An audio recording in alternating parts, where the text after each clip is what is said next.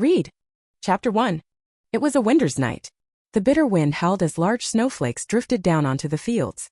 In the white expanse, a huddled figure could be seen in the distance. A little girl in thin clothing lay on the snowy ground, her face pale blue, shivering violently. She seemed to be breathing in more than she was breathing out. Huo Ning felt the cold wetness beneath her body, a pain like knives scraping her bones. She struggled to open her heavy eyelids. The first thought that came to her mind was, I've survived again somehow. Her vision was filled with white. In the distance, a row of dim streetlights stood lonely, as if waiting for someone who might never return. Huo Ning's foggy mind grew even more confused. How did she end up lying outdoors? Could it be that she hadn't survived after all and her soul had already ascended? A gust of wind blew past, and the unbearable stinging pain clearly told her, this was no dream. Huo Ning propped herself up, shivering as she sat up. A searing pain tore through her mind. Huo Ning bit her lip hard, feeling her heart pounding rapidly as cold sweat beaded on her forehead. Memories that didn't belong to her began to surface in her mind. Then, an AI-like mechanical voice sounded in her head. The world you are currently in is the novel Doting on Wife Without Limits. Your mission is to reform the villain Huo Xiaozheng and maintain the stability of this world. The reward for successful completion of the mission is to continue living in this world with your current identity. The punishment for failure is to suffer the pain of your previous life again, ending your life in this world in the same manner. Huo Ning's eyes widened. Doting on Wife Without Limits? Wasn't that the novel she had read before? In the book, Huo Xiaozheng, after failing to win the female lead's affection, became bitter from love. He later turned to the dark side, becoming an ultimate villain, doing everything he could to obstruct the female lead's happiness. At the end of the story, the male lead intervened, and Huo Xiaozheng met his end in an accident. So had she transmigrated into a book? However, there was no response in her mind. Huo Ning looked down at her body and realized she had become a young child. Although she had once thought that if she ever transmigrated into a book, she would kneel and call the villain daddy, for survival's sake. But she never imagined she would directly become a child. After a moment of disorientation, the memories in her mind told her that this body belonged to a 5-year-old girl, originally named Ning. She had never received attention since birth, and her irresponsible mother not only let her drift from one relative's house to another. After bringing her back home, she even allowed her to be abused by her boyfriend. Today, her birth mother and new boyfriend had gone on a date. Completely disregarding the fact that the new boyfriend had fed her allergy medication, they had playfully abandoned her in the wilderness. The adult dose of allergy medicine had made the original owner drowsy in the freezing wilderness until her life came to an end. The howling wind whistled past her ears like a ghost, and Huo Ning felt her body temperature dropping lower and lower. She had no time to sort out her chaotic thoughts. Stumbling to her feet, she hugged herself and started walking eastward. Perhaps it was the luck that comes with transmigrating, but while the original owner had ended her life due to hypothermia, Huo Ning had a chance to struggle for survival. Huo Ning's most urgent task was to find a place to shelter from the cold. The memories in her mind told her that across that road on the other side, there would be a 24-hour convenience store. In this icy world, the original owner had been frozen for who knows how long. This forced her to stop and rest after every couple of steps. The heart in her chest seemed to be struggling too, pounding hard against her ribcage. Her stomach was empty. Huo Ning could clearly feel it compressed like a sheet of paper. The cold and hunger made Huo Ning lightheaded and barely able to move. She even felt like she might die a second time at any moment. Huo Ning gasped for air, her vision blurry. She curled up into a ball, feeling as if the world was spinning around her. I can't go on, I'm going to die. Huo Ning thought in despair. In her final moments, the sound of a police siren rang out. A patrol car with flashing blue lights stopped beside her. Little girl, are you lost? Huo Ning struggled to lift her head. When she made out the police uniform on the speaker, she fainted with relief. Move away, don't block the heater. A woman's voice gently scolded. Hot milk, I added sugar. Amidst a cacophony of voices, Huo Ning slowly opened her eyes. The stinging cold was gone, replaced by a warmth that enveloped her body as if she were soaking in a comfortable bath. Oh, she's awake, she's awake. Huo Ning looked towards the speaker. It was the police officer from earlier. Hungry? Huo Ning said softly. Hearing this, the female officer immediately handed her some bread and milk. Huo Ning accepted them, taking a big bite like a starving wolf and gulping down the milk. It was hot. Huo Ning couldn't help but tear up. I've survived. Due to long-term malnutrition, Huo Ning was smaller than other children her age. The only striking feature on her was a pair of bright, slightly cute eyes. This scene touched the hearts of the police officers. Poor little thing, so pitiful. After she had eaten and drunk her fill, the police officers began their routine questions. Little one, what's your name? Where do you live? Do you have your parents' contact information? Huo Ning lowered her head. She knew her original mother's contact information by heart. After all, the original owner was often forgotten at kindergarten, so she had to memorize her mother's phone number to remind her to come pick her up. But now she couldn't let the original mother take her back. This was not only for her upcoming mission but also for her own chance to grow up properly. My name is Ning, and my father is Huo Xiaozheng. But I can't remember his phone number. Can you help me call him? Ning asked timidly. Seeing her blinking her big eyes, the female officer momentarily overlooked the significance of the name Huo Xiaozheng. All right, what are the 3 characters? Auntie will look it up for you. The female officer looked at her lovingly. A male officer incredulously asked, it can't be that Huo Xiaozheng, right? The female officer looked puzzled. Which one? You know her father. The male officer quickly shook his head. You know that one. The big boss of Huo Group. He was trending on social media a couple of days ago. Weren't you hugging your phone and calling him husband at the time? The female officer belatedly realized and looked at Huining in shock, her eyes questioning. Seeing this, Huining confirmed that she had indeed transmigrated into a book. After all, only in a novel could Huo Xiaozheng's name be so universally recognized. Pretending ignorance, she spelled out slowly. The Xiao from midnight, the Zheng from expedition. Seeing that the police still didn't quite believe her, Huining's small, thin hands tightly gripped the hem of her clothes. She looked up, her gaze sincere as she said to the police, I'm not lying. The police had no choice but to dial Huo Xiaozheng's work number. Hello, is this Huo Xiaozheng? We're from the Tongcheng Public Security Branch. Your daughter is currently at the police station. Please come and take the little one home. On the other end of the line, Huo Xiaozheng's chief assistant Shi Chuan looked bewildered. He glanced at his phone, the screen indeed showing the call was from the police station. He asked in disbelief, what daughter? When did Mr. Huo have a daughter? How come he didn't know about this?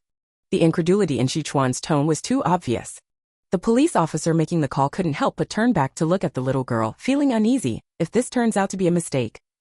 But having come this far, he had to press on. It's like this. Our staff found a lost little girl by the roadside. When we asked for her family's contact information, the little girl said her father is Huo Xiaozheng.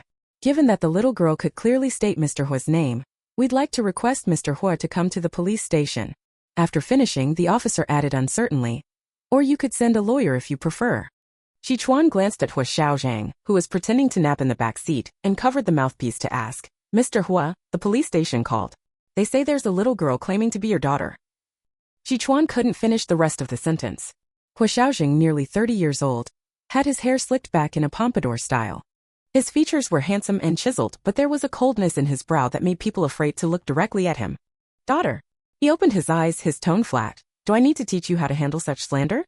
Shi Chuan choked up, turning his head to speak into the phone. I'm sorry, but Mr. Huo doesn't have a daughter. We'll send a lawyer to assist with your investigation later. The police officer on the other end felt his heart sink. Had they been too hasty after all? I see, sorry to bother you. The officer was about to hang up. Behind him, Huining saw her chance slipping away. She blurted out desperately, 5 years ago, Gondang Court. Startled by Huining's shout, the officer hastily ended the call. He turned to her with slight irritation. Little one, tell uncle the truth now. What are your parents' real names? Huining remembered that 5 years ago, Huo Xiaozheng had encountered the original girl's mother at Gondang Court. This was a dark spot in Huo Xiaozheng's past. Surely he wouldn't have forgotten? But reality was cruel. Her words seemingly hadn't reached the other end of the line at all. Huining watched her only hope vanish. The little energy she'd stored up from drinking milk earlier rapidly drained away, leaving her both physically and emotionally devastated. She slumped in the chair, deaf to the officer's questions. The police interpreted Huining's demeanor as a naughty child's confusion after being caught misbehaving. So they stopped pressing her and began actively searching for information about Huining instead. As they searched, they actually managed to find contact information for the original girl's mother. Huining racked her brain, trying to figure out her next move. Before she could come up with a plan, a loud wailing cry echoed from the doorway. Ning Ning, my baby? The cries grew closer. Huining watched wide-eyed as a woman dressed like a nightclub hostess barreled towards her. It was Sure Lily, the original girl's mother. Sure Lily grabbed Huining in a tight embrace, sobbing dramatically and calling her baby over and over. In the heat of the moment, she even started smacking Huining's back in a show of tough love. But this body seemed conditioned to fear such treatment. Almost reflexively, Huining raised her arms to shield her head. At the same time, her body began to tremble uncontrollably. Yet even so, she couldn't suppress her body's instinctive reaction. Shaking, she lifted her arms to hug her mother's head. I'm sorry, Mommy. I made you worry. Please don't cry. It seemed the original girl's consciousness hadn't fully faded away yet. Belatedly realizing this, Huining felt a pang of sorrow. The original girl's given name was just Ning, but she took her mother's surname, making it Sure Ning. This sounded like dead person in Chinese. How much must someone dislike their own child to give them such a name? Huo Ning couldn't understand it. Feeling Huo Ning's embrace, Shi Lily felt a twinge of satisfaction. No matter how she treated Shi Ning, the girl always loved her mother unconditionally. As she pretended to cry into Huo Ning's shoulder, Shi Lily couldn't help but smirk. That faint sound of laughter did not escape Huo Ning's notice. After that hug, it was as if the original girl's presence vanished completely. Huo Ning pushed away the sobbing Shi Lily and asked in a childlike tone, "Mommy, what are you laughing at?" Shi Lily's body stiffened. She gritted her teeth and straightened up. "Mommy's just happy, sweetie. I've been looking everywhere for you." The young officer who had made the phone call earlier took this opportunity to lecture her. "What kind of mother are you? It's 10 p.m. and snowing outside. How could you let a child wander around alone? When we found her, she was freezing cold." Shi Lily accepted the scolding meekly. Yes, you're absolutely right, officer. I've spoiled her too much. I never thought she'd run out to play in this heavy snow." Huo Ning deliberately interrupted. "Mommy, where's Uncle? Didn't he come back with you?" She blinked her big eyes, feigning a child's adoration. Hearing this, the female officer couldn't help but interject, "Spoiled? What kind of spoiling involves neglecting to feed your child while you go on dates? You're all dressed up, but you let your child out in this snowstorm wearing only this." She lifted the heavy blanket covering Huo Ning, revealing the thin autumn jacket underneath. Shi Lily's expression soured. She forced a smile and grabbed Huo Ning. "You're absolutely right, officer. I'll go home right now and reflect on my actions. This won't happen again." Seeing that Shi Lily was about to take her away, Huo Ning began to struggle, her voice filled with fear. "Mommy, I can't go home. Uncle said I'm not allowed to go home today without his permission, or he'll break my hands." Huo Ning shouted as she tried to hide behind the female officer. Shi Lily was barely maintaining her smile now. This child always making up stories. "Your uncle dotes on you so much, how could he possibly hit you? If you keep lying, the police will arrest you." Hearing this, the officers found themselves in a dilemma. Clearly, Shi Lily wasn't a responsible mother. But after the earlier phone incident, the police were wary of trusting the little girl too readily. The situation had reached an impasse. Shi Lily read the room and softened her tone. "Officers, my daughter often exaggerates things to get my attention. She likes to cause a scene to make me worry about her. I admit I haven't been strict enough with her discipline and I haven't paid her enough attention. But I'm still her mother. How could I possibly let anyone hurt my daughter? What could they do? No matter what mistakes parents might make, as long as they hadn't killed their child, a child still needed their parents." The female officer holding Huo Ning's hand crouched down, her expression resigned. She gently smoothed Huo Ning's hair and spoke softly. "Don't run away like this again, okay? If anyone bullies you, call Big Sister. I've put my number in your coat pocket." Seeing the officer's resolve weakening, Huo Ning found herself at a loss. Shi Lily quickly pulled Huo Ning close, thanking the officers profusely as she led Huo Ning out of the police station. The night was deep, and a biting wind howled outside the door.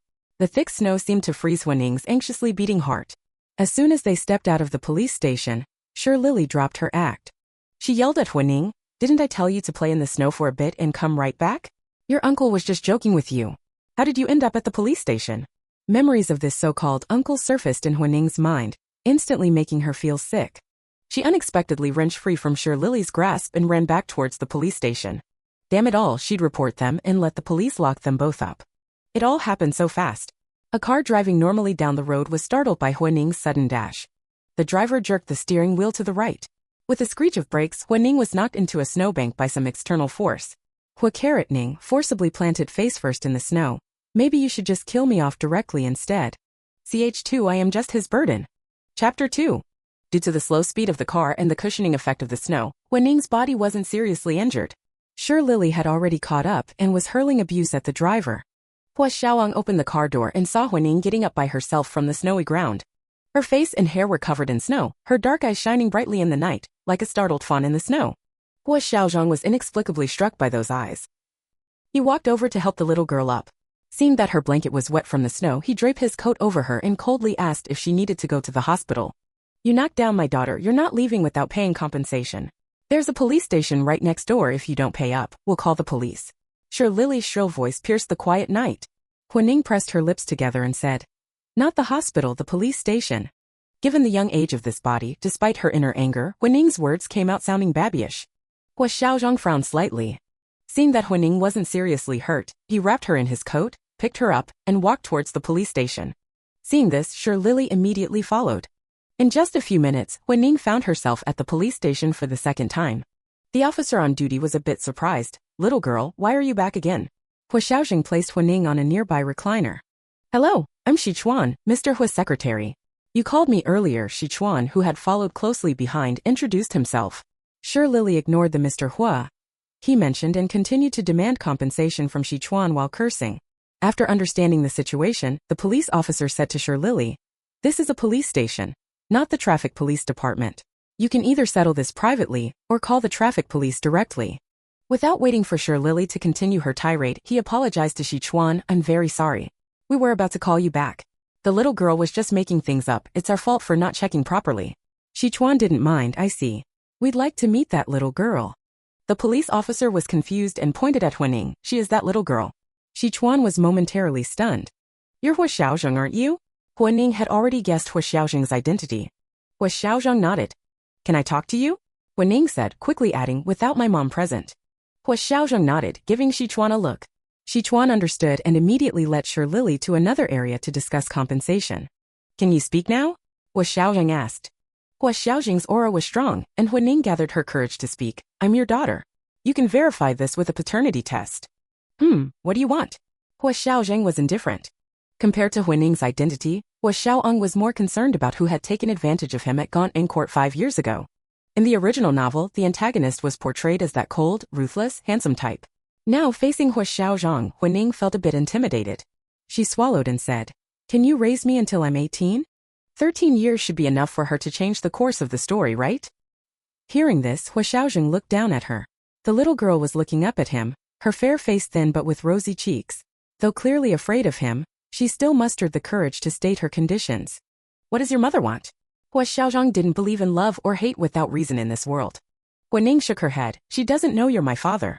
This statement was very interesting. 5 years ago at Guanting Court, Huo Xiaozheng had been set up and indeed had a one-night stand with a strange woman.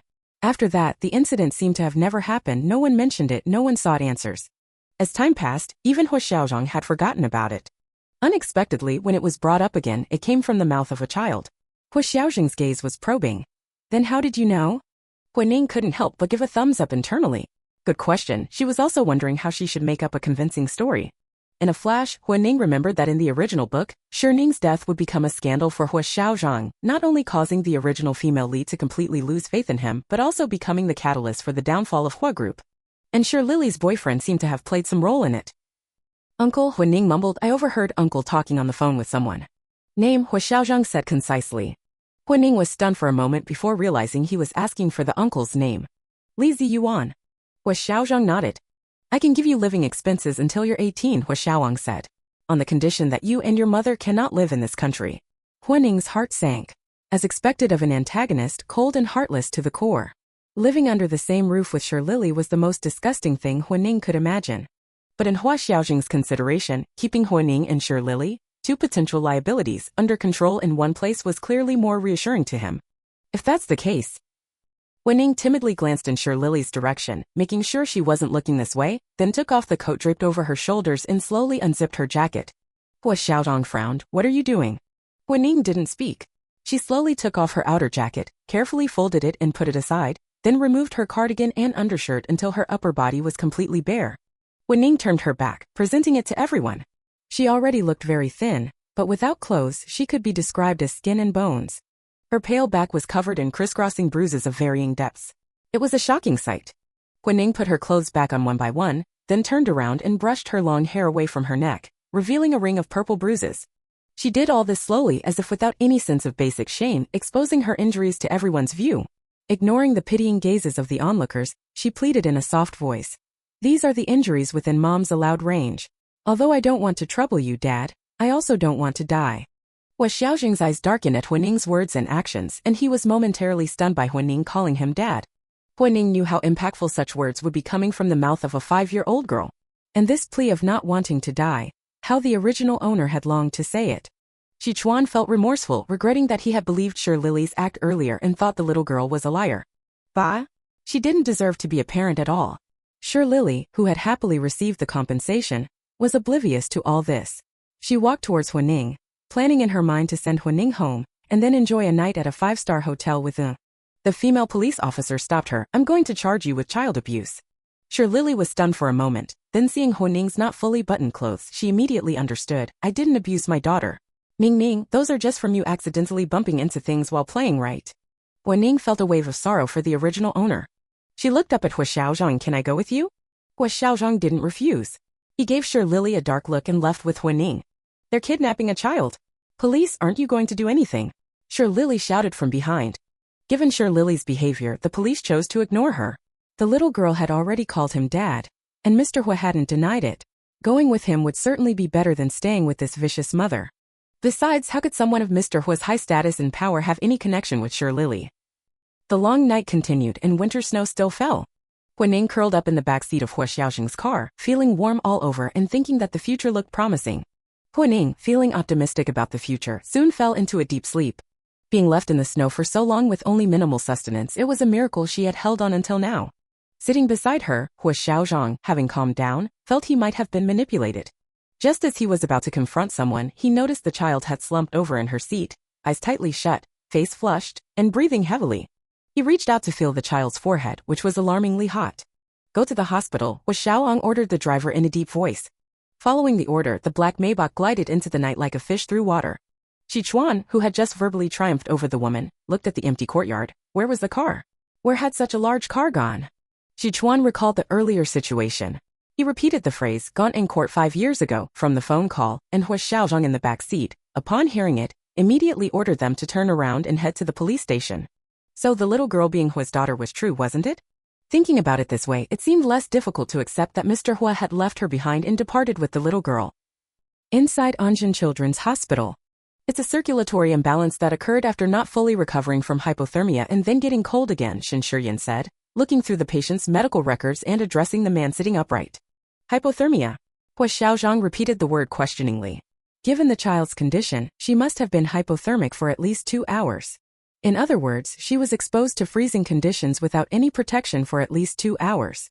As it was a VIP consultation, all relevant test results were already complete. Shin Shiyan continued after reviewing the results. The little one is malnourished. It's a miracle she survived 2 hours in the freezing cold. Huo Xiaozheng gave him a cold glance. His tone slightly lowered. Is there any danger to her life? Shin Shiyan, who had grown up with Huo Xiaozheng since childhood, ignored his cold face. With me here, I'd snatch her life back from the king of hell himself if I had to. Only then did Huo Xiaozheng avert his gaze. Seeing this, Shin Shiyan said amusedly, by the way, whose child is this? Important enough for you to call me out from home in the middle of the night. Huo Xiaozheng didn't respond but instructed. Take good care of her. He was about to leave. This couldn't be your child, could it? Shin Shiyan joked. As he spoke, he carefully studied the sickly little girl's features, noticing that her eyes and brows seemed somewhat similar to his friend's. His tone gradually became surprised. This child's eyes and brows look a lot like yours. I just took a sample. Do a paternity test for me and her. Huo Xiaozheng, gripping the door handle, turned back to warn, before I make this public, you better keep your mouth shut and those of your subordinates. Shin Shiyan closed his lips tightly in shock, showing his loyalty. Huo Xiaozheng glanced at Huo Ning on the hospital bed and left the room. Meanwhile, Shi Chuan had already obtained the information Huo Xiaozheng wanted. Li Ziyuan was Sure Lily's boyfriend of 3 years. Li Ziyuan had no job and relied entirely on Sure Lily for support. 6 months ago, Jiangsu Yuan's people approached him, and since then, Li Ziyuan has been receiving a sum of money every month. The Jiang family again. Keep investigating, Huo Xiaozheng said coldly. Yes, sir. After spending a few days in Anjin Hospital, Huo Ning's health gradually improved. On this day, after another good night's sleep. It had snowed all night, and the morning was bright and clear. Warm sunlight streamed through the windows, filling the entire room. The scent of disinfectant filled her nostrils. Huo Ning, having been in hospitals for so long, didn't find it unpleasant. Rather, it gave her a sense of familiar comfort after a long absence. After all, being able to smell this again was proof that she was alive. Little one, are you awake? How are you feeling? A gentle male voice sounded in the hospital room. Shin Shiyan had been coming to do rounds every day, and Huo Ning had become familiar with him. She rubbed her eyes somewhat drowsily and looked at Shin Shiyan. I feel great, thank you for your concern, Dr. Uncle. Huo Ning had just woken up, her voice milky and slightly coquettish, sounding extremely adorable. Shin Shiyan couldn't help but feel a surge of paternal affection. Ning Ning is such a good girl. After a series of checks, Shin Shiyan happily announced that there were no major issues with her body, and all she needed now was proper care and recuperation.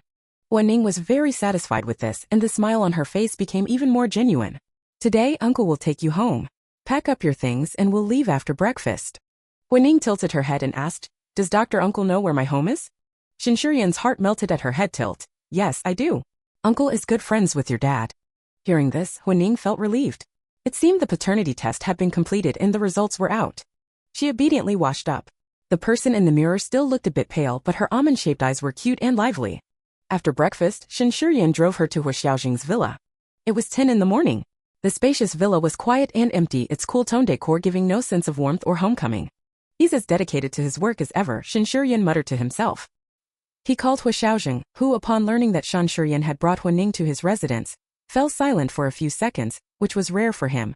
You didn't forget that Ning was being discharged today, did you? I reminded you just last night, Shinshurian said, a bit annoyed. Never mind, I'll have someone come over. Wait there for a while, Huo Xiaozheng said resignedly. Shinshurian didn't mind and took charge, leading Huining on a tour of the villa. Ning, come on, let's go choose a room. Shinshurian extended his hand in invitation. This body still wasn't used to the touch of unfamiliar men, and Huining couldn't resist the instinctive reaction, her fingers shrinking back. As a compromise, she pinched the hem of Shinshurian's clothes. Shinshurian pretended not to notice and led Huining upstairs with a cheerful smile. Huining secretly breathed a sigh of relief. However, there wasn't much to see in this villa. Although it was large and luxurious, the interior was truly empty. Except for the master bedroom and study, every room was furnished like a hotel room, completely copy and pasted. Seeing this, Shinshurian also felt a bit embarrassed.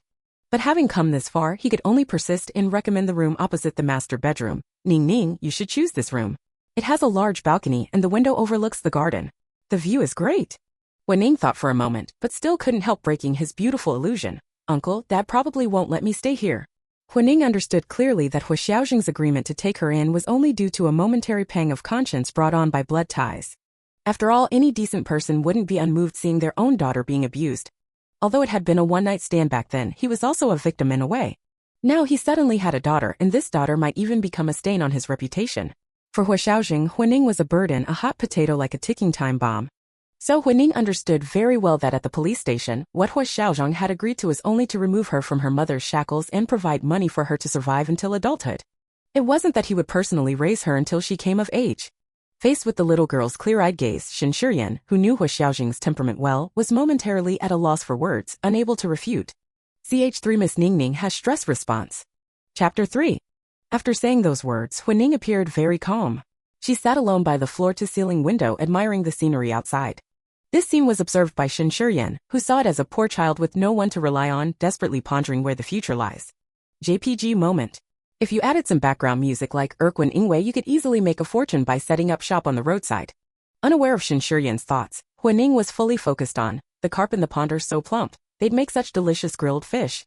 The two, dreaming different dreams in the same room, one full of hope, one melancholic, waited until the doorbell rang. The visitor was Sichuan. As Huining had anticipated, Sichuan came to relocate her to another residence. Who will take care of her? Shinshurian frowned. Sichuan, not daring to offend the Shin family's eldest son, smiled and replied, "We've hired someone to provide 24-hour personal care. She's only 5 years old."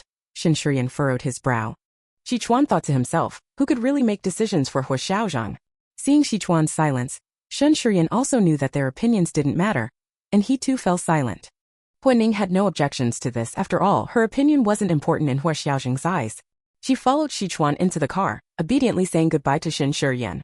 She glanced at the door number, feeling a bit wistful. It's such a shame about those plump fish. They soon arrived at the new residence, a house in the suburbs with 3 bedrooms and 2 living rooms, decorated modestly, with good security and landscaping in the surrounding area. Sichuan had hired a housekeeper to provide 24-hour care for Huining. Before leaving, Sichuan handed her his business card, instructing her to call him if anything came up. Huining nodded obediently. After Sichuan left, Huining settled in under the housekeeper's guidance. "Miss Hua, this is your room." The housekeeper, surnamed Su, was very kind. She crouched down to introduce Huining to her surroundings. "If you need anything, you can always tell me." Su had a gentle face and her hands, due to years of hard work, were covered in cracks. Her right index finger even had a band-aid on it. Huining asked with concern, "Auntie, what happened to your hand? Does it hurt?" Aunt Su didn't expect such a young girl to care about her hands. She smiled and said, "Winter's coming and the skin cracks easily. I'm used to it, it doesn't hurt."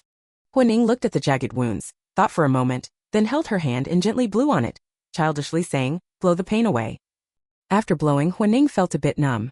It seems the 18-year-old soul couldn't overcome the 5-year-old body. This action was too childish.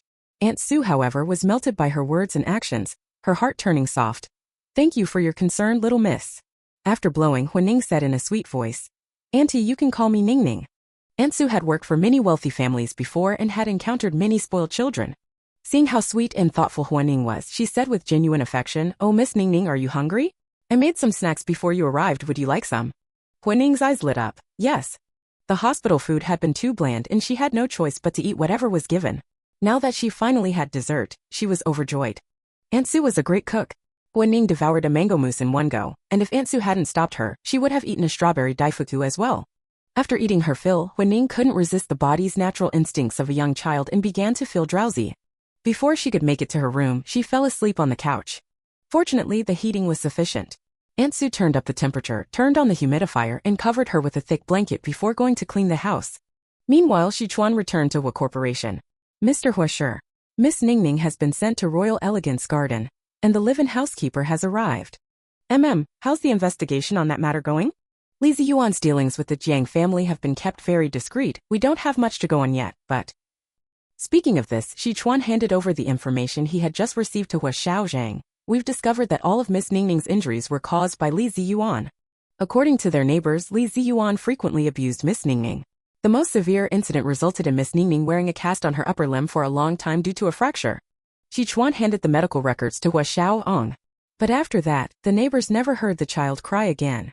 Huo Xiaozheng pondered for a moment, then said, Keep this matter under wraps for now and tell the local police to withdraw the charges, saying we intend to settle privately. Sichuan looked at Huo Xiaozheng in disbelief. Huo Xiaozheng narrowed his eyes. What? Do you have any objections to my decision?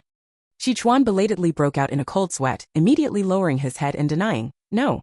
Then about Shi Lily. Give her the compensation she wants, and as for the child, Huo Xiaozheng said coldly, Let her think I want to adopt Shi Ning. Sichuan hurriedly left. It's no wonder Huo Xiaozheng was so casual about dismissing Shi Lily. During Sichuan's negotiations with her, he discovered that Shi Lily truly didn't want Shi Ning. It was only due to social pressure that she hadn't abandoned the child. In other words, Shi Lily probably had no idea that the child was Mr. Huo's. Otherwise, she wouldn't have missed such a golden opportunity all these years. So when Sichuan contacted Shi Lily, informed her of the relevant intentions, promised her 100,000 in compensation, and proposed to sponsor Huining, Shi Lily only hesitated for 3 seconds before accepting Sichuan's proposal. After completing all this, Sichuan sighed, feeling sorry for Ning Ning. The object of his pity, Huining, was sleeping soundly. In her hazy state, a familiar pain spread through her chest and back, just like before she transmigrated, when she was in the late stages of cancer, that unbearable, nearly suffocating pain. She gasped for air, her peaceful sleep long gone. The intense pain caused her to break out in a cold sweat all over her body, and she couldn't help but moan in agony. Hearing the painful cries, Aunt Sue ran over. Seeing her curled up like a bough, she was startled. Miss Ning Ning, what's wrong? In the week since transmigrating, Huining had almost forgotten this kind of pain. So when it started again, she was on the verge of breaking down. She whimpered through her tears, It hurts. Aunt Sue thought she might have gotten sick from the afternoon sweets and asked nervously, Is it your stomach? Let Aunt Sue take a look. Huining was in too much pain to speak. Her bangs were quickly soaked with cold sweat, sticking to her face in strands, looking pitiful and miserable as she shook her head. Seeing this, Aunt Sue didn't dare delay and immediately called 120, emergency services. Although it was in the suburbs, the ambulance arrived quickly after hearing the situation. They rushed Huining to the nearest hospital. On the way, Huining's pain didn't subside at all and even seemed to be getting worse. By the time they reached the hospital, her lips were colorless and she was barely conscious. Where are the family members? Why aren't they here yet? The child's condition is very serious. Did she have any underlying health issues? The attending physician had never seen such a case before. There were no obvious organic lesions in the examination, but the young patient's symptoms were alarming, with abnormal blood pressure, heart rate, and breathing. Faced with the doctor's questions, Aunt Sue couldn't answer. I'm the nanny, and it's my first day taking care of Miss Ning Ning. I'm not familiar with her condition, but the family members are on their way and should be here soon. The attending physician had no choice but to administer painkillers. After the ambulance picked up Huining, Aunt Sue immediately called Sichuan to inform him of the situation. Worried that Sichuan might not believe her, Aunt Sue even recorded a short video and sent it to him. After watching the video, Sichuan didn't dare delay and immediately informed Huo Xiaozheng of the situation. Huo Xiaozheng paused the meeting, called the attending physician to learn about Huining's condition, then canceled the meeting and brought Shen Shiyan along to the hospital. When they arrived at the hospital, Huining's tiny body was curled up in a ball on the hospital bed, shaking uncontrollably and emitting whimpers like a small animal on the brink of death, one after another. CH4I suspect she has a dissociative disorder. Chapter 4. Shen hurried forward to check. After communicating with the attending physician, he learned that Huo had already been given pethidine, but her symptoms showed no signs of improvement. He was deeply surprised. Huo Xiaozheng stared at the little girl before him, his expression unmoved. The excessive pain gradually made Huo mind hazy. In her vision, Huo Xiaozheng's figure overlapped with those of her parents. She suddenly felt as if she had returned to her final moments in her previous life, with her father and mother by her side. They watched her suffer from the torment of illness with heartbreaking grief, yet couldn't bear to let her go. She seemed to hear her mother's crying, begging Huo not to be so cruel as to leave her. In her foggy consciousness, Huo confused the past and present. Her heart felt as if it were being cut by a knife as she murmured, "Mom, I'm sorry." Huo was in too much pain. She looked at her father by the bed and reached out to him, seeking comfort while crying and pleading, "Dad, I'm in so much pain. Will you let me go?" She was only 5 years old. Huo Xiaozheng remembered the file about her on his desk. He stepped forward and grasped her fingers. The small hand was cold and clammy, still shaking. Huo Xiaozheng pondered for a moment, then said, "The medicine has been given. It won't hurt soon." His tone wasn't particularly gentle, but Sichuan, who knew Huo Xiaozheng's temperament well, was surprised. For the usually cold CEO, this was already considered tender. Aunt Sue's eyes were brimming with tears as she used a handkerchief to wipe away the cold sweat. The damp bangs were a mess, sticking messily to her face. But her eyes seemed to focus only on Huo Xiaozheng. Even though the pain had made her eyes lose focus, she still stared intently in Huo Xiaozheng's direction, deliriously calling him "Dad," and repeatedly begging him to let her go. Huo Xiaozheng didn't respond further to the little girl's cries, only glancing at Shen with an unreadable expression. Shen quickly finished reading the medical record and stepped forward. "All the necessary examinations have been done here, and the results are largely the same as when she was discharged previously. Given Ning's current condition, I'm honestly at a loss. I've already communicated with the doctors here, and we'll try adding another dose of painkillers shortly." Shen cautiously added, "But this kind of medication carries a certain risk of harm for children." Huo Xiaozheng interrupted, added. Shen looked at Huo Xiaozheng with a complex expression. Seeing him unmoved, he turned to discuss the additional medication with the attending physician. "Dr. Zhang, the little girl's vital signs are recovering," the nurse exclaimed. The attending physician and Shen immediately checked and then looked at the little girl on the bed. Her eyes were closed, her body no longer trembling, and her breathing had become calm. The hysterical crying from earlier had ceased. Shen seemed lost in thought. Huo illness came as suddenly as it went. Shen was adamant that Huo didn't need to be hospitalized again, so Huo Xiaozheng had her sent home. Unexpectedly, since Huo Xiaozheng had held Huo hand, she refused to let go. They managed to pry her hand away and hand her to Aunt Sue, but the little girl seemed to sense something and started whimpering again, showing signs of pain returning. Huo Xiaozheng, not believing it, let Sichuan and Shen take turns, but the result was the same. When she was in Shen arms, the little girl even woke up in pain. It was somewhat mystical. Huo Xiaozheng had no choice but to let her sleep against him. Under these circumstances, Huo Xiaozheng couldn't send the little girl back to the suburbs and had to take her to his own villa. Huo still appeared as if she would wake up in pain if separated from Huo Xiaozheng, so he had no choice but to let her lie on the sofa. Aunt Sue didn't dare criticize the big boss and could only bring a small blanket and pillow to arrange her comfortably. Shen also came back with them. "Do you have something to say?" Huo Xiaozheng sat down on the sofa, raising his hand to push the sweaty little head a bit further away. "I have a theory about Ning's illness," Shen said, watching Huo Xiaozheng's actions with disapproval. "After ruling out physical illnesses, Ning's symptoms point to a psychological issue. So I suspect she might have dissociative disorder." Hearing this term, Huo Xiaozheng frowned. "Dissociative disorder? Commonly known as hysteria," Shen explained. "Are you saying her illness is to attract my attention?" Huo Xiaozheng's fingers tapped on the sofa. Shen shook his head.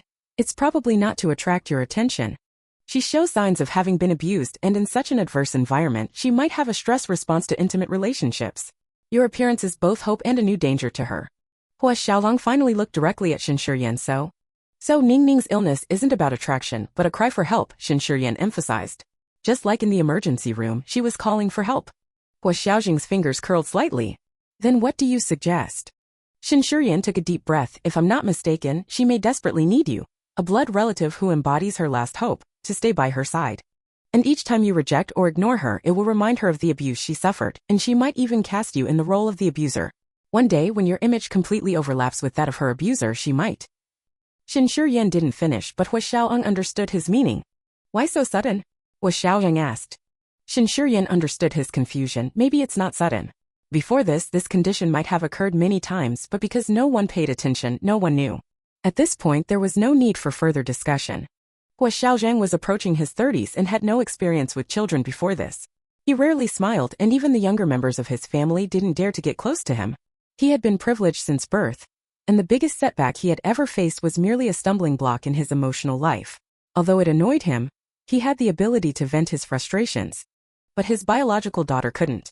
She was only 5 years old. She couldn't choose her birth, yet she suffered these hardships for no reason. Huo Xiaozheng glanced at his sleeping daughter. "Find time to transfer her household registration under my name," Huo Xiaozheng instructed over the phone. "Also, get someone to renovate this place according to child-friendly standards." On the other end of the phone, Shi Chuan was stunned for a few seconds before he reacted, immediately agreeing. Perhaps due to extreme exhaustion, Huining slept straight through until early the next morning.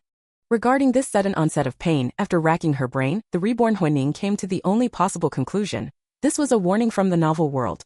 Perhaps because the suburban house was too far from Huo Xiaozheng, she was punished. Understanding this, the first thing Huining planned after waking up was how to stay by Huo Xiaozheng's side. Ansu opened the door to see Huining staring blankly at the ceiling with her big eyes, like a soulless doll. Remembering Mr. Huo's decision, Ansu's eyes reddened slightly. Miss Ningning's suffering had finally come to an end. So when Huining met Ansu's reddened eyes, her innocent face was full of confusion, ? Ch5 Do 5-year-old kids nowadays all love such bloody cartoons?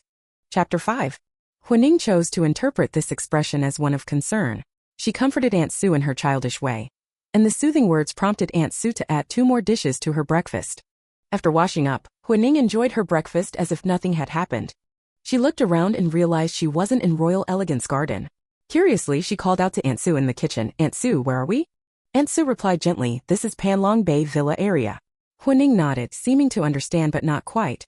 "Then when are we going back to Royal Elegance Garden?" "You'll be living here from now on," Huo Xiaozheng's voice sounded behind her as he sat down opposite Huining. Huo Xiaozheng was very tall, dressed in a black suit. Coupled with his stern, expressionless face, he gave off an intimidating aura. Huining felt a bit nervous, but also somewhat delighted. "What about you?" Huo Xiaozheng didn't miss her expression. He took a sip of coffee and said slowly, "This is my home, so of course I'll be living here too." This sudden happiness caught Huining off guard. What a coincidence. She had just been worrying about how to stay close to Huo Xiaozheng, and now it was as if someone had handed her exactly what she needed. It truly felt like heaven was on her side. Did this also mean she would never have to face Sure Lily again? Uncle Hua. Huining wasn't sure how Huo Xiaozheng felt about her at the moment, and worried that casually calling him Dad might offend him. "Where's my mom?" "If you don't want to, you'll never have to see her again." Though Huo Xiaozheng's tone lacked warmth, Huining inexplicably felt a surge of security. She nodded vigorously. "I never want to see her again." Huo Xiaozheng grunted in acknowledgement. "Next, I'll transfer your household registration to my name. Do you have any thoughts about your name?" Despite her being only 5 years old, perhaps due to her life experiences, Huo Xiaozheng wanted to give her the choice regarding her name. Huining hadn't expected him to say so much to her. She stammered that she wanted to keep her given name but didn't want to use the surname Sure anymore. Huo Xiaozheng nodded. "That's fine." The conversation ended there. Huo Xiaozheng finished his breakfast at a leisurely pace and prepared to leave. The 5-year-old Huining, due to her weak constitution and the excess sugar she had consumed at breakfast, began to feel drowsy again after eating. Aunt Sue came over and picked up Huining, who was already starting to nod off. Huo Xiaozheng stood up, grabbing his coat to leave. Aunt Sue hesitantly stopped him. "Mr. Hua, is the young miss going to the company with you today?" Huo Xiaozheng frowned. "No." Aunt Sue glanced at the sleeping girl in her arms and stammered, "But the young miss can't be without you. What should we do?" Aunt Sue's words reminded Huo Xiaozheng. To accommodate Huining, Huo Xiaozheng had worked from home yesterday. In the evening, he had the housekeeper take Huining to sleep in the guest room. But after just a few minutes, the housekeeper brought back a Huining who had cried herself hoarse. Huo Xiaozheng had no choice but to let Huining sleep beside him. That night, Huo Xiaozheng could barely sleep and woke up before dawn. Meanwhile, the culprit slept soundly through the night and even had the energy to chat and ask for extra food at breakfast as if nothing had happened. Huo Xiaozheng thought, "What a troublemaker." Thinking of this, Huo Xiaozheng couldn't help but pinch the bridge of his nose. "Give her to me." Aunt Sue replied, "Of course, Mr. Hua." Huo Xiaozheng awkwardly took Huining into his arms. The child in his arms didn't look like she was 5 years old. She was so small and thin that she could easily pass for a 3-year-old. In the car, he let Huining lean against him, sleeping unsteadily. The driver occasionally glanced at the little girl sleeping so vulnerably through the rearview mirror, feeling somewhat guilty. He could only drive as smoothly as possible.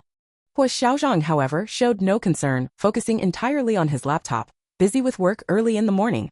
By the time they reached the company, Huining was still asleep. She slept without a care, her little face flushed, which covered up her slightly sallow complexion. Huo Xiaozheng had no choice but to carry her up to the office himself. The temperature was very low today. Ansu had dressed her in a long purple down jacket with a fluffy collar that covered her head completely. Employees watched as Huo Xiaozheng, expressionless, carried a small child towards the top floor. The child's face was hidden by the coat's hood, only a pair of butterfly bow snow boots visible, and judging by the size, it seemed to be a little girl.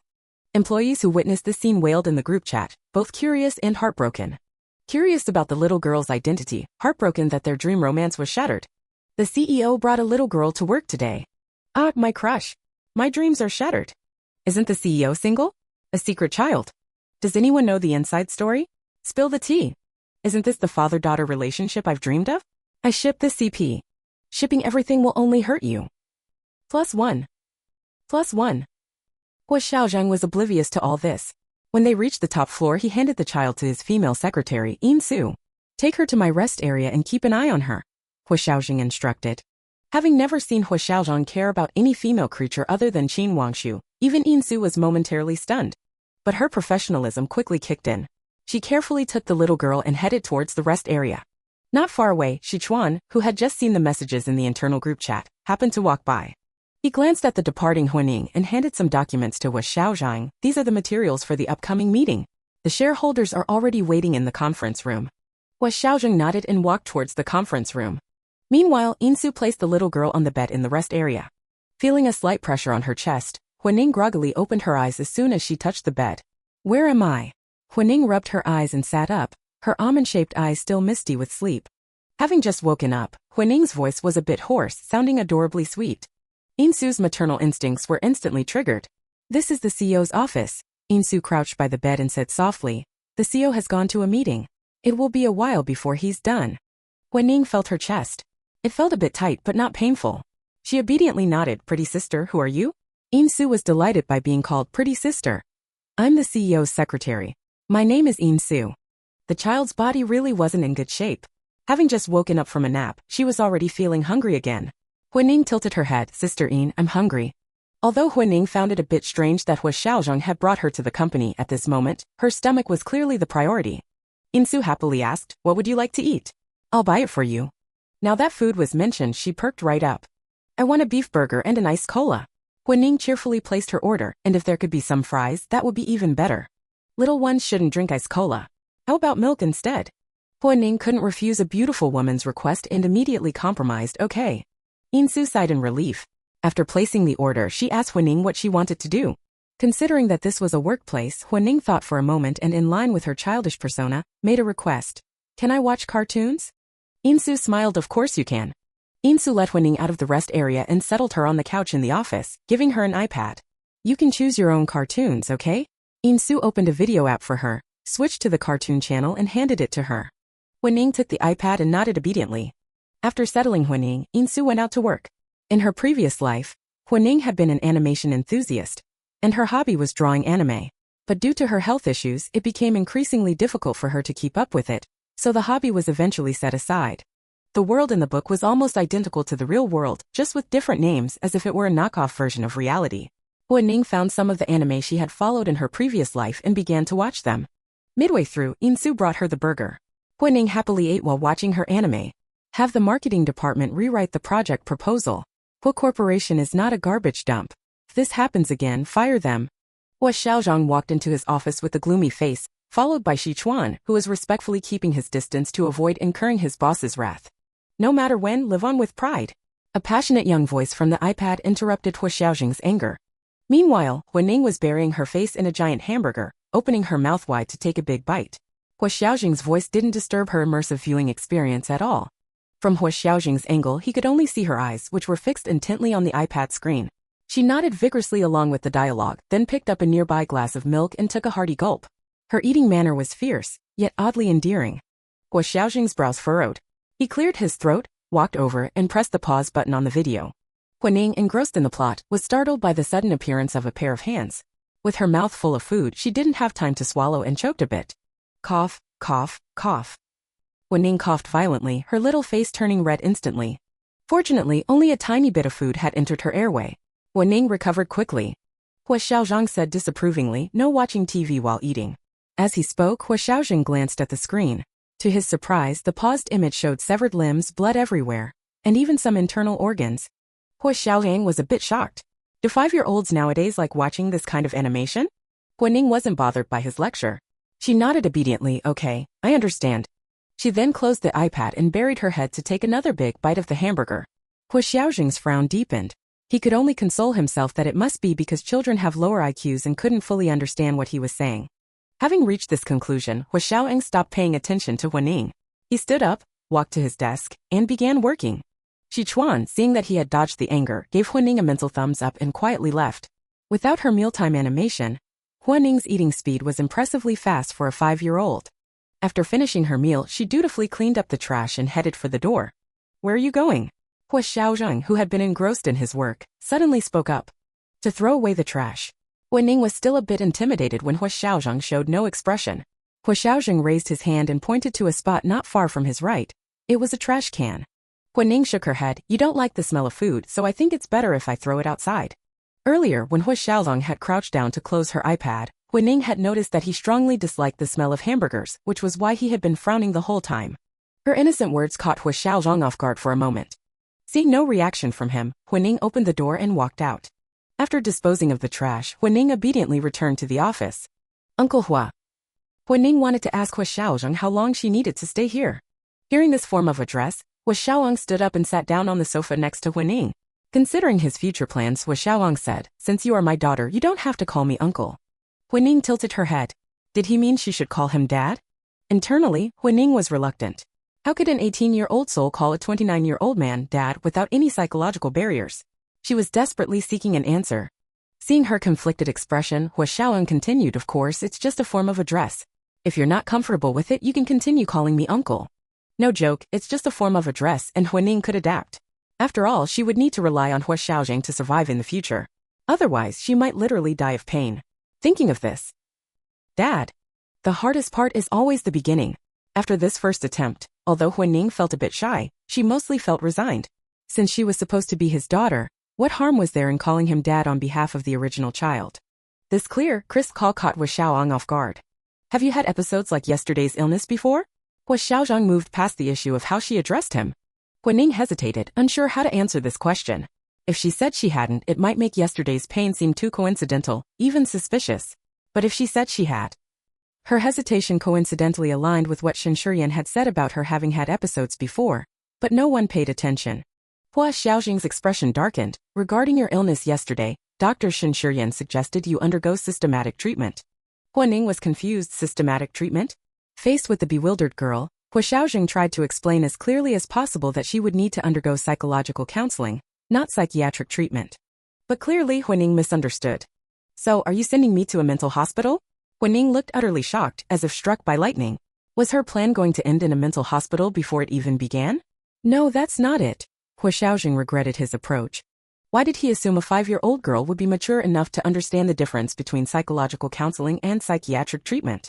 But he tried to explain, you just need to chat with the doctor at a fixed time each week. Would you be willing to do that? Of course, Huo Ning was unwilling.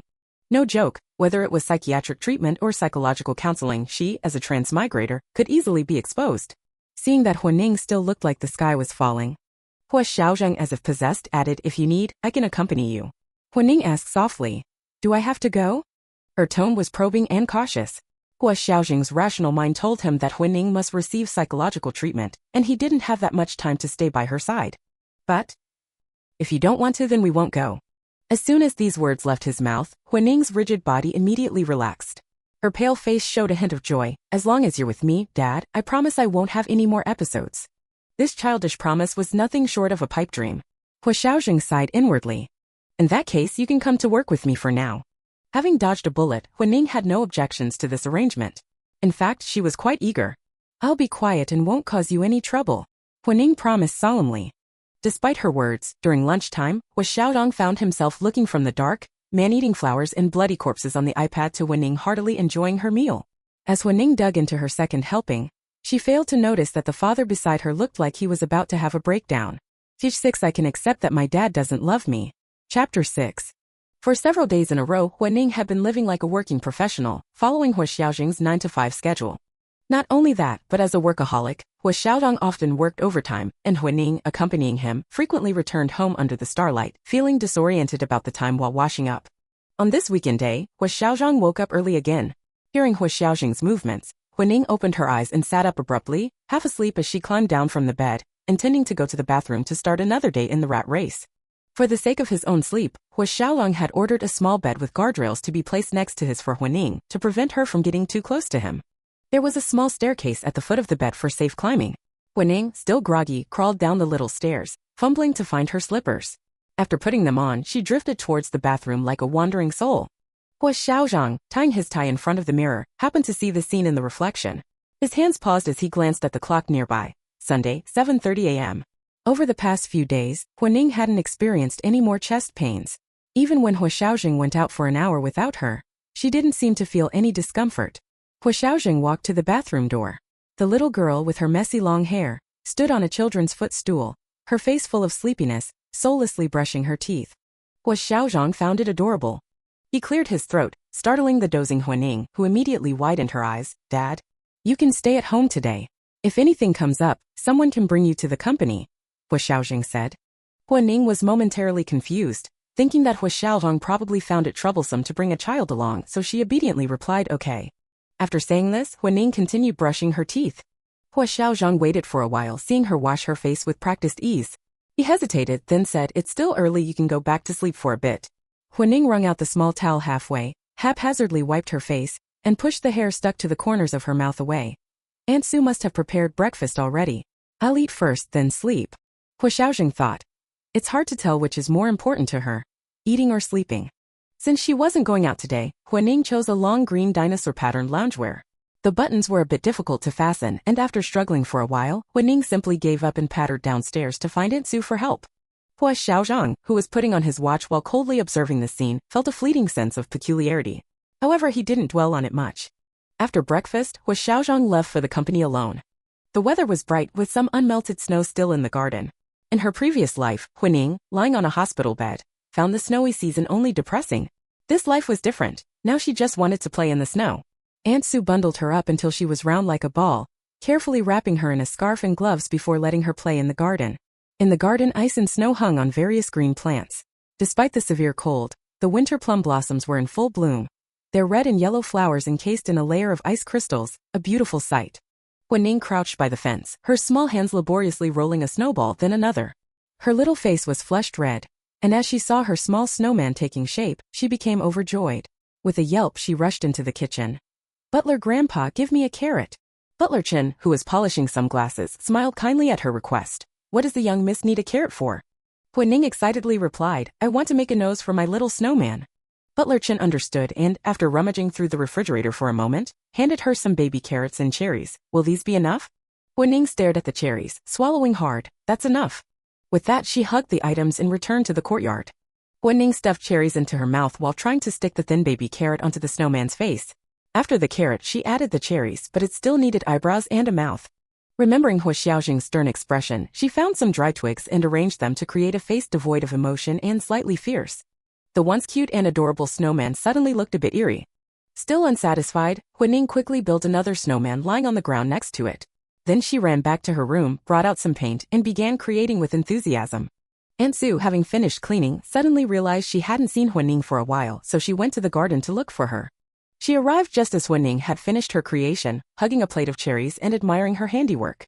Aunt Sue lovingly wiped the juice stains from her chest. "Young Miss Ning is so clever, building all those." As Aunt Sue's gaze turned towards the snowman, her voice seemed to be choked off, and she swallowed the rest of her words. Huo Guining looked up, puzzled, and asked, "Aunt Sue, what's wrong?" Aunt Sue's mouth twitched, forcing an awkward smile. "Nothing, it's too cold out here, let's go back inside." Huo Guining nodded and, after saying goodbye to her snowman friends, followed the stiffly moving Aunt Sue back into the house. The warmth inside made Huo Guining sigh contentedly. Aunt Sue stared at the adorable little face for several minutes before gradually coming back to her senses. "Young Miss Ning, wash your hands. It's time for lunch." The clock pointed to 11:30. Huo Guining had lost track of time while playing, and now not only felt hungry, but also noticed the chest discomfort that had been ignored earlier was subtly intensifying. "Aunt Sue, I'd like to bring lunch to Dad and eat with him." Huo Guining came up with a good plan.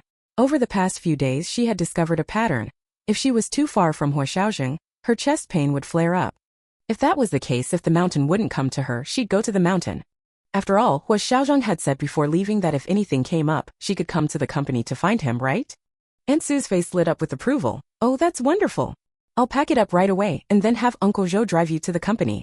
Considering the outing, after packing the lunch boxes, Aunt Sue efficiently changed Huining into a mint green short down jacket paired with oatmeal-colored thick wide-leg pants. Before leaving, she also put woolen ankle boots on her, dressing her up full of energy before sending her off in the car. By this time, Huining could already feel a needle-like pain in her chest, coming in waves. Uncle Zhou, can you drive a bit faster? Huining asked weakly, slumped in her child seat. Zhou Liqiang had heard bits and pieces about Huining from the butler. Although her complexion seemed a bit off, the little girl's cute and sweet appearance, with her bright almond eyes, made her incredibly likable. He glanced at Huining in the rearview mirror and smiled. Is the little miss eager to see her father? Misunderstood. Huining nodded numbly. Yes, that's right. Zhou Liqiang chuckled. All right then, I'll get you to your father right away. With that, he pressed harder on the gas pedal. Feeling that something was off about this conversation, Huining thought, thanks, I appreciate the sentiment. Zhou Liqiang lived up to his reputation as an experienced driver. A journey that usually took 50 minutes was completed in less than half an hour. The pain in Huining's chest was still bearable. She allowed Zhou Liqiang to hold her hand as they took the elevator to Huo Xiaozheng's office. Being Sunday, there weren't many people in the company, and Huo Xiaozheng wasn't in his office either. Noticing that the dull pain in her chest wasn't getting worse, Huining told Uncle Zhou to leave first, while she sat on the sofa waiting for Huo Xiaozheng. Since she had come under the pretense of bringing lunch, she might as well play the part fully. After a week in this world, Huining had more or less adapted to her young body. As for the progress of the storyline, judging from Huo Xiaozheng's current state, it probably hadn't reached the crucial point yet. The gray-tone decor made the entire office appear solemn and unapproachable. Sunlight poured through the huge floor-to-ceiling windows onto the carpet, cool and clear. Looking down from the window, the entire city was visible. An overwhelming sense of vastness washed over her, and Huining recalled her previous life, where the hospital had been practically her home. Back then, Huining's spirits were always low, both yearning for and resenting the sunlight outside her window. Over time, she grew to dislike sunny days. Huo Xiaozheng pushed open the door and immediately spotted Huining, standing alone like a bean sprout in front of the floor-to-ceiling window, gazing absent-mindedly at the bustling streets below. Why did you come here? Huining snapped back to reality and walked obediently to the sofa. I brought you lunch.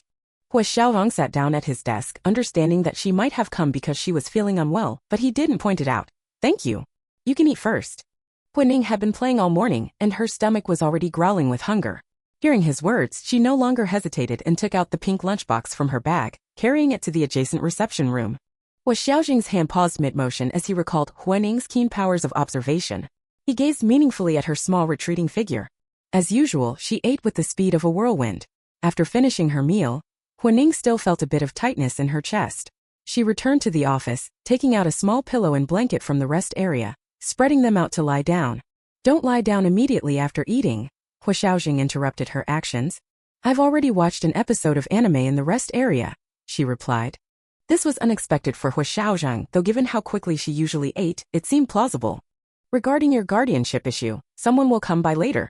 You'll need to record a video proving that Shirley abused you, Huo Xiaozheng said. Huining asked, puzzled, record a video? Huo Xiaozheng's expression was inscrutable as he said, just like you did at the police station. Huining immediately understood his meaning, like at the police station, taking off my clothes to show where it hurts? Hearing these childish words, Huo Xiaozheng couldn't respond immediately. All right, can I still take a nap? She asked. Huo Xiaozheng nodded, yes, when you wake up, Sichuan will come to take you. Hearing she could nap, Huining felt relieved. After her nap, the tightness in Huining's chest had completely disappeared. Soon after, Sichuan came to fetch her, leading her to another room where a short-haired brunette woman was waiting with a DSLR camera. Miss Ning, this is the photographer who will be recording you. The photographer will take some videos of you, okay? Sichuan explained, crouching down to Huining's level. Huining nodded. Although Huining was just a child, to avoid any impropriety, Sichuan left after giving his instructions. The photographer had been strictly warned beforehand to just record the video and not to say or ask anything else. It would be a lie to say Huining wasn't nervous about undressing in front of a stranger. She could only keep reassuring herself internally that this was Huo Xiaozheng's territory and that this kind of recording was safe. Even so, the filming took nearly an hour to complete. During the process, Huining was also asked to explain that these injuries came from Shirley. After the recording finished, Huining put her clothes back on with the photographer's help. When she opened the door, she saw Yin Su. Sister Yin, I thought you weren't working today? Huining's eyes lit up upon seeing Insu. Insu masked her emotions and walked forward gently, taking Huining's hand. I am working. I bought some dorayaki on my way to the office. Would you like some, Miss Ning? Yes. Huining smiled, her eyes crinkling with joy. In the break room, Huining sat on a chair, her slender legs swinging happily as she brought a dorayaki to her mouth. With one bite, the sweet aroma of red bean paste rushed to her head, and Huining blissfully narrowed her eyes. Seeing how easily satisfied she was, Insu felt increasingly heartbroken. Miss Ning, were you scared during the photo shoot? Insu asked. A little bit, Huining answered honestly. Insu had no intention of prying into the secrets of the wealthy family, and Sichuan had only instructed her to keep the little girl company. But at the door she had heard the girl's timid voice describing the abuse she had suffered. Having worked as a secretary under Mr. Huo for years, Insu instantly understood what was happening. You know, if you had said you didn't want to do it, Mr. Huo probably wouldn't have forced you, Insu said, then immediately chided herself. Huining was only 5 years old, how much could she understand? Huining swallowed her mouthful of dorayaki and shook her head seriously. I know that Dad wants to use this video to take me away from my mom. Making a video is the easiest way. Insu was shocked. You know? Huining met Insu's eyes. Yes. I can understand why he's doing this. For a 5-year-old to say this was enough to leave Insu stunned. But for her to say she could understand Mr. Huo's actions, well. Why? Insu murmured. Sisterine should know, right? Before this, Dad wasn't my dad. So I can understand and accept that Dad doesn't love me. As Huining said these words, she was completely speaking from the perspective of an observer, commenting on Huo Xiaozheng's actions towards Ning. She tossed away the dorayaki wrapper and smiled, patting Insu's head. Sister In doesn't need to feel sad for me. I'm doing very well now. Indeed she was. Compared to the original owner freezing to death in the snow and then being used as a weapon to attack Huo Xiaozheng, her current situation was already quite good. Insu was completely shocked by Huining's mature words, her heart filled with an indescribable sourness. Suddenly, a click sound from the door interrupted their conversation. Insu discreetly wiped the corner of her eye and got up to open the door. Who's there? She called out. The hallway was empty, but one of the white pebbles used to decorate the potted plants had fallen to the ground. Insu bent down to pick up the stone. In an unnoticed corner, a tall figure stood straight as a pillar. In eyes that were usually as calm as still water, a hint of turbulence could be seen. CH7, you are going crazy. Chapter 7. As Huining had anticipated, it didn't take long for the news to break. Within a few days, headlines about the Jiang Corporation CEO instigating child abuse appeared, and under Huo Xiaozheng's guidance, the topic remained trending. Simultaneously, the Jiang Corporation swiftly counterattacked, falsely claiming that this incident was entirely staged by the Huo Corporation CEO. In this battle between two tigers, the Huo Corporation showed no mercy, directly suing the Jiang Corporation in court under the name of Huining's father. As both Huo and Jiang families were leading enterprises in the capital city, the lawsuit quickly progressed to the day of the court hearing. The lawyers on both sides were evenly matched. Since Jiang Suyuan had long planned for this, the Jiang Corporation completely distanced itself from the incident, claiming that Li Ziyuan was lying. When the court summoned Li Ziyuan, he firmly insisted that this was entirely his personal action. Huo Xiaozheng found himself at a disadvantage for the moment. However, Huining saw through it clearly. The Jiang Corporation's instigation was true, and so was the novel world's favoritism towards the male protagonist. If Huining had died on that snowy night, Huo Xiaozheng would have undoubtedly suffered a crushing blow this time. After work that day, Sichuan hurriedly entered Huo Xiaozheng's study with some people. They didn't come out even after Huining had finished dinner and taken a bath. Seeing her constantly staring at the study, and Su teased her, is Miss Ning worried that Mr. Huo hasn't had dinner? Huining nodded. Uncle Sichuan has been in there for so long. Aunt Su, who had heard about the recent news, noticed the worry in Huining's voice and comforted her. Don't worry, Mr. Huo is so capable, he'll definitely solve this. Miss Ning just needs to eat well and grow up healthy. This comment reminded Huining of something. If Huo Xiaozheng lost to Jiang Suyuan this time, wouldn't his hatred towards the male and female protagonists only deepen? Wouldn't that make her task of softening him even more difficult? Thinking of this, Huining's little face tensed up. Just then, Sichuan came out of the study with the others. As he passed through the living room, he greeted Huining before hurriedly heading out. Lawyer Zheng, for tomorrow's court appearance you should. Sichuan was discussing with the person next to him as they walked. Just as they were about to get in the car, someone tugged at Sichuan's coat. Miss Ning. Huining was panting, clearly having run all the way out. Uncle Sichuan, can I ask you a question? Sichuan turned and crouched down to Huining's level. Of course, but only one, okay? Uncle still has work to do. Huining nodded obediently. Is the video they took of me not useful? This out-of-the-blue question confused Sichuan. The one that the photographer's sister took that day. Huining reminded him. Sichuan suddenly realized, oh, that one. It was supposed to be crucial evidence to corner the other party. However, for some reason, Mr. Huo suddenly ordered that the video not be made public. This put them in a passive position. Is this something that can't be talked about? Huo Ning asked. Sichuan didn't know how to explain, so he just said, yes, we can't use this evidence for now, so. Can't be used? Huo Ning didn't quite understand. Did the court not accept this kind of video evidence? Nevertheless, she moved on. Then what if I testify in court? The little girl suddenly blurted out. This startled Sichuan. After the initial shock, Lawyer Zheng whispered something in his ear. After listening, Sichuan looked at Huo Ning with a complex expression. This isn't something we can decide. It mainly depends on Mr. Huo's side. Seeing the lawyer's eyes light up for a moment, Huo Ning knew this approach was effective. As for Huo Xiaozheng, Huo Ning guessed it might be the plot deliberately hindering him, trying to make him lose the initiative. What if I go to court without telling Dad? Seeing their hesitation, Huo Ning added, as long as we can catch the bad people who bullied me, Dad won't be angry. Huo Ning deliberately spoke childishly, ultimately aiming for a act first, report later strategy. Sichuan remained silent, while Lawyer Zheng seemed tempted. He stepped forward and crouched down in front of Huo Ning, mimicking Sichuan. Do you know the name of the bad person who bullied you? Huo Ning nodded. Li Ziyuan. Lawyer Zheng looked disappointed. Li Ziyuan's abuse was already a foregone conclusion. What they needed was a breakthrough regarding the Jiang Corporation. And Jiang Suyuan.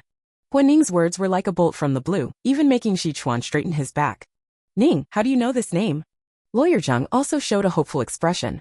At first, Li Ziyuan just liked to make me run errands for him and didn't give me food. Later, I heard him on the phone with Jiang Suyuan, and after that he started hitting me. Upon hearing this, Lawyer Zhang's face lit up with joy. If this was true, with this evidence plus the transfer records between Jiang Corporation and Li Ziyuan, they would essentially have it in the bag. Thinking of this, he excitedly patted Sichuan. Assistant Shi, this is truly a blessing in disguise. Seeing Sichuan's sympathetic gaze, Lawyer Zheng quickly suppressed his smile. Ning, are you sure it was Jiang Suyuan? Sichuan asked cautiously. Is it possible that you've heard this name in the news these past few days and… Huo Ning shook her head firmly. I have evidence. Sichuan was shocked again. What? Once to curry favor with Jiang Suyuan, Li Ziyuan recorded a video while beating me. He even said Jiang Suyuan's name. Huo Ning dropped another bombshell. Huo Ning had indeed inherited the original host's memories, but perhaps due to her young age, she could only recall certain things when encountering relevant people. If it weren't for Huo Xiaozheng's inability to compete with the original male lead using the video, Huo Ning wouldn't have wanted to recall those memories of abuse at all. Although this was good news, Sichuan still had to pour cold water on it. Ning, you might not fully understand what evidence means. Although you as the person involved can narrate this part completely in court, we need something concrete, like that video, to prove the truth of this matter. Hearing Sichuan's words, Huo Ning pursed her lips. She quickly racked her brain, trying to search for any information about the whereabouts of that video in the original host's memories. However, she came up empty-handed. Huo Ning apologized dejectedly. I'm sorry for wasting your time. Sichuan gave her an encouraging smile. You haven't wasted our time. If you can testify in court, it would be greatly beneficial for us. Lawyer Zheng gave Sichuan a puzzled look, to which Sichuan subtly shook his head. All right, it's cold outside. Ning, you should go back now, Sichuan gently coaxed. Huo Ning said goodbye to the two men glumly. Where did you go so late? As soon as she entered the door, Huo Xiaozheng's voice sounded from above. Huo Ning avoided his gaze. I went to look at my snowmen. Mentioning the snowmen in the garden, Huo Xiaozheng recalled how they looked when he saw them that day, except for one grumpy-faced snowman standing properly. The rest were lying around with missing arms and legs, covered all over with a color as thick as blood. Seeing these snowmen late at night, even Huo Xiaozheng felt a chill run down his spine. Ahem. Huo Xiaozheng cleared his throat. If you don't know how to build snowmen, I'll find someone to teach you in a few days. Huo Ning couldn't help but give him a have you gone mad look. With such pressing matters at hand, why was he still concerned about those snowmen? Huo Xiaozheng, ? Ch8 sorry. Chapter 8. The sky was a dreary gray, with snowflakes dancing like willow catkins in the wind, eventually settling on rooftops, tree branches, and the hair of passers-by. The sharp click-clack of high heels echoed from deep within the alley, accompanied by angry cursing. Just wait until I make it big. I'll come back and buy this dump of a building to tear it down, you good for nothing. Sure, Lily struggled forward in the biting cold wind, dragging a heavy suitcase behind her. Her expensive fur coat, which she usually kept safely stored away, was carelessly draped over her shoulders. Yet her expression showed no sign of defeat. With furrowed brows and flashing eyes, she kept turning back to hurl insults at the far end of the alley. Her bright red lipstick made her face look harsh and frightening. The compensation money she had received from Sichuan's side was already squandered away. Li Ziyuan, who had once been so loving towards her, had suddenly vanished without a trace. If she hadn't happened to catch the news last night, she wouldn't have known that the battle between the Huo and Jiang families involved her as well. Remembering her daughter's identity, Lily instantly straightened her back. She took out a cigarette, lit it, and took a deep drag. Looking back over her shoulder, she cast a contemptuous glance behind her, as if spitting on her past. She casually hailed a taxi and climbed in. At the Huo family villa. Are you sure you don't want to come to the company with me today? Huo Xiaozheng drained the last of his coffee as he walked to the foyer, his eyes fixed on Huo Guining standing nearby. This morning Huo Guining had woken up early. He had assumed she would accompany him to the company, but she suddenly said she wanted to rest at home today. That simple statement had somehow pricked the conscience of the usually cold Huo Xiaozheng. Hence the current scene. Huo Guining shook her head. I'll stay home for now, but I might bring you lunch later. Huo Xiaozheng raised an eyebrow. Which meal? Huo Guining pressed her lips together. She couldn't say for sure. Huo Xiaozheng wasn't in the mood to tease her further. Things were unsettled outside lately, so it might be safer for her to stay at home. With this thought, Huo Xiaozheng left alone. As soon as the black car disappeared from view, Huo Guining immediately found her phone watch and dialed a number. Not long after, a white car drove into the Huo family villa and picked up Huo Guining. The clock struck 9. In the solemn courthouse, Huo Guining sat in a small room waiting to be called, accompanied by Shi Chuan. Aunt Su had originally prepared a pink Chanel-style suit and down jacket for her today, but considering the setting, Huo Guining had opted for a simple beige sweatshirt, black leggings, and a long black down coat. The room was well heated, and Huo Guining's little face was flushed from the warmth. Ning, do you remember what to say later? Shi Chuan asked. Given that Huo Guining was a minor, there would be no spectators at this hearing, which somewhat relieved her. Huo Guining expressed confidence in her upcoming statement. Uncle Shi Chuan here. Huo Guining took a plush rabbit from her backpack and handed it to Shi Chuan. Is this for me? Shi Chuan was a bit confused by the child's thought process. Huo Guining shook her head. She pressed the rabbit's right paw, and a man's voice played. How's this level of beating? Don't worry, the marks won't fade for at least half a month or more. You can trust me, Li Ziyuan, to do a thorough job. Send this video to Jiangsu Yuan and I bet he'll pay a good price. Shi Chuan's jaw dropped in shock. I couldn't find Uncle Li's video, but I accidentally pressed the doll's hand and recorded the sound, Huo Guining explained. Can this be used as evidence? Shi Chuan's face lit up with joy. Of course. It's ironclad evidence. If you had told me earlier, I could have slept well last night. Huo Guining gave a shy smile. She could hardly admit that she had desperately searched for evidence this morning, only to stumble upon it by accident when she fell into the pile of junk Lily had brought back. Such depth of cunning in a 5-year-old would frighten anyone. I'm sorry, I kind of forgot, Huo Guining apologized timidly. Seeing this, Shi Chuan patted her head reassuringly, telling her not to worry. With this evidence in her testimony, they were sure to win this battle. With that, he went to contact lawyer Zhang. Shi Chuan's words put Huo Guining more at ease. This rabbit toy was bought by Lily for her 3rd birthday. Holding down the left paw allowed for recording while pressing the right paw played back the recording. Back then, Lily must have still loved the original Huo Guining because the next recording was of Lily wishing Ning a happy birthday and good health. In just 2 years, who knows what Lily had gone through to change so drastically, treating Huo Guining as a burden, a millstone around her neck, until she became completely indifferent. If she couldn't raise her, why did she give birth to her in the first place? When it was time to testify, everything proceeded smoothly. As she described the abuse she had suffered, Huo Guining inadvertently met Li Ziyuan's gaze, possessive, obsessed, lewd. A chill ran down her spine and Huo Guining froze, rooted to the spot. Far away at the company in a meeting, Huo Xiaozheng suddenly felt a pang of worry. Ring ring ring. The sudden ringing of a phone broke the silence with Shi Chuan's name flashing on the screen. Mr. Hua, please come to the South City People's Court immediately. An anxious voice came through the phone, faintly mixed with cries for help. Ning is having an episode. Huo Xiaozheng's ears rang. He immediately stood up and walked out. What's going on? Why is Ning at the court? With the truth now exposed, Shi Chuan had no choice but to explain the whole situation to Huo Xiaozheng. Huo Xiaozheng's face turned ashen, clearly furious. You've really done it this time, Shi Chuan. Shi Chuan on the other end of the line, oh no. Driving at breakneck speed, Huo Xiaozheng arrived at the court in just 20 minutes. Many reporters had already gathered at the entrance, waiting for today's verdict. Although the lawsuit between the Huo and Jiang families was in full swing, the reporters knew that before the judgment was announced, neither side's representatives would face the media at this critical juncture. So when they saw Huo Xiaozheng, the reporters were momentarily stunned. It's Huo Xiaozheng. Someone in the crowd suddenly shouted.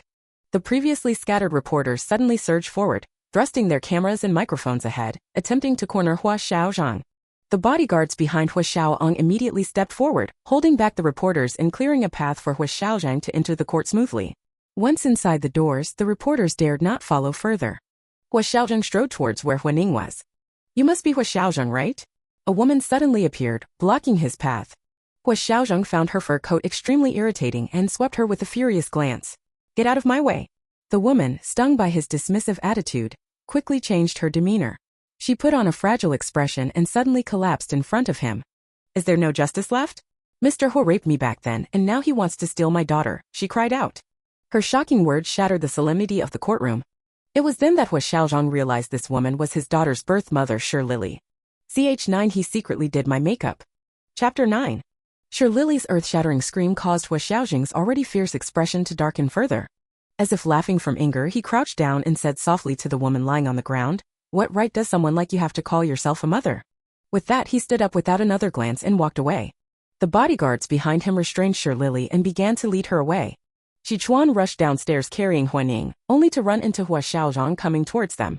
Huining was curled up in Sichuan's arms, her eyes tightly shut, looking just as she had in the hospital, pale-faced, drenched in cold sweat, and upon closer inspection, her limbs were trembling slightly. An ambulance has been called, but it'll take a while to get here. Huo Xiaozheng reached out to take Huining. What happened? Sichuan wiped the cold sweat from his temples. Miss Ning was giving her testimony as a witness about the abuse she suffered, when suddenly, for some reason, she seemed to go into a trance. She wouldn't respond no matter how we called her. Lawyer Zheng, who was following closely behind, added. However, Miss Ning's reaction directly confirms the abuse she endured. As for... Ahem. Sichuan couldn't help but interject as he saw Huo Xiaozheng's face growing increasingly grim. But it was too late. Huo Xiaozheng's cold gaze swept towards Lawyer Zheng. Since Lawyer Zheng is so capable, you can personally handle that case in Africa next. With that, Huo Xiaozheng pulled up Huining's hood, covering her completely, and carried her out of the courtroom. Behind them, Lawyer Zheng broke out in a cold sweat, tears of frustration welling up in his eyes. Sichuan patted his shoulder, indicating he had tried his best. This was the first time Huo Xiaozheng had exposed Huining to public view. Ignoring the cameras of the surrounding reporters, he shielded Huining's face from exposure and, with Sichuan's help, successfully got into the car. To Anjin Children's Hospital. The driver obeyed and immediately started the vehicle. Sichuan, who had been dealing with the aftermath for his boss, rushed to catch up, only to get a mouthful of exhaust fumes. Sichuan, so exhausted, feels like I can never love again. In the car, Huo Xiaozheng continued to hold Huining.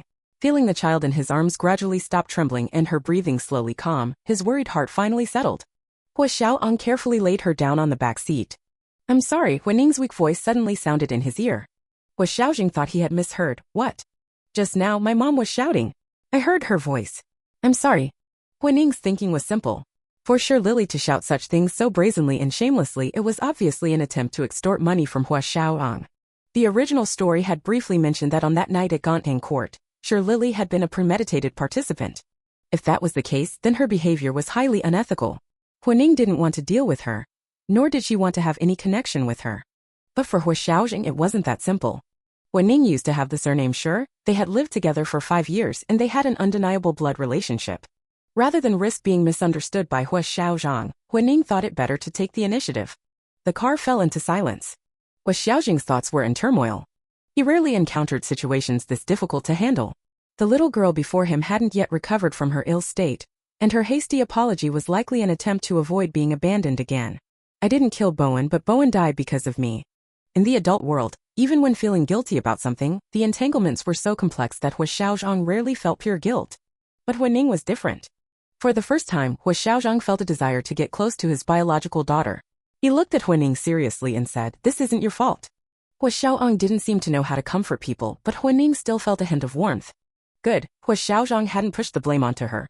Realizing this, Huining let out a heavy sigh of relief. When they arrived at Anjin Children's Hospital, Huining was still asleep. When she was woken up, faced with the stark whiteness around her, she felt a bit dazed. Are you sure there's nothing else wrong with her physically? She often seems like she can't wake up properly. Huo Xiaozheng's serious voice sounded to Huining as if it was coming through a fog. Huining? Shinshirian rubbed his forehead. She's only 5 years old and her constitution is weak. Isn't it normal for her to sleep a lot? Huo Xiaozheng fell silent. Was this episode any different from previous ones? I heard she suddenly couldn't speak and just sat there motionless. Huo Xiaozheng frowned as he spoke of this. You heard. Shinshirian repeated with a hint of amusement. Huo Xiaozheng didn't get annoyed. She's been mostly by my side lately. Sometimes when she's away from me for a while she's fine. Today when she asked to stay at home, I didn't object. Is that so? Shinshirian's irrelevant response made Huo Xiaozheng want to refute.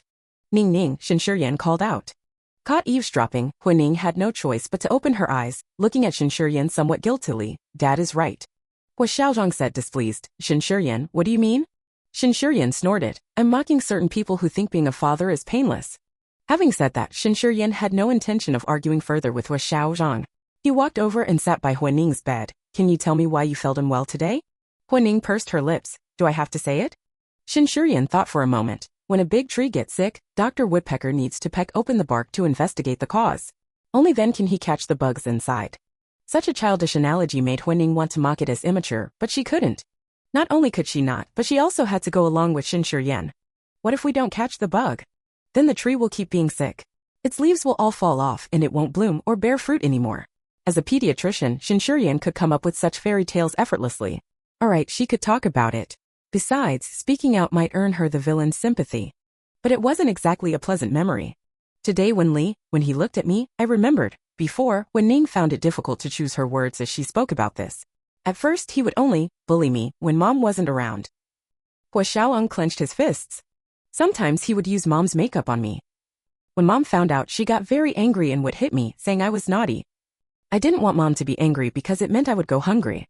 But he still put makeup on me in secret, and then looked at me like he did today. Huo Ning stuttered through describing the memories in her mind in childish language, feeling as if someone was squeezing her windpipe, making it hard to breathe. These all came from the original Huo Ning's fears. Sure, Ning couldn't understand these potential harms, but when faced with her abuser, she inevitably showed primal fear. The child didn't understand, but the two adults listening were boiling with rage. Huo Xiaozheng's gaze was cold and sharp, like an unsheathed sword, making one shudder. Ch10 Welcome Home. Chapter 10. Huo Ning's body was not seriously injured. Having successfully helped Huo Xiaozheng avoid a crisis, Huo Ning felt quite proud of herself. Once a person relaxes, their appetite tends to surge, especially considering the anxiety Huo Ning had endured throughout the day. By the time she was discharged from the hospital and returned home that evening, Huo Ning was like a little bird returning to its nest, darting straight into the kitchen. Aunt Sue, I'm so hungry. Can I have some stir-fried shrimp with green onions? She pleaded. Aunt Sue, completely charmed by her adorable demeanor, naturally agreed to everything. Huo Ning, come with me to the study, Huo Xiaozheng called out as he handed his coat to the butler and walked to the kitchen doorway, addressing the slender figure before him. The fear of being called by her full name by a parent made Huo Ning's scalp tingle. Her smile froze on her face as she slowly turned to meet Huo Xiaozheng's gaze. Huo Xiaozheng showed no signs of softening as he headed upstairs to the study. Aunt Sue was also puzzled. What could be the matter now? Huo Ning flashed a reassuring smile at Aunt Sue before slowly shuffling to the study door. Knock, knock. Huo Ning tapped on the half-closed door. Come in, came the reply. Huo Xiaozheng sat in an armchair with the floor lamp on. In the warm orange glow, even his usual coldness seemed to have melted somewhat. Huo Ning closed the door behind her and, following Huo Xiaozheng's gestured instruction, sat in the chair opposite him. Confused by this interrogation-like atmosphere, Huo Ning wondered what she could have possibly done wrong. Thwack! A file folder was tossed onto the small round table between them. Huo Ning timidly looked at Huo Xiaozheng and said, Dad? Boss, just tell me straight if I've done something wrong. Please don't scare me like this. She thought to herself. Seeing her sitting posture reminiscent of a schoolgirl and her eyes full of fear like a deer's, Huo Xiaozheng realized she had misunderstood the situation. The man who commanded such authority in the business world awkwardly tried to soften his demeanor. Your household registration has come through. I've made a small change to your name. Take a look, he explained. Huo Ning was bewildered. Huo Xiaozheng, realizing he had made another mistake, after all, the child before him was only 5 and likely didn't know how to open a file folder, opened it himself. He leaned forward to hand her a small booklet, took out a piece of paper, and pointed to the name for her to see. I've changed your name slightly. It's now Huo Guining. Huo Ning repeated in confusion, Guining. Yes. It means welcome home. Huo Ning's eyes widened. In ancient times, when a married woman returned to her parents' home, it was called Guining. Huo Xiaozheng was She had originally thought Huo Xiaozheng would scold her for today's events. Instead, he had given her a new name, using this method to provide her with a sense of security. A lump formed in her throat, and Huo Ning's eyes reddened. She quickly lowered her head. Crying was so embarrassing. Huo Xiaozheng reached out and gently patted her head. Outside, the winter wind howled just as it had on the day she arrived in this world. The difference was that this time, she felt warm both physically and emotionally. Huo Ning smiled at Huo Xiaozheng, a hint of childishness still visible in her expression. Dad, will Jiangsu Yuan be punished? She asked. The name Jiangsu Yuan hung over Huo Xiaozheng's head like the sword of Damocles. Initially, he had only been angry that Jiangsu Yuan had stolen the person he loved. Later, he discovered that things were not as simple as he had imagined. It seemed that from that moment on, he had been firmly controlled by an invisible hand, never able to break free. This time was no different. Although it was his own decision to give up using Huoning's video as evidence, he still felt a suffocating sense of being controlled. He didn't even fully understand why he sometimes abandoned his long-held etiquette and composure, degenerating into a tool driven by emotion. It was as if Jiang Suyuan always stood on undefeated ground while he would forever be a prisoner, no matter how hard he tried. His anger no longer stemmed from Qin Zi but from this futility. The more futile his efforts, the more unwilling he became to accept it. This vicious cycle continued until he met his daughter. Huo Xiaozheng's gaze suddenly turned cold. I almost forgot. How dare you conspire with Sichuan behind my back? Huo Ning's heart raced, but she maintained a calm exterior. Tilting her head innocently, she asked, what does conspire mean? About to lose his temper, Huo Xiaozheng was forced to pause. He had forgotten that the child before him hadn't even finished kindergarten yet. What I mean is, why did you go to court with Sichuan without telling me? Uncle Sichuan said the video I recorded couldn't be used, Huo Ning replied, looking directly at Huo Xiaozheng. It was you who wouldn't let them use it, right? That day at the company, I saw your shoes. After her conversation with Sister Insu that day, she had noticed a leather shoe peeking out from a corner. Having accompanied Huo Xiaozheng to work for a week straight, leaving the house together each morning, Huo Ning was very familiar with these shoes. They belonged to Huo Xiaozheng. So, she guessed that Huo Xiaozheng had overheard her conversation with Insu. When Sichuan mentioned that the video couldn't be used, Huo Ning instinctively knew it was on Huo Xiaozheng's orders. That's what led to her subsequent proposal. Huo Ning's explanation brought Huo Xiaozheng's thoughts back to that day. Hearing the words, I can accept that Dad doesn't love me, from a child's mouth was undeniably shocking. Huo Xiaozheng opened and closed his mouth several times, wanting to say something but not knowing how to begin. After a long silence, Huo Xiaozheng's hoarse voice finally broke the quiet of the study. You wanted to help me, so you kept it from me? Huo Ning nodded. Did what I said to Sister Insu that day make you sad? I'm sorry. Huo Xiaozheng lowered his head. His nearly 6 feet 3 inches frame hunched in the sofa, suddenly looking somewhat disheveled. He shook his head. I'm the one who should apologize. But what I said put pressure on you. That's why you felt uncomfortable using my video as evidence. I understand, Huo Ning said. After a moment's thought, she hopped off her chair and walked to Huo Xiaozheng's side. That's why I kept it from you. But I didn't mean to make you even sadder. I'm sorry. This apology was somewhat sincere on Huo Ning's part. When making plans with Sichuan, Huo Ning hadn't considered Huo Xiaozheng's feelings. The main reason was that before this, Huo Xiaozheng had always seemed indifferent towards her, maintaining a very business-like attitude. This led Huo Ning to mistakenly believe that Huo Xiaozheng doesn't care about such small matters. No, what you did actually helped me a great deal, Huo Xiaozheng replied.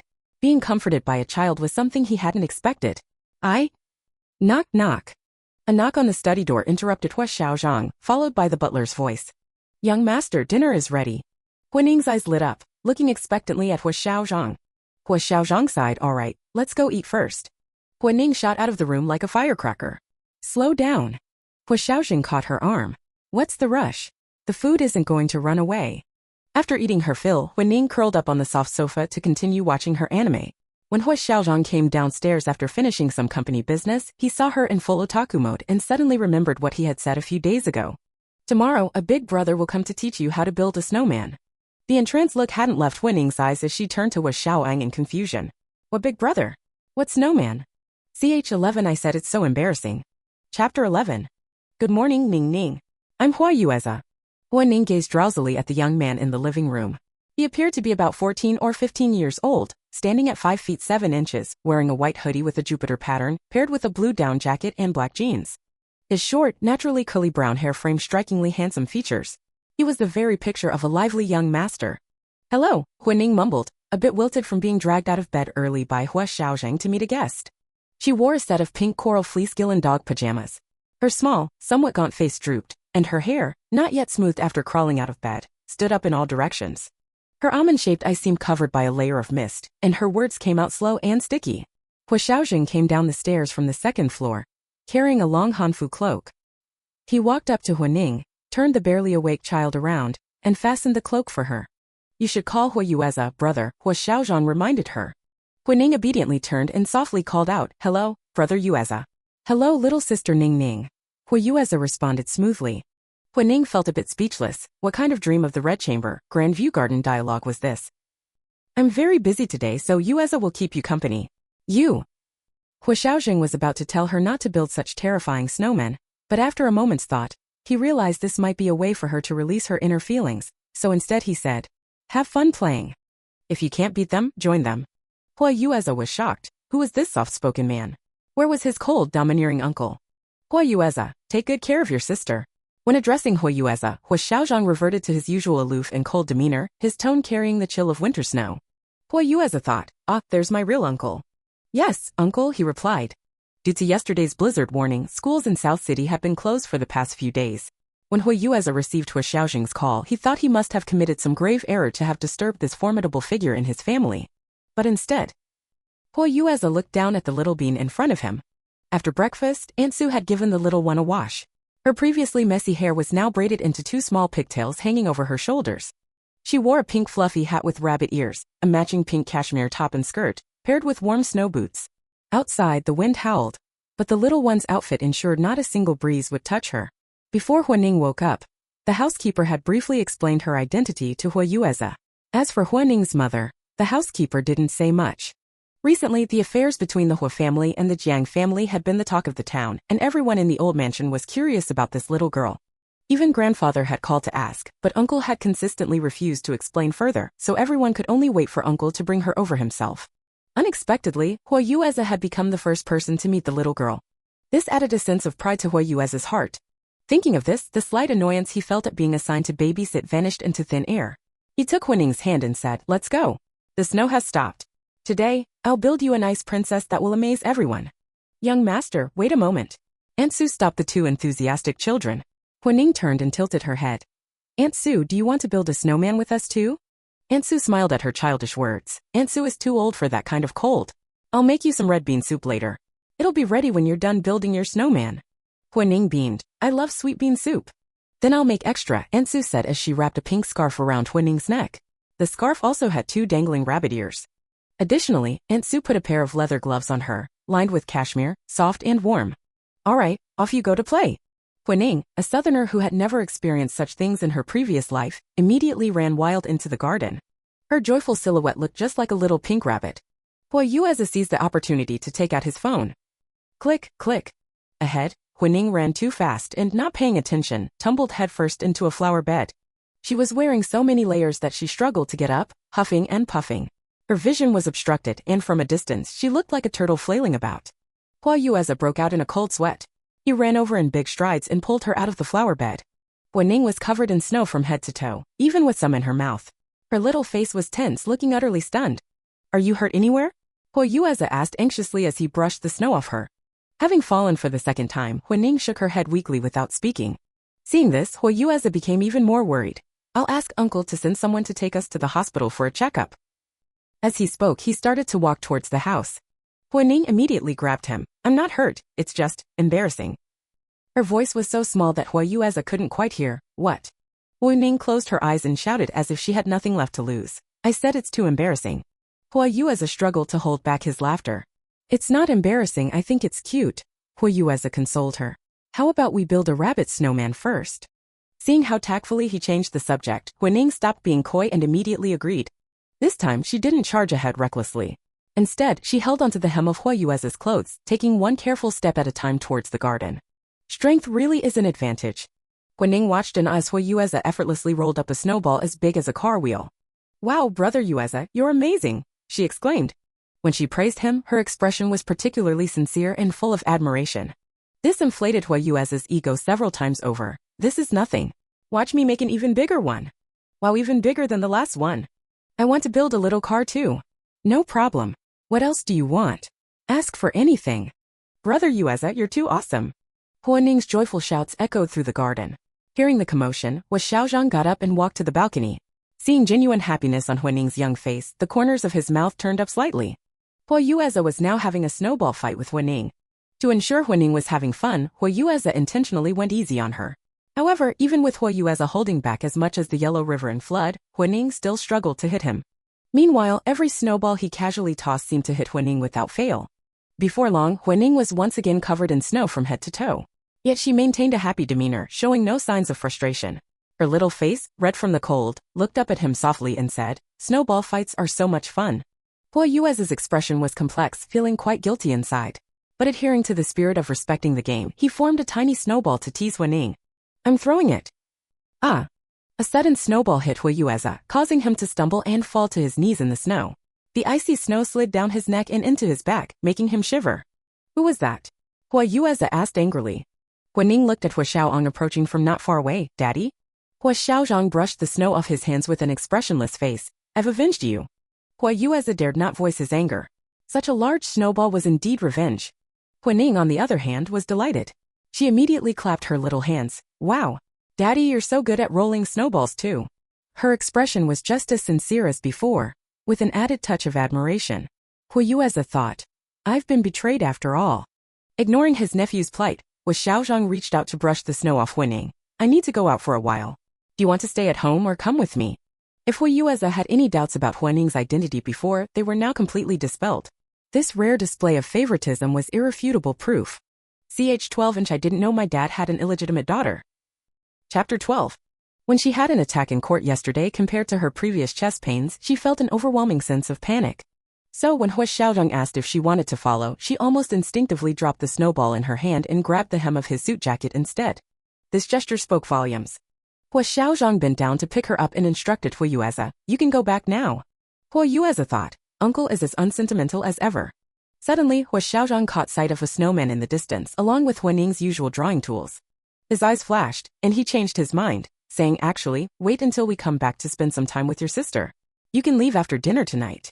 With that he carried Huo Ning away without looking back. Huo Ning, however, turned back to wave goodbye as they walked. Huo Yueza forced a stiff smile, so the seemingly heartless one has a heart after all. The butler stepped forward at the right moment. Young master, the gift prepared for you is on the table in the second-floor guest room. Huo Yueza's gloom instantly vanished, and he dashed upstairs. When it came to gift-giving, his uncle had always been generous. Sure enough, on the table in the guest room sat the latest model of handheld gaming console. This was the beloved item he had begged his parents for so many times but never received. His uncle was the best uncle in the whole world. The butler smiled as he closed the door for him, shutting out the room full of excited screams. Meanwhile, on the other side. Daddy, where are we going? Huo Ning, strapped in her child seat, curiously stared at the snow-covered landscape outside. We're going to eat. Huo Xiaozheng replied concisely. Huo Ning let out an "oh" of disappointment. Then we can only have Auntie Sue's red bean soup tonight. After the heavy snow, the sky was a clear blue and everything was adorned with white snowflakes. In the cold atmosphere, the warmth inside the car felt even more comfortable. Huo Xiaozheng put down his phone and started a conversation. Do you like red bean soup that much? Huo Ning breathed on the car window, drew a simple heart, and smiled sweetly at Huo Xiaozheng. I love it. What else besides red bean soup? Huo Ning counted on her fingers, mumbling, sweet cake, I like. Fragrant little buns, I like. Dark red cherries, I like too. Huo Xiaozheng noticed that all these foods she mentioned were things she had eaten since coming to Panlong Bay Villa. What about Daddy, what do you like to eat? Since they would be living under the same roof for over a decade, it seemed necessary to inquire about her roommate's preferences. Huo Xiaozheng was taken aback. When dining out for business, Huo Xiaozheng never revealed his preferences and almost never drank alcohol unless absolutely necessary. Of course, this was also due to the aftermath of being drugged after mistakenly drinking a glass of wine at Gondang Court years ago. Suddenly asked like this, Huo Xiaozheng found himself unable to say what he liked. Seeing that Huo Xiaozheng hadn't responded, Huo Ning tilted her head and looked at him. Daddy. Huo Xiaozheng snapped back to reality. I prefer lighter flavors. Huo Ning let out a long, oh, a light diet leads to a long life. Huo Xiaozheng couldn't help but smile. Did you learn that from cartoons too? Huo Ning smiled shyly. The car stopped in front of a white European-style building. It was a high-end restaurant. The restaurant was situated in the center of a huge garden surrounded by plants that provided both privacy and beauty. Huo Xiaozheng carried Huo Ning along the green path towards the entrance and someone immediately came to greet them. Hello, do you have a reservation? We have a reservation with Miss Qin. Certainly, Miss Qin is already waiting. The waiter understood and led them to a private room. Qin? Could it be Qin Zi, the female protagonist from the original novel? Huo Corporation had just won a big victory in this lawsuit. What could Qin Zi's purpose be in seeking out Huo Xiaozheng at this time? Please come in. The waiter opened the door. Inside the room, a woman wearing a beige knit dress sat by the window, her chestnut-colored curls cascading smoothly over her shoulders. Her features were delicate, and she greeted Huo Xiaozheng with a perfectly appropriate smile, polite and elegant. You're here. She stood up, looking at Huo Xiaozheng, then noticed Huo Ning beside him. Is this the little girl? Huo Xiaozheng gave a non-committal, and had Huo Ning sit next to him. Hello, I'm Qin Zi, a friend of your father's. So it really was the female lead. Huo Ning glanced at Huo Xiaozheng. Huo Xiaozheng scoffed and said, call her auntie. Huo obediently said, "Hello, auntie." Huo Xiaozheng's attitude made Qin Ziyi feel somewhat embarrassed. She forced a smile at Huo, then sat down on her own, momentarily at a loss for words. Seeing her like this, Huo Xiaozheng felt a twinge of pity. He picked up the teapot, intending to pour her a cup of tea. Huo immediately spoke up, "Daddy, I'm thirsty." Huo Xiaozheng's hand paused. The teapot contained oolong tea. Huo Xiaozheng put down the teapot and handed her the menu. "What would you like to drink?" Huo pointed at a wine-red-colored drink. "This one." The familiar color made Huo Xiaozheng feel somewhat nauseous, but after confirming it was cherry juice, he instructed the waiter not to add ice. Qin Ziyi watched Huo Xiaozheng's attentive behavior, feeling momentarily dazed. Before meeting Jiang Suyuan, she and Huo Xiaozheng had grown up together. The Huo and Qin families were old friends, and until junior high, she and Huo Xiaozheng had been neighbors. After high school, she moved away, and their interactions gradually became limited to school. She had always known that Huo Xiaozheng liked her, and she enjoyed his affection. After the college entrance exams, Huo Xiaozheng confessed to her. Qin Ziyi, unsure of her own feelings, had put him off, saying she would give him an answer after returning from studying abroad. This wait lasted several years.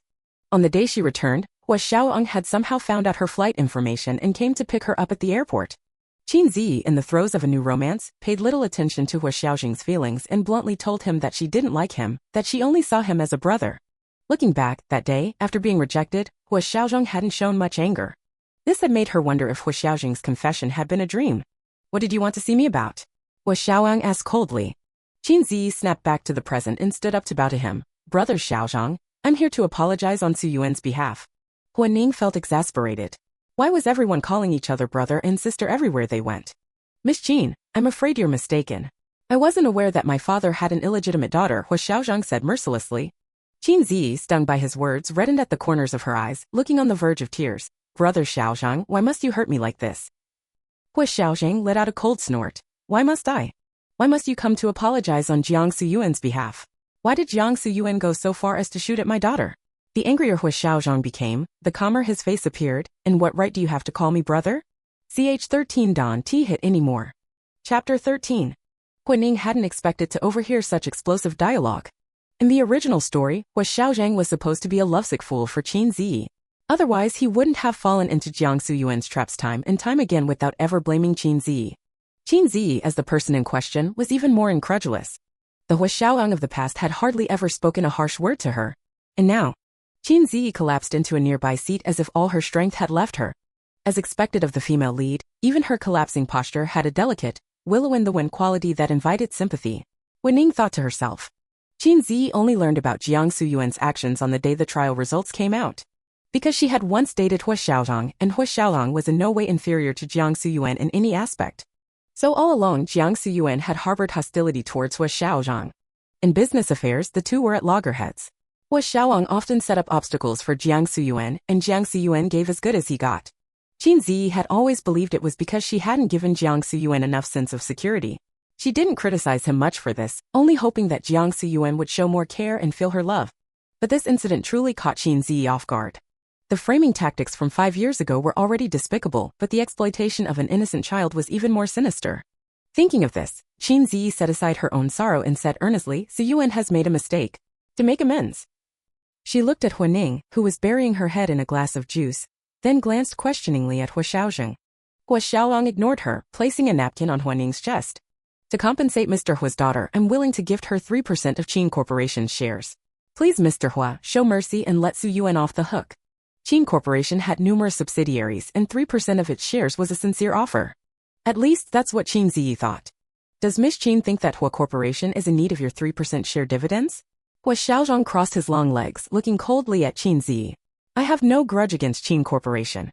The one who should apologize isn't you, Miss Qin." Qin Ziyi bit her lip. Jiang Suyuan had always seen Huo Xiaozheng as a thorn in his side. How could he possibly bow his head to him?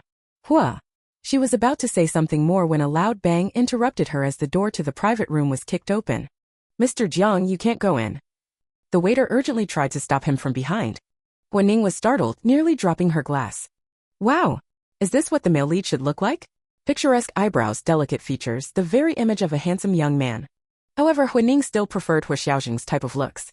With equally handsome features, Huo Xiaozheng had an added air of cool dignity.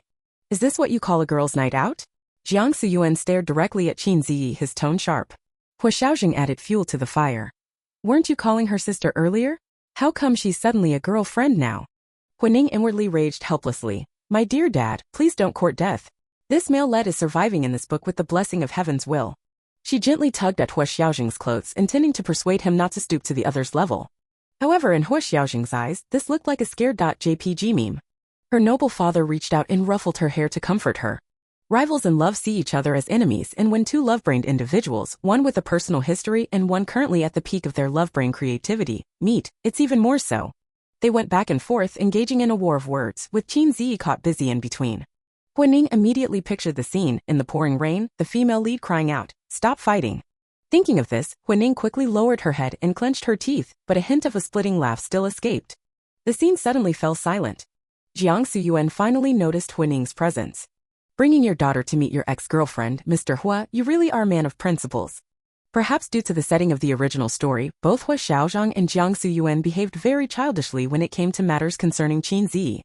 Huo Xiaozheng's expression turned cold. Since Mr. Jiang has no sincerity in apologizing, don't use Qin Ziyi as a shield anymore. I want to see how long Jiang Corporation can hold out. With that, Huo Xiaozheng picked up Huining and headed for the exit. Though Huining's body moved forward with him, her little eyes couldn't help but linger on the dishes on the table. It looked like Cantonese cuisine and seemed very delicious. What a pity. Huining couldn't help but swallow. However, emotions don't always align between people. Jiang Suyuan, who was under the same roof, couldn't appreciate the deliciousness of Cantonese cuisine. Instead, he was increasingly angered by Huo Xiaozheng's words. He glared darkly at Huo Xiaozheng, suddenly sneering and blurting out, "Next week is my and Gigi's wedding. Mr. Hua, please make sure to grace us with your presence." Huo Xiaozheng's steps faltered. He said coldly, "I thought Mr. Zhang's love for Miss Qin was more steadfast. Well then I'll be looking forward to your grand wedding." Qin Ziyi's face fell. In the original story, the main reason Huo Xiaozheng had been relentlessly pursuing Jiang Suyuan was that Qin Ziyi didn't want her marriage to Jiang Suyuan to involve any business interests. Now Qin Ziyi agreeing to marry indeed had the intention of helping Jiang Suyuan. These words were like a sharp spear, piercing through both of them at once. Huining rested her chin on Huo Xiaozheng's shoulder, looking at Jiang Suyuan and Qin Ziyi. They were truly a sight to behold, both beautiful even in anger and sorrow. It was just a pity that her father seemed to be leaving their racetrack for now.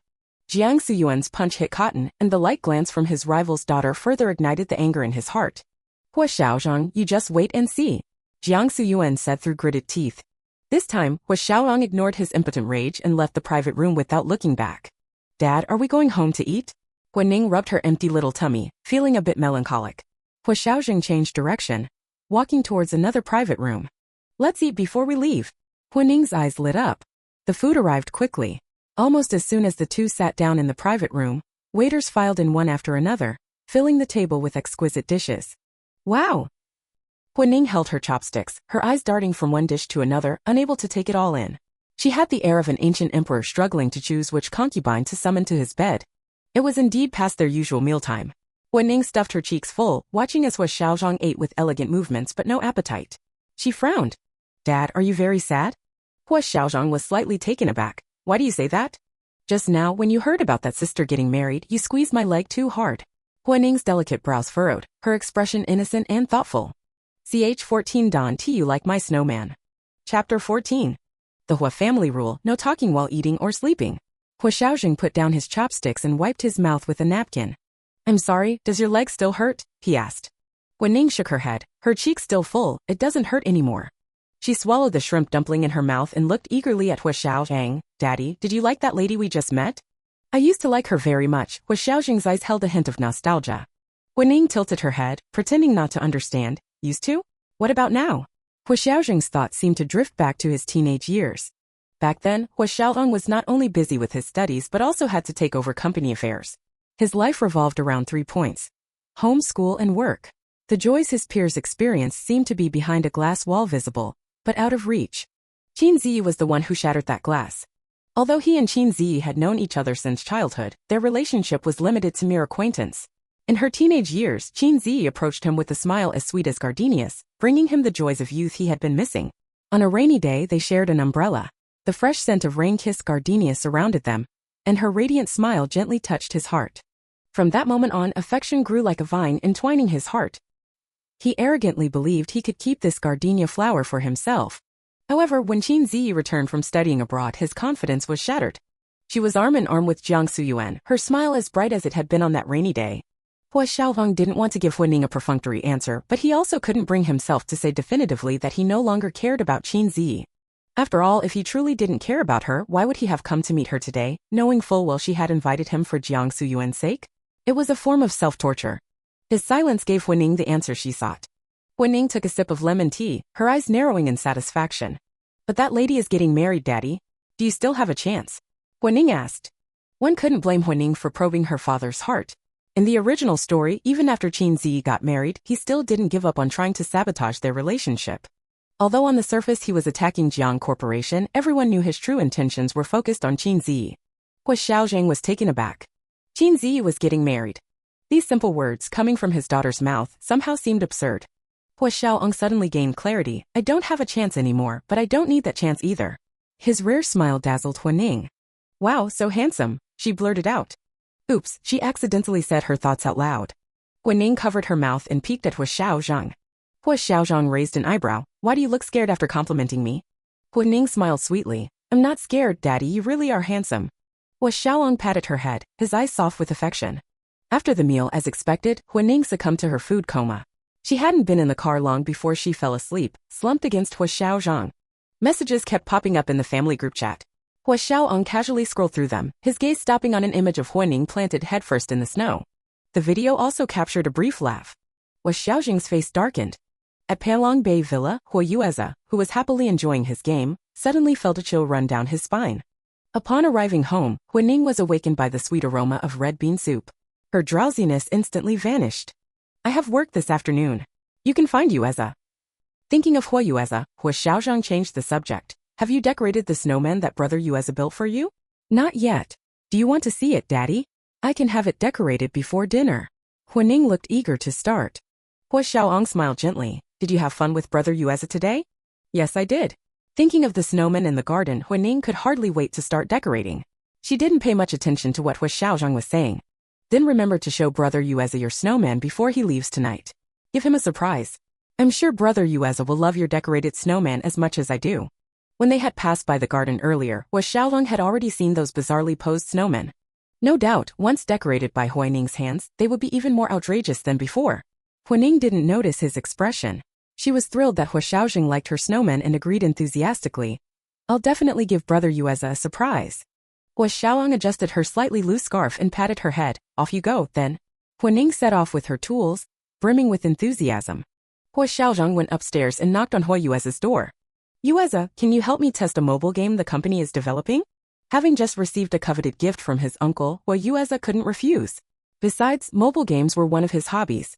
Sure thing. Enjoy it and let me know your thoughts on the game experience before dinner. Huo Yueze confidently replied, all right. Don't worry, uncle. Huo Xiaozheng nodded in satisfaction, closed the door and left. The two children, one big and one small, worked diligently on their respective tasks until dinner time. At the dinner table, Huining secretly glanced at Huo Yueze, then gave Huo Xiaozheng a look that said, don't worry. Huo Xiaozheng's lips curved into a slight smile as he placed a plum-flavored spare rib on her plate. Focus on your food. Huo Yueze's gaze was somewhat unfocused. After playing the mobile game all afternoon and being fully immersed in the storyline, he was still a bit dazed when the housekeeper knocked on his door to call him for dinner. After dinner, Huo Yueze was eager to go home and write up the game test report for Huo Xiaozheng. Uncle, I'll send you the test report later tonight. Good, Huo Xiaozheng said, then gave Huining a meaningful look. Huining immediately understood. She stepped forward and obediently took Huo Yueze's hand, saying, Brother Yueze, let me walk you to the door. Huo Yueze was deeply touched. What an angel of a little sister, so well behaved. All right.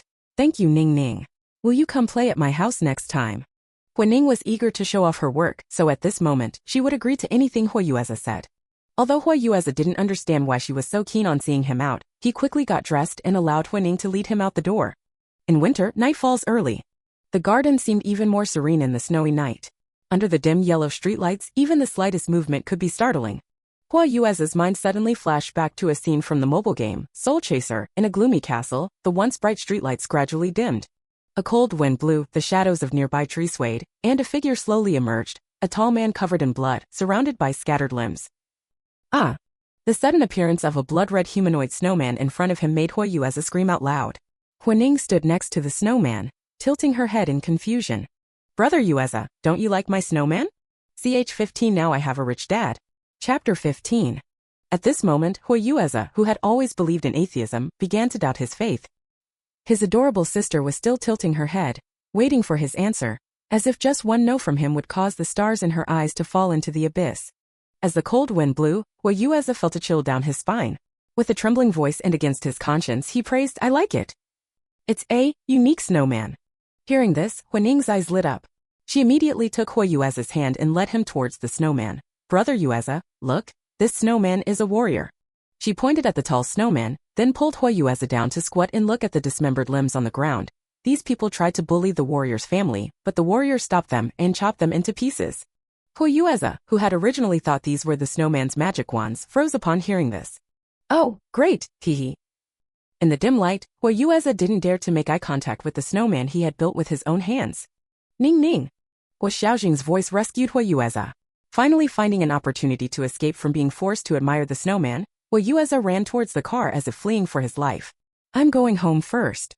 See you next time, little sister Huaning." "Goodbye, uncle." Huaning felt a bit disappointed. "Dad, brother doesn't like my snowman." Huo Xiaozheng said ominously, "He will like it."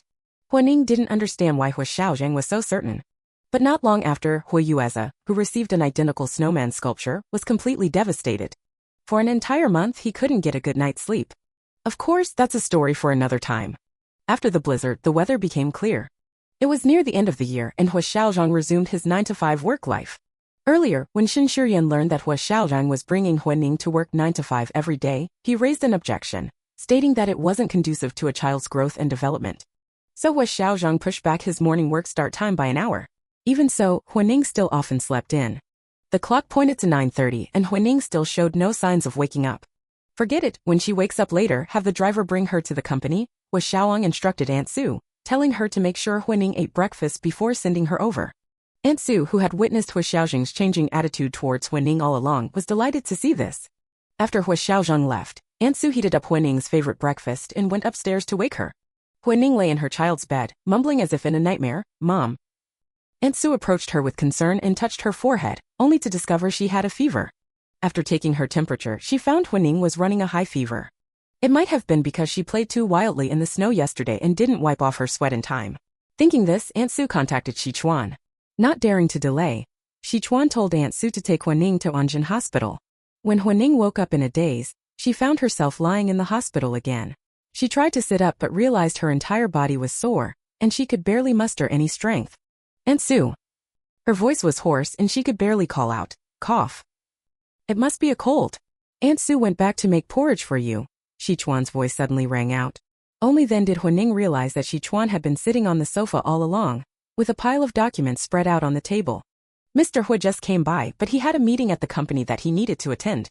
He'll come back once he's done. Sichuan saw her looking a bit dejected and mistakenly thought she was looking for her dad. Huaning shook her head. "Uncle Sichuan, I want some water." Sichuan poured her a glass of water and helped her drink it. A phone ring suddenly sounded and Sichuan looked at the caller ID with a strange expression, glancing at Huaning before walking out to answer the call. "Hello? No need to pay attention to her nonsense." "Meet? Meet what? Be smart, don't mess things up. As soon as the time is up, send the person away immediately," Sichuan instructed with a somewhat sharp tone. Just as he hung up, Huo Xiaozheng called. "She's awake. Seems fine." "All right, I'll ask." After saying this, Sichuan walked towards the doctor's office. The ward fell into silence. Huaning recalled the nightmare that had been haunting her recently, a vast seabed, entangling seaweed, and in the corner, a lonely girl with her head buried in her knees, calling out to her with a mix of pleading and reluctance. "Miss Ning, look what Aunt Su brought for you." Aunt Su's gentle voice, along with the sound of the door opening, interrupted Huaning's thoughts. Huaning smiled brightly. "Is it shrimp porridge?" Aunt Su's smile deepened. "Miss Ning has such a keen nose. You must be starving, right?" Huaning nodded. "I'm so hungry. Did I sleep for a long time?" "Indeed you did. Mr. Huo told me not to disturb your sleep, but we didn't expect you were sick. It's a good thing we found out in time, otherwise this high fever could have really harmed you." Aunt Su chattered as she ladled the porridge into a small bowl to feed Huaning. Huaning smiled sweetly, repeatedly praising Aunt Su's cooking skills. But this time Aunt Su wasn't falling for it. "Next time, you can't play in the snow like that. If you sweat, you must tell Aunt Su immediately, understand?" Of course, Huaning agreed. After eating, seeing that Aunt Su was there, Sichuan returned to the company. Guining had been lying down all day, and after dinner, seeing the sunset outside the window was just right. She begged Aunt Sue to take her for a walk. Afraid of tiring her out, Aunt Sue borrowed a wheelchair from the nurses and insisted that she sit in it to go out. Unable to persuade her otherwise, Guining had to comply. They had just reached the park downstairs. "Oh my, I forgot to bring you a cape," Aunt Sue exclaimed regretfully. Guining, feeling she was already wrapped up tightly, said it wasn't necessary. But it wasn't about what Guining thought, it was about what Aunt Sue thought. After asking a nearby patient to look after Guining for a moment, Aunt Sue turned back to the ward to get the cape.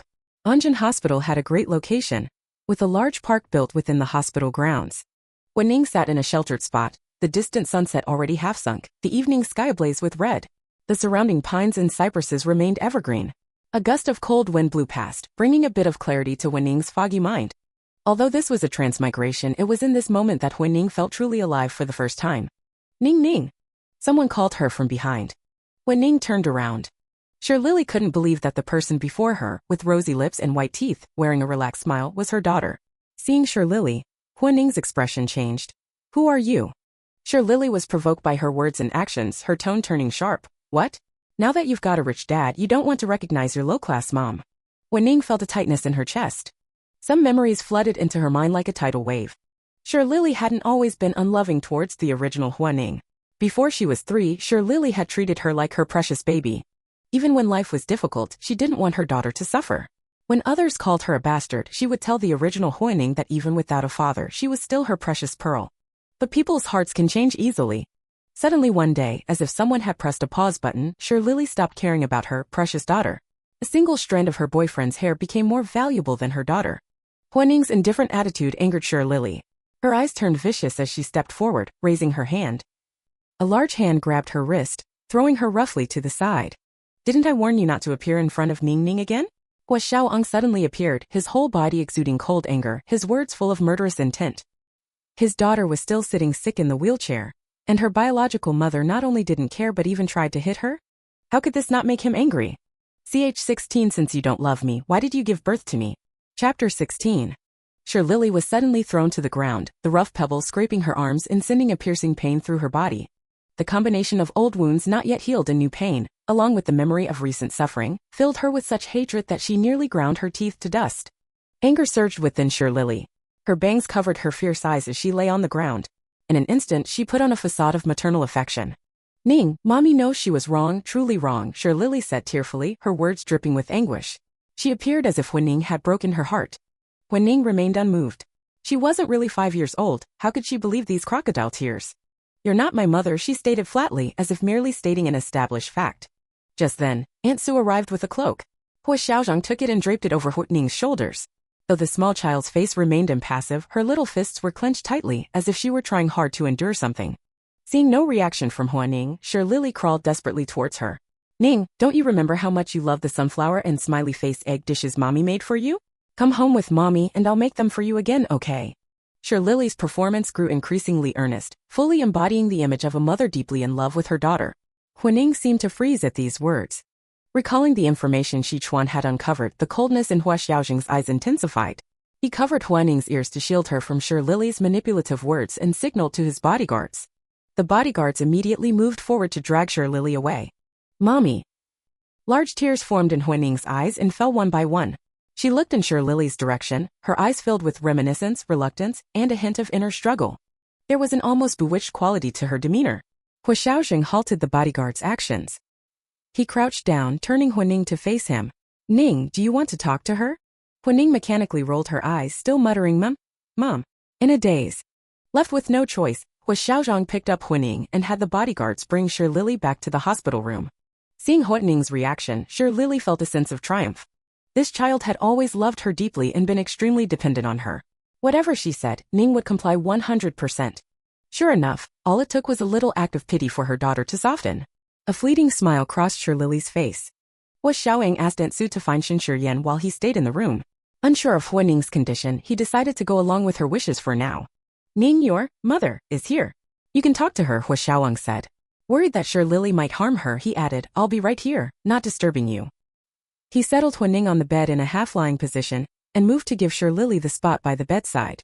"If you truly consider her your daughter, don't try any tricks," Huo Xiaozheng warned coldly. Lily inwardly scoffed. Seeing Huo Xiaozheng's demeanor, she thought, as long as she had Ning under her thumb, what couldn't she achieve? Lying on the bed, Huo Ning didn't miss a single change in Lily's expression. From the moment Lily mentioned the sunflower, Huo Ning had fallen into a sort of mental whirlpool. Though her consciousness was clear, her body had become rigid. Her heart, beyond her control, was kneaded by Lily's words and expressions, allowing threads of bitterness to spread. It was as if the original owner of this body was still present. Realizing this, Huo Ning felt both panic and a twinge of sadness. The original Huo Ning truly was like a person clinging to their first love. No matter how much Lily hurt her, she remained devoted. With this thought, Huo Ning stopped fighting against the consciousness in her mind, allowing it to take control of the body. After all, this was originally Huo Ning's body. In the end, she was the outsider. Ning, I'm sorry. Mommy was wrong. I'll never do it again. Can you forgive Mommy? Lily shamelessly grasped Huo Ning's hands, her words dripping with false sincerity. Huo Ning turned stiffly, revealing a conflicted expression. Seeing her wavering, a glint of triumph flashed in Lily's eyes. She pressed on, give Mommy one more chance, okay? Come back to Mommy. A deeper bitterness spread like a tide from Huo Ning's heart to her entire body. She murmured, go back. Thinking she had convinced her, Lily spoke with even more apparent affection, yes, live with Mommy. I promise I'll take good care of you. What about Uncle Li? Huo Ning tilted her head, seeming intrigued by the proposal. Huo Xiaozheng frowned at these words. Lily hastily replied, he's just trash. I had no idea he was bullying you like this. There won't be Uncle Li or any other uncles. It'll just be you and Mommy living together, okay? Lily had calculated carefully. If Huo Ning asked to live with her, the Huo family would surely have to pay a hefty child support fee. She recalled her previous rash actions, going to court without a complete plan, only to have Huo Xiaozheng use his influence to silence all the reporters present. This time she had found Huo Xiaozheng's weakness. That money would be hers for the taking. What Lily didn't know was that her words had no idea sent a massive wave of darkness crashing over Huo Ning. Her vision went black and the hopeful expression on her face instantly vanished. If you didn't love me, why did you give birth to me? Huo Ning's light words seemed less like an accusation and more like a genuine question. From the depths of her consciousness, Huo Ning observed everything clearly. The original novel never explained why Lily's attitude towards Huo Ning was so strange, or what exactly happened at that crucial point when she was 3 years old. Before she could ponder further, Huo Ning was forced to shut down. She fainted outright. Lily was dumbfounded. Just when she thought she was about to successfully win over this little brat, what was this new development? Huo Xiaozheng, completely disregarding Lily's thoughts, immediately ordered the bodyguards to throw her out. Keep a close eye on her. If there's a next time, you needn't show your faces to me again. The bodyguards' expressions turned solemn as they nodded in acknowledgement and dragged Lily out of the room. Almost as soon as the bodyguards left, Shiryan entered. Ning is fine. She seems to have fainted from the emotional overload. Shiryan first confirmed Huo Ning's condition. How is it? Huo Xiaozheng asked. For Huo Ning's safety, Huo Xiaozheng had long ago arranged for Sichuan to install cameras in her hospital room. The moment Lily entered the room, he had contacted Shiryan, asking him to observe Huo Ning's condition through the video feed. Ning's hysteria is definitely related to her birth mother. But Ning's condition isn't just hysteria. It seems. Shiryan recalled the scene he had witnessed in the video. For a moment, he felt as if Huo Ning had become a different person. If explained scientifically, that would mean. Huo Xiaozheng furrowed his brow. Speak plainly. It seems she might also be showing symptoms of dissociative identity disorder. CH17 talked to her about what she likes. Chapter 17. Hysteria plus schizophrenia? Huo Xiaozheng looked at Huo Ning lying on the bed with a complex expression. She was frowning tightly, seeming to endure great pain even in her sleep. Shiryan felt somewhat sympathetic. Medically speaking, it's dissociative identity disorder. The individual switches between one or more identities, possibly accompanied by memory impairment. Huo Xiaozheng raised his hand to smooth out Huo Ning's frown. When Huo Yueze came to play with her, the way she smiled almost made me forget what she was originally like. Huo Xiaozheng's voice sounded somewhat guilty. Shiryan hadn't heard him speak in this tone for a long time. The last time he heard it, wasn't Huo Xiaozheng still a young man? Don't feel too guilty, he comforted. If there's anyone to blame, it's her cruel mother. Huo Xiaozheng pressed his forehead against Huo Ning's hand. Although that was said, the mistake made back then wasn't solely directed by Lily. If it weren't for his momentary carelessness, no one would have found a loophole. As for Lily, Huo Xiaozheng's face darkened. He had originally been mindful that she was Huo Ning's birth mother and didn't want to go to extremes. But now it seemed. A glint of coldness flashed in his eyes. Shiryan mistakenly thought he was deeply remorseful and said, don't worry too much. Ning's condition is caused by external factors. With proper treatment, there shouldn't be any major problems. Huo Xiaozheng met Shiryan's gaze, Help me find a doctor. I need someone to stay by Ningning's side. Xin Shiyan certainly wouldn't object. When will she wake up? Try talking to her about things she's interested in. Xin Shiyan suggested. Halfway through his sentence, he awkwardly realized that this father and daughter had only been together for half a month, far from being familiar enough with Ningning's preferences. He scratched his head. Anyway, try to say things she likes. It's okay if you really can't think of anything to say. If she doesn't wake up in 2 hours, I'll give her some medication, Xin Shiyan added. Isn't it harmful to her growth and development if those medications are used too often? Xin Shiyan teased. Don't you remember the last time Ningning had an episode? You were quite liberal with the medication to quickly alleviate her symptoms. Huo Xiaozheng, unexpectedly stung by this remark, speechless. Seeing him at a loss, Xin Shiyan felt a sense of satisfaction as if avenging Ningning. Don't worry, I'll manage the dosage properly. Huo Xiaozheng responded with a simple Seeing his low spirits, Xin Shiyan left with Aunt Su to give some instructions, leaving Huo Xiaozheng alone in the hospital room. The last rays of sunset disappeared behind the mountains and night fell. The hospital room was quiet, with medical equipment occasionally making sounds, their regular beeps reassuring. Huo Xiaozheng sat by Huining's bed, Xin Shiyan's words echoing in his mind. Talk to her about things she likes. Huo Xiaozheng looked at the sickly Huining and thought self-mockingly, what could he possibly talk to her about? He didn't know her preferences at all. She was only 5 years old. Used as a bargaining chip by the mother she relied on for survival and later discarded. In just 5 short years, she had become as world-weary as an elderly person. The night he first met her, the look in her eyes towards Shirley held a sense of desperate resolve as if ready to perish together. The glimpses he had uncovered of her life over the past 5 years showed that her happy memory stopped at age 3. After that, it was all suffering. Because of trust, she had been continuously hurt. Huo Xiaozheng clenched his fists, his body trembling slightly, as if struggling to contain his emotions. Huining, deep in sleep, was oblivious to this. She had her own nightmares. She saw herself hiding in a building with half the sky burning red, everything collapsing around her, thick smoke everywhere. A little girl in tattered clothes cowered in a corner, shivering. That person was her, yet not her. She stood up and took a few steps, trying to find a way out. At the end of the path appeared a firefighter with a face similar to Li Ziyuan's. She stopped, even retreating a few steps. The smoke began to dissipate, ashes falling like winter snow all around. She took a few steps outside, where there was a cherry blossom tree, its flowers almost white with just a hint of pink. She reached out, wanting to touch that bit of color, but unexpectedly, the cherry blossom tree transformed into a huge bloody mouth, lunging towards her. Huining's heart jolted, and she instantly opened her eyes. A dim yellow light greeted her, the beeping sounds in her ears and the smell of disinfectant at her nose indicating she was in a hospital room. So it was all just a dream. Huining breathed a sigh of relief. She slowly crawled up, her movement startling Huo Xiaozheng, who had been dozing on the sofa. You're awake. Are you hungry? Huo Xiaozheng turned on the bedside lamp, brightening the room considerably. Huining shook her head. I'm thirsty. Huo Xiaozheng brought water and helped her drink some. Are you still feeling unwell? Huining focused for a moment, sensing that the original consciousness was no longer there, and shook her head again. I'm not feeling unwell anymore. It's still early. The wall clock showed 7:30 p.m. Huo Xiaozheng said, I'll ask Aunt Su to heat up some abalone porridge for you. You can eat and then go back to sleep.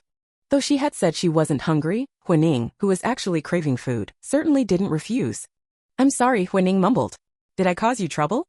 Huo Xiaozheng frowned. Why do you say that? Huining was somewhat surprised. Did this even need to be asked? Previously, when she wanted him to raise her until she was 18, Huo Xiaozheng's first reaction was to suspect that Shirley and she had some scheme. Now that there was trouble between Shirley and her, causing him problems, wasn't it normal for her to apologize? Did this really need to be questioned? The confusion in Huining's eyes was almost tangible, and Huo Xiaozheng immediately realized what she was thinking. Before, I hadn't investigated thoroughly and mistakenly thought you were a tool Shirley was using to threaten me, so I was guarded against you, Huo Xiaozheng explained, which was rare for him. After a pause, he added, it won't be like that anymore. Huining was even more shocked, her little mouth agape. Oh, I see. Her childish tone made Huo Xiaozheng smile involuntarily. Yes, I'm the one who should be saying sorry. Perhaps because the atmosphere in the hospital room had become too relaxed, Huining didn't dwell on it too much and said with a bit of pride, then I forgive you. You should forgive me too. Huo Xiaozheng solemnly shook his head. Huining's little face fell. How could he be like this? Huo Xiaozheng softened his expression. Take your time forgiving Dad. I haven't done well, but I'll learn gradually. This sudden tenderness truly touched Huining's heart. She thought of her previous life. In her previous life, due to the nature of his work, her father always wore a cold expression. Plus, her father was often away on business trips, which further reduced their time together. Although she had her mother by her side, for her, Her father was more like a familiar stranger.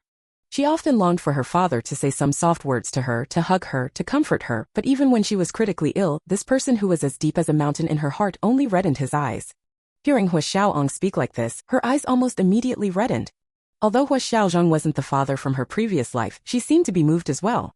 Huo Guining, with her big watery eyes, nodded heavily, then revealed a sweet smile.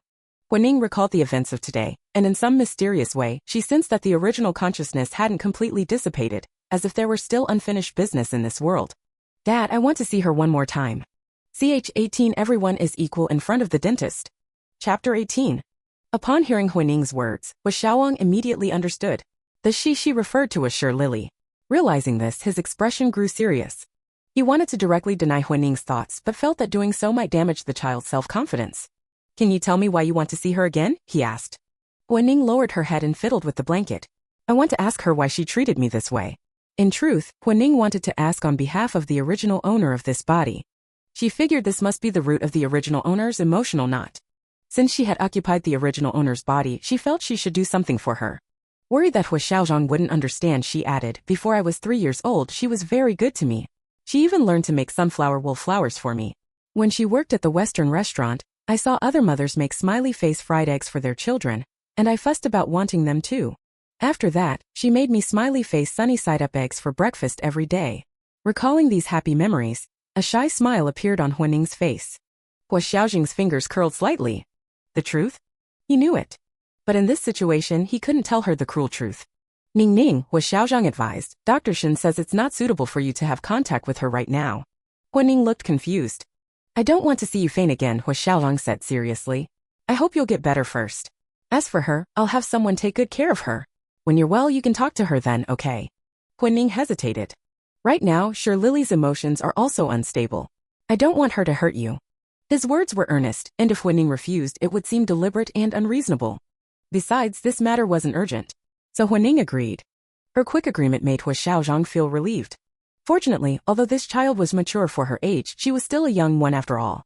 In a few years, if he could make her life rich and happy, perhaps she would forget about that troublesome mother. Huo Xiaozheng was plotting carefully. Huo Guining was oblivious to this. When Aunt Sue brought abalone porridge, she nearly buried her whole face in the bowl. Huo Xiaozheng reached out to steady her head. Eat slowly, don't choke. That night, Huo Xiaozheng stayed with Huo Guining at the hospital.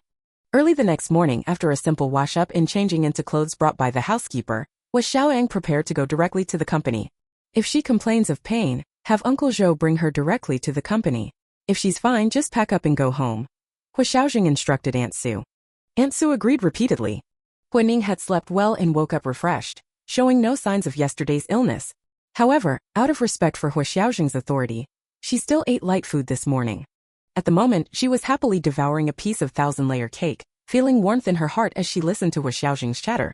Dad, be careful on the road, Huo Guining said sweetly. Huo Xiaozheng stepped forward and wiped some crumbs from the corner of her mouth. This cake is too sweet, eat less of it. Oh, Aunt Sue, take her to see the dentist later. Me. Huo Guining's pupils shook as she pointed at herself. Why suddenly see the dentist? It's worth noting that dentists were almost considered terrifying beings. Huo Xiaozheng explained, children should regularly see the dentist anyway. The spring festival is coming soon, and you wouldn't want to face all that delicious food during the new year and only be able to look but not eat because of dental problems, right? She had let her guard down, forgetting that this body was only 5 years old. But I don't really want to see the dentist, Huo Guining struggled to say. My teeth are fine. On this matter, Huo Xiaozheng clearly wouldn't indulge her. That's even better then, just let the dentist take a quick look. Huo Guining racked her brains, trying to think of something else to say. But Huo Xiaozheng didn't wait. I'm leaving now. When I get off work, I'll ask Dr. Shen for your dental examination report. The thousand-layer cake suddenly lost its appeal. Huo Guining drooped her eyebrows and eyes and agreed. Huo Xiaozheng chuckled, patted her head, and left the hospital room. To be on the safe side, Huo Xiaozheng even sent a message to Shen Shiyan, asking him to make sure Huo Guining went to see the dentist. Shen Shiyan hadn't expected that Huo Guining, with her dark little girl appearance, would actually be afraid of the dentist. Previously, when Huo Xiaozheng had shown him the snowman Huo Guining built in her occasional doodles, asking if such dark artwork would have any negative impact on Huo Guining's growth, Shen Shiyan had advised encouraging Huo Guining to express her inner feelings through drawing. Thinking of this, Shen Shiyan was charmed by this Gatmo. All right, I'll accompany the little princess throughout, Shen Shiyan teased. Receiving the message, Huo Xiaozheng repeatedly savored the words little princess, feeling for the first time that Shen Shiyan had some redeeming qualities. While the adults were in high spirits, Guining shuffled along beside Shen Shiyan like a soldier marching to her death, moving step by step towards the dental department. Are you very afraid? Shen Shiyan teased her. Guining managed to force out a smile. Shen Shiyan comforted her, don't be afraid, I'll ask the dentist to be gentle. Guining, thanks, that's not comforting at all. She lay down on the examination chair with a stiff expression, hands clasped tightly, pupils darting nervously towards the examination light above and the gloved dentist. Shen Shiyan found it amusing and started recording a video. Little one, the dentist said in a gentle voice, trying to distract her. How old are you? 5 years old, Guining replied in a serious tone. She thought she heard the dentist chuckle. 5 years old, you're a big girl now. Come on, open your mouth wide, ah. Guining watched helplessly as the dentist inserted a mouth prop. She gripped her clothes tightly and obediently opened her mouth wide. As the dentist examined her mouth with instruments, Guining simply closed her eyes, no longer watching. The cold instruments moved around in her mouth, occasionally accompanied by the dentist's questions. Does it hurt? Does it feel sour? There's some tartar on the molars on both sides, the dentist said to Shen Shiyan. No major problems, right? Shen Shiyan asked. It's fine, we'll give her a dental cleaning. Just pay more attention to oral hygiene in the future. Shen Shiyan nodded. That's good. Please be gentle, the little girl is a bit scared. The dentist laughed heartily. Is she a relative of yours? Yes, my niece. Please be gentle with her. Certainly. Guining was already on high alert when she heard about the cleaning. To lessen her fear, she simply closed her eyes, thinking that what she couldn't see couldn't hurt her. Seeing her tense expression, the dentist tried to comfort her. Don't be afraid, little one. Uncle will clean very gently, it won't hurt.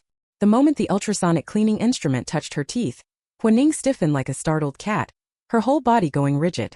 Although the doctor said it wouldn't hurt much, there was actually a bit of soreness and pain. Coupled with her fear, Guining was not feeling good at all. Meanwhile, Huo Xiaozheng opened the video Shen Shiyan had sent. In the video, after lying down, Guining looked around anxiously as if seeking support.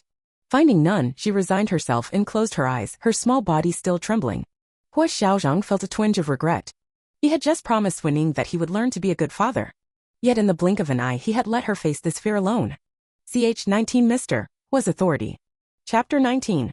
After leaving the dental department, Guining felt reborn and quickly escaped the place she dreaded. She even used her Genius Kid smartwatch to send a message to Huo Xiaozheng, hoping to be discharged from the hospital that evening. Guining was just caught up in the moment, but unexpectedly, around 6 o'clock, Huo Xiaozheng actually arranged for her discharge and took her straight home. Even as they got into the car, Guining was somewhat dazed. Are we being discharged already? Huo Xiaozheng secured her seatbelt and hummed softly in affirmation. It's no big deal if you don't want to stay in the hospital, we'll go home. Guining was overjoyed. Going home was certainly the best option. She hadn't been in the novel's world long, yet she found herself running to the hospital every other day, as if returning to a nest, which was truly annoying. Tonight is my uncle's birthday, we're going back to the Huo family estate for dinner. Is that okay? Huo Xiaozheng asked for Guining's opinion. Guining paused for a second. Can I go? Although the original novel successfully portrayed Huo Xiaozheng as a villain, it didn't describe the Huo family in much detail. Based on Guining's understanding of wealthy families, being an illegitimate daughter with a mother who couldn't be publicly acknowledged, the older generation of the Huo family probably wouldn't like her, right? If you don't want to go, then we won't, Huo Xiaozheng said casually. Ah, you wouldn't go either? Guining was somewhat surprised. If you don't go, then we'll just go home. Again, that phrase. Guining felt something was odd, but couldn't quite put her finger on it at the moment. Are you worried they won't like you? Huo Xiaozheng, being a father, observed her for a moment and quickly grasped what was on Guining's mind. Guining nodded.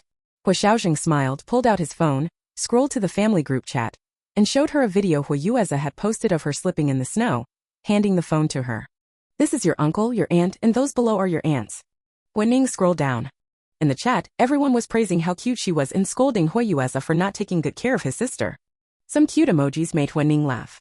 Your aunt is so beautiful. Guining clicked on her aunt's profile picture, a stunning beauty with big wavy hair and fiery red lips, her eyes and brows somewhat resembling Huo Xiaozheng's, her gaze cool and clear. Huo Xiaozheng hesitated. She's an actress. Guining gasped in surprise. She would definitely like you if she met you. Why? Huo Xiaozheng, recalling Huo Jing's peculiar preferences, answered evasively. Because you're cute and pretty. The straightforward compliment made Guining blush. She shyly hid in her thick scarf, and after a while, she peeked out with big eyes. Should I bring a gift for my uncle? Huo Xiaozheng, feeling guilty about the dental issue, was naturally eager. Dad has already prepared it. You can present it when the time comes, okay? Guining beamed. Okay. The car started and headed towards the Huo family estate. In her previous life, Huo lacked experience interacting with the older generation. Her mother was already quite old when she had her. By the time she grew up, her mother had been diagnosed with cancer early on. To avoid upsetting the older generation, Huo parents had kept a secret from them. This had become one of Huo regrets. Ning. Huo Xiaozheng's voice interrupted her reverie. We're here, let's get out of the car. Following Huo Xiaozheng out of the car, she was greeted by a traditional Chinese courtyard, complete with a bamboo garden. They walked along the garden path towards a rockery, the gentle sound of trickling water adding to the tranquility. As they opened the dark red door, a burst of laughter and cheerful voices greeted them. It seems the family atmosphere is quite pleasant, Huo thought. Is Xiaolong back? An elderly woman's voice, filled with surprise, called out. With that call, the laughter in the living room paused abruptly, falling silent. Huo Xiaozheng, accustomed to this, nodded in acknowledgement. Is this Ning? A grandmother in a deep blue cheongsam asked gently. Huo Xiaozheng introduced her. This is Grandma. Huo clasped her hands in front of her, politely greeting. Hello, Grandma. Zhang Jinxiu smile deepened. Ah, good girl, come in. The atmosphere immediately livened up again. So this is Ning, she's grown up so beautifully. Let your great-aunt have a look. Those eyebrows and eyes, you look just like Xiaolong. My, how old is Ning now? Are you in kindergarten? Surrounded by a crowd of relatives, Huo, unaccustomed to such a scene, was momentarily bewildered. I'm Ning, full name Huo. I'm 5 years old. I've been to kindergarten but I'm not currently attending school, she replied clearly. Her candid demeanor endeared her to all the adults present. One who claimed to be the great-aunt couldn't help herself and scooped Huo up. Our Ning is so smart, even using the word recently. Great-aunt has a reward for you. Saying so, she looked around and spotted Huo Yueza. Go get the little gift box from Mom's bag. Huo Yueza, finally finding an opportunity to speak, quickly stepped forward, rescuing the nervous Huo. Mom, it's Ning's first time home, don't scare her. As he spoke, he took Huo into his arms. Although the previous snowman incident had scared Huo Yueza quite a bit, seeing Huo's adorable appearance now, he immediately forgot all about his fear. Just as he was about to embrace his long-awaited little sister, a pair of large hands suddenly appeared and snatched her away. Ah! Huo Yueza, reluctant to let go, was about to throw a tantrum when he saw who it was and calmed down. Uncle! Huo Xiaozheng, who had just taken off his coat and washed his hands, hadn't noticed Huo being surrounded. He touched Huo's slightly pale face. Were you scared? Huo had recovered by then and smiled sweetly. No. Great-aunt said she has a little gift for me. Huo Xiaozheng's smile was fleeting. Before that, let's give your gift to great-uncle first. All right. Huo Xiaozheng put her down, and Huo ran to the pile of gifts that Uncle Joe had brought over, rummaging through them. Holding a gift box, Huo, under the guidance of Huo Xiaozheng, presented it to her great-uncle. Happy birthday, great-uncle. May you have such a day every year. And such a morning every day. Huo recited a blessing she had found online flawlessly. Huo Yanqin, a man of high standing, customarily wore a stern face imbued with authority. But upon hearing the sweetness of the little girl's words, he deliberately softened his expression, pulling out a gentle smile. Ah, thank you, Ning. He accepted Huo's gift and under her hopeful gaze, unwrapped it. It was a deep blue wristwatch from brand P. Huo personally picked this out for you, Huo Xiaozheng reminded. The statement was no lie. Upon learning that she wanted to give her great-uncle a gift, Huo Xiaozheng had immediately produced an iPad for her to choose from, and the chosen gift was then delivered by the brand. Huo Yanqin's smile deepened. Cough. A deep voice accompanied by the sound of a cane echoed. Xiaoling, come to the study, came the voice of old Master Huo. Dressed in a dark robe, leaning on a dark brown cane, sitting in the main position of the living room, he broke the harmonious and lively atmosphere. Huo Xiaolong gathered his expression and patted Huo's head in a soothing manner. As Huo Yueza stepped out with the gift, Great-aunt spotted it and took Huo's hand, softly suggested, Ning, would you like to open gifts with Great-aunt? Old Master Huo's aura somewhat intimidated Huo. Now that Great-aunt was diffusing the situation, Huo naturally agreed obediently. She met Old Master Huo's gaze revealed under the passage of time. His eyes were as tranquil as Huo Xiaozheng's when they first met. Huo felt a hint of apprehension. Ch20 According to reason, you should call her granddaughter. Chapter 20. Inside the study, Old Master Huo sat at the desk, while Huo Xiaozheng lounged on the master chair to the right, leisurely pouring himself a cup of tea. Although the Huo family wealth was built upon accumulations of past generations, maintaining it proved to be more difficult than building it. By the time it reached Old Master Huo's generation, the family unity was not as strong as it once was. Old Master Huo exhausted all his abilities, barely managing to maintain the existing fortune of the Huo family. Yet this was far from sufficient. Old Master Huo had the intention to mentor his eldest son, but Huo Yanqin went into the civil service early. After Huo Yanqin entered service, he brought considerable benefit to the Huo family. But it was still not enough. His old age would inevitably come one day. Thus, Huo Xiaozheng became the definitive choice. As expected, his judgment was impeccable. Even in his youth, Huo Xiaozheng displayed wits and maturity surpassing his peers, and his means grew increasingly decisive and ruthless with time. The family matters that old Master Huo couldn't resolve due to old affections, Huo Xiaozheng dealt with them directly, without sentimentality. Old Master Huo felt deeply relieved. Until recently. Have you looked into the background of that little girl? Old Master Huo asked with a voice carrying inherent authority. Huo Xiaozheng nonchalantly set down his teacup. Yes, she's my daughter. A gleam flashed in Old Master Huo's eyes. I heard you've already registered her under your name. Yes. That's fine. The Huo family can manage to raise another little girl, Old Master Huo said. Let's register her under your elder brother's name. Huo Xiaozheng remained composed. No need, I will raise my own daughter. It was rare for Huo Xiaozheng to defy him like this, leaving Old Master Huo momentarily startled, his countenance darkened. The Jiang and Qin families are about to form a marital alliance. You should know what this implies without me having to spell it out for you, right? Huo Xiaozheng remained unperturbed. They won't stir up much trouble. Bang! A teacup flew past Huo Xiaozheng's cheek, smashing against the bookshelf and shattering. Not stir up trouble? Old Master Huo was enraged. Do you really think I'm senile? You and that youngster from the Jiang family have been at odds for years. You just want to fight using the case of that little girl. That Jiang boy made a few remarks and redirected the blame towards his own family branch, taking the opportunity to clean out internal traitors. Now that the Jiang and Qin families are getting married, the Huo family stocks are consistently dropping. What's your countermeasure? Huo Xiaozheng showed no expression, only a slight twitch in his brows when he heard about winning a fight using the case of the little girl. Father, the Huo family has been in my hands for so many years, you should trust me. Huo Xiaozheng maintained his composure throughout, which seemed to ease Old Master Huo's worries. Never have I worried about you since you were a child. I've always had faith in your leadership of the Huo family. The sight of the blood on Huo Xiaozheng's cheek softened Old Master Huo's tone. As for the matter of the little girl, deal with it as you see fit. As he spoke, Old Master Huo got up. Let's go, we shouldn't delay your older brother's birthday celebration. She's my daughter, logically speaking, you should call her your granddaughter. Huo Xiaozheng's voice sounded rigid and somewhat oppressive, or you could call her by her nickname, Ning Ning. Old Master Huo was taken aback. Huo Xiaozheng didn't expect the Old Master Huo to take a stand. He got up, slightly bent his waist at the old man, and walked out of the study first. Separated only by a wall, the atmosphere inside and outside the study was starkly different. The Huo family had few girls and thus the young lady was dearly treasured. At the moment, Huo Ning was surrounded affectionately by everyone. Upon catching a glimpse of Huo Xiaozheng walking out of the study, she instantly broke from the crowd and rushed to his side, looking up at him and calling out, Dad. Huo Xiaozheng responded with a grunt, asking her, Did you have fun? Huo Ning stepped back a bit and instead of answering she asked, Does it hurt? Huo Xiaozheng gave her a puzzled look. Huo Ning pointed at her own cheek indicating, There's blood. Huo Xiaozheng belatedly felt a burning sting. He lifted his hand to wipe at the blood. Huo Ning quickly handed him a napkin. Use this to wipe. Huo Xiaozheng chuckled abruptly, obediently wiping the blood from his cheek with the napkin. Seeing this, Huo Yanqin frowned. Did Dad hit you? Huo Xiaozheng was back to his reticent self. I'm fine. Zhang Jinxiu moved closer to Huo Xiaozheng wanting to wipe his wound but hesitated. In the strained atmosphere, Old Master Huo walked out leaning on his walking stick with the help of the butler. Seeing this, Huo Ning took a few steps forward, shielding Huo Xiaozheng behind her, her eyes fixed on the Old Master Huo with the fierce determination of a wolf pup. The Old Master paused in his tracks. This time, Huo Xiaozheng genuinely laughed. He bent over to pick up his fierce little niece and gently said, Ning Ning, you must not be impolite. Hitting someone is wrong. Huo Ning emphasized earnestly it hurts. This reminded Huo Xiaozheng of his niece's past experiences. She must be afraid of pain. He reassured her gently. Grandpa didn't do it on purpose, so you must not be impolite. Huo Ning realized that Huo Xiaozheng was trying to keep the peace, but as she was under their roof she had no choice.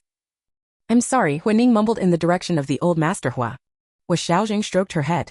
Old Master Huo stepped forward, cleared his throat, and said, It's okay, let's eat.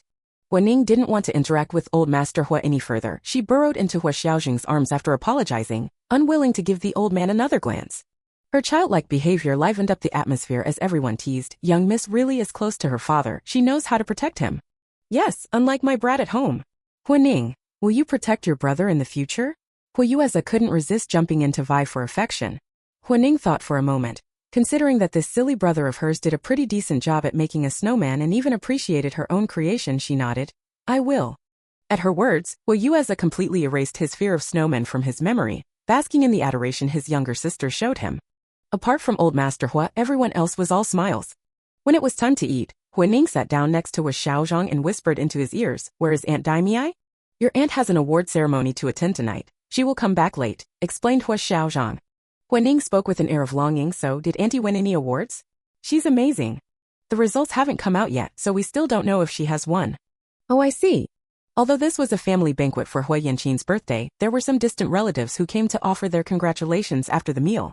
Due to Old Master Huo, even though the Huo family wasn't particularly close with these distant relatives, they were always cordial on the surface. As more and more people arrived, Huo Xiaozheng started to think about leaving with Huining. Letting Ning interact with children her own age might be more beneficial for her physical and mental health. Xin Shiyan's words echoed in his mind. Ning, your dad and your uncle have some matters to discuss. Would you like to play with the other kids? Glancing around at the room full of toddlers, Huo Xiaozheng subtly steered Huining towards a group of little girls away from the mischievous ones. Admittedly, Huining was a bit tired, but she obediently agreed to her father's request. Little did she know how much she would regret saying yes. Ch21 Her daughter seems to love him very much but does not depend on him. Chapter 21. Huo Xiaozheng indeed had something to discuss with Huo Yanqing. After instructing Huining, he went to the reception room. Huining remained among the group of children, looking somewhat dazed. This group of children were all girls from the Huo family's extended branches, mostly around 7 to 8 years old, with only one slightly older at 12. Hello, little sister Ning. I'm Sister Jiai, said the slightly older girl. Hello, Huining replied obediently. Hua Jiai noticed her seemingly not too bright expression in the unbranded sweater and woolen pants she wore. Recalling her mother's comments at home about her being an illegitimate child, a hint of contempt flashed in her eyes. We're playing hide and seek. Ning, why don't you join us? Hua Jiai invited enthusiastically. Remembering how the adults had just been pinching her cheeks, Huining shuddered. To avoid further torment, Huining immediately agreed with a sure. Huo Jingyi beamed with delight. At her command, a girl named Anqi covered her eyes and began counting. The hiding area was limited to the first floor. Huining felt a bit anxious and looked around for possible hiding spots. Huo Jingyi made a gesture towards her and pulled her towards a corner of the hallway. Huo Jingyi, familiar with the place, found a cabinet. It wasn't large, and with the space already occupied, it could just fit one small child. Little sister Ning, hide here. Huining was surprised. What about you? Huo Jingyi smiled mysteriously. I have another place. Quick, get in. I'll lock it for you. If Anqi can't find you, I'll come to open it when the game ends. With that, she pushed Huining into the cabinet. Huining panicked and quickly reached out to grab her. Sister Jingyi, I'm afraid of the dark. As Huining reached out, a smooth Hetian jade bracelet was revealed on her thin arm. Huo Jingyi immediately recognized it as the gift that eldest aunt Huo had promised to give her on her birthday, originally meant for her. Huo Jingyi's smile faded. She grabbed Huining's wrist and demanded harshly, where did you get this bracelet? Her tone was fierce, making Huining uncomfortable. She withdrew her hand. Eldest aunt Huo gave it to me. Impossible. Huining shrank her shoulders in fear. Realizing her tone was too harsh, Huo Jingyi's eyes darted around as she hatched a plan. Little sister Ning, I really like this bracelet. Can we trade it for my pink floppy-eared rabbit? Huining tilted her head. I can't trade a gift from eldest aunt Huo. It would make her sad. Surprised that the seemingly not-so-bright child could say something so thoughtful, Huo Jingyi was momentarily at a loss. 987. Anqi's countdown echoed from afar. Huining urged. Sister Jingyi, we're running out of time. Let's quickly find a place to hide. She tried to crawl out of the cabinet. Feeling angry, Huo Jingyi quickly pushed Huining back into the cabinet, putting on a kind face. You stay hidden here. Wait for me to come find you. With that, she swiftly locked the cabinet and her footsteps faded away. Huining, I'm really going to die. Huining wasn't lying. She had always been afraid of the dark, and the original owner of this body, due to past traumas, was even more unable to bear being alone in darkness. Now Huining could only observe the details inside the cabinet through the faint light seeping through the cracks, trying to distract herself. The cabinet was filled with old items seemingly arranged without logic. Certificates, toy guns, notebooks, photo frames. Wait, these seem to be childhood items of uncle and aunt. Does that mean there might be childhood memories of her villainous father too? Huining excitedly began searching, while also being cautious not to make too much noise and alert the little hunter Anqi outside. Time ticked by slowly. Huining didn't find anything from Huo Xiaozheng's childhood, and the little hunter Anqi hadn't found Huining either. These little brats are pretty bad at this game, Huining muttered. Perhaps due to poor air circulation in the confined space, Huining felt a bit dizzy. She yawned widely, adjusted her position, and closed her eyes. Might as well pretend to be sleeping. Don't think about the situation. Huining dozed off hazily, and even when she woke up, no one had come to find her. Huo Jingyi hadn't come to open the cabinet either.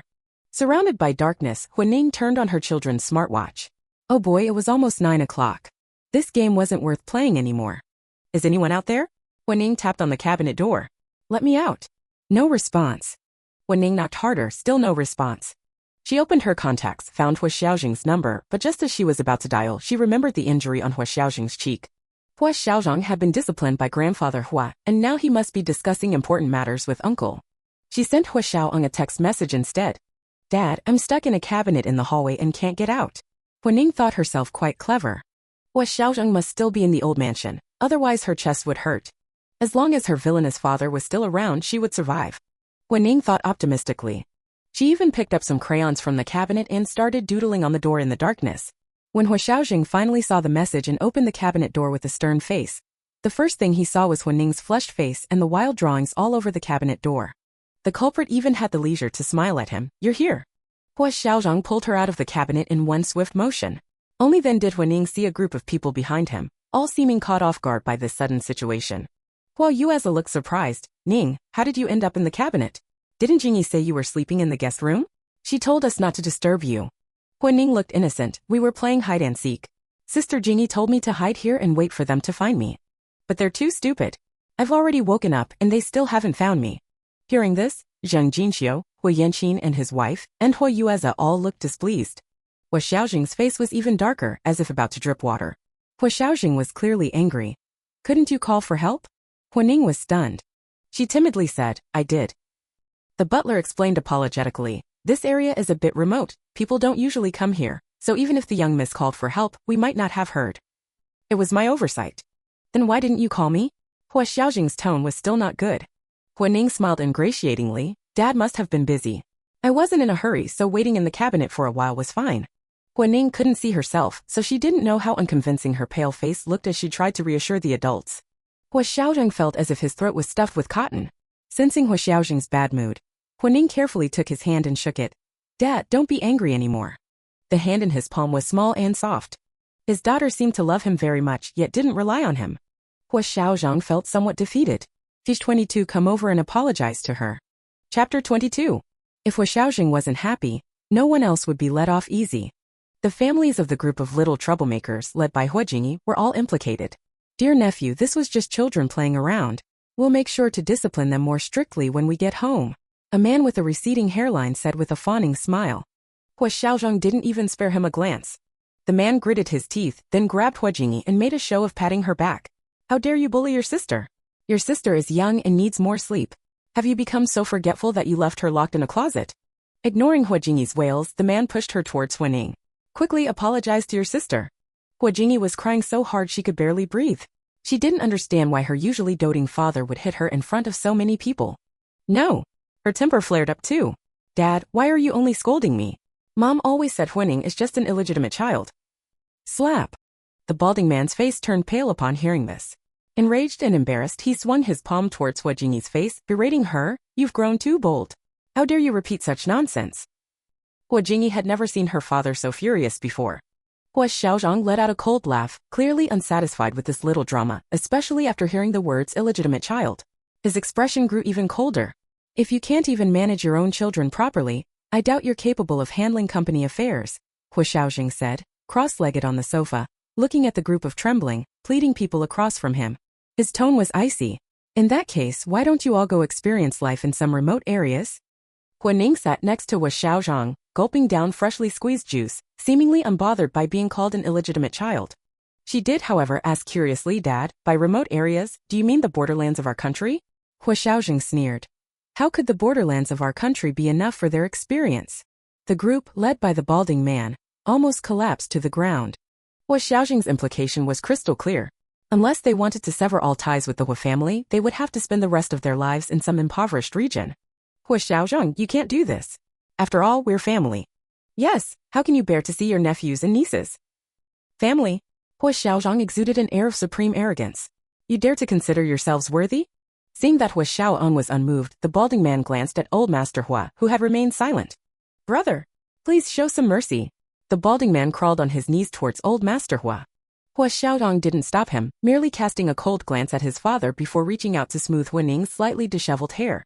Huo Guining was somewhat used to Huo Xiaozheng's mild obsessive-compulsive disorder, as he always seemed unable to tolerate her messy hair and wouldn't rest until he had smoothed it out. She shook her head, looking innocently towards old Master Hua as if watching a TV drama unfold. Old Master Hua had no doubt that if given a handful of sunflower seeds, she would happily munch on them while enjoying the show. With his son's words still ringing in his ears, coupled with little Huining's gaze, Old Master Hua swallowed the words of leniency he had been about to utter. You're not getting any younger. Surely you understand the principle that without rules, there can be no square, Old Master Hua said calmly. Ning Ning is my granddaughter of the Hua family, and no one has the right to question that. As Huo Xiaozheng had said, Huining was his granddaughter. No matter how unsuitable her mother might have been, she remained a granddaughter of the Hua family. Old Master Hua emphasized you question Ning Ning's status, which shows you don't quite grasp the concept of family. Listen to Xiaozheng and go experience life elsewhere for a while. The balding man felt as if struck by lightning. Old Master Hua's words were as good as a final verdict. Huining looked at Old Master Hua with surprise a few times. Feeling a bit awkward, Old Master Hua cleared his throat and excused himself, citing poor health as he retreated to his room. At this point, there was no room for negotiation. The extended family members began to disperse, intending to gather some valuables to take with them. Wait, Huo Xiaozheng spoke up. He wiped the juice from the corner of Huining's mouth, then said leisurely, did I say you could leave? ? What more could he want? Huo Xiaozheng took a tissue and meticulously wiped the juice residue from his fingers. All of you, come here and apologize to my daughter. This statement stunned everyone present, including the extended family members, Huo Yanqin and Zhang Jinxiu. Huo Xiaozheng wasn't known for being so outwardly expressive. The Huo family's continued prosperity and even greater success under his leadership was due to his ruthless and decisive methods. He protected the Huo family, but more like he was protecting a symbol, a responsibility he was born with. Gradually, he became increasingly difficult to read, and even family members grew to fear him. Now his insistence showed a hint of vitality. The balding man silently cursed his bad luck, but had no choice but to comply. He dragged his wife and daughter in front of the little girl, pressing their heads down to apologize to Huining. We're sorry. Seeing this, the others followed suit, apologizing one by one. Huining clutched Huo Xiaozheng's sleeve tightly, afraid of shortening her lifespan. She understood that Huo Xiaozheng was standing up for her, and of course she wouldn't undermine his efforts. So she accepted each apology. Don't let me see you appear in front of my daughter again, Huo Xiaozheng warned the group. He didn't need to say it. After tonight's events, everyone would run in the opposite direction if they saw Huining, let alone appear in front of her. However, this group didn't include the young Huo Jingyi. Why? Why? She's clearly just an illegitimate child, why can't anyone say it? As soon as they got in the car, Huo Jingyi burst into uncontrollable sobs. Earlier, to avoid angering Huo Xiaozheng, her mother had covered her mouth, preventing her from crying out loud. Now, with no outsiders present, she reverted to her spoiled rich girl demeanor. Hearing this, the balding man nearly slapped her again. His wife barely managed to stop him after much pleading. What a fine daughter you've raised, the balding man fumed. I told you to curry favor with that Huining, and what do you two do? One calls her an illegitimate child, and the other is stupid enough to lock her in a closet in front of everyone. Are your heads filled with shit? Huo Jingyi protested. It's her fault for stealing my bracelet. Your bracelet? Was that really your bracelet? The balding man couldn't understand how he had raised such a stupid daughter. He raged, when we get to Africa, you'll have plenty of time to pan for gold and make your own bracelets. His wife seemed to suddenly come to her senses. Can't you think of something? Are we really going to Africa as a family? The balding man sneered, we don't have to go. Just stop eating the Huo family's rice and we won't have to go. His wife let out a whimper and threw herself onto Huo Jingyi crying. Oh, my poor daughter. I had hoped to raise her as a proper lady of society to marry into a good family. What are we going to do now? Cry, cry, cry. Are you holding a funeral? The balding man lit a cigarette and took a deep drag. Just wait a bit longer. A glimmer of hope appeared in his wife's eyes. Stage 23, I don't want to have children accidentally born like me anymore. Chapter 23. Huo Yanqin's birthday was a chaotic affair. Huo Xiaozheng apologized to Huo Yanqin. We're family, let's not keep secrets, Huo Yanqin said, looking at Huining, who was engrossed in watching cartoons. As for you, it's about time you introduce Ning Ning to the family. Otherwise, with all the gossip going around, Ning Ning might hear something unpleasant elsewhere. Huo Xiaozheng nodded, I understand. Huo Yanqin patted his shoulder, you've always had your own way of doing things since you were young. Your big brother trusts you to handle this well. After a pause, he added, I heard that girl from the Qin family is getting married. He kept his eyes fixed on Huo Xiaozheng and felt relieved when he saw no change in his brother's expression. For years, his brother had seemed bewitched, stumbling whenever anything related to the Qin family's daughter came up. This time, the Qin family's daughter was getting married and had sent invitations to all the prominent families in South City. Huo Yanqin was worried his brother might go crazy. Yes, I received an invitation too. Jiang Suyuan wouldn't miss such a good opportunity to show off, and had the invitation delivered to Huo Xiaozheng immediately. If it's inconvenient for you, I can attend on your behalf. The Huo family and Qin family were old acquaintances, so it wouldn't be out of place for Huo Yanqin to attend Qin Ziyi's wedding. Thinking of Jiang Suyuan, Huo Yanqin felt a bit irritated. That Jiang boy is too inconsiderate. Why drag the little girl into our generation's grudges? The lawsuit between the Huo and Jiang families had been trending on social media for a long time, dominating headlines everywhere. It was hard to avoid seeing it. But the Huo family knew little about the specific details. They wanted to ask Huo Xiaozheng, but given his personality, if he didn't volunteer information, no one could pry it out of him. As a result, the Huo family's understanding of what happened to Huo Ning was not much different from that of the general public. I'll tell you more about Ning Ning's situation when the time is right, Huo Xiaozheng said. He didn't want to keep reopening Ning Ning's wounds for others to see. He hoped that when Ning Ning had fully come to terms with her past, she could choose whether to talk about it or not. As for Jiang and Qin, I'll attend their wedding in person. 3 days after Huo Yanqin's birthday, Huo Xiaozheng took Huo Ning to attend Jiang and Qin's wedding. The wedding venue was the largest 5-star hotel in the area. Dad, why are you going to this wedding? As the scenery outside the car window receded, Huo Xiaozheng and Huo Ning were on their way to the wedding venue. In the back seat, Huo Ning wore a white little dress with thick tights, covered by a thick cashmere coat. She looked up curiously at Huo Xiaozheng beside her. Huo Xiaozheng wore a well-tailored black suit with a gold fern brooch pinned to his left chest. His short black hair was combed back, revealing a full forehead and high nose bridge. His chiseled face looked even more handsome in the light. The temperature in the car was a bit high, so Huo Xiaozheng took off his jacket and rolled up the sleeves of his white shirt. Dad's going to avenge you. Huo Xiaozheng's leisurely words fell like a bolt from the blue on Huo Ning's ears. She widened her big eyes. Huh? Huo Xiaozheng was amused by her expression and gave a brief smile. Don't believe me? Huo Ning shook her head. It's not that, but is this really okay? Dad, I'll get on my knees and call you Daddy if you want, just please don't go provoke the main characters, okay? She had originally thought Huo Xiaozheng was attending this wedding to help her move on. Now it seemed he was just asking for trouble. Huo Ning's brain was racing and she became so anxious that she started to stutter. Dad, you. Jiang. An eye for an eye will make the whole world blind. By the end she was practically shouting. Huo Xiaozheng was stunned, then burst out laughing. Huo Ning was so anxious that she didn't even have time to hide it. What's there to laugh about at a time like this? Where did you learn such a sophisticated phrase? Huo Xiaozheng stopped laughing. Looks like we need to find you a teacher soon, so your education doesn't fall behind. Huo Ning was sweating with anxiety. Dad, you don't need to avenge me really. Seeing that she was about to cry from worry, Huo Xiaozheng asked, why are you so afraid of me taking revenge on Jiang Suyuan? Huo Ning's expression froze and she instantly lost the ability to form words. Oh no, she had been too hasty and Watson had found her blind spot. Why indeed? She could hardly say that she knew this world was just a book and her dear dad was the villain in it, could she? Huo Xiaozheng gazed at her silently for a while, then said in a solemn tone, are you afraid he'll retaliate against me? Bingo! Huo Ning was delighted inwardly but didn't show it on her face. She nodded like a pecking chick. I don't mean that I don't trust you, but... Her little brain started spinning rapidly again. I don't want any more children like me to be born by accident. As she spoke, Huo Ning lowered her head dejectedly. Huo Xiaozheng was struck by her words and didn't know how to react for a moment. Suddenly seeming to realize something, Huo Ning looked up and hastily explained, don't overthink it, I don't blame you. Huo Xiaozheng sighed, I'm not overthinking. I'm just surprised that Ning Ning seems to care more about me than herself. Of course you're my dad after all. Seeing that Huo Xiaozheng's attitude had softened, Huo Ning immediately poured on the sugar.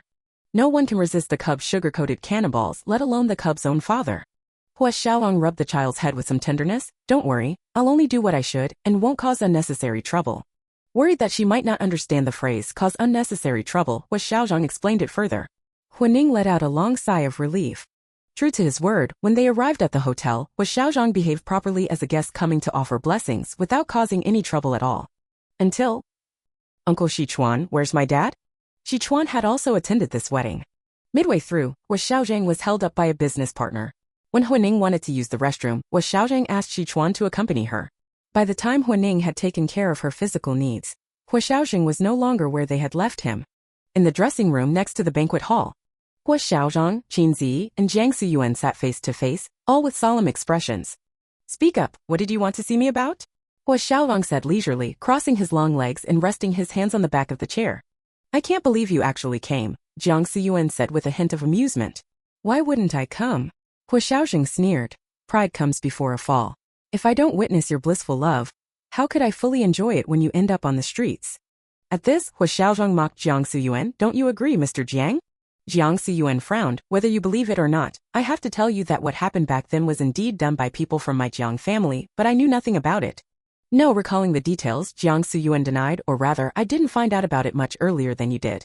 The Jiang Suyuan who communicated with Li Ziyuan on the phone wasn't Jiang Suyuan himself, but someone impersonating him, intending to use the opportunity to smear the Huo Corporation. If it succeeded, he would be a hero for the Jiang family. If it failed, he could still suppress Jiang Suyuan. Killing two birds with one stone.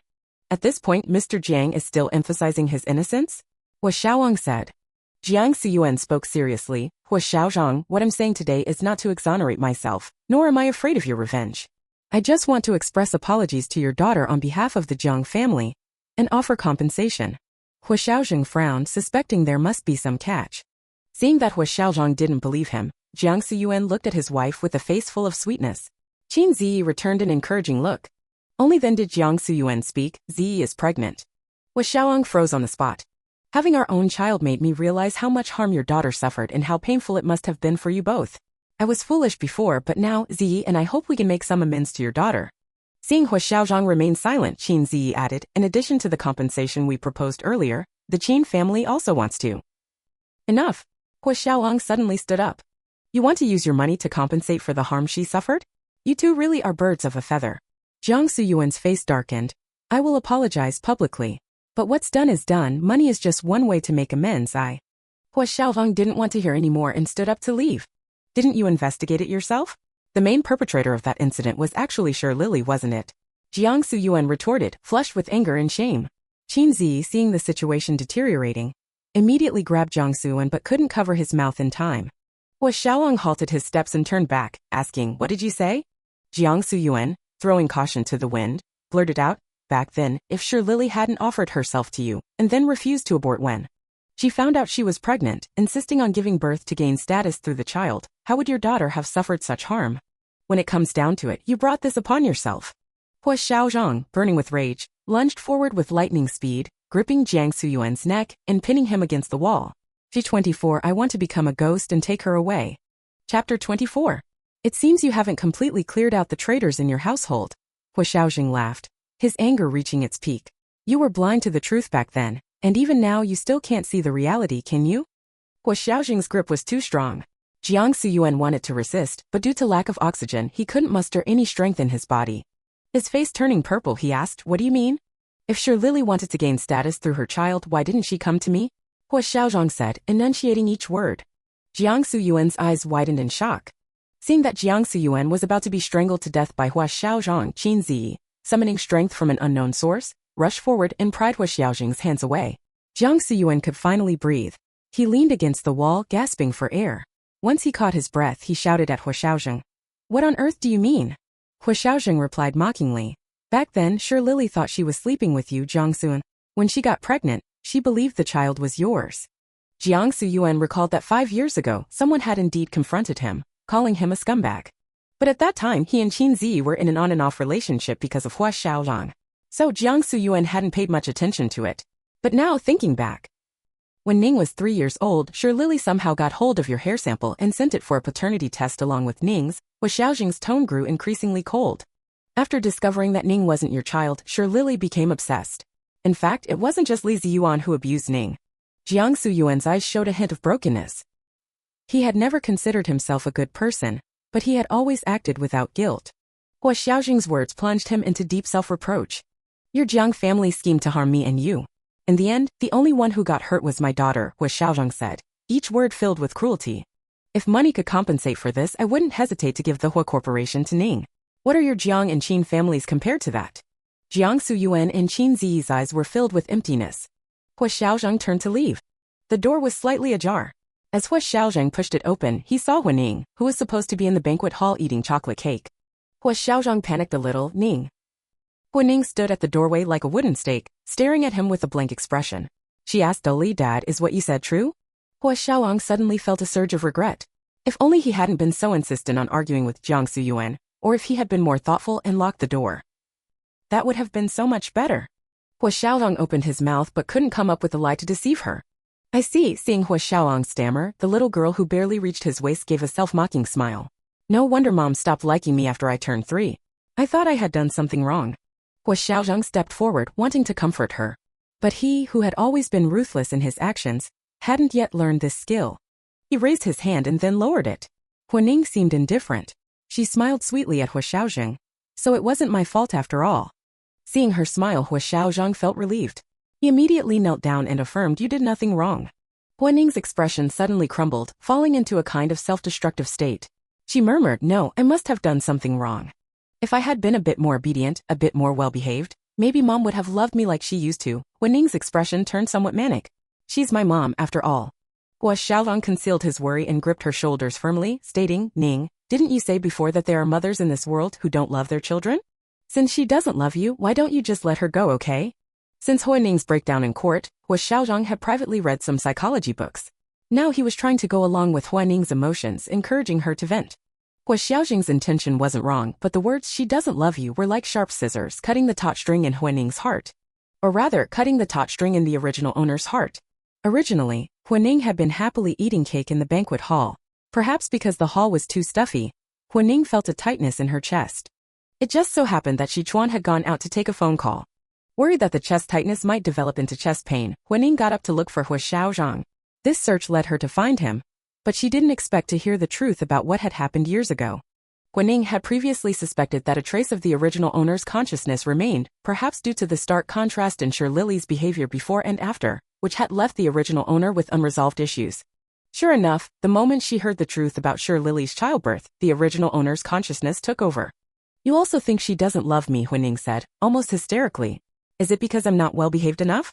Huo Xiaozheng was at a loss. No, it's not your fault.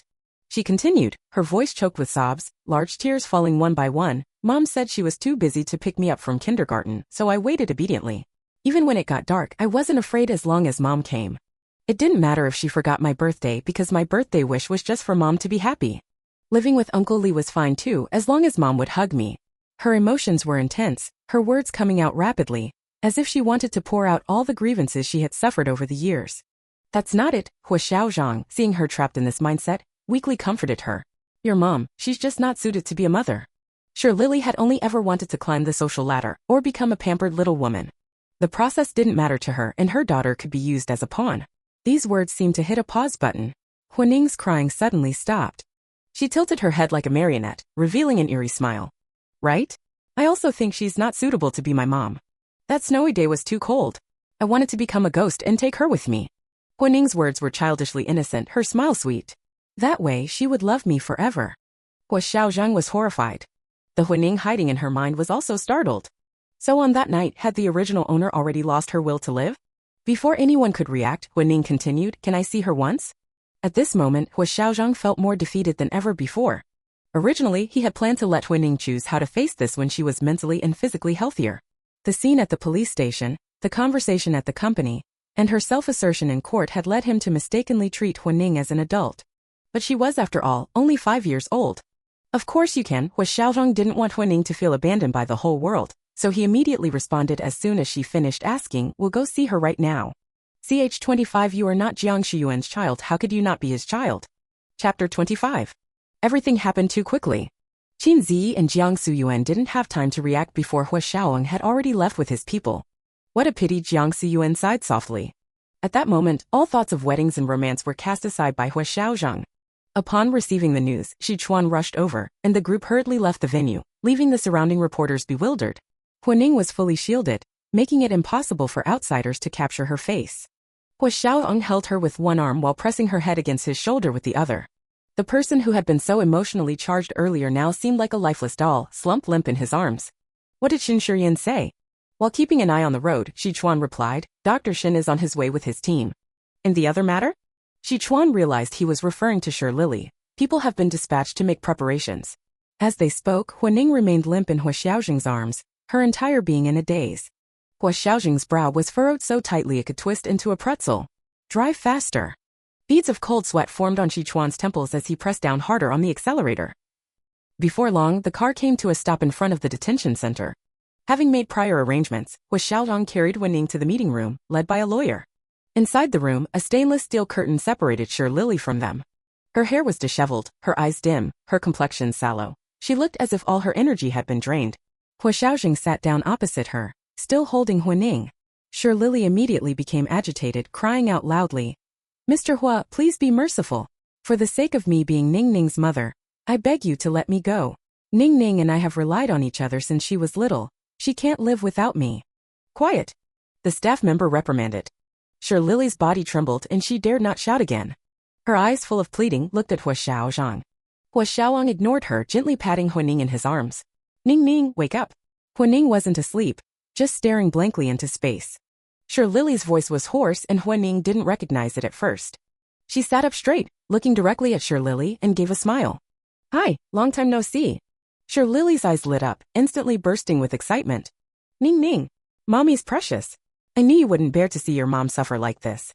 Towards the end, Sure Lily began to sob, reaching out her hands, wanting to touch Huo Ning's face.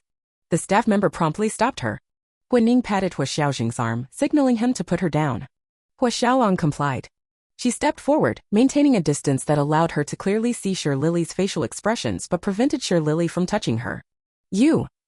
Huo Ning uttered one word before her throat constricted, making it difficult to continue. The Huo Ning who had been hiding in a corner of her consciousness connected with the original host, understanding what she wanted to ask. She softly told the original host, be brave, you did nothing wrong. The original host seemed to hear Huo Ning's words.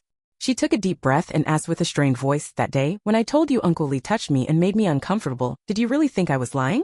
Sure Lily's facial expression froze, almost losing her composure. What are you talking about touching? He was just playing with you. Sure Lily's words were directed at the original host, but she gave an awkward smile to Huo Xiaozheng. If it was just playing, why were you so angry when Uncle Li put makeup on me? Huo Ning's tone was soft, as if she was merely seeking an answer and would leave once she got it.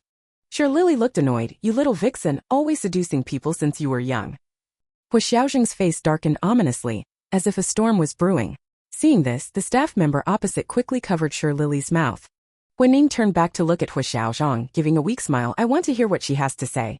Huo Xiaozheng disapproved. Huo Ning insisted on listening. Huo Xiaozheng shot Sure Lily a warning glance. The staff member released Sure Lily. Knowing there was no hope for redemption, Sure Lily stopped struggling and reverted to her true self. Don't blame me for being heartless. That year I had my eye on Jiangsu Yuan.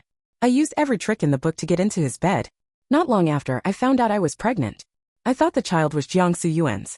At that time, Jiangsu Yuan was in a passionate relationship with the Qin family's daughter.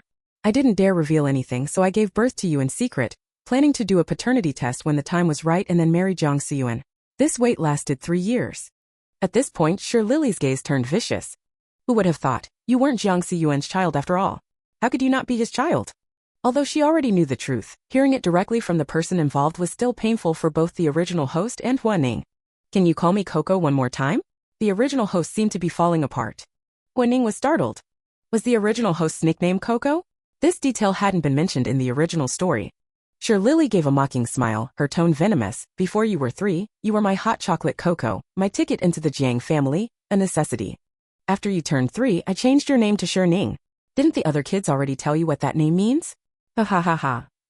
What use are you? You might as well die, wouldn't it be better if you were dead? Sensing something was wrong, Huo Xiaozheng quickly covered Huo Ning's ears and pulled her into his embrace, turning her away. Sure Lily, are you even human? Huo Xiaozheng berated harshly. Huo Ning struggled free from Huo Xiaozheng's grasp and faced Sure Lily again. Do you know where you are now? Sure Lily's smug expression froze. I'll come to visit you often in the future. Sure Lily raged, you little hussy. I saw through you long ago, you're no innocent. You even went and found your own father, look how capable you've become. If it weren't for me you... Huo Ning smiled brightly. That's right, if it weren't for you, how could I have sent all those who bullied me to a place like this? My dear mother. With that, Huo Ning ignored Sure Lily and tugged at Huo Xiaozheng's clothes, asking to leave. Compared to the lifeless doll from before, Huo Ning now seemed much more animated. Don't worry, Daddy will have the lawyer uncle take good care of her, he said as he picked up Huo Ning and walked out. He completely disregarded Sure Lily's frenzied curses behind them. As they walked out of the detention center's main gate, they ran into Shan Shuryan. Huo Xiaozheng shook his head slightly at him, indicating that Huo Ning was fine. Shan Shuryan wasn't entirely convinced and followed them into Huo Xiaozheng's car. Huo Ning still had the energy to greet him. Hello, Uncle Shan. Hello, Ning Ning. Have you been well lately? Huo Ning was still nestled in Huo Xiaozheng's arms, refusing to come down, and Huo Xiaozheng seemed to be enjoying her unprecedented dependence. However, Shan Shuryan noticed that her hands were trembling slightly. He discreetly signaled to Shi Chuan in the driver's seat. I've been very well, Huo Ning nodded in affirmation. I just went to see Mom. Seeing that she brought up Sure Lily on her own, Shan Shuryan asked, Oh, was it a happy meeting? Huo Ning's little eyes darted around as she pondered, then she nodded again, yes, happy. After saying this, she buried her entire face in Huo Xiaozheng's chest and started giggling. However, her laughter went on for an unusually long time. Sensing something was amiss, Huo Xiaozheng frowned. Ning, if you don't want to laugh, you don't have to. Like someone who had endured endless cold and frost suddenly touching a hint of warmth, Huining, still buried in his embrace, began to sob like a wounded animal in response to Huo Xiaozheng's words. Ch 26 Filial piety breeds strength.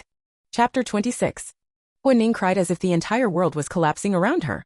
No matter how Huo Xiaozheng tried to comfort her, she couldn't stop, showing signs of an impending breakdown. Seeing her struggle to breathe, Shan Shiyan immediately took the medical kit from Sichuan's hands, extracted the prepared medication, and with Huo Xiaozheng's help, injected her with a sedative. The drug took effect quickly. Soon she collapsed into Huo Xiaozheng's arms, falling into a deep sleep. Will she be all right? Huo Xiaozheng asked. Shan Shiyan said, don't worry, it shouldn't be a big problem. Make sure someone stays with her at all times for the next few days. Don't let her be alone. Huo Xiaozheng looked at her with a complex expression, his throat tightening. Did I do the wrong thing? Shan Shiyan was very surprised. For someone as proud as Huo Xiaozheng, he had rarely, if ever, admitted to being wrong. More often, he would make others kneel before him to apologize. He patted his friend's shoulder, speaking earnestly, it's not entirely your fault.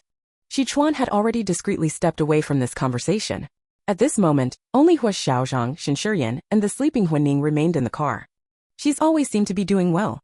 I didn't realize in time how fixated she was on Lily. Huo Xiaozheng rarely showed such remorse. I've always treated her like a mature adult, so I didn't make thorough plans for her. When she asked to see Lily, I chose to respect her wishes. But she's only 5 years old. What decision-making ability can a 5-year-old have? I could have handled today's events much better. Instead, I chose the easiest way, thinking it was respect. He blamed Jiang Siyuan, blamed Lily, blamed everyone who caused this tragedy. But to be fair, wasn't Huining's initial impression of her father also rooted in hurt? When Huining revealed her identity, his first reaction was to worry that she would become a burden, which was why he was relieved that Huining only asked him to raise her until she turned 18. He was no different from them. Huo Xiaozheng's throat felt like it was stuffed with cotton, unable to say more. This was clearly his fault. As Shan Shiyan listened to his friend's confession, he felt both sympathy and a hint of schadenfreude. He remembered how Huo Xiaozheng had once left Ning far away in the suburbs, not even picking her up from the hospital. One could only call it karmic retribution. He cleared his throat. Now is not the time for self-blame. Ning's condition requires treatment. Huo Xiaozheng pulled himself out of his emotions and said seriously, have you found the doctor I asked you to look for? Shan Shiyan nodded, my college classmate. She went abroad to study psychology after graduation. I contacted her a few days ago and she happens to be back in the country. Good, let's set up an appointment as soon as possible. Don't be too hard on yourself, Shan Shiyan pondered for a moment. Today's situation might not be a bad thing for Ning. Now that everything is out in the open, it allows the sun to shine in. However, we need to be careful about guiding Ning's behavior from now on. Otherwise, she might become extreme. Huo Xiaozheng grunted in agreement. This was something Huo Xiaozheng understood. That's why he had always allowed Huining to draw, hoping it would help her release her emotions. The car fell into silence. Shan Shiyan waved Sichuan over and they drove away. While Huining's body was in deep sleep, her consciousness remained awake. After the intense crying, the original soul seemed to have found release, its consciousness seemingly dissipating without a trace.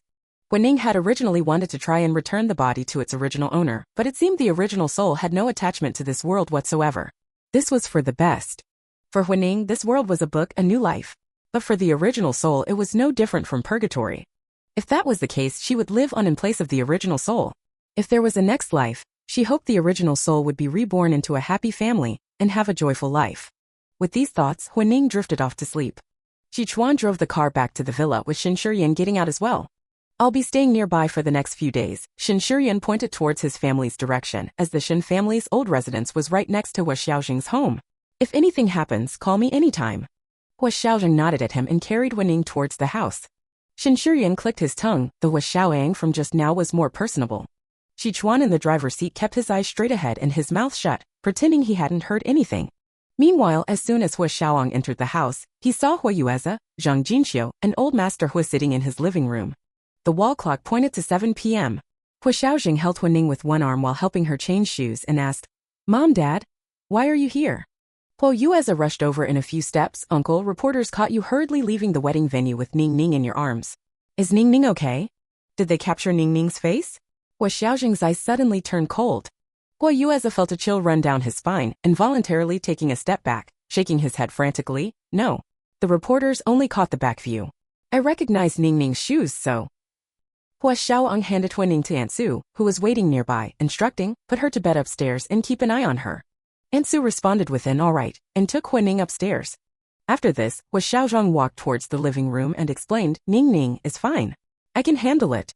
Zhang Jinxiu stood up, her voice filled with concern. The previous news report said that Ningning had been abused. Now that we've met Ningning, we're family. Tell Mom the truth, what exactly happened to Ningning? Didn't you say earlier that she's also my granddaughter? Old Master Huo chimed in. Huo Xiaozheng thought for a moment, sat down opposite them, and briefly explained the day's events. That's roughly what happened. Shen Shiyan says that with gradual care, there shouldn't be any major issues. Huo Yueze was so angry his curly hair seemed about to explode. How can there be such a mother in this world? From now on I'll protect Ningning. I'd like to see who dares to bully her. Old Master Huo hit him on the arm with his cane. Protect what? Are you some kind of hoodlum? Huo Yueze wanted to say something, but noticing Huo Xiaozheng's displeased expression, he could only mutter, what's wrong with wanting to protect my sister? Zhang Jinxiu sighed. In the end, it's all because of your misdeeds. It's my poor granddaughter who suffers. Old Master Huo said, I was wondering. That Jiang boy has always been at odds with you, stubbornly refusing to back down before. Today he announced at the wedding that he's gifting 5% of the Jiang family shares to Ningning. He and Qin Zi even apologized to Ningning at the wedding venue. So that's the reason behind it. At this point, Old Master Huo scoffed, what's 5% of shares? There's nothing our Huo family can't provide. Huo Yueze interrupted with clear eyes, I also have many things to give Ningning. Grandpa, when will my sister be adopted into our family? 27 Her mother's intentions are not pure. And at such a young age, she has such strong opinions. Chapter 27. Ever since hearing that Old Master Huo had the idea of adopting his sister into their family, he had been thinking about it day and night, longing for his sister to live with him. This way he could see his adorable sister every day and even show her off at school. Upon hearing Huo Yueze mention this, Huo Xiaozheng's face, which had just softened, instantly darkened again. Old Master Huo felt a bit guilty. Embarrassed and angry, he picked up his cane and swung it at Huo Yueze, shouting, What nonsense are you talking about? Zhang Jinxiu shot a reproachful look at her husband and gave Huo Xiaozheng a reassuring expression. Don't mind your father, she said. Huo Xiaozheng remained noncommittal. By the way, I'm planning to host a dinner party for Ningning, Huo Xiaozheng said, looking at Old Master Huo, who was still vigorously waving his cane despite his age. Dad, you can announce Ningning's identity at that time. All right, Old Master Huo immediately replied. When? In a little while, Huo Xiaozheng pondered briefly. Shen Shiyan says Ningning's current state requires her to see a psychologist. A click sound of high heels from the doorway interrupted their conversation. Then the main door was pulled open. A tall, stunningly beautiful young woman walked in, pulling a suitcase. She was wearing a black long dress with a white fur coat. She greeted everyone stylishly, Hi everyone, I'm back. Huo Yueze's eyes lit up. He immediately escaped from his grandfather's cane and rushed over like a firecracker, hugging her arm and whining, Aunt, save me. The newcomer was Huo Jing, Huo Xiaozheng's sister. Jingjing is back, Old Master Huo and Zhang Jinxiu said with some surprise. She greeted her parents and then patted her nephew's hand. What trouble have you gotten into now? Huo Yueze cried foul, ready to spill everything like beans from a bamboo tube, but was mercilessly interrupted by Huo Xiaozheng. Why did you come too? Huo Xiaozheng frowned. Huo Jing tossed her suitcase to Huo Yueze, gesturing for him to take it to the guest room downstairs. Hearing Huo Xiaozheng's rather cold question, Huo Jing raised an eyebrow. I saw the news and rushed over to see my little niece. Where's she? Asleep, Huo Xiaozheng said coldly, watching Huo Yueze carry the luggage. His tone was gloomy as he added, You go back with Mom and Dad later, don't stay here. Huo Jing ignored him, casually asking the housekeeper for an iced Americano and sitting down on the sofa. Old Master Huo and Zhang Jinxiu, hearing this, were a bit displeased. Is that how you talk to your sister? Zhang Jinxiu sat down next to Huo Jing, squeezing her wrist. You've lost weight again. Don't always drink coffee, it's not good for your health. Huo Jing responded carelessly, I know. Old Master Huo chimed in, why suffer unnecessarily? It's not like the family can't afford to support you. Your brother. Huo Jing impatiently interrupted, it's getting late, shouldn't you two go home to rest? Zhang Jinxiu gave Huo Jing a reproachful look, her smile indulgent. All right, we'll stop talking. Old Master Huo glanced at the time, got up and put on his coat, instructing Huo Jing to return to the old house tomorrow. Huo Jing still responded perfunctorily, I'll play at my brother's house for a few days before going back. Huo Xiaozheng interjected. It's not convenient. You should go back now. Zhang Jinxiu also helped, your brother really isn't convenient these days. Ningning's situation is enough for him to worry about. Come back with us, don't meddle. Huo Jing simply stood up, pushing the elderly couple towards the door. I'm already 26 this year, not a child anymore. I know my limits. You go back first, I'll come home in a few days. After seeing them out the door, she promptly closed and locked it, all in one smooth motion. Huo Xiaozheng was both amused and annoyed by her turning the tables. What's wrong with you? Huo Jing collapsed back onto the sofa, saying weakly, stop scolding. I was up all night filming yesterday, and when I saw the news about you and my little niece today, I flew back immediately. Now either let me see my little niece or don't bother me and let me rest for a while before seeing her. In front of the camera, Huo Jing was a cool and stunning beauty.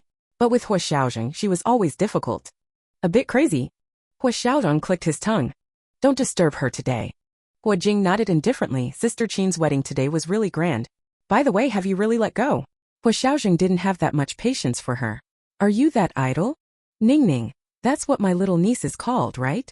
Huo Jing persisted undeterred. Huo Xiaozheng nodded. Her full name is Huo Guining, nickname Ning Ning. A flash of surprise crossed Huo Jing's eyes.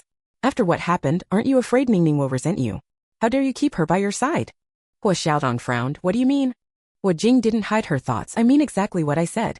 Her mother had ulterior motives, and she's so young but already so determined. Aren't you worried?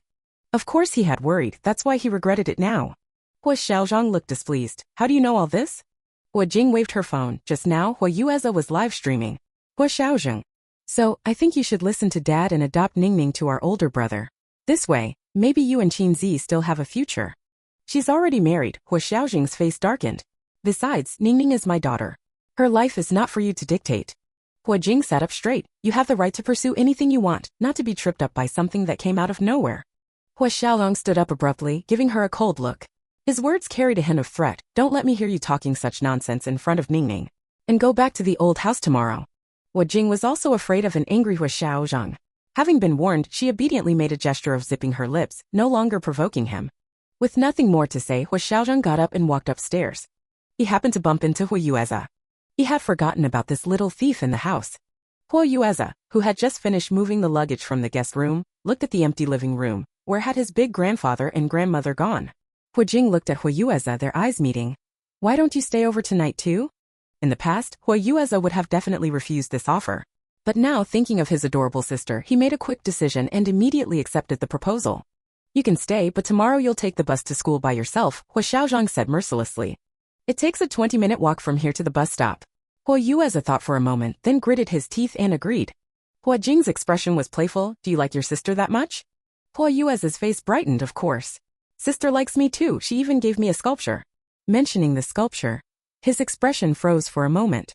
But thinking of his sister's unique affection, he immediately brightened up again. Huo Jing looked past him at Huo Xiaozheng's retreating figure, lost in thought. Sage 28. She is sensitive while you disdain controlling your temper. Chapter 28. Early the next morning, Huining awoke in the dawn light. The morning sun filtered through the gaps in the white gauze curtains, spilling onto her small bed. On the larger bed, Huo Xiaozheng was still asleep. Huining stretched lazily, then tiptoed out of bed and quietly left the room. Ning Ning. Huo Yueza's groggy voice came from downstairs. Huining was a bit confused. Good morning, big brother. Why are you at my house? She held onto the railing, taking the stairs one step at a time. Seeing her little legs moving so cautiously, Huo Yueza took a few big strides forward and scooped her up. I came over with Grandpa and Grandma to see you last night. It got too late, so we stayed over. He set Huining down and replied gently, Why are you up so early? Huining looked up at him. I'm hungry. It was just 6 in the morning and Aunt Sue hadn't arrived yet. Huo Yueza took her hand and walked to the refrigerator, then picked her up. What do you want to eat? Big brother will make it for you. Knowing Huo Yueza's status as a young master from a wealthy family, Huining chose something simple, tomato and egg noodles. Huo Yueza confidently replied, That's easy. He heated up a cup of milk for Huining to drink, then got busy in the kitchen. The kitchen was open plan, so Huining sat on a stool at the island, slurping down half the cup of milk and swinging her feet as she watched Huo Yueza cook. The young man was tall and lanky, his natural brown curls tousled from sleep.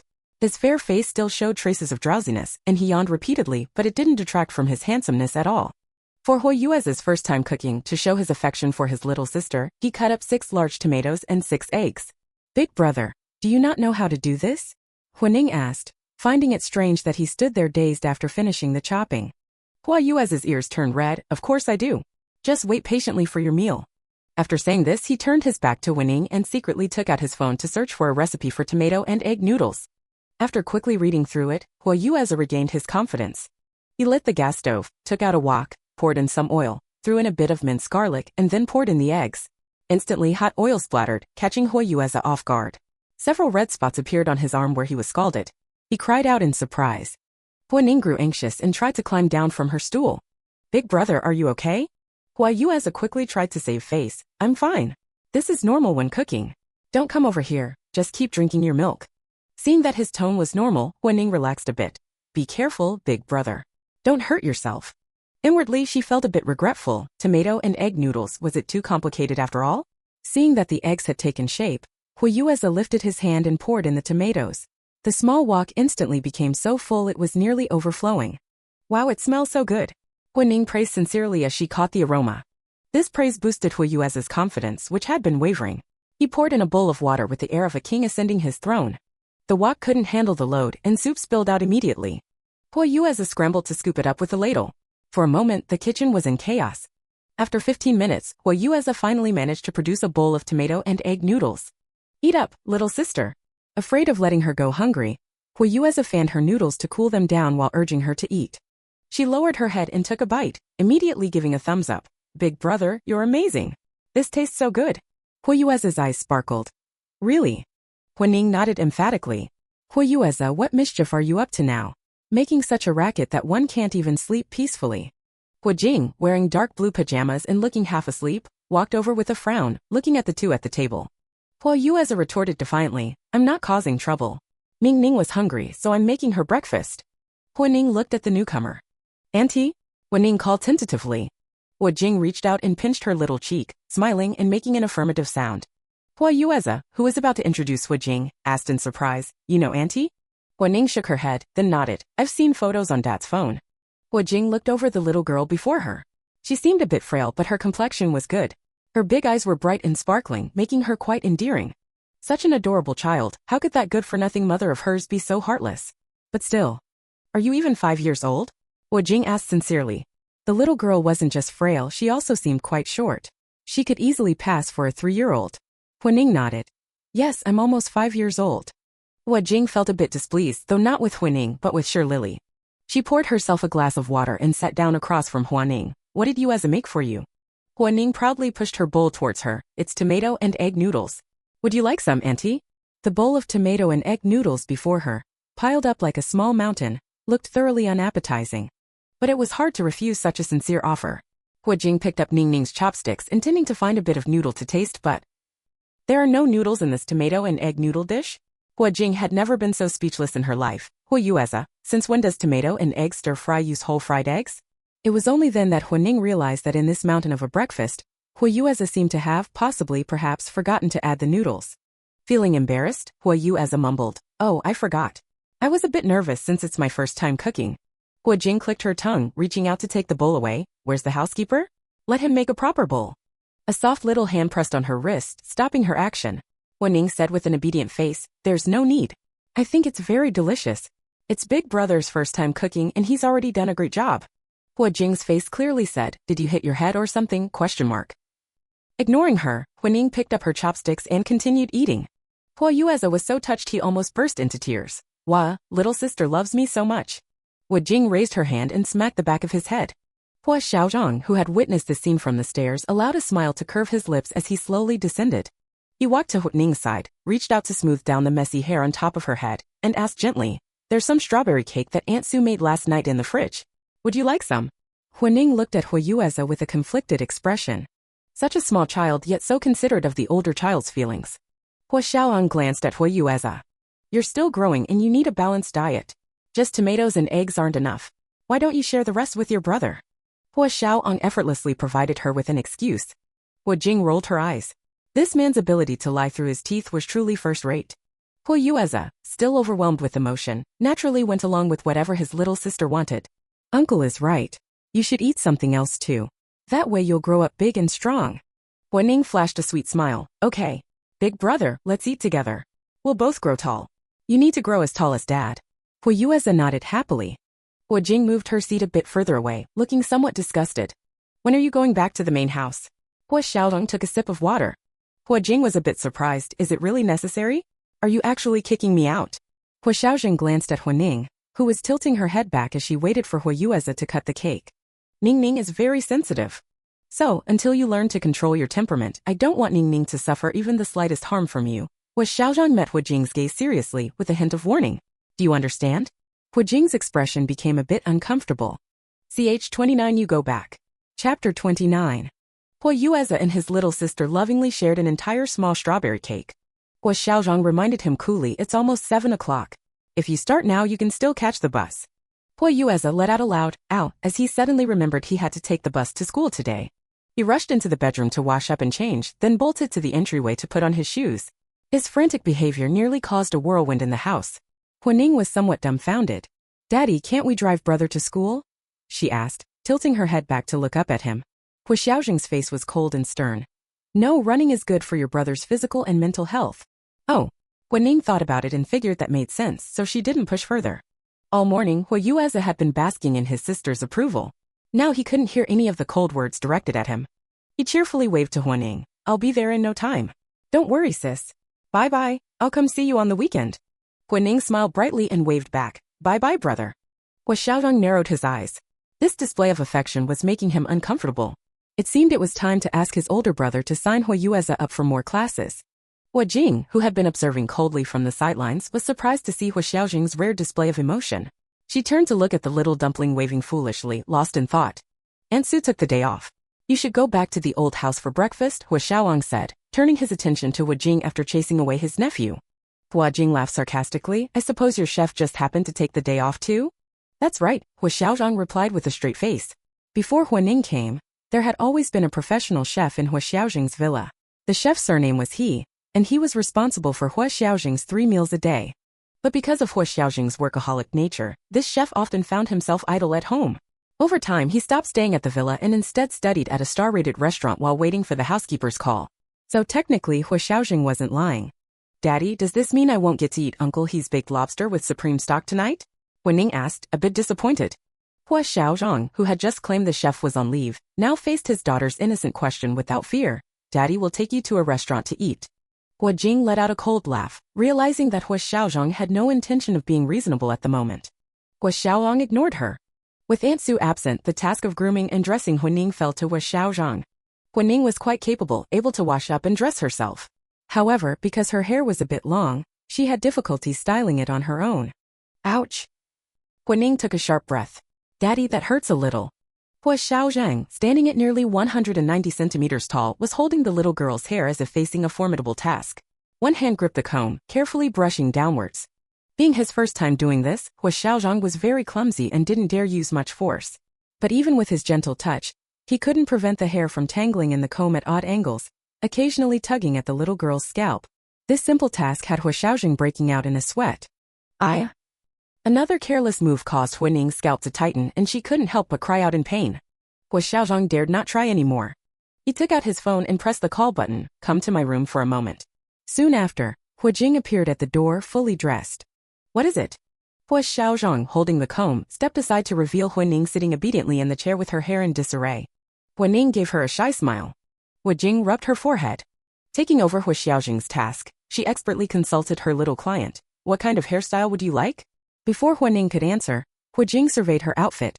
A pink Chanel-style dress with thick tights that had cat ears on the sides. Very cute. Nice coordination. Huo Jing gave her a thumbs up. Let's go for a ladylike hairstyle today. Saying this, Huo Jing skillfully applied hair oil and smoothed out Huining's hair. She deftly twisted 2 circles at the top of Huining's head, creating a bow shape, and decorated it with pretty white cat-themed hair ties. Then she styled the side bangs with an inward curl and used a curling iron to create small ringlets with the rest of the hair, making Huining look as exquisite and adorable as a porcelain doll. Throughout the entire process, Huining didn't feel even a hint of pain. This display of miraculous skill left Huining so shocked her mouth could have fit an egg. Wow! It's so beautiful! Huining stared at herself in the mirror with starry eyes, unable to contain her excitement as she clapped her hands. Auntie, you're amazing! When Huining praised someone, there was a kind of heartfelt sincerity that was particularly hard to resist and easy to get carried away with. Huo Jing finally experienced the same feeling Huo Yueze had earlier. It's nothing, your auntie is an actress, so I'm naturally good at this sort of thing, Huo Jing said, unable to keep from smiling. Once again faced with a scene of mutual affection, Huo Xiaozheng's expression darkened. It seemed that Huo Jing had been having too little work lately as well. Huo Jing, absorbed in the praise, didn't notice that she had just been mentally assigned more work. However, Huining, while admiring her own beauty in the mirror, caught sight of Huo Xiaozheng's expression. She hopped down from the chair, walked over to Huo Xiaozheng and took his hand. "Daddy, it's time for us to go to work." Huo Xiaozheng snapped out of his thoughts. Huining's initiative to be close to him improved his mood considerably. "All right, do you want to bring your drawing board?" Huining nodded. Huo Jing, standing to the side, was a bit confused. "Ning, are you going to work with your dad? Don't you need to go to school?" Huining hesitated a bit. Due to her experiences in her past life, she was always reticent about discussing illness, preferring not to mention it. "She's a bit weak, so she's staying with me temporarily to improve her health. She'll start school in the fall," Huo Xiaozheng explained. Huo Jing thought it was strange but didn't pursue the matter. "It must be so boring going to work with your dad. I have a magazine cover shoot today, and it's near your dad's company. Would you like to come play with Auntie?" Huo Xiaozheng frowned, about to refuse, when he caught sight of Huining's curious expression from the corner of his eye. He held his tongue. "Can I really go?" This was a field Huining had never experienced before, and she was very curious. Huo Jing immediately agreed. "Of course you can." Huining looked up at Huo Xiaozheng.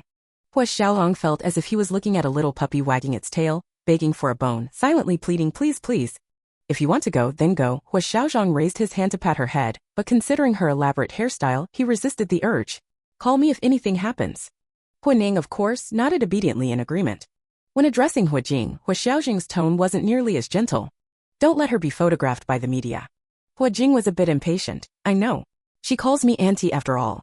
I do have some discretion." Saying this, she reached out and pinched Huining's little face, smiling indulgently. "Auntie will definitely protect Ning well, right?" Huining loved it when the beautiful woman showed her affection. She nodded vigorously and played along in her sweet voice. "Right." Huo Xiaozheng's temple twitched. He had a bad feeling about this. Ch30 No, you can't make my dad angry. Chapter 30. The three of them set off together. Huo Jing's destination was in a tall building not far from the Huo Corporation. Huo Xiaozheng instructed the driver to drop off the two of them first. Before getting out of the car, Huo Xiaozheng produced a small floral mask from somewhere and put it on Huining. "Stay close to your aunt and call me if anything happens." Huining nodded. Huo Jing got out of the car first and walked around to Huining's side, reaching out to help her down. "Bring Ning back to the office before lunch." "Huh?" Huo Jing was shocked. "Can't I even have a meal with my little niece?" Huo Xiaozheng ignored her. "No." Huo Jing, whose worldview had been refreshed once again, almost laughed in exasperation. How had she never noticed before that her cold brother also had the qualities of a doting father? Huo Xiaozheng paid no heed to her thoughts, waved to Huining, and drove away.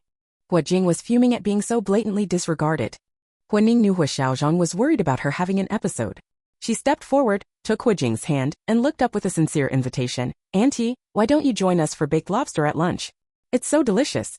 Huo Jing felt her anger subside a little. "All right, I'll definitely come. It'll serve your dad right."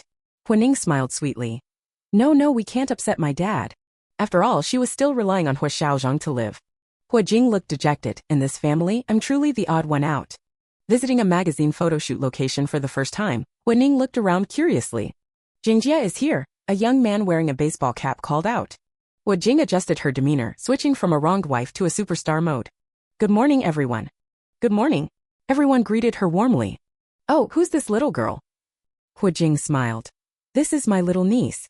My family had something come up, so I'm looking after her for a bit. I hope it won't affect anyone's work." Although Huo Jing had the image of a cold beauty, she had always had a good reputation in the industry, so everyone was kind to her. Of course not.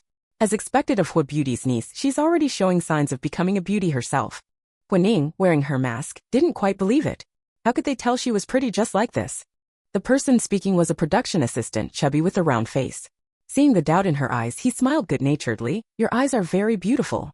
I wonder if you take after your dad or mom." People in the industry didn't know about Huo Jing's connection to the famous Huo family, so there was no malice when such questions were asked. Huo Jing's smile faded a little. Like her mom. This was the truth. Sure, Lily might have had poor character, but she was quite beautiful, especially her eyes, which seemed to hold entire galaxies when she blinked. Huining's eyes were inherited from her mother. Huining noticed the change in Huo Jing's tone, and the previously bright eyes became dim. "Has the makeup artist arrived?" "Let's begin," Huo Jing said flatly.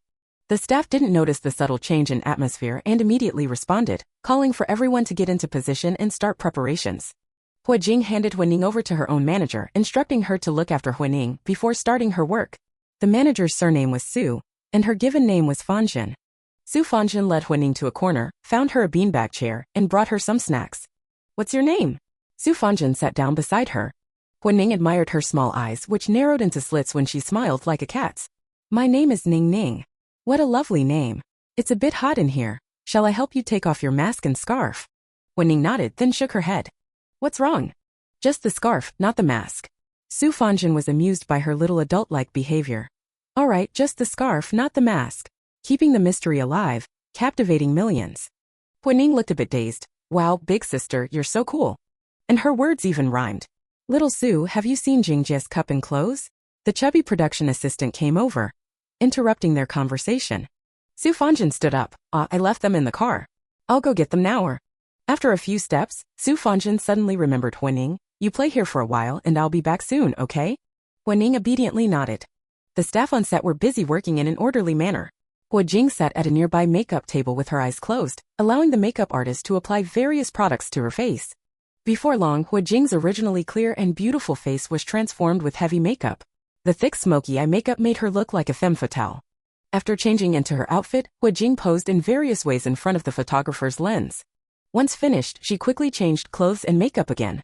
Experiencing a celebrity photo shoot up close for the first time, Huo Ning was filled with wonder and completely amazed by Huo Jing. She took out her iPad and drawing board from her bag and started sketching. As time passed, Su Fanjin still hadn't returned. Huo Ning needed to use the bathroom. She looked around, but everyone was busy, especially Huo Jing. She put down her iPad, stopped a staff member, asked for directions to the restroom, and went by herself. The entire floor had been rented by the production team and turned into a shooting base. At the moment, the corridor was empty. Huo Ning walked in the direction the staff member had indicated but couldn't find the restroom. As she was pondering what to do, a young man wearing a baseball cap and casual suit approached her. Little one, what are you looking for? Huo Ning had a conditioned reflex of discomfort towards strange men. She took a step back, alert. I'm not looking for anything. The young man noticed her wariness and immediately created a safe distance between them. Don't be nervous, I'm not a bad person. His candid action made Huo Ning feel a bit ashamed for misjudging a good person. I'm looking for the restroom, Huo Ning said honestly. The restroom is that way, you were going in the opposite direction, the young man realized. Are you from our shooting team? Only people from our company would be on this floor. Hearing the young man refer to our shooting team, Huo Ning completely lowered her guard. Yes, I came with her to take photos. The young man smiled warmly. What's your relationship to Jingjia? Huo Ning couldn't remember if Huo Jing had any plot lines in the original story. But thinking about the complexities of the entertainment industry, she cautiously said, I'm her family. The young man understood. I see. Didn't your dad come with you? Huo Ning shook her head. Dad's busy. It must be tough for Jingjia to earn money and support the family alone. Huo Ning couldn't quite put her finger on what was off and said blankly, yeah, my aunt is super cool. She looks so pretty today. The young man led her towards the restroom while chatting. Of course, Jingjia's beauty is undeniable, and her acting skills are great too. Hearing this, Huo Ning smiled even more happily as if he was praising her. How come I've never seen Jingjia bring you out to play before? The young man casually asked. Because usually my dad takes me out. A flash of something dark passed through the young man's eyes. Oh, aunt. Jingjia is always very busy, so we rarely meet. Then you must be very happy that she's finally back for a visit? Huo Ning was a bit confused. Yes, I'm very happy. Why did it feel like they were on different wavelengths? Soon they arrived at the restroom entrance. Throughout their walk, the young man had maintained a safe distance from Huo Ning. This made Huo Ning completely let down her guard. Thank you for your help, uncle. The young man's face was kind. It's nothing. Can you remember the way back? Do you need me to take you back? Huo Ning shook her head to indicate she didn't need help. You can go back to your work now. The young man waved and turned to leave. Out of Huo Ning's sight, the young man revealed a triumphant smile. CH31 A Healthy Life Without Cancer. Chapter 31. Huo Ning returned to the filming location feeling light and unburdened. She bumped into Su Fanjin, who grabbed her excitedly and called out behind her, I found her, she's here. Huo Ning was a bit dazed. Sister Su. Su Fanjin spoke urgently. Where did you go? I couldn't find you when I came back. I was so worried. I went to the bathroom. Before she could finish, Huo Jing rushed over. Huo Jing pulled Huo Ning close and looked her up and down. Are you all right? Huo Ning shook her head. I just needed to use the bathroom urgently, so I went by myself. Huo Jing sighed in relief. I'm glad you're okay. Are you hungry? I had Fanjin buy you some strawberry milk. Huo Ning let Huo Jing hold her hand, listening to her ramble on about how next time, she must not leave the adult site, how there are so many child abductors nowadays, and so on and so forth. She held the strawberry milk with the straw already inserted, feeling a bit conflicted. Auntie, can I take off my mask now? Huo Jing was taken aback. No wonder she felt something was off. Of course you can, why have you been wearing it all this time? Isn't it stuffy? When Ning finally removed her mask, didn't Dad say not to let reporters photograph me? I was worried about causing trouble for you, so I didn't take it off. She took a deep breath and a big sip of strawberry milk, looking satisfied. Huo Jing's expression was complex. Auntie, your outfit looks a lot like mine, Huo Ning remarked curiously as she examined Huo Jing's attire, a navy blue vintage check suit set. Very similar to her own Chanel-style outfit. Huo Jing smiled. You're right, doesn't it look like we're wearing matching outfits? Huo Ning nodded with a sweet smile. It does. But Auntie, you look cooler. On a whim, Huo Jing asked the photographer to take a set of portraits of herself and Ning Ning. Huo Ning, thrust into the spotlight, appeared a bit awkward in front of the camera. Good baby, look at Auntie and smile. She turned up the corners of her mouth, flashing a big toothy grin at Huo Jing. When selecting photos, Huo Jing specifically posted this picture in the family group chat. Caption: Mother-daughter photo. Huo Xiaozheng, who had just finished a meeting and was buried in work in his office, received the message and smirked, clicking save. After saving it, he felt Huo Jing was an eyesore, so he edited the photo, cropping out Huo Jing's part and turning it into a solo shot of Huo Ning. Only then was he satisfied. Huo Jing was oblivious to this, happily praising Huo Ning's photogenic nature in the family group chat. The morning shoot ended around 11 o'clock. By the time Huo Jing had packed up, Huo Xiaozheng was already waiting downstairs. Dad! Huo Ning spotted Huo Xiaozheng and ran happily towards the car. Huo Xiaozheng got out of the car, squatted down to lift her into the vehicle and fastened her seatbelt. Did you have fun? Yes. It was fun. Auntie and I took photos together, they look great. Huo Ning was eager to show off their photos, but her smartwatch screen was too small to see clearly. Auntie posted them in the group chat, I saw them. You're very photogenic. Huo Ning smiled shyly. Huo Jing got into the car as well, expressing her disdain for Huo Xiaozheng's plagiarism of her complimentary vocabulary. Huo Xiaozheng ignored her. After lunch, Huo Jing had other engagements and left first. Huo Ning went with Huo Xiaozheng back to the company for a nap. Huo Xiaozheng didn't have a habit of napping. Huo Ning, on the other hand, slept until 5:30 when it was already dark. She climbed out of bed and sat there somewhat dazed, unsure of the time. Since transmigrating into the book, perhaps because her body was that of a child, her perceptions and actions had become childlike. Sure, Lily and Li Ziyuan had been dealt with and could no longer cause trouble. The risk of Huo Xiaozheng turning evil should have been averted, as both Jiang Suyuan and Qin Zi had publicly apologized. From now on, she just needed to cherish this life. This healthy life without cancer. It was as if her life had been reset. Awake. Huo Xiaozheng pushed open the door to find the little bundle sitting alone, lost in thought. The dim bedside lamp was still on, casting her small shadow on the wall. Huo Xiaozheng lowered his voice. It's time to go home. Huo Ning snapped back to reality and smiled brightly. Okay, let's go home. However, this peace didn't last long. As they took the elevator to the underground parking lot, they were stopped by a balding old man. Xiaozheng, just getting off work? Huo Ning recognized him as Huo Jingyi's father. Huo Xiaozheng reached out his hand to pull Huo Ning behind him. What's the matter?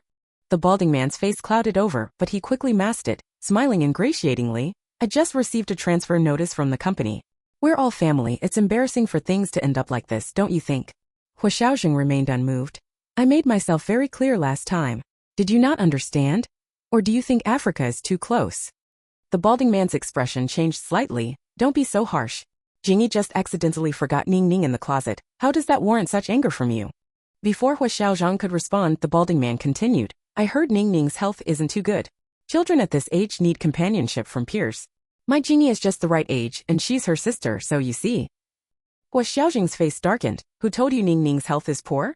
The balding man thought Huo Xiaozheng was softening. Do we need someone else to tell us? After being. He made a lewd gesture. Like that, how could her health be good? Ah, it happened too fast. Huo Ning only saw the balding man fly out like a parabola. Huo Xiaozheng gave his bodyguard a look. The bodyguard immediately understood, knowing exactly how to beat someone to make them suffer without causing hospitalization or permanent injury. Huo Xiaozheng bent down to pick up Huo Ning, got in the car, locked the doors, and left, all in one smooth motion. Huo Ning quietly peeked out from behind his hand, listening to the balding man's curses and imagining the beating scene in her mind. Before long, the balding man was curled up with his hands over his head, barely able to even whimper. The bodyguard stopped, satisfied, and left. In a quiet corner, the balding man loosened his grip on his tie clip. At the top of the small tie clip, a red light was flashing. He spat and growled viciously. Huo Xiaozheng, I gave you a chance. Since you won't be kind, don't blame me for being unkind. After leaving the parking lot, Huo Xiaozheng solemnly educated the child. Violence is not a good way to solve problems. Then why did you use violence? I momentarily lost control of my emotions. That was my mistake, Huo Xiaozheng said unconvincingly. Don't learn from me. Violence can't solve problems, but when faced with some scumbags, violence is the only way to save your own sanity. Huining thought to herself. Ch32 deservedly, the granddaughter is not close to him. Chapter 32. A week had passed since Huining's meeting with Shi Lily. On Friday evening, Huo Jing hosted a welcome dinner for Huining at the mansion, under the guise of being her aunt. A welcome dinner? Huining, the true working girl, was sitting in the car with Huo Xiaozheng on their way home from work when she heard this news, feeling a bit puzzled. Huo Xiaozheng was still busy with work, but he multitasked to answer her question. She's just looking for an excuse to get us back to the old house. But why? Because of her first experience at the old house, Huining didn't have a good impression of the place. Huo Xiaozheng didn't understand her meaning, maybe because she wants to see you. But why? If she wanted to see her, they could meet somewhere else. Huo Xiaozheng paused his work, mistakenly thinking Huining was trying to get his attention, and felt somewhat gratified. Because you're very likable. Huining was a bit confused, as they were focused on different points, so their answers differed. Being praised so directly, Huining instinctively felt shy. Thank you, she said, cupping her face in her hands somewhat bashfully. Then I'll tell Auntie that if she misses me in the future, she can come directly to Panlong Bay to visit me. Huo Xiaozheng patted her head. Due to Huo Xiaozheng's workaholic nature, they arrived at the mansion a bit later than scheduled. Huo Yueze, not having seen her for a week, saw her looking fresh and pretty and rushed over in one big stride to lift her high in the air. Huining let out a startled cry. Huo Jing swiftly intervened, rescuing Huining. What are you doing being so reckless? Aren't you afraid of dropping your sister? Huo Yueze didn't mind being scolded, secretly waving at Huining. Huining loved this warm atmosphere. Her eyes curved into crescents as she obediently greeted everyone. Good evening, grandfather, grandmother, uncle, aunt, auntie, brother Yueze. Zhang Jinxiu wore dark red chipa with a white cape over it. She smiled and responded, having your welcome dinner so late, we weren't thoughtful enough. Don't be angry, Ning Ning. Saying this, she picked up a box and handed it to Huining. After meeting you for the first time, I had a golden lock made for you. Gold wards off evil and blesses you with smooth sailing in all things. Huining opened the box. The golden lock wasn't large, but it was exquisitely crafted, with some inscriptions she couldn't understand. Seeing her confused look, Zhang Jinxiu's smile deepened. Ning Ning has a good eye. The inscriptions are sutras. The Bodhisattva will bless you. Old Master Huo cleared his throat. Zhang Jinxiu chuckled. Your father specially had a high monk bless it, saying that if Ning Ning wears it, it will bless her to grow up healthy without illness or misfortune. Thank you, grandmother, Huining said sincerely. Thank you, grandfather. Huo Xiaozheng took the golden lock and put it on Huining. Thank you, Mom and Dad. Old Master Huo lifted his chin slightly, saying somewhat proudly, we're family, no need for thanks. Huo Jing snickered, thinking it's no wonder his granddaughter isn't close to him. Huo Yanqin and his wife were very straightforward, directly giving her a big red envelope. After getting Huo Xiaozheng's permission, she accepted the red envelope and felt it. There was a card inside. Our little princess of the Huo family certainly can't be short of money. Buy whatever you want, and if it's not enough, ask your uncle for more. Huo Yanqin genuinely liked his niece. After Huo Yueze was born, his wife suffered from postpartum depression for 2 months. After that, he gave up the idea of having another child. Now meeting such an adorable little niece like Huining, he was sincerely happy. Huining sweetly expressed her thanks. Huo Jing hadn't prepared an extra gift, only saying, all the bags in Auntie's collection are yours, take whichever one you want. Seeing that everyone had prepared gifts without telling him, Huo Yueze became anxious. How could you all do this? Preparing gifts without telling me, now I haven't prepared anything. Everyone burst into laughter. Huining stepped forward and held Huo Yueze's hand, gently shaking it. Brother Yueze playing with me is the best gift. Such a heartwarming gesture made Huo Yueze instantly burst into tears of gratitude. Wow, you really are my good little sister. Huo Xiaozheng mercilessly pushed away Huo Yueze's embrace, scooping up Huining and heading towards the dining room. Let's eat. Ning Ning is hungry. Huo Yueze thought, is his uncle allergic to emotions? The moonlight was beautiful that night, with stars twinkling and a slight chill in the breeze. Ring ring ring. A phone rang. Huo Jing got up to answer. What is it? We're eating. Trending topic? Huo Jing was bewildered. What's going on? Is it serious? Huo Jing put the call on speaker and switched the screen to a social media app. Breaking. Huo Jing, kept as a mistress, has a daughter. Jingjia, last time when you brought Ning Ning to play, you were photographed by reporters. Now our rivals are buying trending topics, writing negative articles about you.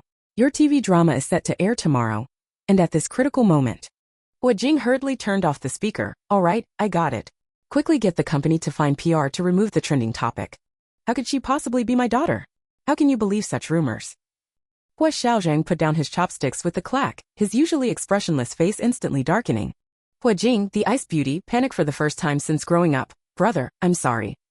I really don't know which staff member leaked the photos. Huo Jing was also bewildered. The team that took photos for the magazine that day were old friends of hers, all in the same industry. Even if there was no true friendship, they should still have professional ethics. Had she misjudged them? Ignoring Huo Jing's pleas, Huo Xiaozheng, with a gloomy face, called Shi Chuan, delete all news with Ning Ning's photos. After clarifying the situation, Shi Chuan quickly took action. Don't bother with Huo Jing's negative publicity, just make sure all of Ning Ning's photos are completely removed. Huo Xiaozheng was as cold as an icicle in the dead of winter. Huo Jing was furious. She vowed that if she found out who was behind this, she would make them pay dearly. Everyone had put down their chopsticks and Huo Ning didn't feel comfortable continuing to eat either. Dad, please don't be angry with Auntie, okay? In Huo Ning's view, she was still young, and in a few years people wouldn't remember what she looked like anyway. Besides, with Huo Xiaozheng's power, protecting a little bean like her shouldn't be a big problem. As for Huo Jing, Auntie has been wrongly accused, it's so pitiful. Can we help her, please? Huo Ning's face was full of sincerity. She hoped to resolve this quickly so she could continue eating. She eyed the lobster meat on the table hungrily, silently swallowing. Huo Jing was a bit stunned. Actually, it wasn't that she found Huo Ning adorable and likable from their first meeting. On the contrary, after seeing Shi Lily's photo, every time she saw Huo Ning's eyes that resembled her mother's, she would feel a surge of anger. That day, when Huo Yueza was live streaming and she heard Huo Xiaozheng recount Ning Ning and Shi Lily's past, Huo Jing even became wary of Huo Ning, worried that she might be like her mother. That day at the magazine, when someone complimented Huo Ning's eyes, Huo Jing was very unhappy. Huo Ning had been watching for her reaction. Huo Jing knew, but she cruelly chose to ignore it, leaving Huo Ning to feel awkward alone. And now? Huo Jing felt a mix of emotions. Had she been overthinking? What bad intentions could a 5-year-old child have? Huo Jing looked at Huo Ning, only to see her cautiously watching out for others while secretly swallowing the shrimp meat Huo Yueza fed her. Her eating manner was both fierce and adorable. Case solved, she had indeed been overthinking. This child's intelligence wasn't much different from her dim-witted nephew. Huo Jing smiles. CH33 well played, but don't act next time. Chapter 33. Shi Chuan acted quickly. Before long, Huo Ning's photos quickly disappeared from the internet. In fact, Huo Xiaozheng had also been photographed, but due to the angle, his face was very blurry and one could only tell it was a man. However, when Huo Xiaozheng was photographed, he was standing very close to Huo Jing. So even though Shi Chuan ordered people to delete them, some netizens still retained the images and shared them privately. Considering that these photos were few and not widely circulated, and Huo Xiaozheng himself didn't seem to care much, Shi Chuan didn't intervene further. Upon hearing this news, Huo Jing breathed a sigh of relief. Now that Huo Xiaozheng valued his daughter so much, as long as Ning was alright, everything else could be managed. She called Su Fanzhen. How's it going? Have you found out who leaked the damaging information? What? It was her? Never mind, just send a lawyer's letter. I haven't been kept by anyone, I don't have a daughter. Huo Jing rubbed her forehead. What are you talking about? That's not true. Don't worry, go ahead and sue. We won't lose. After hanging up the phone, Huo Jing looked at the varied expressions of those around her. Huo Jing misunderstood, thinking everyone was concerned about her being slandered. She smiled reassuringly. It's okay, this kind of thing happens often in my line of work. Old Master Huo frowned. Jing, when you first chose this career, Huo Jing impatiently interrupted. Stop, stop, stop. You've been saying this for years. I've told you this is my passion, you all. Old Master Huo's face darkened, his tone severe. We don't object to your passion, but you shouldn't have involved Ning. Huo Jing was stunned. Since you've been in that circle for so long, you should know better how powerful rumors can be. Old Master Huo scolded mercilessly. You're an adult, but Ning isn't. When you take Ning out, you should know what responsibilities you bear. Huo Jing, pampered since childhood, had never heard such harsh words from her parents. She stammered, I know, but Zhang Jinxiu, seeing her daughter being criticized, wanted to intervene. But catching sight of Huo Ning's tense little face, she swallowed her words. Huo Ning felt conflicted inside. She wanted to explain something but was stopped by Huo Yueza. Huo Yueza whispered in her ear, Sister, just stay by my side. Don't be afraid, they won't scold you. A wave of warmth washed over Huo Ning's heart. Huo Yueza was the first person in this world to make her feel unconditional love. Holding Huo Yueza's hand, she obediently stood in the corner. Old Master Huo stopped scolding and beckoned to Huo Ning. Huo Ning nervously glanced at Huo Xiaozheng. Huo Xiaozheng walked over, took her hand, and stood beside Old Master Huo. Old Master Huo was fuming, his son's behavior suggesting he might mistreat his own granddaughter. But he had nothing to say. He couldn't turn back time to when he first met his granddaughter with a scowling face. Ning and brother Yueza, would you like to play upstairs? A few days ago, Grandpa had a game room made for you. Seeing old master Huo's intention to send her away, and Huo Xiaozheng not objecting, Huo Ning lowered her head, pondering for a moment. Grandpa, it's my fault. Please don't scold Aunt anymore. Huo Ning had been thinking. The on-site staff seemed to have a good relationship with Huo Jing and didn't seem like malicious people. If they didn't leak the photos, then who could it be? After much thought, Huo Ning remembered the young man in the baseball cap. The problem might have occurred on the way to the restroom when she encountered that young man. She told everyone about her encounter with the young man. After finishing, she pleaded, Aunt had someone watching me and she even got me snacks. We even took family photos, didn't you all see them? So, Grandpa, please don't scold Aunt anymore, okay? This was the first time Huo Jing heard about this incident. She walked up to Huo Ning. Why didn't you tell me about this that day? Her tone was somewhat aggressive. Old Master Huo opened his mouth but held back for Huo Ning's sake. Huo Xiaozheng looked impatient. He called Huo Yueza over and crouched down to speak to Huo Ning. Why don't you and your brother go play upstairs? Dad will call you when it's time to leave, okay? Having said what needed to be said, Huo Ning nodded obediently. Huo Yueza proudly took his sister's hand and headed upstairs. As they passed the dining room, he directly picked up the plate of lobster and took it with them. The adults present. Huo Yueza, well, sister loves to eat it. Once the children left, old Master Huo spoke without holding back. Look at yourself. How dare you snap at Ning? If you had been watching her properly, why would Ning go to the restroom unaccompanied, huh? You're 26, not 6. Even at 5 years old, Ning is more responsible than you. As an aunt, do you always just blame others when things go wrong? Old Master Huo exuded natural authority. All these years, your mother and I have let you roam free, thinking it would temper your character. It seems we've spoiled you instead. Huo Jing's face fell. She took a deep breath. First of all, I admit it was my oversight that this happened. I'll take responsibility for that mistake. Secondly, it's easier to guard against open attacks than hidden ones. I never imagined these people would stoop so low as to target a child. Huo Xiaozheng suddenly spoke. Huo Jing, if you don't like Ning, you don't have to pretend. If the atmosphere was tense before, Huo Xiaozheng's words brought it to a freezing point. Huo Jing angrily retorted, who says I don't like her? Huo Xiaozheng ignored her anger.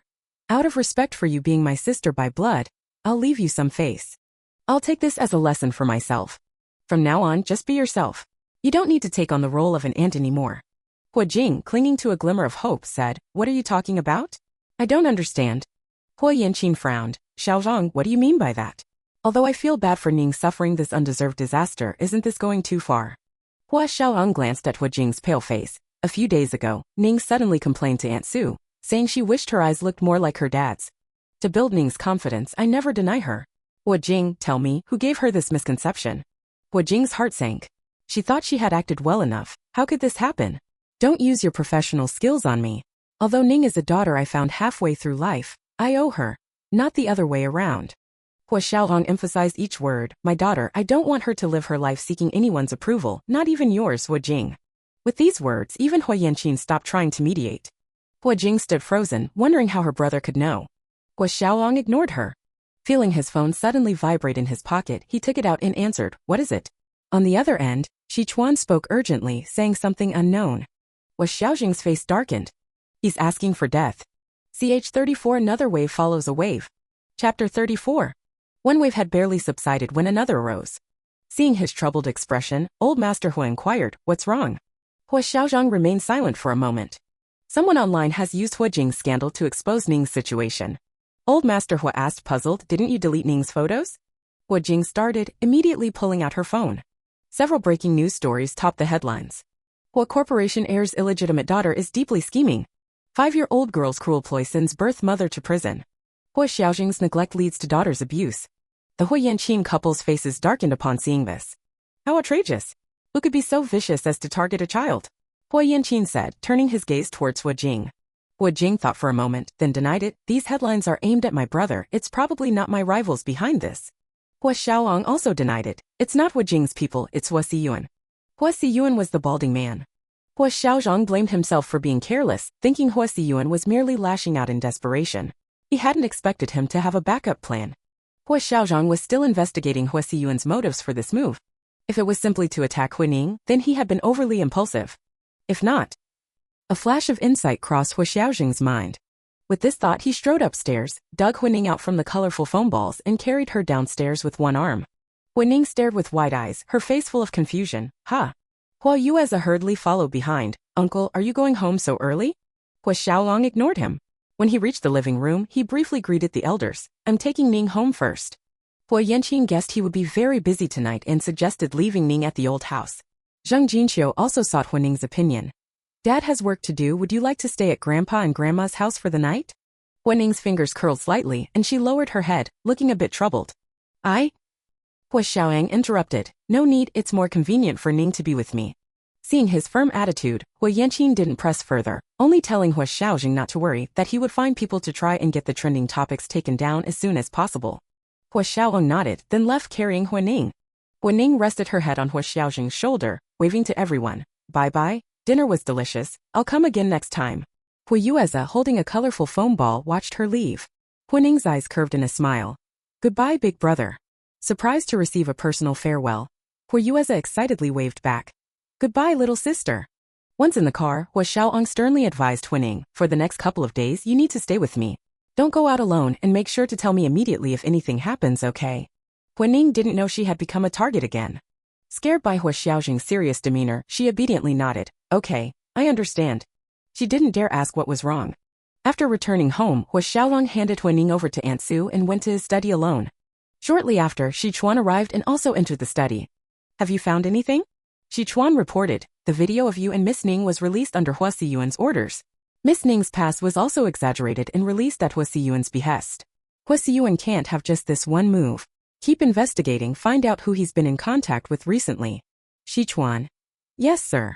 Step up the efforts, have PR move faster. I don't want to see those comments continue to ferment.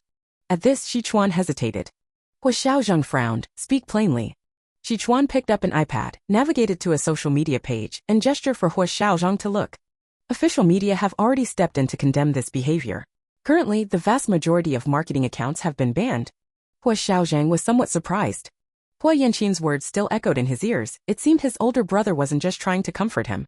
Although Huo Yanqing held a high position, he had always been self-restrained and rarely interfered in Huo Xiaozheng's affairs. This intervention had indeed eased some of the pressure on Huo Xiaozheng. Huo Xiaozheng let out a small sigh of relief. Besides that, it seems the Jiang group has also stepped in, Shi Chuan said, carefully observing Huo Xiaozheng's expression. However, they only helped delete the parts related to Miss Ning. Shi Chuan trembled inwardly. The Jiang family's actions were really... Huo Xiaozheng let out a derisive laugh. Never mind him. You continue to find people to investigate. That night, Huo Xiaozheng worked until very late before going to sleep. When he entered the bedroom, the cool moonlight fell on Huo Ning's small bed, illuminating her delicate and cute features. She was curled up snugly in her soft blanket, sleeping sweetly. An indescribable feeling of happiness welled up in Huo Xiaozheng's heart. His heart felt as if it were soaking in warm water, both warm and content.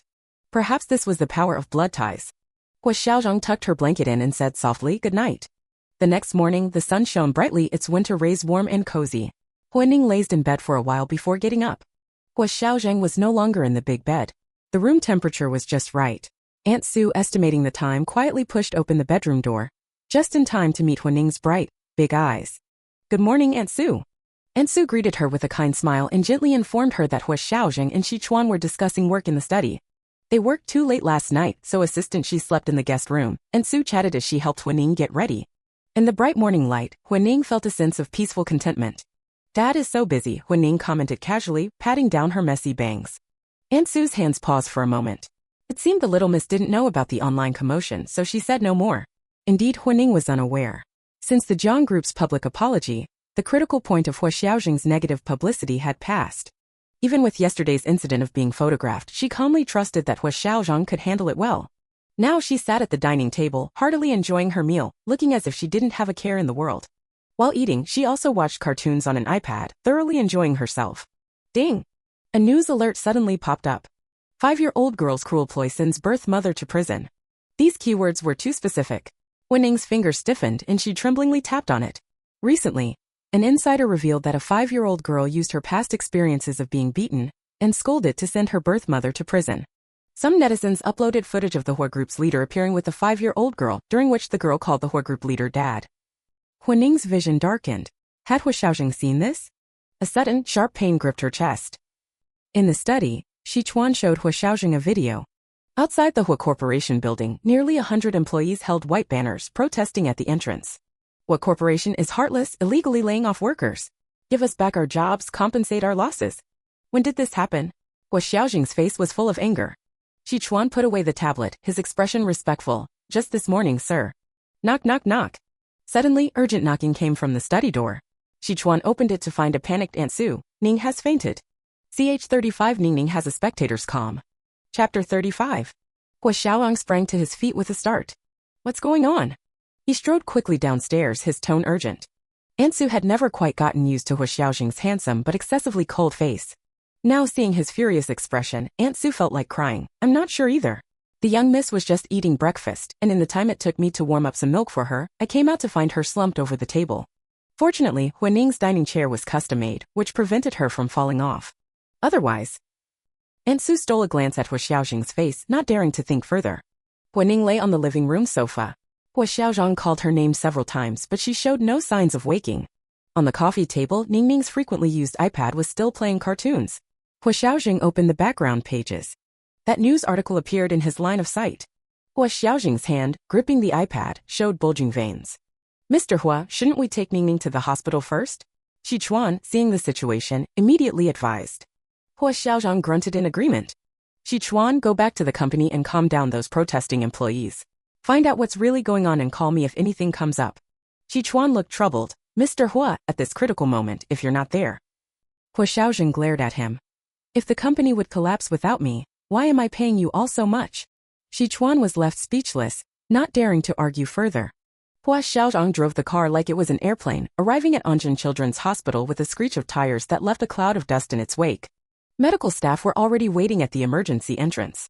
Huo Xiaozheng carried Huo Ning out of the car and handed her over to the medical personnel. No sooner had they entered the ward than Shen Shiyan followed close behind. He put on his white coat while asking what happened. Huo Xiaozheng briefly explained the situation. Shen Shiyan, this shouldn't be happening. Emotional fluctuations are normal, but for chest pain to occur again. He frowned, unable to figure it out for the moment. Dr. Shen, the child's vital signs are all stable. The physical examination shows no abnormalities so far, and the ECG doesn't indicate any signs of myocardial infarction, the attending physician reported. It was as Shen Shiyan had expected. He nodded and performed his own examination. The patient's main symptoms are chest pain and syncope. Please further rule out any cardiac and cerebral issues. Understood. After giving instructions, Shen Shiyan took Huo Xiaozheng aside. Huo Xiaozheng asked, how is she? Shen Shiyan gave him a reassuring look. It's probably the old problem. Nothing too serious. By the way, I set up an appointment with a psychologist for you last time. Why didn't you bring Ning? Bringing this up, Shen Shiyan was quite dissatisfied. Huo Xiaozheng was usually a man of his word, rarely dropping the ball like this. Ning is very resistant to psychologists, Huo Xiaozheng said. Shen Shiyan's eyes widened in surprise. You didn't directly tell Ning you were taking her to see a psychologist, did you? Huo Xiaozheng looked puzzled. How did you know? Shen Shiyan was speechless. Children don't like doctors, whether they're psychologists, physicians, or dentists. They don't like any of them. Have you forgotten about Ning's experience with the dentist last time? Of course Huo Xiaozheng hadn't forgotten. Not only had he not forgotten, but the memory was still vivid. It's precisely because of the dentist incident that I'd rather she didn't have to face unknown fears, Huo Xiaozheng explained calmly. Moreover, I'll always be by her side. Shen Shiyan thought, in some ways, this father and daughter pair are equally naive. Let's be frank, Ning is ill, Shen Shiyan said bluntly. If you continue to avoid treatment or let Ning do as she pleases, the frequency of episodes will only increase. Huo Xiaozheng fell silent. Originally, he thought that as long as Ning stayed by his side, she wouldn't have any episodes. But this morning's incident was clearly unexpected. Every time Ning talks about her experiences of being molested or abused, she has the detached calmness of an observer, Shen Shiyan analyzed. This situation is actually more serious. Last time when she cried, it was a good thing. It would have been a great opportunity to see a psychologist then, and there might have been more progress. And you dropped the ball at the crucial moment. After venting his righteous indignation, Shen Shiyan belatedly met Huo Xiaozheng's icy gaze and felt a bit intimidated. Huo Xiaozheng rarely experienced moments of being scolded to his face, but at this moment, even though he was angry, he could only swallow his dissatisfaction. Huo Xiaozheng closed his eyes briefly, calming his emotions. Let's do it today. Set up an appointment with the doctor. We'll start treatment when Ning wakes up. Having pulled the tiger's whiskers, Shen Shiyan composed himself and agreed. Huo Ning, still unconscious, was oblivious to all this. At that moment, she found herself in an enormous maze. She wandered around in circles, unable to find the exit. Just as she was getting desperate and sweating profusely, she encountered a girl. A girl who looked exactly like her former self, but appeared to be only 5 or 6 years old. She wore a white dress with several sunflowers embroidered on the chest, lacking color. Who are you? Huo Ning asked warily. The girl smiled, revealing a pair of cute little fangs, looking quite mischievous, identical to her childhood self. I'm you, she said. Huo Ning was bewildered. If you're me, then who am I? The girl laughed again. You're me. What? Huo Ning was confused by her riddles. What kind of puzzle are you playing? The girl floated to her side like a sprite, leaning in to whisper in her ear, You regret it, don't you? We both have our missing pieces. Why don't we complement each other? Huo Ning was completely baffled. I don't understand what you're saying. The girl stopped looking at her and walked deeper into the maze with her hands behind her back. She was muttering something, but Huo Ning couldn't hear clearly. As the beep-beep sound grew clearer, Huo Ning completely emerged from her dream. Huo Ning opened her eyes and saw the familiar hospital room again. So it was just a dream, she murmured, a bit dazed. In contrast to the chaotic atmosphere surrounding Huo Xiaozheng on the other side, Huo Siyuan stared at Huo Corporation stock with a sly smile. Huo Xiaozheng, oh Huo Xiaozheng, you're not the only shareholder in Huo Corporation. His assistant stood to the side, bowing obsequiously. Your move was brilliant, sir. Taking advantage of Huo Jing's scandal, then dropping the news about Mr. Huo's daughter. Huo Xiaozheng has to put out fires on both fronts while also dealing with the employee protests. Even Huo Xiaozheng can't perform miracles. This string of flattery left Huo Siyuan feeling thoroughly pleased. You've taken care of the employee protest situation, right? He asked. The illegal layoff documents were signed by people from headquarters. There's no way it could be traced back to you. You can rest absolutely assured, the assistant said confidently. Huo Siyuan let out a cold laugh, raising his hand to stroke his smooth bald head. Huo Xiaozheng, I'm waiting for you to come begging me. CH36 The happiest thing is seeing her imprisoned. Chapter 36. After Huo Ning woke up, she was taken to a large building by Huo Xiaozheng. Along the way, Huo Xiaozheng's phone kept ringing. Huo Ning thought it was probably because of the news she had seen, so she didn't dare to ask much. It wasn't until they got out of the car and took the elevator that Huo Xiaozheng finally had a moment of peace. She then asked, Dad, where are we? The sharp pain in her chest seemed to linger, yet Huo Xiaozheng had urgently brought her to this place. Huo Xiaozheng put a coat on her, then a knitted hat with a brim, wrapping her up tightly, and carried her out of the car with one arm. This is a hospital. Shinshuryan isn't doing well, so Dad is getting you a new doctor. Huo Xiaozheng made up an excuse to placate her. Huo Ning's mouth formed an O shape, unable to respond to this. The elevator went directly from the underground parking lot to the 8th floor. Sitting in Huo Xiaozheng's arms, Huo Ning curiously observed her surroundings. The entire floor was very quiet, with beige-tone decor, accented with green and floral touches, making it very pleasing to the eye. On the left side was a large door, and at the entrance a pretty young woman was working. Hearing footsteps, she looked up. Her eyes lit up, and as the two approached, she immediately put on a sweet smile and asked softly, Hello, do you have an appointment? Huo Xiaozheng gave her a cool glance and said coldly, I have an appointment with Dr. Xie. The receptionist put away the admiration in her eyes and switched to a professional smile. Mr. Hua, right? Dr. Xie is already waiting. This way, please. Huo Xiaozheng followed her into the room. The receptionist closed the door behind them and then left the room. Hello, I'm Xie Lingluo. A woman wearing a beige sweater and casual pants with a white coat over them came forward with a professional smile and extended her hand to Huo Xiaozheng. Huo Xiaozheng put Huo Ning on the sofa and shook hands with Xie Lingluo. Huo Xiaozheng. Huo Ning looked at the nameplate on the desk and belatedly asked, Dad, are we here to see a psychologist? Yes, you'll chat with the doctor and after that, I'll take you for something delicious to eat, okay? Huo Xiaozheng half squatted, his tone slightly coaxing. Huo Ning didn't fuss. Since they were here, she might as well go along with it. She nodded decisively, all right. Seeing this scene, Xie Lingluo was somewhat surprised. Back in college, Huo Xiaozheng's name was already well known. Good grades, good looks, high family status, and maximum money-making ability. But there was one thing not so good about him. He always had a cold face and didn't like to get close to people. The only romantic news about him was always related to Qin Zi. Handsome and loyal, even if cold, there was no shortage of bold girls trying to get close to him. But they all failed without exception. Over time, Huo Xiaozheng became the unattainable flower on a high cliff in the university, difficult for ordinary people to reach. Now, seeing him softening his voice to coax a child added a touch of worldly warmth to his image. After a moment of surprise, Xie Lingluo crouched in front of Huo Ning and asked gently, Would you like to chat with Auntie while your dad rests nearby? Huo Ning didn't want Huo Xiaozheng to be present while she was being questioned by the psychologist. Hearing this, she naturally nodded in agreement. Huo Xiaozheng stroked her head. Don't be afraid, I'll be waiting next door. Seeing Huo Xiaozheng walk out, Xie Lingluo sat down in front of Huo Ning. Your name is Ning Ning, right? Huo Ning nodded, feeling a bit nervous. They say psychologists are very perceptive. Will she think I'm crazy and send me to a mental hospital?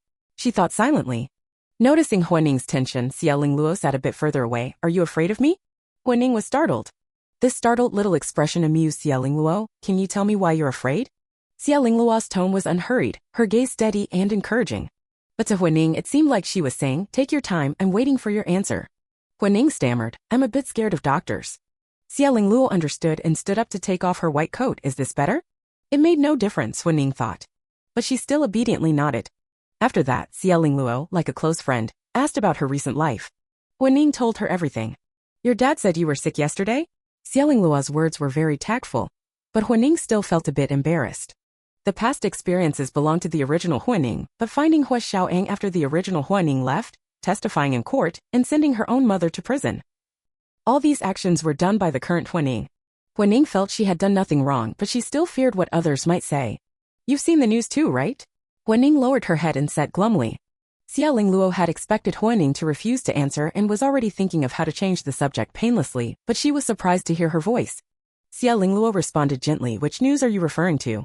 Huaning looked up and told her everything. Finally, she asked somewhat dejectedly, am I a bad person for doing this? Xiaoling Luo's expression remained unchanged. Why do you think this makes you bad? Because maybe it was the atmosphere that was so conducive to confiding. Or perhaps, since coming into this book world, her stress had been too great, and she had always wanted to share it with someone. Huaning gathered her courage and said word by word, people online say I'm very manipulative. Xiaoling Luo was shocked inside but didn't show it on her face. Her eyes were encouraging and her voice became even softer. Do you think you're a manipulative child? Huaning was stumped by the question. Wasn't her pain coming from her inability to face herself after being exposed? From the very beginning of finding Huo Xiaozheng to later self-validation and self-rescue, the purposes of these actions were very clear. Find Huo Xiaozheng, please Huo Xiaozheng, remove obstacles around her. If this wasn't being manipulative, what was it? I guess so. Huaning gave a bitter smile. How could it not be? Xiaoling Luo continued to ask, do you know what being manipulative means? Huaning nodded. It was mentioned in cartoons. It means something bad. Xiaoling Luo then asked, Ning Ning, how old are you? The topic changed so quickly that Huaning was a bit surprised, but she still obediently answered. I'm 5 years old. Can you tell me about things that make you happy? Huaning was completely led by Xiaoling Luo, and now she lowered her head to think. Happy? The original Huaning had very few happy moments, only those related to Sure Lily. But given Sure Lily's actions, Huaning decided to forget about them. As for happiness after coming into this book world, finding dad and drawing make me very happy, Huaning counted on her fingers. I'm also very happy when brother Yuzhe is with me. Xiaoling Luo maintained a listening posture. If you had to choose one thing that makes you the happiest, what would be number one? Huaning's eyes became a bit distant. The happiest thing? It's when I went to see mom after she was in prison. She shouted at me, just like how I used to beg her not to abandon me. At that moment, I was the happiest. Ch 37 He raised a daughter, not changed his nature to become a bodhisattva. Chapter 37. As soon as Huaning finished speaking, the room fell into silence. She regretted it immediately. She had let her guard down. The atmosphere here had made Huaning too relaxed, causing her to accidentally speak the truth. Feeling uneasy, she looked up at Xiaoling Luo. Xiaoling Luo, true to her profession as a psychologist, didn't change her expression at all. She still maintained a serious listening posture, encouraging Huaning to speak, and even showed a hint of satisfaction at her words. I'm glad you're being so honest with me, Xiaoling Luo smiled. What psychologists dread the most is patients who are reluctant to seek treatment and overly guarded with their doctors. Fortunately, Huaning wasn't like that. Hearing this, Huaning also breathed a sigh of relief. Xiaoling Luo continued to encourage her. We'll meet again in the future. I hope you can maintain this state. Let's work hard together. Okay? Huaning smiled somewhat forcefully. Okay. Another session? QQ. After the consultation, Huaning felt physically and mentally exhausted. Ning Ning, are you tired? Have some snacks here and I'll call your father to pick you up, okay? Huaning, feeling completely drained, collapsed on the sofa and nodded slightly. Xiaoling Luo found her appearance adorable and chuckled. She then picked up the phone, asked the reception to send in cake and milk, instructed them to keep Huaning company for a while, and went to the adjacent room herself. Knock knock. Come in. Xiaoling Luo, now in the role of a visitor, paused for a moment, showing a helpless smile, and pushed open the door. Mr. Huo, regarding Ning Ning's situation, I think it's necessary to have a chat with you. Huo Xiaozheng put down his phone and made a gesture inviting her to speak. When Huo Xiaozheng came to pick up Huaning, she was already dozing off. She squinted, caught sight of Huo Xiaozheng, jumped off the sofa, walked to his side, held his hand, and looked up to ask, can we go now? Her voice was a bit muffled, like someone who had just woken up in the early morning, still with a hint of grumpiness. Of course we can. Huo Xiaozheng bent down, picked her up with one arm, and let her head rest on his shoulder. If you're tired, take a nap. You'll be just in time for dinner when you wake up. After saying this, he nodded slightly to Xie Lingluo and left. Originally, Huo didn't feel very sleepy, but as soon as her head touched Huo Xiaozheng's shoulder, she was hit by a wave of heavy fatigue and fell asleep within minutes. Huo Xiaozheng didn't wake her up and took her straight back to the company. After instructing Insu to look after Huo Xiaozheng immersed himself in his work. Those protesting employees belonged to the southern subsidiary. The subsidiary's capital chain broke, and to quickly secure cash, the subsidiary's general manager chose to lay off staff. The number of layoffs was significant, and no corresponding compensation was given, so the employees are protesting. Sichuan reported the current situation one by one. Such a big decision, who at the headquarters approved it? Huo Xiaozheng hit the nail on the head. Sichuan reluctantly said, it was Manager Su from Human Resources. Suzhen. Sichuan nodded. Suzhen had some history with Huo Xiaozheng. When Huo Xiaozheng took over Huo Corporation from the old Mr. Huo, there were some tricky issues to deal with, not to mention he was competing with Jiang Group at the time. At that time, he was framed by competitors and found himself in a difficult situation. It was Suzhen who lent him a helping hand. It's easy to add flowers to brocade, but hard to send charcoal in snowy weather. Huo Xiaozheng always repaid kindness, and seeing that Suzhen was righteous and capable, he kept him at Huo Corporation. Facts proved that he hadn't misjudged. Now hearing that the person who signed off on this was Suzhen, Huo Xiaozheng was somewhat surprised. Why wasn't appropriate compensation given? Manager Su said that these people belonged to the factory workers under the subsidiary, but their production line had an extremely high defect rate, so the proposal for layoffs was very reasonable. Huo Xiaozheng sensed something was off. Have you checked if there's any connection between Suzhen and Huo Xiyuan? Sichuan, we've checked, there's no close association. Let the company's legal department negotiate compensation with these employees. Sichuan looked troubled. We've already had the legal department communicate with these employees, but their attitude is firm, and their demands aren't just about compensation. Huo Xiaozheng gestured for him to continue. Among these employees, there's a leader. This leader claims that his layoff was unreasonable, that the company wronged him. He demands an apology from the company. Huo Xiaozheng said in a chilling tone, negotiate according to the company rules. If he insists he was wronged, let him provide evidence. We've already said that, but they claim the company is protecting its own, that he can't produce evidence and wants the company to launch an investigation. If we don't investigate, they'll go on a hunger strike in protest. This was putting Huo Corporation in a very difficult position. Before Huo Xiaozheng could sort out his thoughts, Sichuan's secretary knocked and entered. Mr. Huo, there's another online leak, saying you're the sugar daddy keeping Miss Huo Jing. The timing of these events was too coincidental.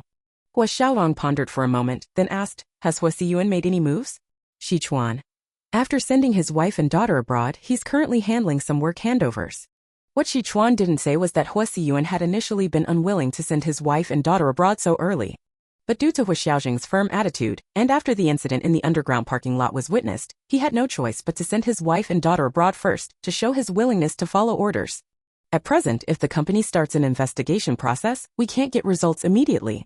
Plus, with the rumors about you. Saying this, Sichuan secretly glanced at Huo Xiaozheng, and seeing his expression unchanged, continued, if the protesting employees really start a hunger strike, it will be very unfavorable for the company. Huo Xiaozheng had naturally thought of all these points that Sichuan mentioned. Talk to the protest leader, let him assist with the investigation. Since he wants to start an investigation, he must know some inside information.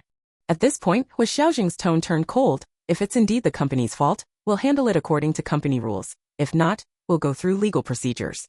Yes, Sichuan immediately responded. However, Sichuan hesitated to speak. Huo Xiaozheng. Just say it. Actually, Huo Xiyuan has contacted us, he said. He has some connection with the protest leader. Sichuan observed Huo Xiaozheng's expression. If he steps in, he might be able to persuade the protesters to pause their demonstration during the investigation period. Huo Xiaolong smiled. Huo Xiyuan had been pampered by the Huo family for so many years, turning him into a useless person. No wonder he raised his wife and daughter to be brainless scarecrows. They only know how to put on airs. Huo Xiaozheng said coolly, fine, then call him over and let's hear his conditions. It was time to make Huo Xiyuan understand one thing. Huo Xiaozheng had raised a daughter, not changed his nature to become a saint. Ch 38 Excessive Emotional Baggage. Chapter 38. Huo Corporation issued a statement that day. The statement claimed that there was no improper relationship between Huo Xiaozheng and Ms. Huo Jing, and that they would hold those spreading rumors accountable. It also advised netizens that the internet is not a lawless place and hoped everyone would be cautious with their words and actions. Huo Jing's management company quickly reposted Huo Corporation's statement, also attaching a lawyer's letter, suing several of the most popular marketing accounts spreading rumors. Meanwhile, Sichuan contacted Huo Xiaozheng, inviting him to the headquarters. Huo Xiaozheng arrived quickly, and seeing Sichuan waiting for him in the lobby, he became even more arrogant, feeling that he had Huo Xiaozheng cornered at this crucial moment. When Huo Xiaozheng saw him, he got straight to the point, directly asking him to persuade the protest leader to cooperate with the company's investigation. Huo Xiaozheng was stunned for a moment. He sauntered to the sofa and sat down without a sideways glance. Suddenly, he felt something soft poking him. He reached under his bottom and pulled out a gray petal rabbit plush toy, which he tossed to the other end with disgust before settling back down, crossing his legs and resting his hands on the sofa, looking every bit the owner. "Nephew, by rights, if you ask for this favor, I must help," Huo Xiaozheng said, playing hard to get. "But I've been busy with my transfer lately, and I'm afraid I just don't have the capacity." Huo Xiaozheng leaned on his desk, elegantly holding a cup of coffee, taking a small sip without responding. Huo Xiaozheng wasn't annoyed and ordered Sichuan, "Get me a coffee." Sichuan glanced at Huo Xiaozheng before having the secretary bring him a cup of coffee. Huo Xiaozheng mimicked Huo Xiaozheng's manner, stirring his coffee, and was about to taste it when. "So what exactly are you suggesting?" Huo Xiaozheng suddenly spoke. Huo Xiaozheng immediately took a sip of coffee but burned his throat, grimacing for a while before recovering. "What I mean is..." Without time to scold Sichuan, Huo Xiaozheng quickly replied, "It's simple, nephew. If you transfer me to headquarters and put me in charge of this matter, I'll handle it perfectly for you." Huo Xiaozheng smiled, thinking his appetite was quite large. "Oh? You're that confident?" Seeing that Huo Xiaozheng didn't immediately refuse, Huo Xiaozheng's confidence soared. "Of course. He was laid off because he wasn't good enough at his job. What's there to make a fuss about? Besides, dealing with these common folk is very simple. Middle-aged people, no matter how much dignity they have, can't stand up to having children and elderly at home." Huo Xiaozheng went on and on, clearly not his first time doing this kind of thing. In the past, this sort of thing wouldn't have stirred much emotion in Huo Xiaozheng, but now he had a daughter. Although they hadn't been together long, remembering what the psychologist had told him today, listening to Huo Xiaozheng's boasting made his blood boil. Huo Xiaozheng's eyes were cold, but his tone remained level. "Since you're so experienced, why don't you take full responsibility for this matter?" Huo Xiaozheng was overjoyed. He thought he'd have to do more convincing, but Huo Xiaozheng agreed so readily. However, "Nephew, you agreed so quickly, you're not planning to use me as a scapegoat, are you?" Huo Xiaozheng's eyes darted as he raised an eyebrow and asked, "This is all talk. You wouldn't go back on your word after I've taken care of things, would you?" Huo Xiaozheng smiled and immediately had Sichuan draft a personnel transfer order, which he signed and stamped before handing it to Huo Xiaozheng. Huo Xiaozheng read it word by word, making sure to verify Huo Xiaozheng's signature before finally putting his mind at ease. Huo Xiaozheng said calmly, "The transfer date depends on your efforts." Huo Xiaozheng agreed enthusiastically and quickly left the office. "Sichuan, have someone keep an eye on him." Sichuan nodded and followed him out. After things settled down, Huo Xiaozheng got up and walked into the rest area. Insu saw him enter and reported respectfully, "Miss Ning hasn't woken up yet." Huo Xiaozheng asked, "No nightmares?" This morning, when she woke up in the hospital, she seemed to have had a nightmare, her forehead damp with sweat. Insu shook her head, "No." Huo Xiaozheng waved his hand, and Insu left. Huo Ning was curled up in the warm blankets, her fair face flushed, her breathing deep and even. A trace of drool glistened at the corner of her mouth, but her brows were slightly furrowed. Ning lacks self-confidence.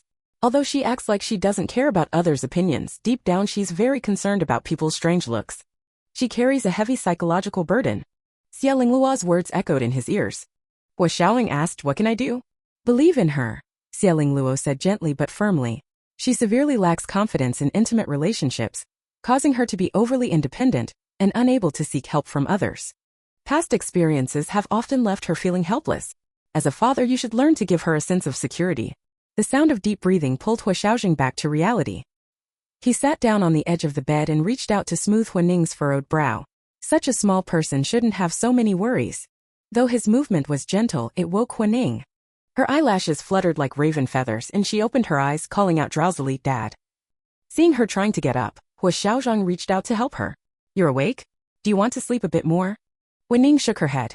Though not fully awake, she spoke clearly. "I'm hungry." The corners of Huo Xiaozheng's mouth turned up as he took the jacket from the chair and skillfully helped her put it on. "Then I'll take you to eat. Is there anything you'd like?" Huo Ning thought for a moment. "I want beef noodles with a poached egg and strawberry milk." Anything else?" Huo Xiaozheng asked while putting on her shoes. Surprised that she could add more, Huo Ning thought again. "I also want shrimp dumplings." Huo Xiaozheng picked her up and draped her coat over her. "Then let's go to the cafeteria. You can have whatever you want." Arriving at the cafeteria, Huo Ning realized that Huo Xiaozheng wasn't exaggerating. The Huo Group's cafeteria had a rich variety of dishes from all over the country, from street food to the 8 major Chinese cuisines, almost everything you could think of. At this time it wasn't yet the peak dining hour. The employees in the cafeteria were surprised to see Huo Xiaozheng arrive, and even more astonished to see Huo Guining. They had also been following the recent online gossip. But because Huo Corporation had always been kind to its employees, the Huo Group staff didn't believe the rumors, and many had been arguing against them online. Now seeing Huo Guining, some even secretly waved at her, complimenting her cuteness. But at this moment, Huo Guining could only focus on one thing.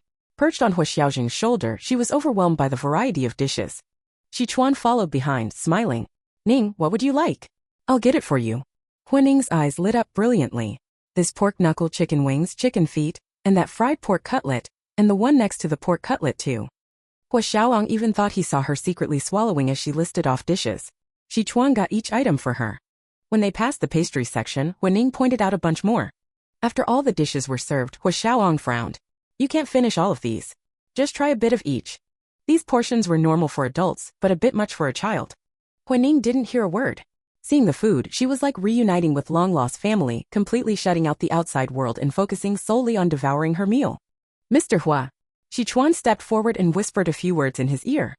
Huo Xiaozheng wiped the oil from the corner of Huo Guining's mouth and calmly said, "All right, close the net." Ch39 offering you an arch with respect, bathing high and low, burning incense.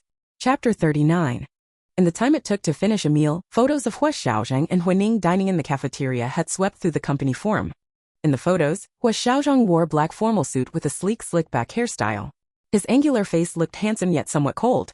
He sat with a stern expression, his brows furrowed as he gazed at the little dumpling across from him. The little girl with 2 pigtails was using both hands to eat, nearly burying her entire face in the bowl. Only her big eyes remained visible, sneaking glances at the man opposite her. It was as if she was saying, "As long as you don't stop me, I won't stop eating." The scene was incredibly heartwarming. Some hardcore shippers got increasingly excited as they looked at the photos. Coincidentally, they noticed people online still attacking Huo Guining for being manipulative. Using their peace and love lotus avatar, they launched into a tirade. "Were you born on the Tianshan Mountains? Is Snow Lotus your father or your mother? Is that why you were born so pure and saintly? I hope you encounter the same situation and then use your psychic powers to reform the bad guys. In your next life, you can come back to save all living beings. Well then, thank you very much, Amitabha Buddha Mwamwa. When the Ghost Festival comes, bring me a message. I'll definitely take a bath, burn some incense, and respectfully erect a memorial arch for you. May your spirit in heaven rest in peace, and may the light of the Holy Mother shine upon millions of homes." The barrage of insults left the target dazed and trembling as they retreated from the battle. Meanwhile, the actual subjects of the photos were still engaged in their own battle at the dining table. "Enough, you can't eat anymore," Huo Xiaozheng said helplessly as he blocked her chopsticks. Huo Guining righteously declared, "I'm not full yet." Although this was Huo Xiaozheng's first time raising a child, he remembered that Huo Yueze didn't seem to eat this much when he was young. He started to waver. But looking at the table, he saw that 6 small bowls were almost empty, with only a bit of rice left at the bottom of her bowl. Huo Xiaozheng's rationality won out in the end. He stood up and reaching across the table, gently patted Huo Guining's belly. Her little tummy was round and protruding. "You're full," Huo Xiaozheng concluded definitively. Huo Guining, either shocked by Huo Xiaozheng's action or defeated by the established fact, looked longingly at the remaining dishes. She reluctantly put down her chopsticks and said, "Okay, I'm full." Just a little more craving, she silently added in her heart. Huo Xiaozheng took out a wet wipe and cleaned her mouth and hands, then bent down to pick her up. Seeing her slightly downcast mood, Huo Xiaozheng said with amusement, "If you like it, we can come to the cafeteria to eat often in the future." This cheered Huo Guining up a bit. Back in the office, Huo Xiaozheng let Huo Guining play by herself. She habitually picked up the plush rabbit from the sofa, intending to hug it. Huo Xiaozheng quickly intercepted, grabbing the rabbit by its ears and tossing it into the trash can. "This one's dirty. I've had someone get you a new one." Saying this, he walked to his desk, opened a drawer, and took out a new, identical rabbit to give her. Huo Guining was a bit confused. "Can't we just wash it if it's dirty?" Remembering the image of Huo Xiyuan sitting on it, Huo Xiaozheng's tone cooled. "It could be washed, but it's got poop on it. It won't come clean." Huo Guining shuddered in disgust. She took the new rabbit and no longer looked at her old love in the trash can, instead curling up in the beanbag chair. Huo Xiaozheng called for Insu. "How about the coach I asked you to contact earlier?" Insu replied, "I've already contacted them. Shall we start today?" Huo Xiaozheng glanced at Huo Guining, who was engrossed in a cartoon. He nodded. "Have them come over.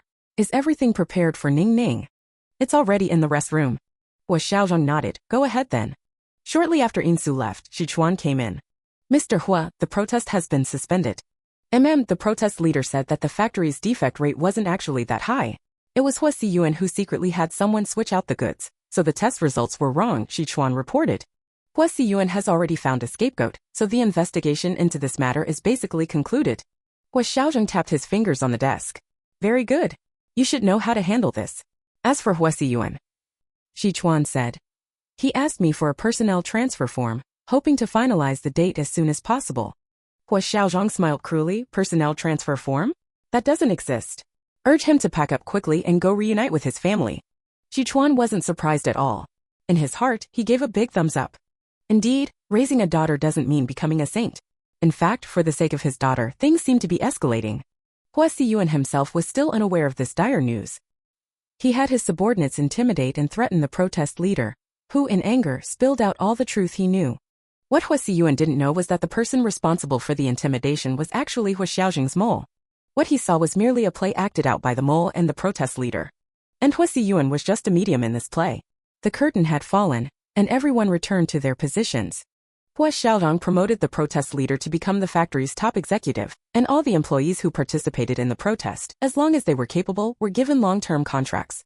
Only Huo Xiaozheng was still immersed in the sweet dream of reaping benefits from his little scheme. With Huo Corporation's swift measures and Huo Jing's fearless lawyer's letter, the online buzz about Huo Ning gradually subsided. Now all that was left was... knock knock. The sound of knocking pulled Huo Xiaozheng back from his thoughts. Come in. It was Su. The coach has arrived. Huo Xiaozheng nodded and walked over to Huo Ning. Ning Ning. Huo Ning paused her cartoon and looked up. Let's go. Huo Ning followed Huo Xiaozheng to the other end of the office, puzzled. Opening the large door revealed a spacious swimming pool, its blue water gently rippling. Huo Ning's big eyes widened in surprise. What a big swimming pool. A female coach approached them. Hello, I'm Lin Yutong. Huo Xiaozheng nodded. He crouched down and said to Huo Ning, starting today, Coach Lin will teach you how to swim. Huo Ning was confused. Why do I need to learn how to swim? Huo Xiaozheng replied gently, to let you try various sports. If you don't like it, we can switch to something else. Tennis, dance, golf, there are many options for you to choose from. Huo Ning still looked bewildered, but Huo Xiaozheng didn't seem to be joking. It's so sudden, isn't it? Huo Xiaozheng was momentarily taken aback. Do you not want to learn? Huo Ning wasn't against the idea. In her previous life, she had been a landlubber with average athletic ability. Learning to swim should be quite interesting, she thought. With this in mind, she shook her head and honestly said, I want to learn, but I'm afraid of water. Huo Xiaozheng breathed a sigh of relief. Don't be afraid. I'll be here with you. Hearing this, Huo Ning felt a little more at ease. Seeing this, Lin Yutong took Huo Ning to change into her swimsuit.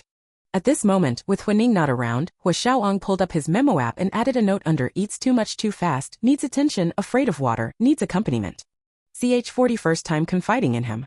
Chapter 40. After warming up, Huo Ning nervously entered the water under Coach Lin's guidance. She wore a pale yellow swimsuit, its lace skirt blooming like a flower as it touched the water. Around her waist was a pink candy-colored swim ring, and she wore matching swim cap and goggles. The goggles felt a bit tight, and Huo Ning, not quite used to them, kept adjusting them with her hand. Coach Lin supported her with both hands as he led her into the water. The swimming pool was temperature-controlled, so the water wasn't cold. But being unfamiliar with swimming, Huo Ning remained nervous, holding onto the swim ring with one hand and the pool edge with the other. Coach Lin explained what they'd be learning today. Simply put, holding breath underwater. Huo Ning understood. Holding breath wasn't too complicated, and she felt somewhat eager to try. But in the next moment, the coach removed her swim ring. Startled, Huo Ning shuddered and scrambled onto the coach like a monkey, using both hands and feet. Coach Lin was both amused and exasperated. He supported her bottom with one hand to ensure her safety, while grabbing a small kickboard with the other, instructing her to hold it against her back. Now take a deep breath and hold it. Tilt your head down, keeping your body in a straight line. Let the water slowly lift you up. I'll keep supporting you. If you're scared, just raise your hand and I'll lift you out. Huo Ning could feel the coach's hand constantly supporting her waist, which made her feel a bit more at ease. She obediently took a deep breath, tilted her head down, and relaxed her body. As she felt herself slowly floating up, Huo Ning experienced a sense of novelty. The pool water was crystal clear, and with her head submerged, the world seemed separated from her by a barrier. The warm water enveloped her body and her mind was filled with tranquility. Huo Ning loved this feeling. Coach Lin's voice, seemingly from another world, brought her back to reality. Lift your head when you can't hold your breath anymore. Huo Ning stared at the pool bottom for a while, only lifting her head when she really couldn't hold her breath any longer. By the end of the lesson, Huining had not only learned to hold her breath, but seeing her quick comprehension, Coach Lin had even taught her some breaststroke movements. As the class ended, Huining's eyes sparkled, eager to master swimming and do 10 laps in this big pool right away. How was it? Huo Xiaozheng took the towel from Lin Yutong's hand and draped it over Huining. Huining had been so engrossed in playing in the water that she thought Huo Xiaozheng had returned to his office. She hadn't expected him to keep his word and stay with her the whole time. Huining's eyes brightened even more, and she said with a beaming smile, "Swimming is so much fun." A hint of a smile appeared in Huo Xiaozheng's eyes. "I'm glad you enjoy it." After arranging the time for the next lesson, Huining waved goodbye to Coach Lin. After freshening up, Insu took her to the break room. The small table in the break room was laden with various snacks. Fried chicken, juice, pastries, fruits, a feast for the eyes. Huining let out an excited yelp and rushed over first. Only after entering did she realize there was someone else inside. She stopped in her tracks immediately. "Qianqian, why are you here?" Insu was also a bit surprised to see the girl in the break room. Qianqian was the assistant to the HR department's general manager and rarely appeared on this floor except to deliver documents. Upon seeing Huining, Qianqian's eyes lit up with excitement, but noticing Huining's shyness, she suppressed her inner fangirl scream. While glancing at Huining, she replied to Insu, "I just came to deliver some documents. Then colleagues on the 12th floor treated us to afternoon tea, and I couldn't finish it all, so I brought some up here. I thought I'd see if you wanted some." Insu. Qianqian was the hardcore CP fan who had been arguing with haters online. Seeing her behavior, Insu understood immediately but still seriously advised, "Miss Ning can't eat food from unknown sources, so please take it back." Huining's excited expression fell, her once round but now paper-thin stomach. The duck that was almost in her grasp had flown away. What a pity. Insu's words also reminded Qianqian, who immediately retrieved the food she had brought, agreeing with Insu's decision. Insu is right. With that, she quickly ran out carrying the food. Halfway out, she suddenly turned back, standing about a meter away from Huining, and cheered, "Ning Ning, keep it up. You're really amazing." Huining was stunned for a moment, then broke into a grin. She raised both hands, forming a heart shape above her head. "Thank you, Auntie." Qianqian couldn't help but let out a squeal, then quickly silenced herself, realizing this was the CEO's office. Her hands moved as if wound up, waving at Ning Ning repeatedly as she backed away, until she disappeared around the corner, no longer visible. Insu smiled helplessly, then took out a food box containing some delicate pastries. "You must be hungry, have these." Huining's face lit up even more.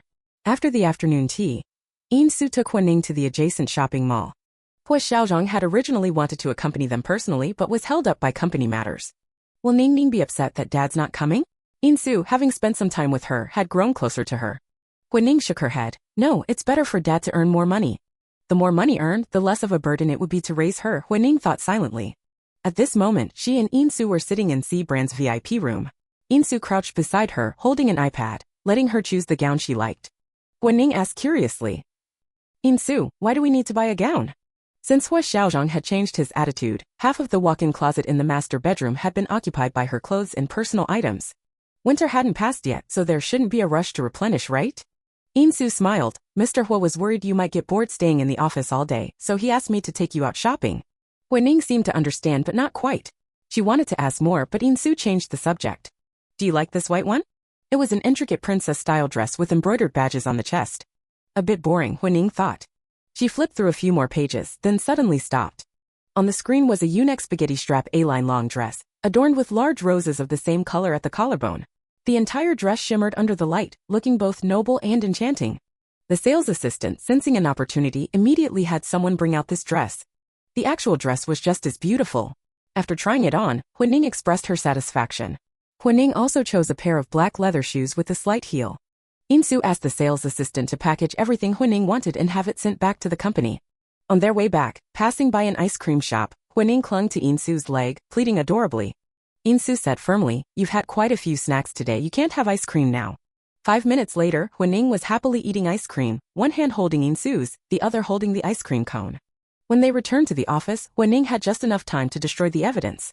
Huo Xiaozheng pretended not to notice, discreetly wiping away the ice cream from the corner of her mouth. "Did you have fun?" Huining nodded. After a moment's thought, she said with a slight frown, "But I think I've gotten a bit skinny, it doesn't look good." Huo Xiaozheng was somewhat surprised. This was the first time Huining had voluntarily expressed her concerns to him, instead of trying to deal with them on her own. Huo Xiaozheng thought for a moment, then made a phone call to Shenshi Yan. CH41 actually dared, but she didn't say. Chapter 41. Huining likely felt she had become a bit thinner when trying on clothes. Huo Xiaozheng contacted Shen Shiyan and asked him to recommend a nutritionist. Just eat well and you'll gradually gain weight, Huo Xiaozheng said reassuringly after hanging up the phone, seeing that the little girl was indeed somewhat unhappy. Guining pushed her luck. Then can I have burgers and fried chicken for dinner? Huo Xiaozheng. On this day, Guining was destined to miss out on fried chicken. Come dinner time, Zhang Jinxiu, concerned about her health, repeatedly instructed Huo Xiaozheng to bring Ning back to the old mansion for dinner without fail. Unable to resist the temptation of lobster, Guining followed Huo Xiaozheng back to the old mansion. At 7 in the evening, the two arrived at the old mansion right on time. On the way, worried that Guining might be hungry, Huo Xiaozheng gave her a small bread roll to eat. With cheese-baked lobster on her mind, Guining managed to resist the temptation and didn't eat another bite. Now as soon as she entered the door, her gaze couldn't help but drift towards the dining table. Zhang Jinxiu smiled. Is Ning hungry? Guining felt a bit embarrassed. I just had a small bread roll on the way, so I'm not that hungry yet. Just craving, she silently added in her heart. Zhang Jinxiu saw through it but didn't say anything. She immediately called for old Master Hua, and the family of 4 sat down to eat. Huo Yueze usually lived at his own home, which was closer to school. Only on weekends, when Huo Yueze's parents were too busy to look after him, would they occasionally drop him off at the old mansion to keep his grandparents company. At this moment, without Huo Yueze to liven up the atmosphere, the dining table was somewhat quiet. Guining was eating heartily while her mind wandered. Suddenly, a piece of broccoli appeared on her plate. Guining frowned and looked up at the owner of the chopsticks. You need to eat your vegetables too, Huo Xiaozheng said calmly, ignoring her displeasure. You need to eat all kinds of food to grow nice and plump. Because of her experience with illness in her previous life, Guining hated seeing herself look sickly and unhealthy. Now hearing Huo Xiaozheng say this, she hesitated despite her usual deep aversion to vegetables. Really? Huo Xiaozheng smiled gently. Of course, I wouldn't lie to you. Guining looked a bit dejected but obediently swallowed a piece of broccoli. Little did she know this was just the beginning. After the broccoli came snow peas, carrots, and celery. Frightened, Guining kept backing away, forgetting even about her beloved lobster, frantically waving her hands in refusal. I'm full. Old Master Hua burst out laughing. But he quickly composed himself and said seriously, children don't like vegetables, but we can cultivate the taste gradually. No need to rush. Huo Xiaozheng? Old Master Hua didn't care. Taking advantage of the moment of discord between father and daughter, he used the serving chopsticks to put a chicken leg on Huining's plate. This is delicious. Huining glanced at Huo Xiaozheng's expression. Seeing that he wasn't angry, she brazenly pushed the vegetables aside, picked up the chicken leg with her hands and took a big bite. Then she displayed the satisfied expression that Huo Xiaozheng had grown accustomed to seeing. Watching this scene, Huo Xiaozheng gave a cold laugh in old Master Hua's direction. It seemed that, unless absolutely necessary, there was no need to come back to the old mansion in the future.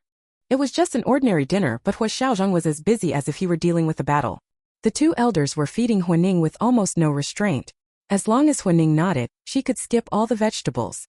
Dessert was served in unlimited quantities after the meal. Cherries were washed clean, juiced, and served in cute duck-shaped glass cups. She could drink as much as she wanted. This should be in moderation, that's not allowed. Despite all his efforts to restrain her, Huo Xiaozheng still couldn't prevent Huining from eating until her belly was round and full. When Huo Jing walked in the door, she saw Huining half lying on the sofa, with Huo Xiaozheng rubbing her belly while glaring at the two elders.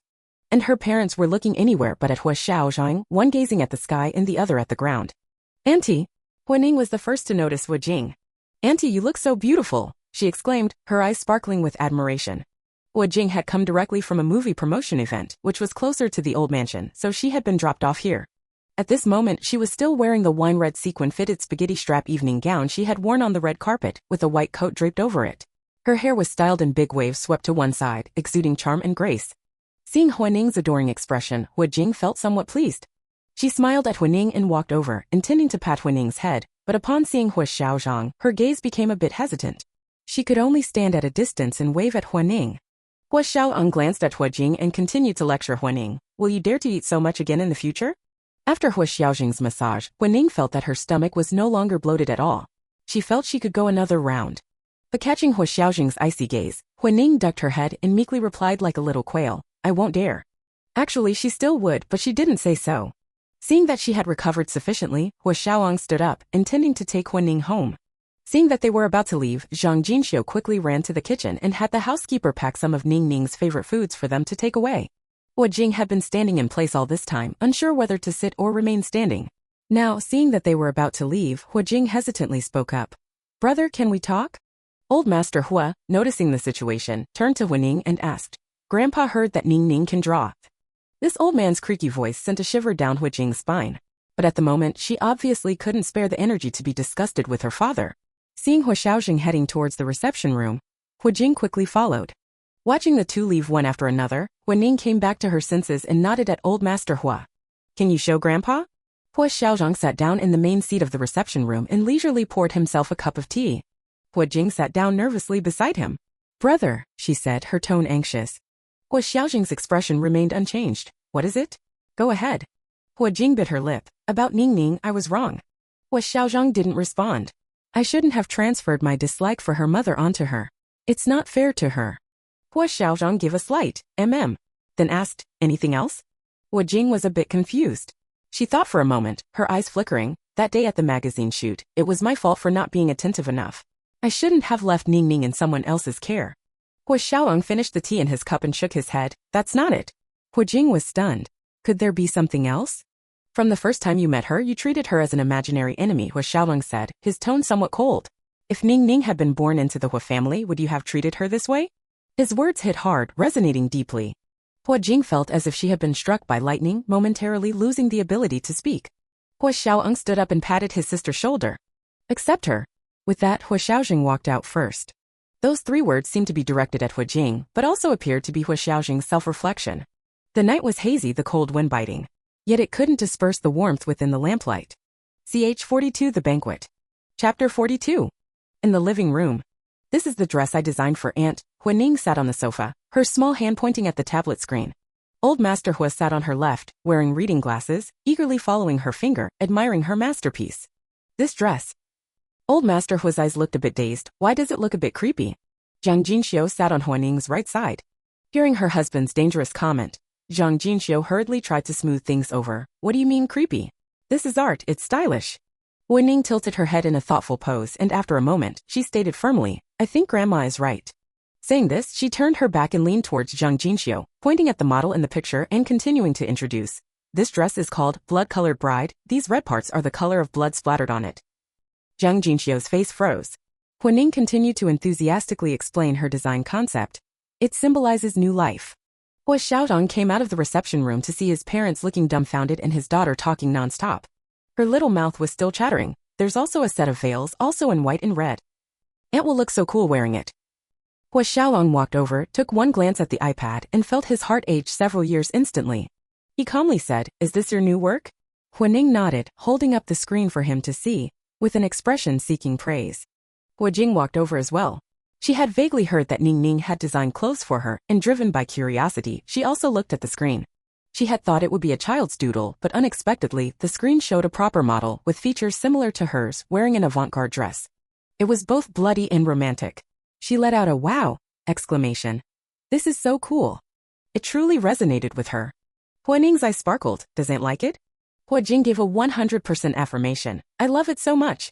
Huo Jing's words were sincere without a hint of perfunctoriness. Huo Ning smiled even more happily. Did you draw this? Huo Ning nodded heavily. I drew it for Aunt on the day of her magazine photo shoot. The amazement in Huo Jing's eyes hadn't faded.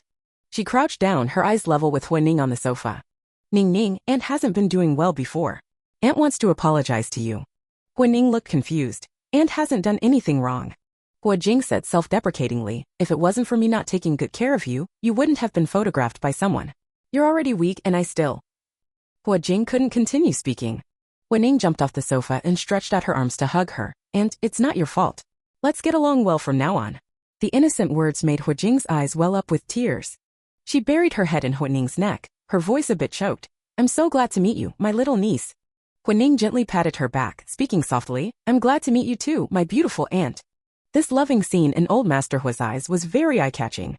He wondered what nickname his little granddaughter had given him. On the way back, Huo Ning remained in an excited state. Huo Xiaozheng said amusedly, do you like your aunt that much? Huo Ning nodded, Aunt is beautiful. Huo Xiaozheng, as if possessed, continued, then what about Dad? Huo Ning was stunned. Huo Xiaozheng's features were rather cold and hard. He usually wore his hair slicked back, always in formal attire, giving off an unapproachable aura. Dad is handsome and cool. Huo Ning evaluated sincerely. Perhaps it was the perfect night, or perhaps Huo Ning seemed very talkative tonight. Huo Xiaozheng continued, then do you like Dad or Aunt more? Huo Ning replied without hesitation, I like Dad.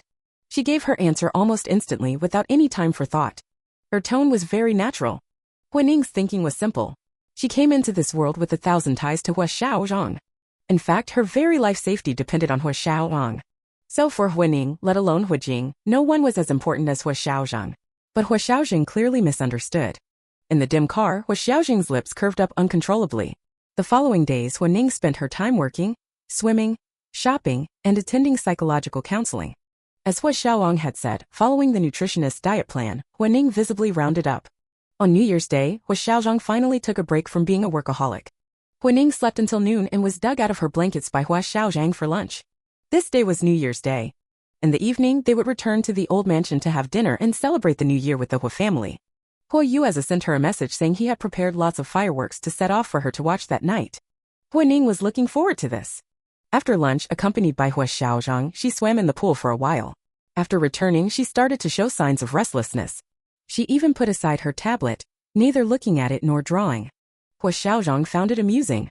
Tonight we'll meet Grandpa and Grandma's good friends, so stylists will come over later to help you get ready, Huo Xiaozheng explained, seeing her fidgeting on the sofa. Once you're styled, we'll head to the old mansion, okay? Huo Guining nodded eagerly. Soon after, the stylists arrived. The butler led everyone to a room on the second floor. The room was directly opposite Huo Xiaozheng's bedroom, prepared as Huo Guining's future bedroom, and was fully decorated. The bedroom was spacious, with a huge walk-in closet and bathroom. The decor leaned towards warm tones, looking very comfortable. This was also Huo Guining's first time entering this room. Learning that this room was prepared for her, Huo Guining was already eager to move in immediately. Once Huo Guining was seated, the stylists began their work. Huo Guining's face had gained some flesh, looking fair and tender, with a hint of pampered luxury. The hairstylist trimmed her long black hair slightly, leaving her with straight bangs. He took out an electric curling iron, intending to curl her hair, but was stopped by Huo Guining. "Uncle, I want this hairstyle." Huo Guining pointed at a picture on the tablet, her voice soft. The model in the photo had a princess-cut hairstyle. The hairstylist looked a bit troubled. It wasn't that the hairstyle wasn't pretty, but this kind of hairstyle paired with the princess dress. The makeup artist, hearing her voice, also peeked at the picture, showing the same troubled look in her eyes. Huo Guining didn't mind. She hopped off the chair, pitter-pattered to the bedroom, and with Huo Xiaozheng's help, brought out her purple long dress. "I want to match it with this dress," Huo Guining announced to everyone. They all looked at each other, at a loss for what to do. This was a bit contrary to Mr. Huo's instructions. Huo Guining looked anxiously at Huo Xiaozheng, her big eyes drooping.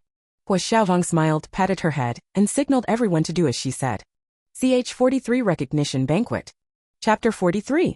With Huo Xiaozheng's orders, the staff immediately sprang into action. The hairstylist skillfully styled her hair into a princess cut, while the stylist took out the purple dress, ironed it again, and waited to help her change into it. By the time Huo Guining was fully dressed and made up, an hour had passed. During this time, Huo Xiaozheng watched for a while before returning to his study to handle business matters. The steward was left to oversee everything. Watching Huo Guining transform from an adorable little dumpling into a dark little princess, the steward felt nothing but pride, with a touch of, "Our little girl is growing up" sentiment. In the mirror, Huo Guining's obedient long black hair had been transformed into a princess cut, adorned with diamond hair accessories on both sides. She wore a purple U-neck long dress made of a special material that shimmered and sparkled under the lights.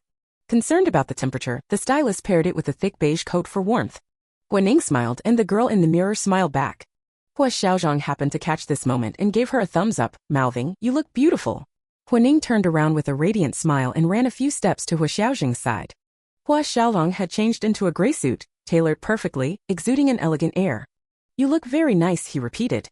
Receiving the compliment, Huo Guining's smile widened, her eyes crinkling with joy. Huo Xiaozheng raised his hand, glancing at the watch on his wrist. "It's getting late, we should get going." He crouched down, picked up Huo Guining, and headed downstairs. Huo Guining, in high spirits, couldn't help but chatter, "Daddy, why do you always like to carry me?" After all, she could walk by herself. Huo Xiaozheng's steps faltered as he imagined his 6 feet 3 inches frame, hunched over, holding hands with a 3 feet 3 inches little bean sprout, a scene both humbling and unseemly. He casually replied, "Because you're still small. As you grow day by day, the time I can carry you will gradually decrease." Huo Guining stared into his eyes, feeling something was off but unable to put her finger on it. Huo Xiaozheng subtly averted his gaze. It was the New Year's holiday period, and as they passed through the city center, the crowds were large, causing their car to be stuck in traffic for a while. Huo Guining remained calm about this, even finding time to draw during the traffic jam. She drew the crowds, the trees, and the cars. When she got tired, she would lean against Huo Xiaozheng and rest for a bit. By the time they reached the Huo family ancestral home, the clock showed 6 p.m. Many cars were parked at the entrance, but Huo Ning, having just woken up, was still groggy and didn't pay much attention. She nestled on Huo Xiaozheng's shoulder, her coat shielding her from the cold wind outside.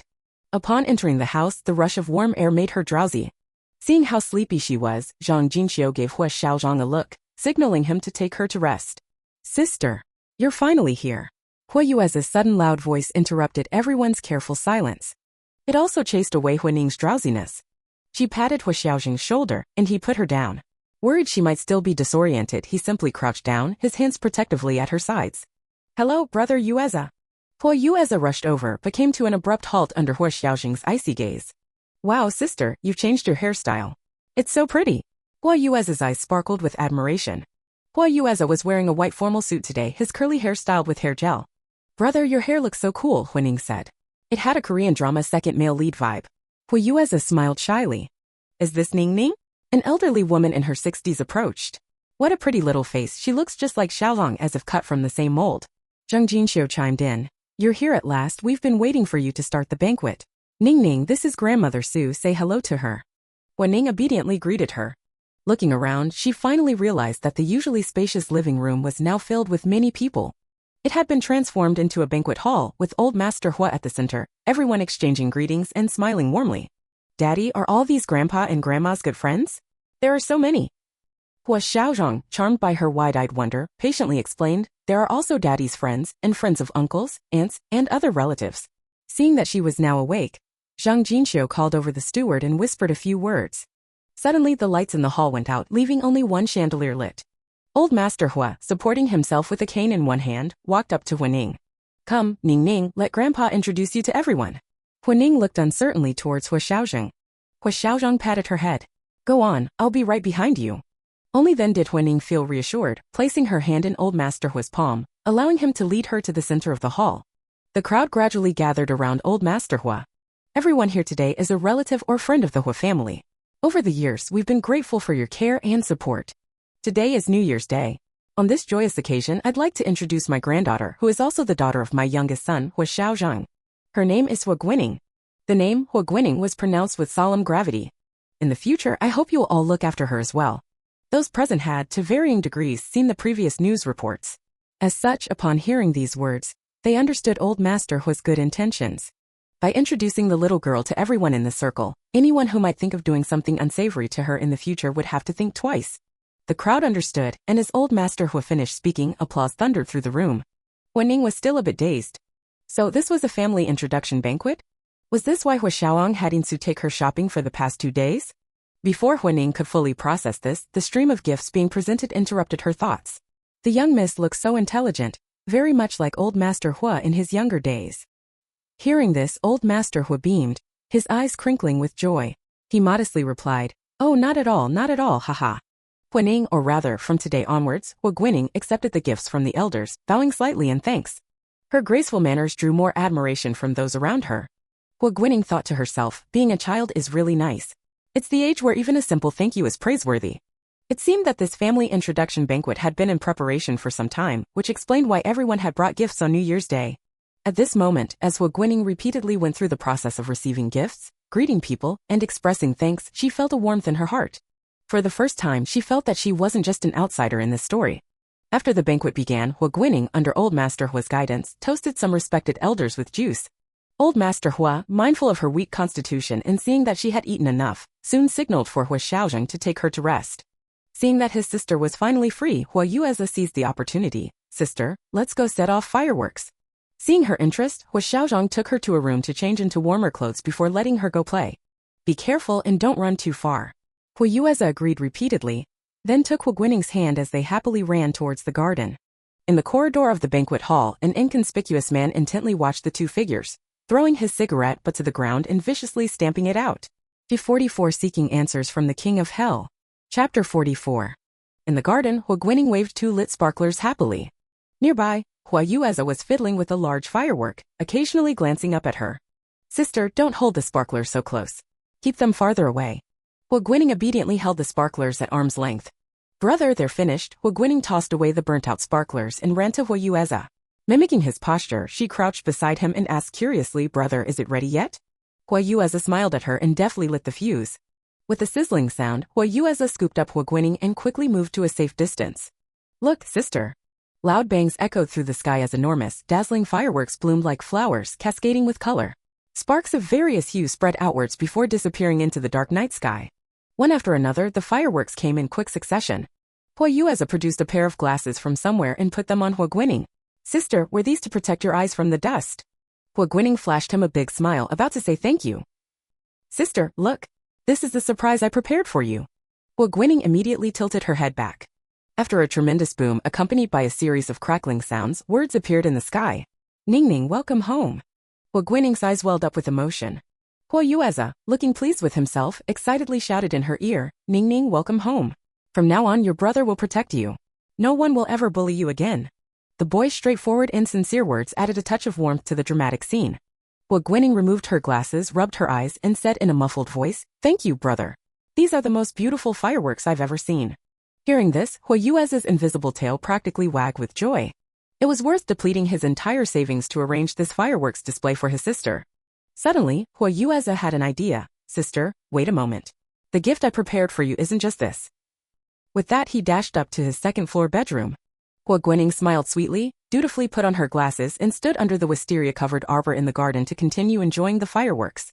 The fireworks illuminated the entire night sky, blooming like golden chrysanthemums against the vast black canvas, fluttering like colorful butterflies, and scattering like celestial maidens showering flowers. Huo Guining felt a sense of peace wash over her. "Young Master Yueza has prepared several special fireworks for you to light yourself." The speaker was a burly but not tall man in a black suit, with a white earpiece. He had an air of righteousness about him. Huo Yueza had told her that he personally lit what he considered the most important set of fireworks, and had arranged for staff to handle the rest. Thinking this was another little surprise from Huo Yueza, Huo Guining nodded and followed him. They walked deeper into the garden, indeed towards the fireworks launch site. Huo Guining, not suspecting anything, admired the fireworks as they walked. When they reached a rockery, the man in the black suit suddenly stopped. Huo Guining peered ahead, asking puzzled, "Are we here?" Before she could react, her shoulders were gripped, a cloth was pressed tightly over her mouth and nose, and she was lifted off the ground by the man in the black suit. Huo Guining's eyes widened as she struggled violently, but her body began to go limp against her will. Her movements grew weaker and weaker. Through the haze, she saw a figure running towards her. But soon, she plunged into darkness, collapsing softly into the arms of the man in the black suit. "Hey, wake up! Wake up!" Huo Guining heard a girl's voice, ethereal and quiet. "You can't sleep anymore, wake up." Huo Guining struggled to open her heavy eyelids, and a little girl appeared in her vision. She wore a white dress with a sunflower embroidered on the chest. A colorless little girl. Behind her was a dark, damp forest. Huo Guining frowned. "It's you again." The little girl smiled, revealing a small fong. "Good thing you woke up. If you slept any longer, no one could save you." Barefoot, like an innocent child, she circled around Huo Guining. "Stop spinning, I feel sick." The little girl shook her head. "Feeling sick is good. How much longer are you going to stay here?" Huo Guining was confused. This was a dream, she must be dreaming. But what happened before the dream? The image of the man in the black suit suddenly appeared in her mind, and her eyes narrowed sharply. Huo Guining looked at the girl warily. "Who are you really?" The sunflower girl shrugged. "I told you, I'm you." With that, she turned and walked decisively into the depths of the forest. Unlike last time, this time a small duck was faintly visible at her feet. She rushed forward to ask for clarification, but her foot stepped into emptiness. Huo Guining's heart lurched, and she suddenly woke up. She was locked in a basement, the only light coming from a dim table lamp. The room was cluttered with discarded items, and the ceiling leaked, creating a dull, oppressive dripping sound. Huo Guining's hands and feet were bound, and her mouth was taped shut. Her wrists were bare. Apparently, the kidnappers had disposed of her watch. In these conditions, Huo Guining couldn't tell how long she had been held captive. She felt not only anxious but also hungry. Surely a considerable amount of time must have passed. Bang! A loud noise came from the stairs as someone approached. The man in the black suit came towards her carrying a glass of water. Huo Guining could now see his face clearly, a square, ordinary face with a large mole at the corner of his mouth. He looked unremarkable, not at all like a vicious criminal. He ripped the tape off Huo Guining's mouth and held the glass to her lips. "Drink." Huo Guining immediately started screaming for help. The man in the black suit sneered and smashed the glass, sending shards flying that cut Huo Guining's face. Red droplets of blood emerged eagerly. The man gripped her chin roughly. "Getting cocky, are we? Did you think I wouldn't do anything to you?" Huo Guining asked timidly, "Why did you kidnap me?" The man's eyes suddenly turned vicious. "Why? When I get the money, you can ask the king of hell for an answer." Huo Guining realized she had misjudged him. It turned out that not all demons have hideous faces. They can also, like this man in the black suit, have an utterly ordinary appearance. Huo Guining was so frightened that involuntary tears began to flow.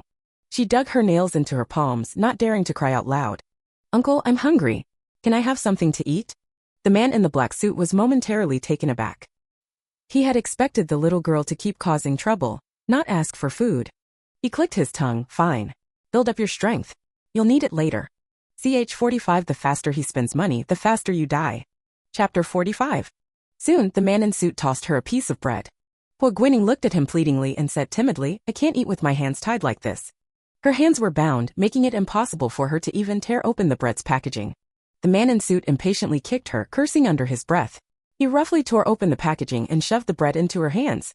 "Don't give me any more trouble or you'll regret it," he snarled as he turned and walked out. When he slammed the door shut, the force shook loose a layer of dust. Huo Guining trembled, struggling to raise her arms as she began to nibble on the bread in small bites. She couldn't eat too quickly or she'd choke. But she couldn't not eat either. Huo Xiaozheng was so capable. He'd surely rescue her.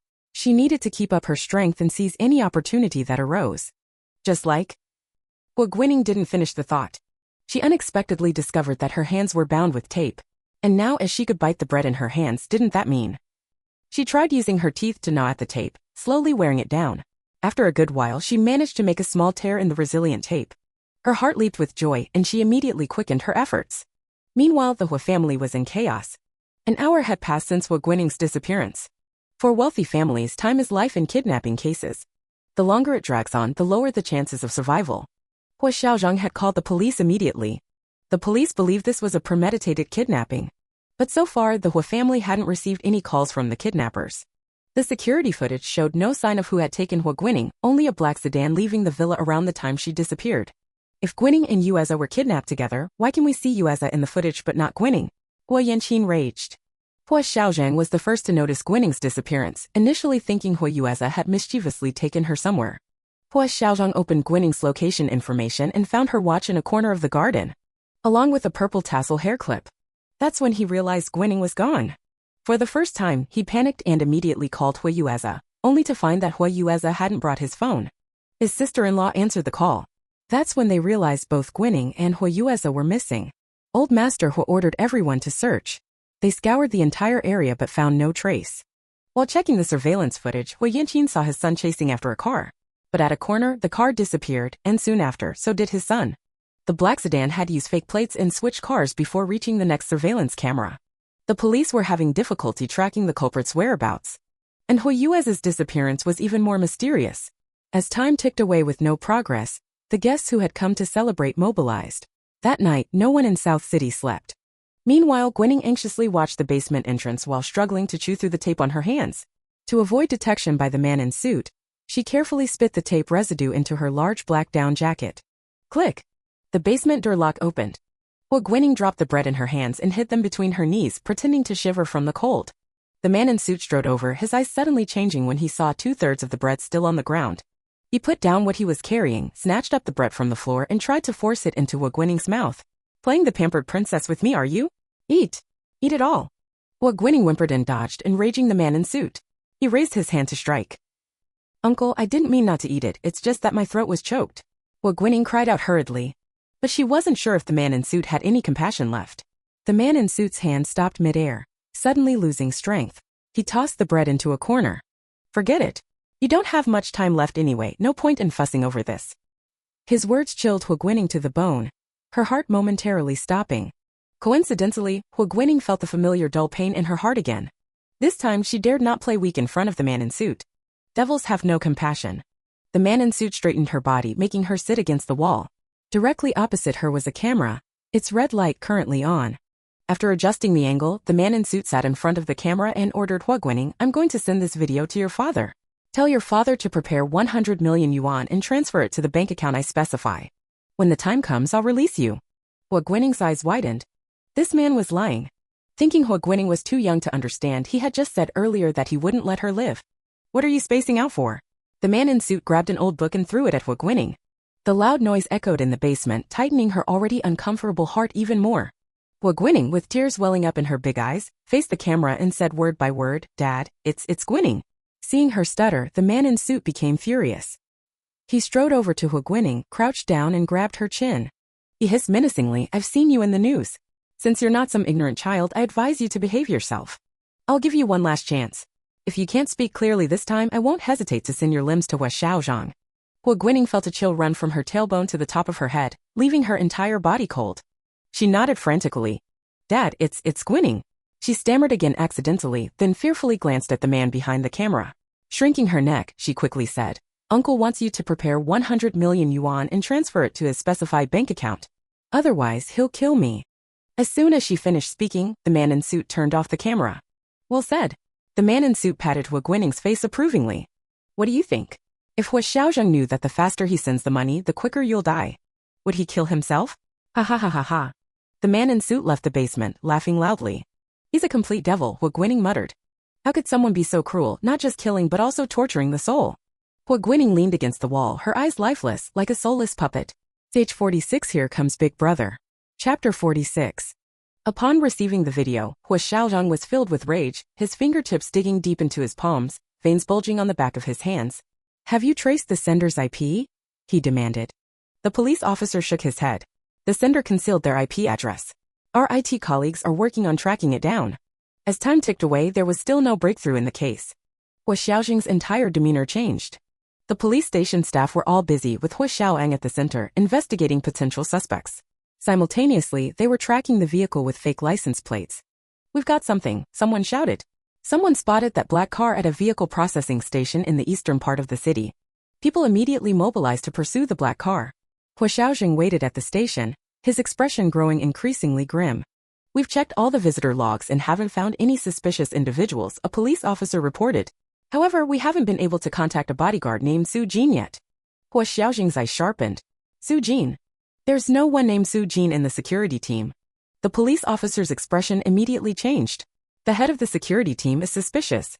Outside an abandoned building in the suburbs, a white figure trembled, slowly moving along the wall. It was Huo Xiaozheng. He had been chasing the black car, but his speed was no match for four wheels. Just as he was about to lose them, the black car stopped. A man in a black suit wearing a baseball cap got out, carrying the unconscious Huo Guining, and switched to a white car. Thinking quickly, Huo Xiaozheng flagged down a passing delivery truck driver. He emptied his pockets of the only 200 yuan he had, begging the driver to follow the white car. This allowed him to keep up. But the truck driver had his own business to attend to. After following for a while, he saw the white car heading towards the suburbs, completely opposite to his own direction. He immediately refused to continue, dropping Huo Xiaozheng off and leaving. Huo Xiaozheng pleaded desperately, saying his name was Huo and that his sister had been kidnapped. But the driver, seeing Huo Xiaozheng's wild curly hair and his white suit covered in mud spots, instinctively thought he was mentally ill. He floored the accelerator and fled like the wind. As the north wind howled, Huo Xiaozheng thought he heard, "If it weren't for the 200 yuan you scraped together, I wouldn't have humored your madness." In the icy, snow-covered landscape, night enveloped the earth. There was no sign of civilization, and he could barely see his hand in front of his face. He had left his phone at the Luo family's house. Huo Xiaozheng felt like crying. He could only run in the direction the white car had disappeared, hoping to find some clue. Fortunately, his luck hadn't completely run out. Just as he felt he was about to freeze to death, he saw a light come on in an abandoned building. A white sedan was parked at the entrance. Huo Xiaozheng held his breath and quickly moved to the vicinity of the building. This led to the scene from earlier. Thankfully, the abandoned building was surrounded by trees, and the cover of night allowed him to conceal his presence. He made his way to the back of the building and, sure enough, saw the man in the black suit fiddling with the video camera. The man in the black suit was wearing a Bluetooth earpiece, seemingly on a phone call. Huo Xiaozheng took advantage of his distraction and slipped inside. The structure of the abandoned building appeared to be that of a small villa. Huo Xiaozheng, trying to think like a criminal, first searched for rooms that would be easy to hide someone in. In the basement, Huo Guining had regained consciousness. She silently encouraged herself, taking deep breaths to alleviate her physical discomfort while continuing to gnaw at the tape binding her hands with her teeth. Persistence paid off. She finally freed her hands. Supporting herself against the wall, she slowly stood up and searched the basement, finding a rusty key. Huo Guining gripped the key and, mustering all her strength, began cutting at the tape. Soon, the tape was cut through. But things were far from smooth sailing. The basement door had been barred from the outside with an iron rod. The entire basement had only this one exit. Huo Guining pressed her ear to the door and listened for a moment. Confirming that the man in the suit wasn't outside, she untied her hair ribbon and looped it around the iron rod, attempting to move it. The rusty iron rod made a piercing screech. In the main hall, the man in the suit sensed something was amiss and started walking towards the basement. Huo Guining's heart skipped a beat in fear. She quickly retracted her ribbon and pressed herself tightly against the wall by the door, barely daring to breathe. Her other hand clutched tightly to a frying pan she had found during her search of the basement. Footsteps approached, getting closer and closer to Huo Guining. Her palms were cold and clammy, her nerves on high alert. With a faint, slow creaking, the basement door opened. Huo Guining took a deep breath and, summoning all her strength, swung the pan towards the intruder's groin. Meanwhile, the Huo family's old residence remained brightly lit. Huo Xiaozheng received another message from the kidnapper. Although the kidnapper was vague about his old grudge with Huo Xiaozheng, the police were able to connect the dots using the clues he let slip, along with the identity of the head of the security team.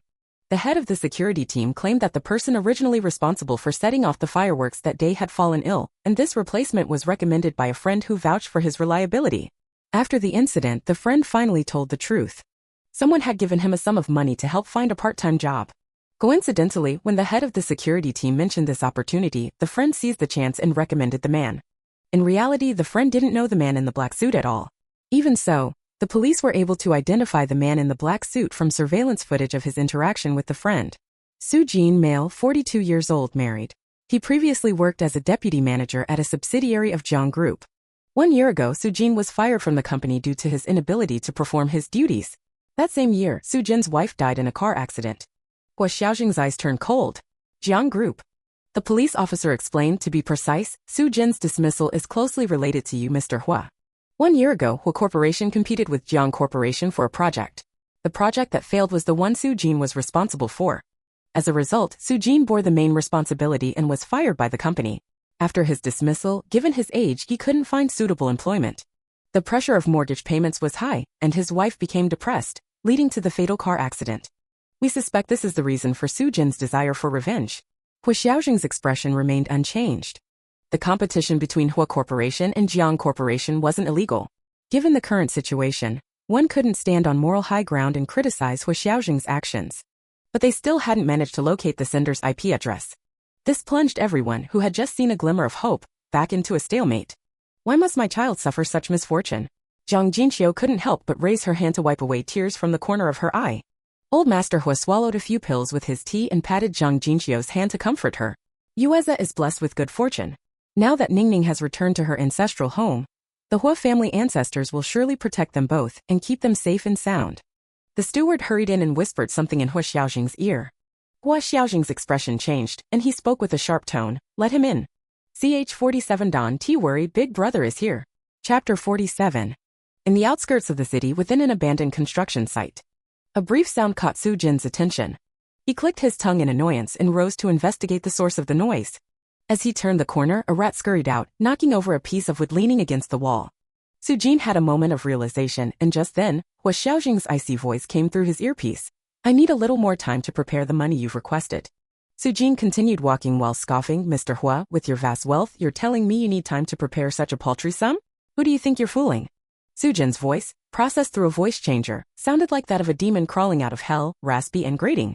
If I don't see the money in my account within half an hour, you can prepare to collect your daughter's corpse. With this vicious threat, Su Jin abruptly ended the call.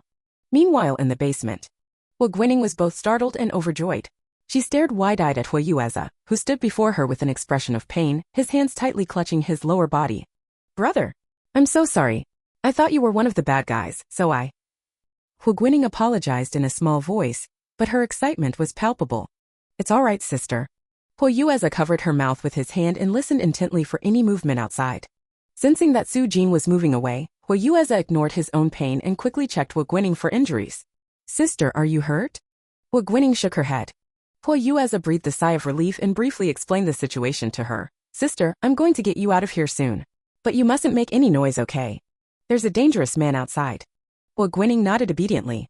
Huo Yueza gently pushed open the basement door and let Huo Guining out. Fortunately, the abandoned building wasn't completely finished, and there was a window to their left that was large enough for them to escape through.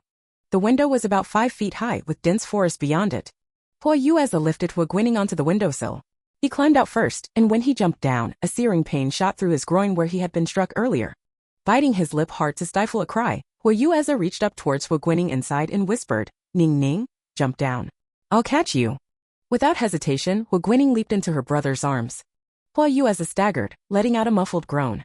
Huo Guining was startled and wanted to ask if he was okay, but remembering his earlier warning to stay quiet, she hesitated anxiously. After a moment to catch his breath, Huo Yueze steadied himself against the wall and stood up. He patted her head reassuringly. I'm fine. Let's go. Huo Yueze pointed towards the mountains behind them and whispered to Huo Guining. Understanding immediately, Huo Guining started running towards the small path, leading into the mountains. Huo Yueze followed closely behind, keeping a vigilant eye on her. Soon, they reached a fork in the path. Huo Yueze heard a strange noise in the distance. Huo Guining heard it too. She tensed up immediately, clutching tightly at Huo Yueze's clothes, her voice trembling slightly. Brother, someone's coming. Huo Yueze's expression turned serious. He gently patted her shoulder and whispered soothingly, Don't be afraid. I'm here with you. Thinking quickly, he removed Huo Guining's shoes and tossed them onto the right-hand path. Then he scooped Huo Guining up into his arms, shielding her against his chest as he plunged into the thicket on the left. Fortunately, at that moment, a blizzard suddenly swept in. Their tracks were quickly buried under the heavy snowfall. Huo Guining, pressed against Huo Yueze's chest, could hear his labored breathing and occasional stifled groans. She tried to look up at him to check if he was all right. But Huo Yueze held her firmly in place. Thinking she was uncomfortable being carried, he reassured her, Be good, sister. I'll put you down once we're out of this forest. Huo Guining wanted to say she could run on her own, but given the urgency of their situation, she trusted her brother's judgment. After what seemed like an eternity, the howling wind around them finally died down. Huo Yueze set Huo Guining down and took her hand, panting heavily, Sister, let's run together now. With that, he led her forward, continuing their escape. Bang! A gunshot shattered the silence of the night. The two fleeing figures froze in their tracks. Su Jin's voice carried from the distance. Run all you won't escape this forest. Why don't you come back quietly? Once I get the money, I'll naturally let you go. It seemed he hadn't found them yet. The gunshot was merely meant to intimidate them. However, Su Jin's words planted a seed of doubt in Huo Yueze's mind. Only now did he realize that this forest was far larger than he had imagined, and continuing to run might not lead them to safety. But if they didn't run? Huo Yueze, still young and inexperienced, found himself hesitating. Huo Guining, however, knew all too well how ruthless Su Jin could be. She tugged at Huo Yueze's hand. Brother, don't believe him. He said he'd kill me after getting the money just to hurt Dad. The word kill hit Huo Yueze like a sledgehammer, instantly clearing the fog of doubt from his mind. Without further hesitation, he grabbed Huo Guining's hand and began running at full speed. As they fled, they kept their ears attuned to any sounds of pursuit. In their haste and panic, they failed to watch their step and suddenly found themselves tumbling down a steep slope. The forest floor was littered with dead branches and thorny bushes, but in the split second they began to fall. Huo Yueze had pulled Huo Guining into his arms, shielding her. So when they finally landed in a small cave at the bottom of the slope, Huo Guining felt sore but otherwise unharmed. Brother! Huo Guining crawled out of Huo Yueze's embrace. Are you okay? Huo Yueze lay on his side, unresponsive. Panic seized Huo Guining as she shook his body. Brother!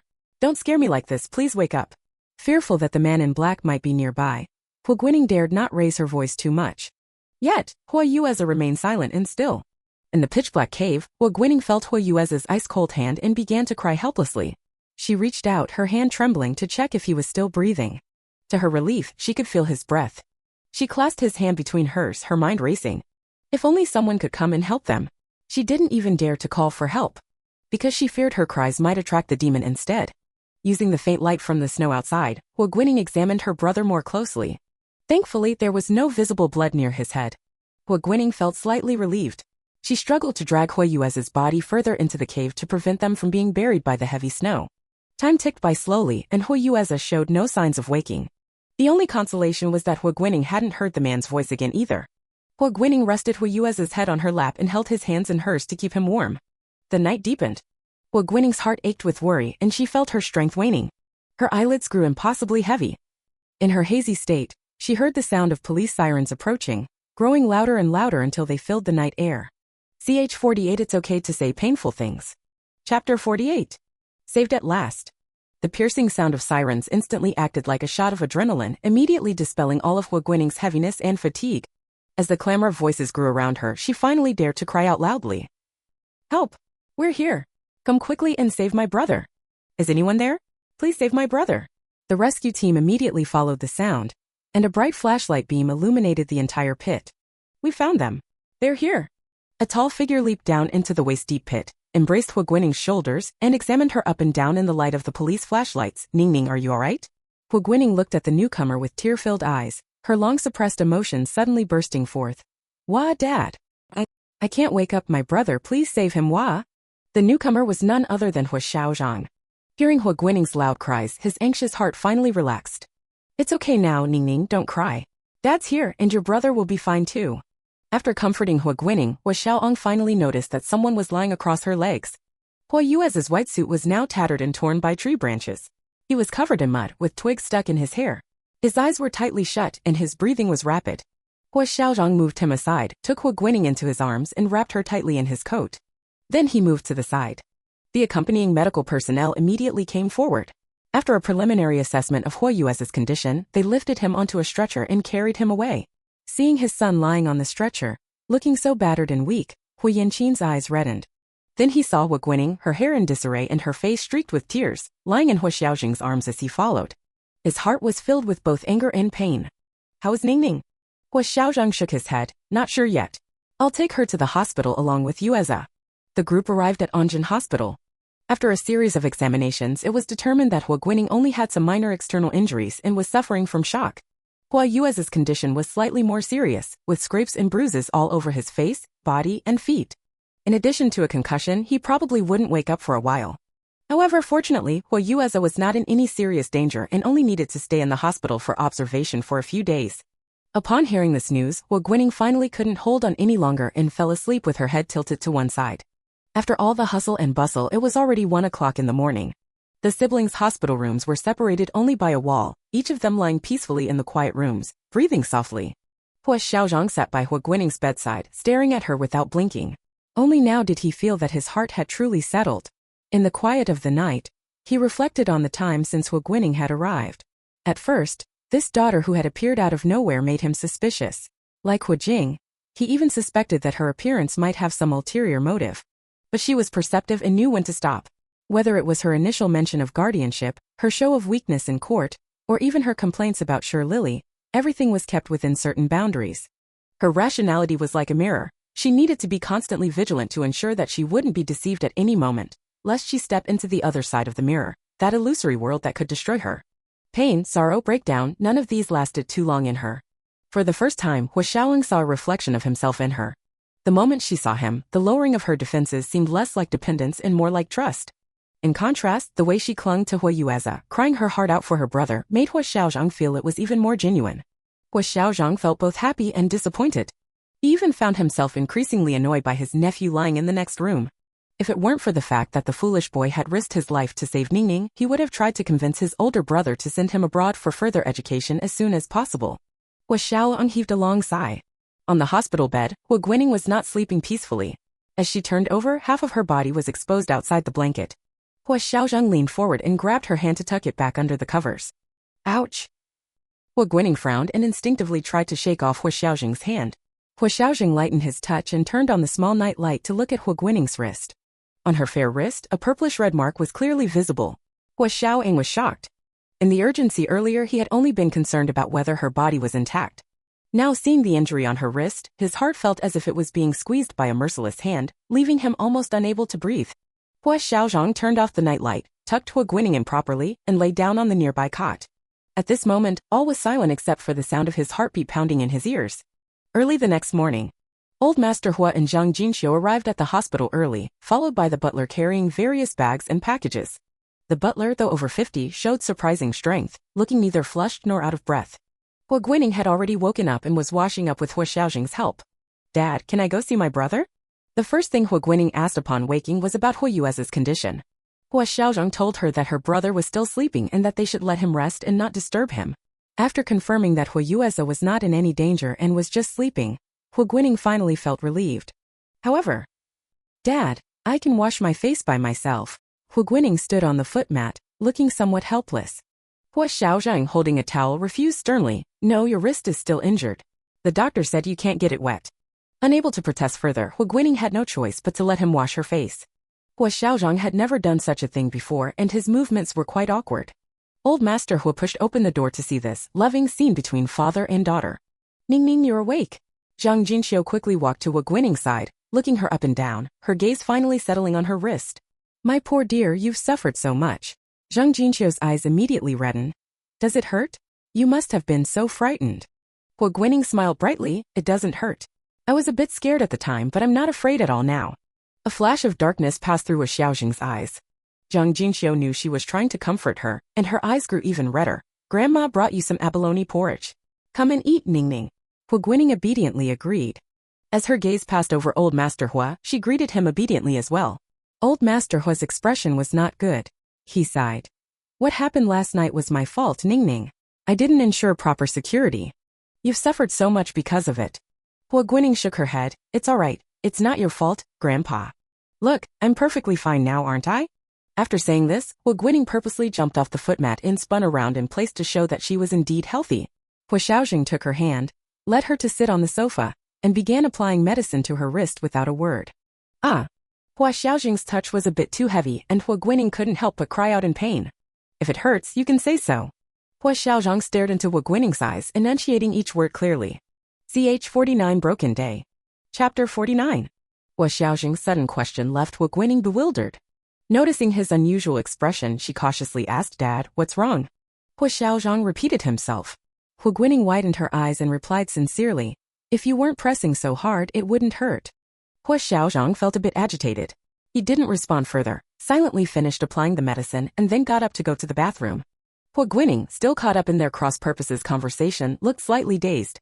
Zhang Jinxiu cast a meaningful glance at Huo Xiaozheng's retreating figure. She wanted to say something but swallowed her words. Instead, she chose to sit down beside Huo Guining's bed. She began pulling items out of the large and small packages the steward had brought. Abalone porridge, shrimp dumplings, steamed chicken feet, pea pudding, Buddha's ham pastries, brown sugar cake, egg rolls, Chinese herbal bone broth, walnut and almond milk, cherries, sliced mangoes, strawberries. The table was soon filled to overflowing. You must be starving, Ning Ning. Eat up, Zhang Jinxiu urged. Huo Guining's mouth formed an O shape. This is amazing. She flashed Zhang Jinxiu a sugar-sweet smile and immediately dug in, almost burying herself in the food. Old Master Hua, seeing the child eat so voraciously for the first time, grew a bit anxious. He kept mumbling, slow down, eat slowly. Zhang Jinxiu watched her with a benevolent expression, occasionally wiping her mouth. By the time Huo Xiaozheng had composed himself and emerged from the bathroom, Huo Guining's stomach was already round and full. Huo Xiaozheng said with resignation, you shouldn't eat any more. Be careful not to get indigestion. Huo Guining looked down at her belly blankly, realizing he was right. She gave a shy smile and obeyed Huo Xiaozheng, stopping her feast. The steward came forward with a smile to clear away the leftovers. Do the police have any results yet? Old Master Hua inquired. Huo Xiaozheng nodded. The police had interrogated through the night, and their findings were similar to the initial investigation. Years ago, after Su Jin was fired from his company, he had intended to join the Huo Corporation. Huo Xiaozheng had rebuffed him with a curt, we don't take Jiang Corporation's discarded trash. In the midst of his dejection, Su Jin's wife died in a car accident. Under the weight of these compounded pressures, Su Jin broke down. One day he accidentally learned that Huo Xiaozheng had a daughter. Blinded by hatred, he couldn't bear the fact that while he had lost his job and his wife had left him, Huo Xiaozheng still had a daughter to dote on. Thus he decided to take revenge on Huo Xiaozheng. And the most heart-wrenching way to do so was to make Huo Xiaozheng experience the pain of losing a daughter. It's easier to dodge a spear than a hidden arrow, Old Master Hua sighed. It seems not only I but you too have security issues. Huo Xiaozheng didn't argue. He had always believed in trusting those he employed without suspicion. This time, although it was partly due to the negligence of the person in charge, he couldn't shirk his own responsibility. Moreover, ultimately, Ning Ning's ordeal was because of him.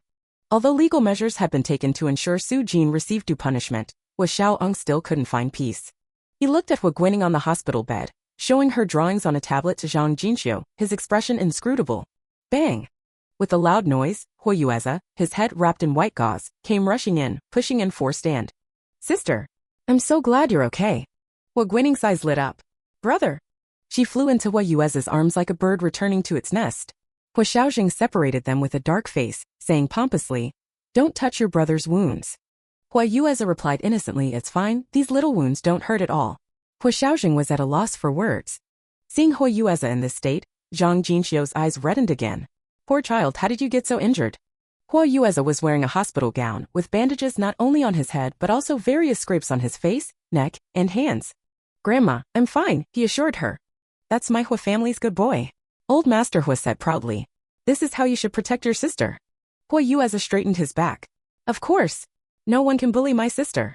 Elder Madam Hua pushed open the door hurriedly saying, Look at you.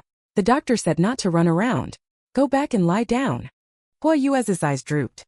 He scratched his head. Yesterday, sister was tied up alone in the basement for so long I was worried about her and wanted to come see her. He sat down on Huo Guining's bed. Sister, you're not scared anymore, right? Huo Guining shook her head. The usually carefree Huo Yueza promised her solemnly, see, I didn't lie to you. I'll always protect you in the future, I promise. Huo Guining felt a lump in her throat. She threw herself into Huo Yueza's arms, hugging him tightly. Thank you, bro, ah. Huo Yueza, whose concussion hadn't fully healed, was hit by Huo Guining's sudden embrace. His stomach churned and with a wah, he threw up. Huo Xiaozheng, who had been watching the two closely, quickly pulled Huo Guining away, saving her from the mess. Zhang Jinxiu wasn't so lucky. Her dark red jacket was now covered in vomit. Elder Madame Huo's eyes darted around, not daring to look directly. For a moment, the hospital room was filled with an unpleasant odor. Huo Yueza was pushed back to his room in a wheelchair by Elder Madame Hua. After examining Huo Yueza, the doctor stated that the patient was not in serious condition. But please follow my instructions. Don't get up on your own, avoid emotional excitement, and refrain from strenuous activities. Huo Yueza lay obediently on the hospital bed, blinking rapidly to show he wouldn't dare disobey again. Worried about Huo Yueza, Huo Guining kept running to his room. By now, Huo Yueza had been given a simple wash and changed into fresh clothes. Huo Guining sat on his hospital bed, propping up her tablet computer so they could watch her favorite anime together. Huo Xiaozheng thought to himself, this looks rather irritating. Seeing that both children were not in serious condition, Old Master Hua and Zhang Jinxiu returned to the family mansion at Elder Madame Hua's urging. As for Huo Xiao, Uncle, you can go to work. I can take care of Ningning, Huo Yueza suggested, thinking he was being considerate. Ever since entering the hospital room, Huo Xiaozheng's phone had been ringing non-stop. Huo Xiaozheng took a deep breath and closed his eyes. This big fool saved Ningning, he saved Ningning. Opening his eyes again, Huo Xiaozheng smiled, you're still a patient yourself, how can you take care of your sister? Come on, Ningning, let's go to the office with Dad. Huo Guining, already tired of her work life, felt conflicted. She didn't want to go, preferring to stay with her savior. But if she didn't go, her chest would hurt. Suddenly, Huo Guining remembered that when she was locked in the basement yesterday, her chest had hurt too. But later it seemed that with Huo Yueza's arrival, the chest pain hadn't been as severe as usual. Huo Guining's eyes brightened. She got up, walked to the foot of the bed, and gestured for Huo Xiaozheng to bend down. Huo Xiaozheng complied. Huo Guining whispered, Dad, I've noticed that when brother is with me, my chest doesn't hurt. Stage 50 A little love for aunt but not much. Chapter 50. The second day of the new year. Media captured the president of Huo Corporation leaving Anjin Children's Hospital with an icy expression. Rumor suggested it was due to recent stock fluctuations in the Huo Group, causing shareholders to put pressure on Huo Xiaozheng. Meanwhile, the real culprit was currently curled up on Huo Yueza's hospital bed, earnestly drawing a portrait of the sleeping Huo Yueza. It was just after 10 in the morning. Huo Jing opened the door to find Huo Guining bathed in the warm winter sunlight, sketching with a devout expression. The subject of the drawing lay on the bed, his curly hair a mess, a white bandage on his head, mouth agape, and drooling. The sound of the door opening caught Huo Guining's attention. She called out softly, Auntie. Huo Jing glanced at her eye-searing nephew, then picked up Huo Guining and placed her on the sofa. Let Auntie take a look, are you alright? When the incident with Huo Guining occurred, Huo Jing had been attending an event abroad. It wasn't until after the event that she saw the news about Huo Guining's situation. So as soon as she got off the plane, she rushed to the hospital to visit Huo Guining. Huo Jing's expression still held traces of fatigue, with some bloodshot veins visible in her eyes. Huo Guining smiled softly, I'm fine, really. She looked bright and adorable, causing Huo Jing's worried heart to settle. What about Huo Yueza? What exactly happened yesterday? I was scared to death. Huo Jing asked about Huo Yueza's condition, but her eyes didn't want to fall on him at all, subtly showing some disdain. Huo Guining didn't notice. She recounted everything to Huo Jing, from how she bit through the tape after being kidnapped to how Huo Yueza helped her escape. I was really scared at first. But after brother came, I wasn't scared at all. Huo Jing felt somewhat emotional. You're so brave. Huo Jing praised, then glanced towards Huo Yueza again. Huo Yueza is quite gutsy too. Huo Guining giggled, continuously praising Huo Yueza until Huo Jing started to feel a bit uneasy. Ning Ning, look, this is the gift Auntie brought back for you from Country F. Huo Jing handed her a large blue gift box. The box was big, too large for Huo Guining's small hands to hold. What is it, Auntie? Huo Jing smiled, gesturing for her to open it. Huo Guining did as told. Lifting the lid of the gift box and tearing away the outer wrapping paper, a red and white long dress appeared before her. Wow! Huo Guining couldn't help but exclaim in admiration. It was the same style as the blood-red dress she had drawn for Huo Jing last time. Auntie, you made it real. Huo Guining's eyes sparkled. Her smile was so infectious that Huo Jing couldn't help but smile too. To be precise, Auntie didn't make it. Auntie had someone else make it. They made two. Huo Jing held up 2 fingers. Auntie has one too. Huo Guining's smile grew even sweeter. We have matching outfits now. Her long hair was braided into 2 small plaits hanging over her chest. Under her princess-cut bangs, her large eyes shone brightly. Huo Jing couldn't resist stroking her soft hair. In the future, we'll have even more matching things. Huo Yuez's voice rose faintly from behind the 2. Auntie, where's my gift? Huo Jing's eyes froze for a moment. In a flash, she strode to the bedside, grabbed her big nephew's head, shaking it back and forth, and said through gritted teeth, Auntie rushed back overnight just to see you. Isn't that the best gift? Before Huo Guining could stop her, Huo Yueze, unable to bear his aunt's heavy love, let out a wah and vomited again. Huo Jing and Huo Guining were both kicked out of the hospital room. Huo Jing hadn't anticipated this turn of events. If it weren't for the face mask she wore to avoid the paparazzi, she might have thrown up too. Feeling a bit awkward, she suggested, how about Auntie takes you for ice cream? The sun was shining brightly today, but the outdoor temperature wasn't high. Huo Guining was silent for a few seconds. Auntie, you should go home and rest. It was the first time Huo Jing had been rejected by a child, and she laughed awkwardly. All right then, Auntie will head back now and come see you again tomorrow. Huo Guining keenly sensed the change in Huo Jing's mood and said softly, Auntie, your eyes are so red. Make sure to rest well at home, okay? Huo Jing's eyes filled with emotion. She whimpered and moved forward, wanting to hug the little girl and breathe her in. Huo Guining, looking at the mess on her clothes, silently took a step back. The deeply hurt Huo Jing wailed on her social media, lamenting how deeply she'd been wounded by her niece and nephew. Seeing this from afar, Huo Xiaozheng felt somewhat satisfied, and his work efficiency even improved. Huo Guining was strictly forbidden by the doctor from entering Huo Yuez's room.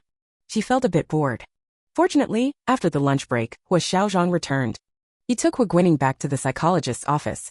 Originally, due to the New Year holiday, the counseling session was scheduled for next week. But because of the kidnapping incident, Huo Xiaozheng was worried it might leave new trauma for Huo Guining, so he made an appointment with Xia Lingluo, hoping she could provide some psychological guidance for Huo Guining. Xia Lingluo readily agreed. Sitting in the familiar office, Huo Guining still couldn't help feeling nervous. Just like last time, Xia Lingluo wasn't wearing a white coat, but casual clothes in a low-saturation blue that was very soothing. Happy New Year, Ning Ning. How have these past few days been? Xia Lingluo's smile was also very gentle. Huo Guining, small as she was, sat on the soft beige sofa. She wore a light purple sweater and light khaki woolen pants with snow boots on her feet. Her white down jacket was placed aside, neatly folded by Huo Xiaozheng. Huo Guining politely greeted her but didn't answer about her recent situation. Instead, she asked, Didn't Daddy already tell you about my situation? This statement carried a hint of aggression. Xia Lingluo's expression remained unchanged, her gaze calm. Oh? Are you bothered that your father told me about your situation? Huo Guining knew she was referring to the kidnapping incident. But since she asked this way, Huo Guining could only shake her head. Not really. Then why do you seem a bit angry? Huo Guining couldn't quite explain it herself. Is it because your father told me about your experience without your consent, making you feel disrespected? Xia Lingluo's voice was unhurried, her tone still gentle. It seemed to carry no malice, just an objective desire to understand her feelings. Huo Guining nodded, then shook her head. Xia Lingluo didn't rush her, just quietly waited for her answer. Gentle yet persistent. Huo Guining gave in, saying somewhat deflated, I just feel like this makes me seem useless. This was an answer Xia Lingluo hadn't expected. Xia Lingluo asked, Why do you feel useless? When I was kidnapped, I knew that uncle was a stranger, but I still went with him. I also caused my brother to get hurt. Isn't that being useless? Ch 51 Remember to love yourself. Chapter 51. This was something Xia Lingluo hadn't anticipated. Maturity is closely related to a person's experiences. The more one experiences, the more comprehensive their perspective becomes, and the more adept they become at handling situations. It's at times like these that people praise you for being mature. 5-year-old Huo Guining had endured more than her peers. Xia Lingluo could understand that in certain aspects, she was more sensitive and mature than others her age, naturally thinking more deeply about things. When Xia Lingluo first began working with her, the treatment goal was to help her become a child appropriate for her age, enjoying the happiness of childhood. Now it seemed there was still a long way to go to reach that goal. But the immediate concern wasn't to lament this fact. After a brief moment of reflection, Xia Lingluo didn't rush to dismiss Huo Guining's feelings. Instead, she asked, What's your standard for being useful? Huo Guining looked puzzled. Standard? Xia Lingluo rephrased her question, In your opinion, what would make someone useful in a kidnapping situation? Huo Guining replied dejectedly, Like my brother, brave, bold, and strong. That's very useful. Huo Xiaozheng had already briefed Xia Lingluo on what had happened, so she knew who Huo Guining meant by brother. Did you know that your brother actually had a chance to borrow a phone and call for help directly? Huo Guining was clearly unaware of this. She shook her head in shock. If my brother had made that call, would he not have been hurt so badly? Xia Lingluo smiled gently. That's possible. After a pause, she asked, given your brother made this mistake, do you think he's useless? Huo Guining immediately denied this. No, my brother was already very brave. He must have been too anxious, so. Her voice trailed off under Xia Lingluo's gentle gaze. You're very clever, Xia Lingluo praised sincerely. I believe you've realized it now. You easily understood your brother and forgave his mistake.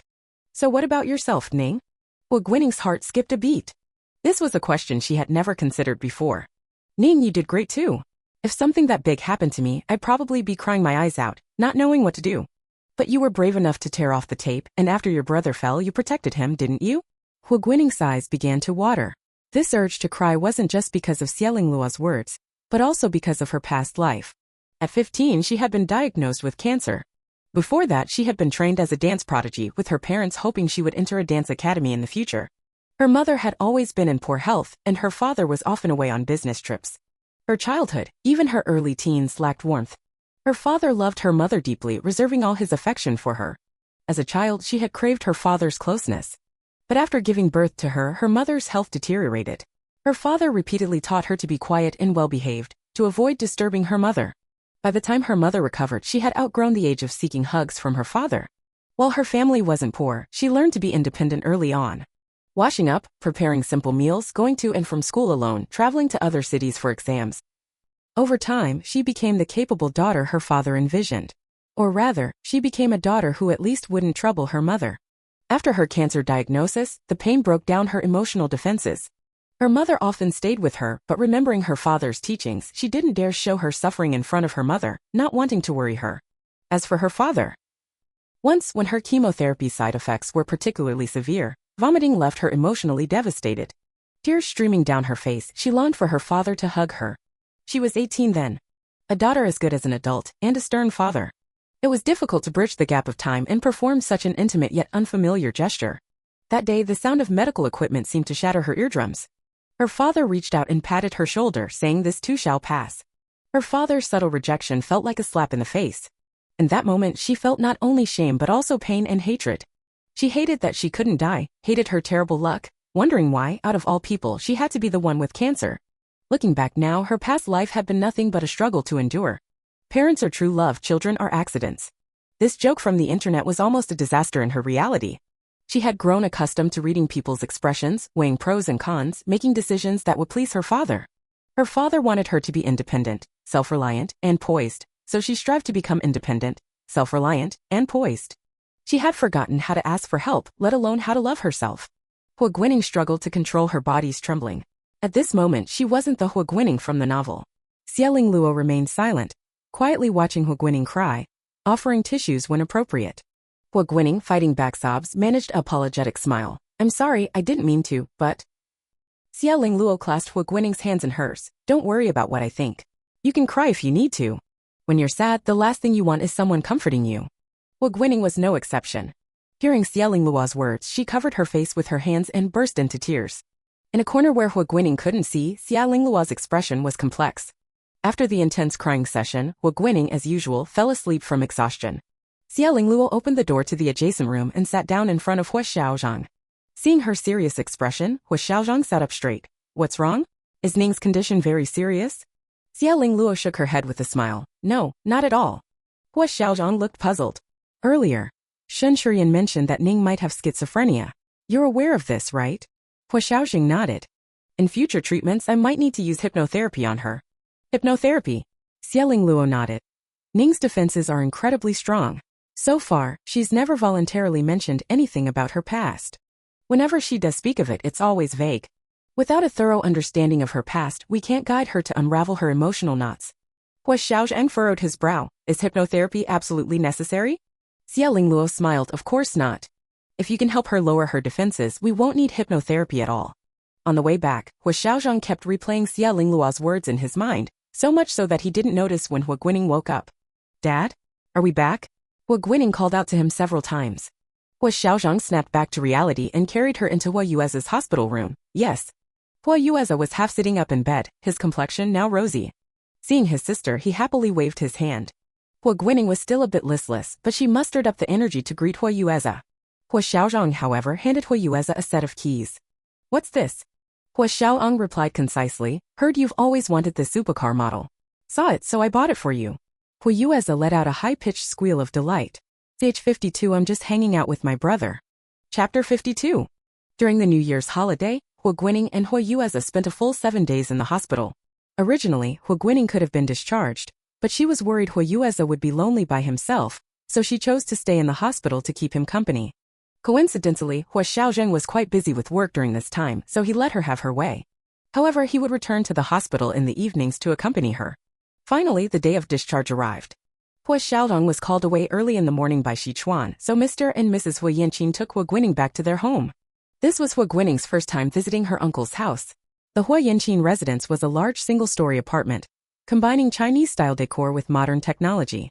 Thanks to the mistress's attentiveness, the home was both cozy and immaculate. Ningning, come here. These are the slippers Aunt-in-law bought especially for you, said elder Madame Hua, whose maiden name was Zhuo Qifang. She held a pair of purple bunny ear slippers and placed them at Huo Guining's feet. Huo Guining sweetly thanked her. Huo Yueze chimed in, these slippers have been waiting for you for a long time. I've been begging young uncle to bring you to play at our house, but he always said he was busy. Huo Yanqing glared at him, is your skin itching for a beating? Huo Yueze stuck out his tongue, quickly grabbed Huo Guining's hand, and ran towards his room. Little sister, I've kept the sculpture you sent last time safe and sound. Let me show you. Huo Guining followed him in a daze. Sculpture? What sculpture? At the Huo group. Xi Chuan said with some difficulty, Mr. Hua, for this case, the person in charge on the other side insists on meeting with you face to face. They said if they can't see you, everything is off the table. Huo Xiaozheng wore a white shirt and gray vest, with his sleeves rolled up to his elbows, revealing the black watch on his wrist. His long fingers and the visible veins on the back of his hand were clearly visible. He tapped the desk, then we'll make the trip. Book 2 plane tickets. Ningning's passport is still at home, you. He suddenly paused, wait a moment. Saying this, he took out his phone. Meanwhile, Huo Guining was still immersed in the exquisite beauty of the sculpture. She hadn't expected Huo Yueze to like her snowman so much. Otherwise, Huo Xiaozheng wouldn't have had her snowman made into a sculpture and sent to Huo Yueze. Huo Guining's fondness for Huo Yueze grew even more. When she received Huo Xiaozheng's call, Huo Yueze was rummaging through something in his bedroom, telling Huo Guining to wait. Dad? I'm at brother's house. Business trip? Abroad? Huo Yueze immediately rushed to Huo Guining's side, making faces at her. Huo Guining couldn't understand his gesticulations and just thought he looked silly. Zhuo Qifang happened to enter with a tray of fruit. Seeing the situation, she gave Huo Yueze a questioning look. Huo Yueze then explained in a low voice. Meanwhile, Huo Guining was still conflicted. If she went abroad with Huo Xiaozheng, she would surely become a corporate slave 2.0 version, but if she didn't go, would she have an episode? Huo Yueze's big face suddenly appeared in front of her, mouthing something silently. Huo Guining's eyes lit up. I can stay with brother, can't I? Hello. There was no response from the other end of the phone. Huo Guining thought her watch had malfunctioned, so she hung up directly. Aunt-in-law, could you call my dad? I think my watch might be broken. Zhuo Qifang certainly didn't refuse. While taking out her phone, she said, is Dad going on a business trip abroad? Ningning, you shouldn't go, it's too tiring. The call connected quickly, and Zhuo Qifang put it on speakerphone. Huo Xiaozheng's voice filled the room. Sister-in-law. Zhuo Qifang, oh, Ningning said you're going on a business trip? Yes. You can focus on your work, I'll take care of Ningning for you. After a moment of silence on the other end, is Ningning there? Huo Guining immediately replied, I'm here. Dad will be gone for 3 days.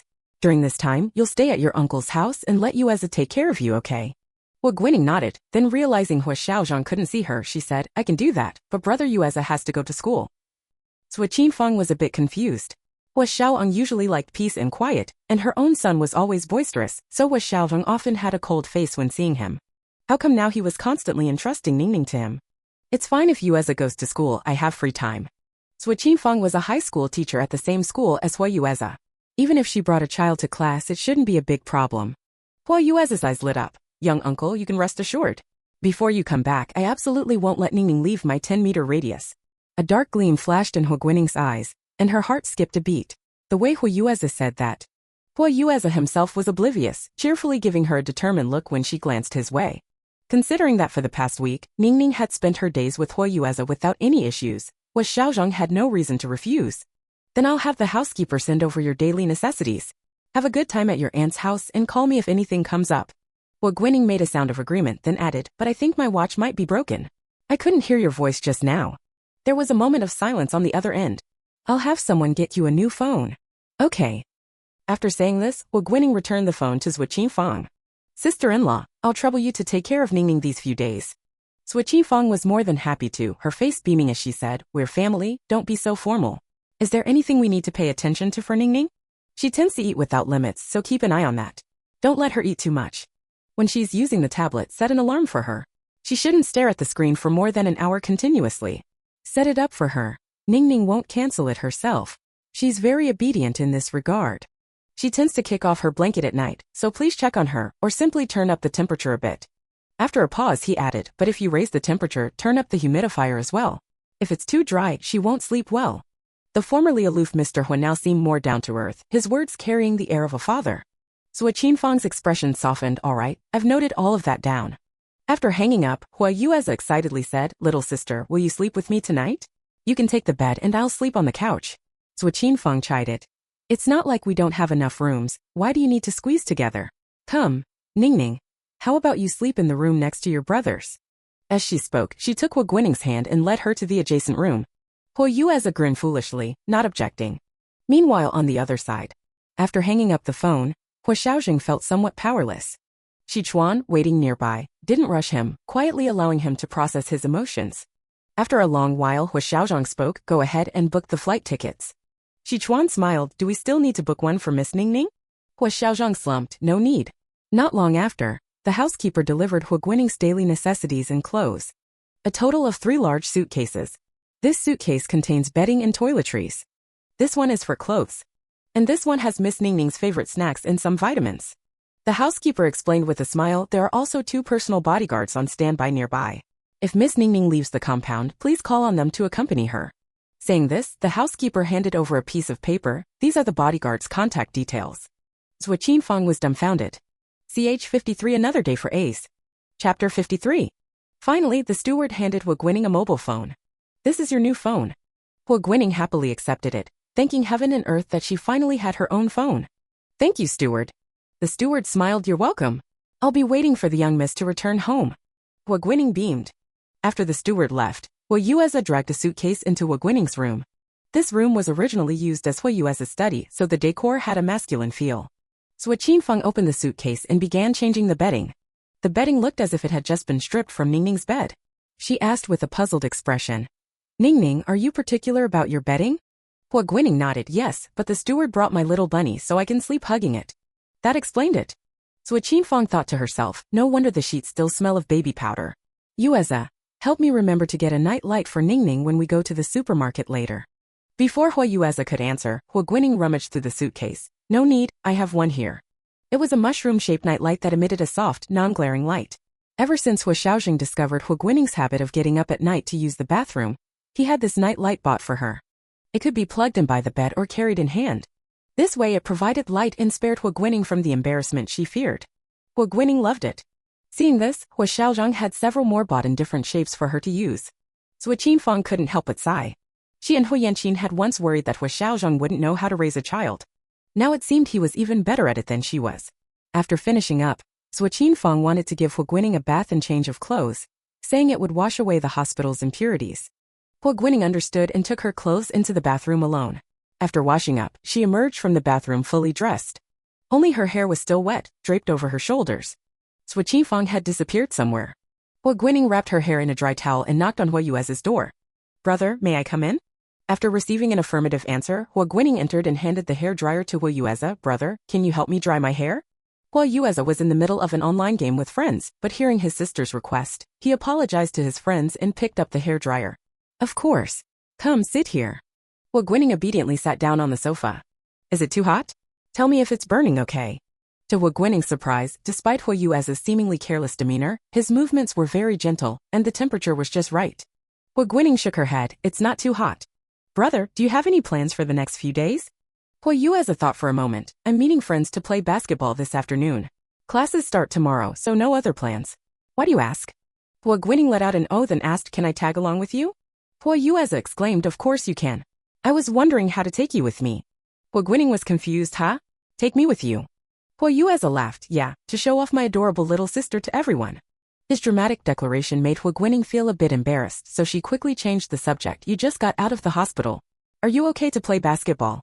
It's fine, I can just watch if nothing else. If mom asks, don't give me away, okay? Huo Guining nodded. Huo Yueza effortlessly dried her hair, then took out their mother's hair oil and carefully applied a layer. He then combed her hair smooth. Huo Guining couldn't help but give him a thumbs up. Wow, brother, you're amazing. Even better than dad. Huo Yueza laughed heartily. I learned a bit from watching videos. Just tried it out. He looked her over. Ningning's hairstyle is so cool. Huo Guining cockily raised her chin. You have good taste. They both burst into laughter. It wasn't until after lunch that Huo Guining understood what Huo Yueza meant by, don't give me away. Mom, I'm meeting friends at the library.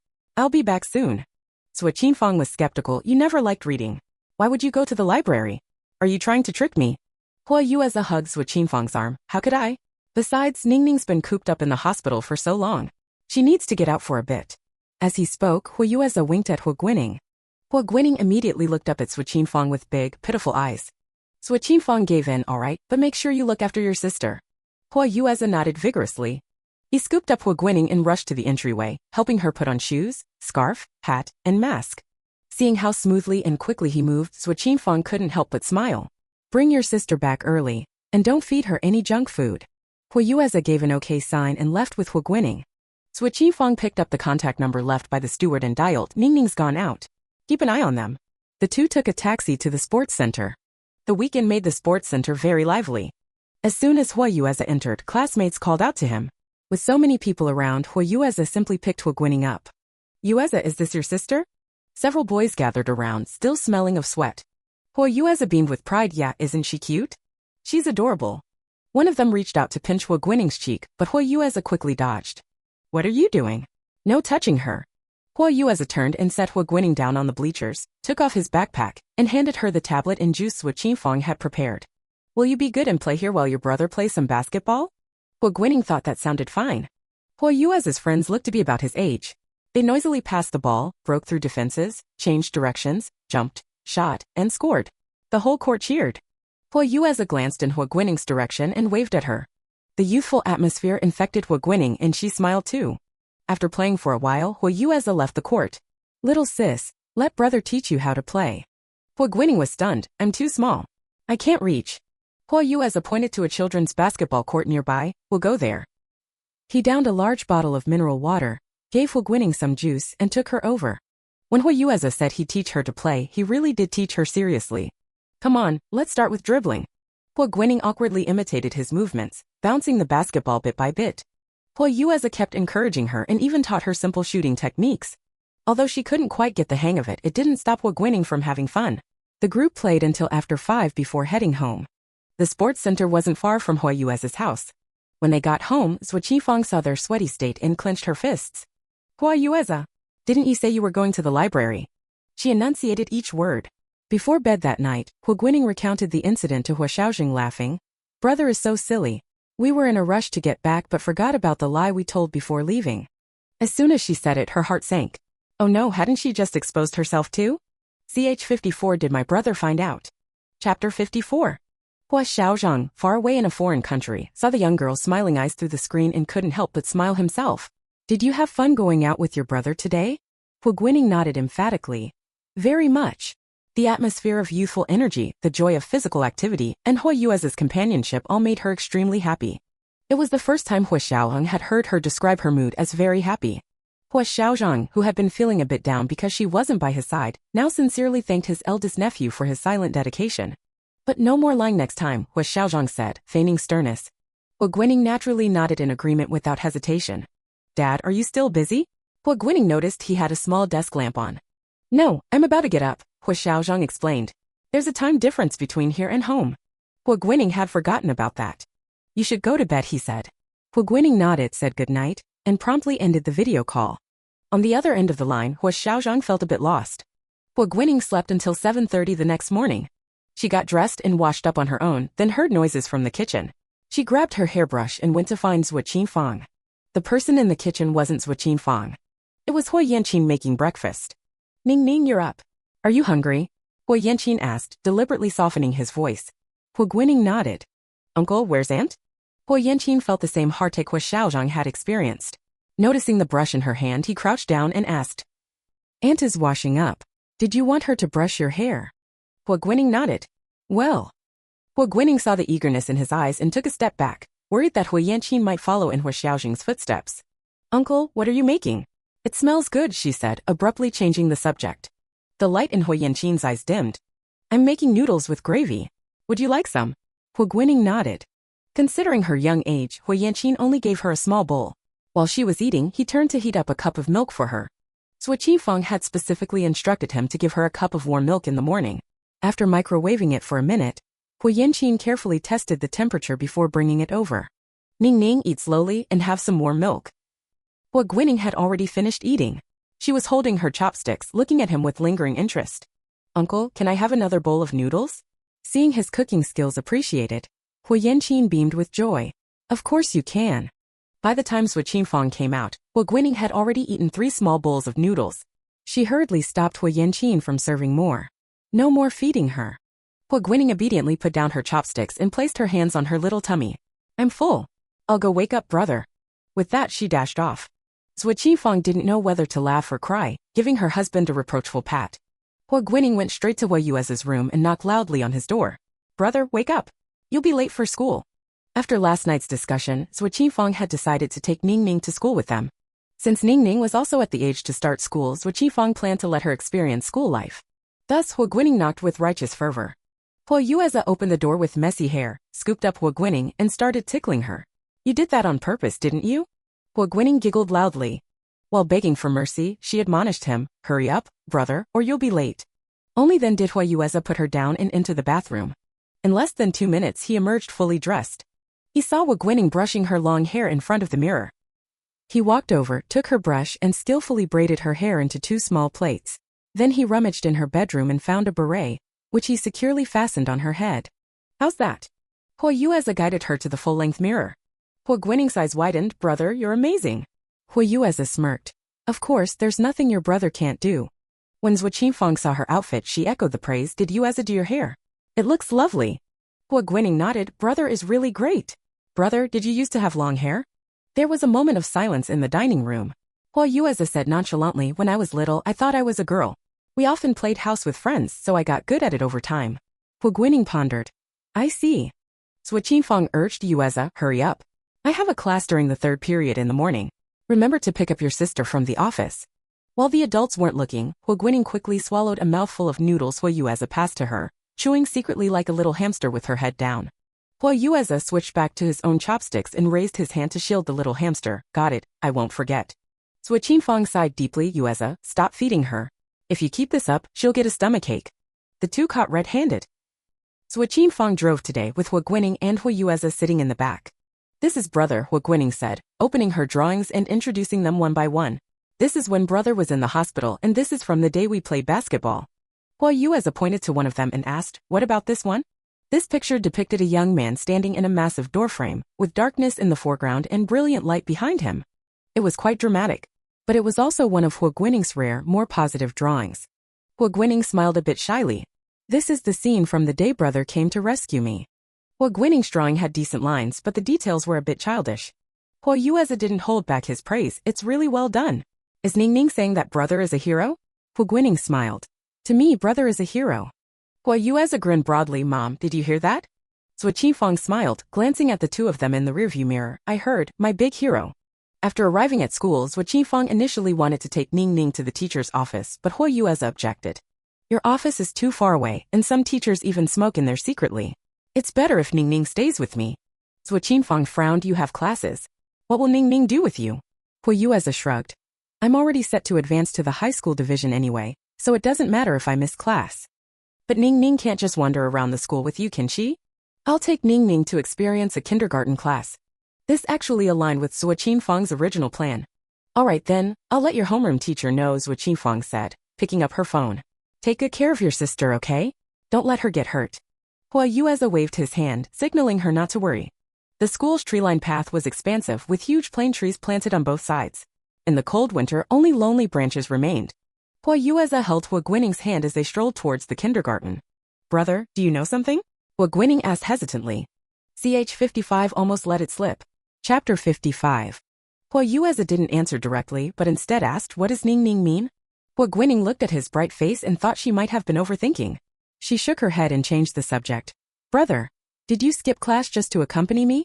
Huo Yueza smiled, half and half. Ning Ning, do you want to go to school?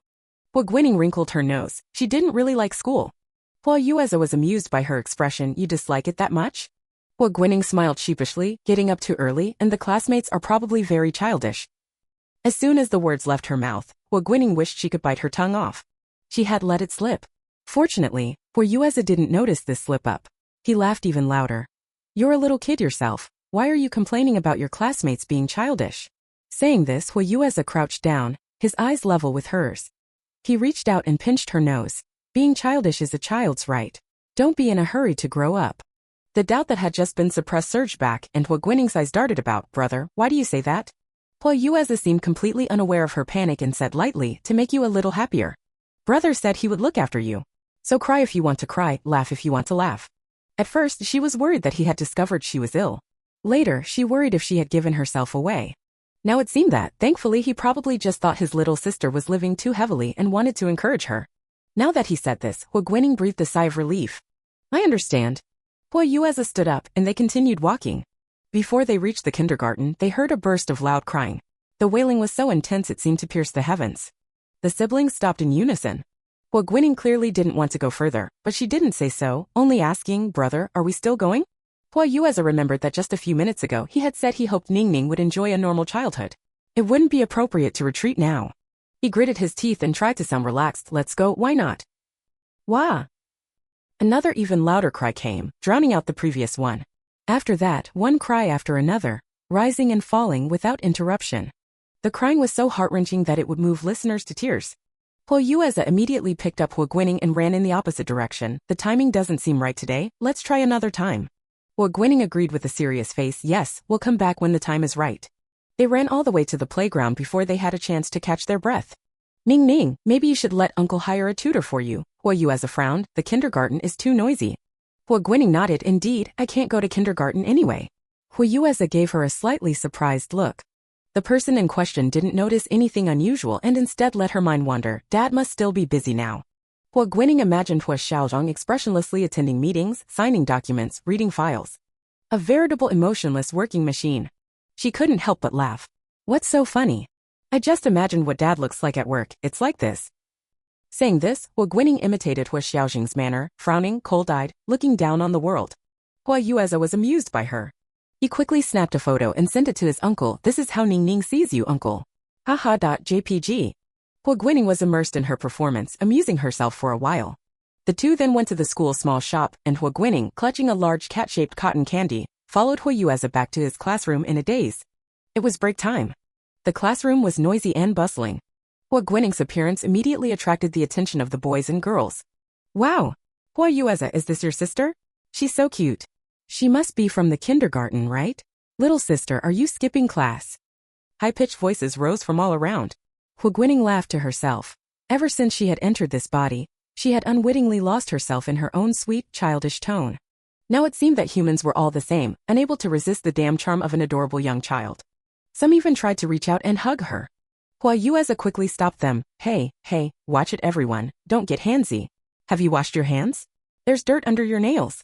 Don't touch my sister. Everyone burst into laughter. Huo Guining, however, acted as if nothing was wrong. Taking a bite out of the cat-shaped cotton candy's head, delicious. The bell rang and everyone got up to change classrooms. Huo Guining asked in confusion, Brother, are we going too?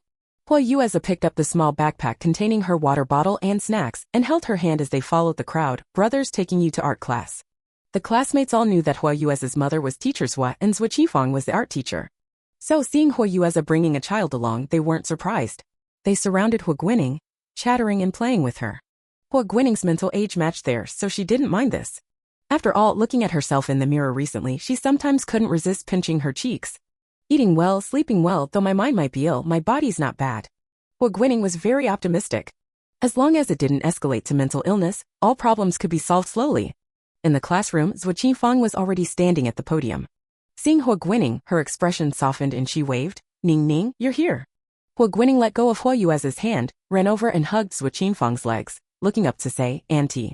Zhua Qifang took the backpack her son handed over, pulled out a wet wipe and wiped Huo Guining's mouth. Don't eat too much candy, you'll get cavities. Huo Guining obediently nodded. Huo Yueza led her back to his seat. Zhua Qifang began the lesson. In the art room, there were many easels set up. Huo Guining stood in front of Huo Yuez's easel, listening to Zhuo Qinfang talk about the history of a certain painting. Zhuo Qinfang spoke gently and taught eloquently, the content captivating. Huo Guining leaned against Huo Yueze, listening intently. Alright, today's color exercise theme is life. Now begin your free practice. Huo Guining turned and asked, Brother, can I paint? Huo Yueze gladly gave her the easel and worried she couldn't reach it. He also brought her a stool. He sat behind her to prevent her from falling. Usually only drawing on a tablet, this was the first time Huo Guining had picked up a paintbrush in this world, and she felt a bit unfamiliar. What color do you want to use? Huo Guining thought for a moment. Green?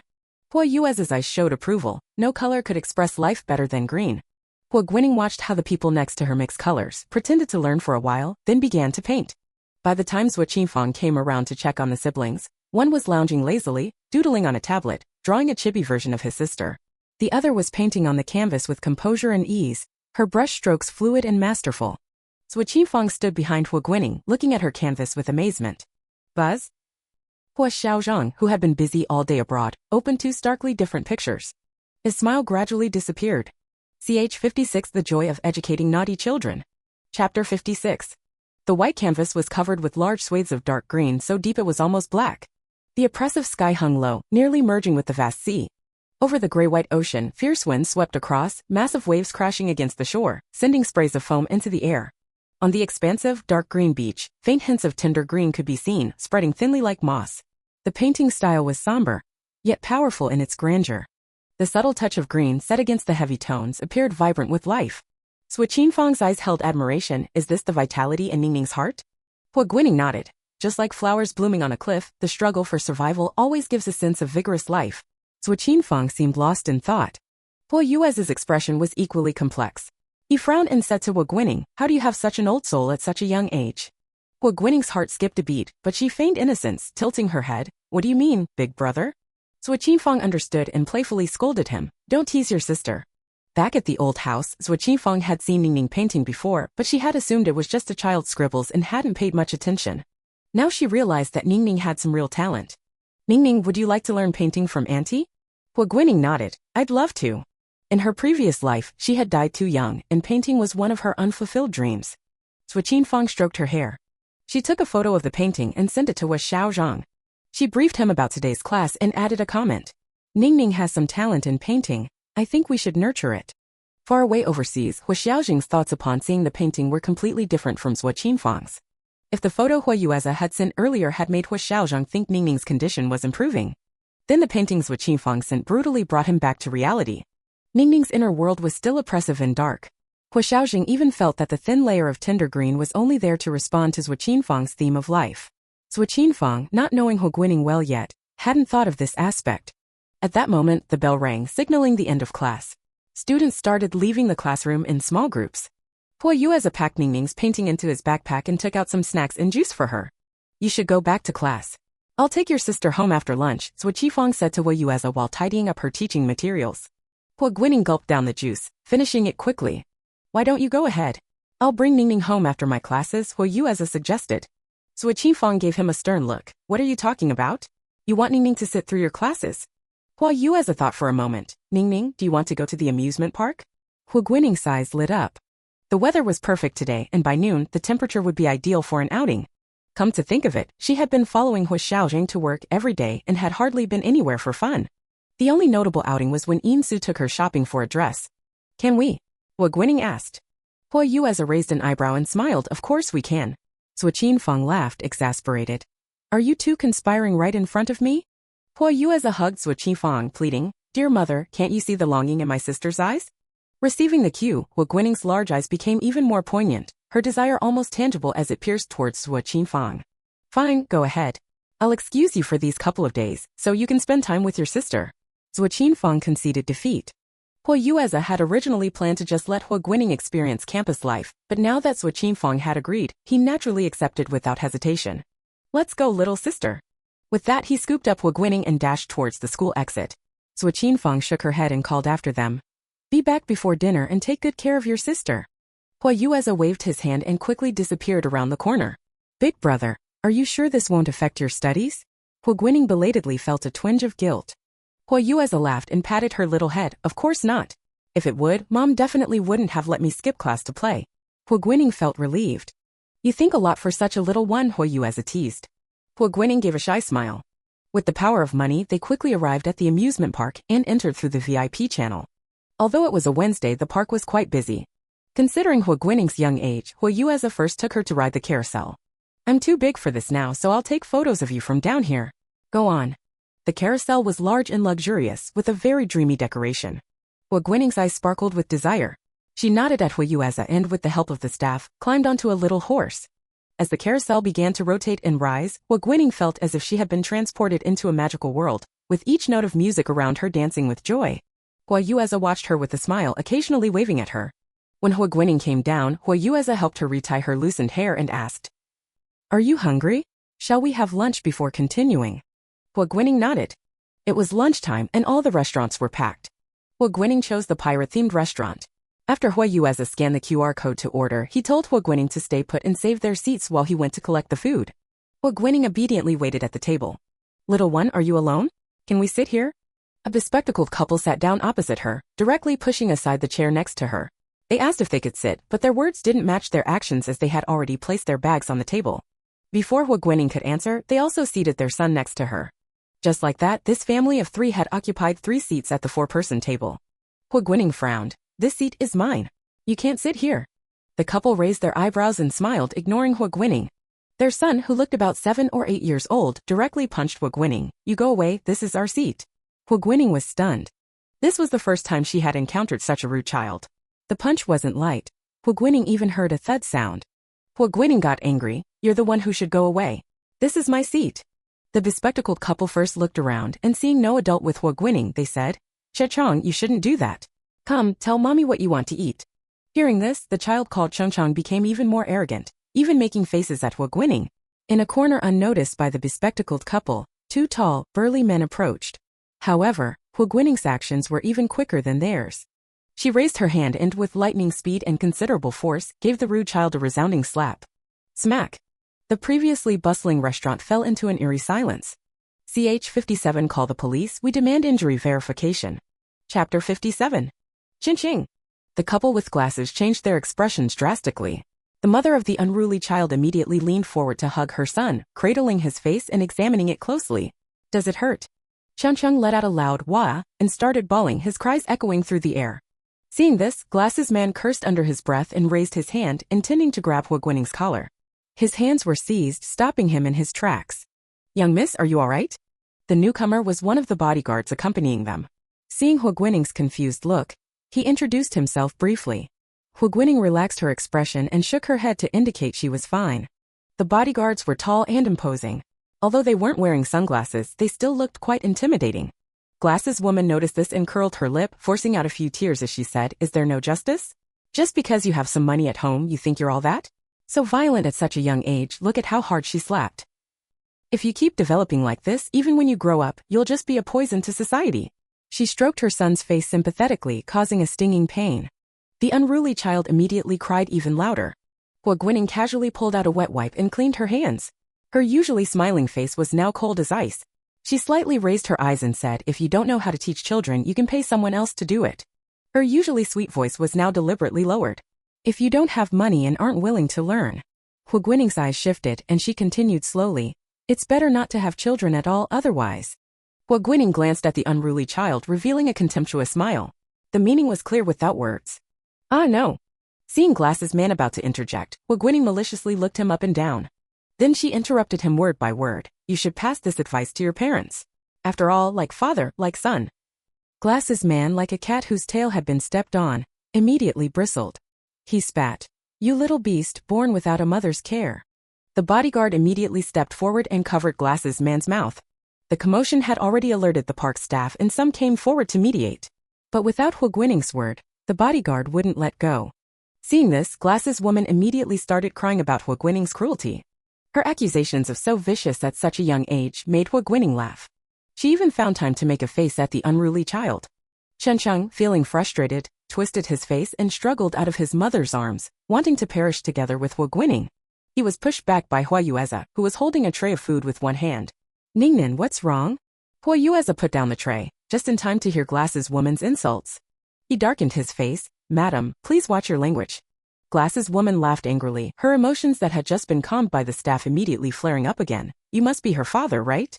Let me tell you, if your daughter doesn't apologize to my son, this matter isn't over today. Huo Yueza hadn't yet figured out what had happened, but that didn't stop him from being protective. This is my sister. And what apology?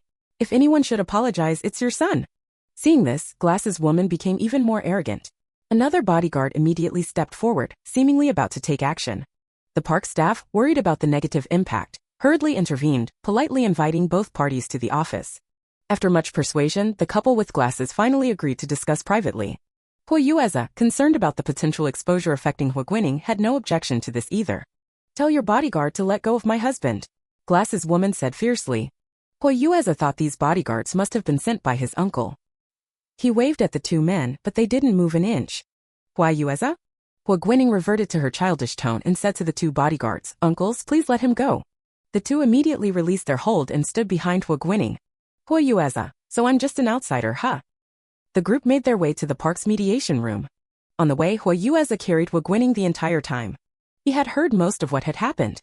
During the journey, Huo Yueza took out his phone and sent a message to Huo Xiaozheng. When they arrived at the mediation room, they could hear the couple with glasses cursing and swearing. Huo Yueza ignored them as if they were just passing gas, focusing entirely on feeding Huo Guining. This pork cutlet is very tender with a sweet and sour taste. Try it. Delicious. And this corn it has cheese added. It's fragrant and sweet. The big and small one turned the office desk into a dining table, eating with great enjoyment. The couple with glasses, wary of the bodyguards standing next to the two, dared not voice their anger. Shensheng, however, was brought to tears by the tempting food and cried for some too. Glasses woman said haughtily, give us a set of this meal too. The park staff smiled and said, this meal set was ordered by Mr. Huo himself. We're just helping with the delivery. Glasses woman said resentfully, when you were persuading us earlier, your attitude was so good. Now that we've agreed to reconcile, this is your attitude. She took out her phone and continued, I have tens of thousands of followers on my social media. Want me to expose your two-faced behavior? The staff member's smile froze. The reason they didn't handle this in public was to avoid affecting other visitors, not out of consideration for the couple with glasses. Hearing her say this, the staff member couldn't help but secretly roll their eyes, reminding her, Ma'am, we've already retrieved the surveillance footage of the incident. On the way here, other staff members had gone to get the surveillance footage. Under surveillance, the truth of the matter was clear. Glasses woman and her husband exchanged a glance, a flash of panic crossing their faces. Since you've seen the surveillance, you should have also seen my son being hit, Glasses woman said, feeling more and more justified. I want to call the police. Huo Guining couldn't help but interject. The surveillance should also show that your son was the one who struck first. Huo Yueza was startled and immediately stood up. Where did that little brat hit you? Does it hurt? Seeing that they had finished eating most of their meal, Huo Guining's eyes rolled mischievously, and she pouted. He punched my back with his fist. It hurt so much, woo-woo. With that, she fell straight into Huo Yueza's arms, making a show of crying without any real tears. Huo Yueza, judging from her behavior that she wasn't really injured, played along. Let's call the police then. We demand a medical examination. The park staff had originally planned to minimize the issue and resolve it quietly. They didn't expect that, under mediation, both parties would want to involve the police. This would be detrimental to the park's reputation. After trying to please both sides, the couple with glasses smugly relented, have his sister apologize to us, and compensate for our son's mental distress, and we can consider this matter settled. Huo Yueza gave a cold laugh, glancing at the staff member. He slowly said to the couple with glasses, you think it's that easy to settle privately? Dream on. As soon as he finished speaking, there was a knock on the office door. Lawyer Zheng walked in carrying a briefcase. Regarding the kidnapping case, how was Xiaozheng discovered where Huo Guining was hidden? This story goes back to Huo Yueza and the moving truck driver. At that time, the driver had insisted that he wouldn't waste a whole day's business for just 200 yuan, so he had left them halfway. Coincidentally, the delivery the driver made that day was to the Shen family. Huo Guining had been kidnapped at that time, and the Shen family knew about it. The driver overheard some of the conversation and asked someone nearby about the surname of the kidnapped family. The person told him everything. The driver thought if he really had encountered the kidnapped person, given the wealth of rich families, even a small reward would probably equal several months of his salary. Thinking this, the driver immediately went to the Huo family, saying he had important information that might help find the young master of the Huo family. It was the driver's first time riding in a police car, and he felt a bit uneasy. After reaching the outskirts, the driver pointed the police in the direction where he had left Huo Yueza. Sure enough, the police found him. Not only did they find the young master of the Huo family, but they also rescued a little girl he hurt. Afterwards, the Huo family indeed gave the driver a sum of money equivalent to a year's salary. After learning the truth about his rescue, Huo Yueze was determined not to let this incident tarnish the image of the heroic brother in Ningnin's eyes before she came of age.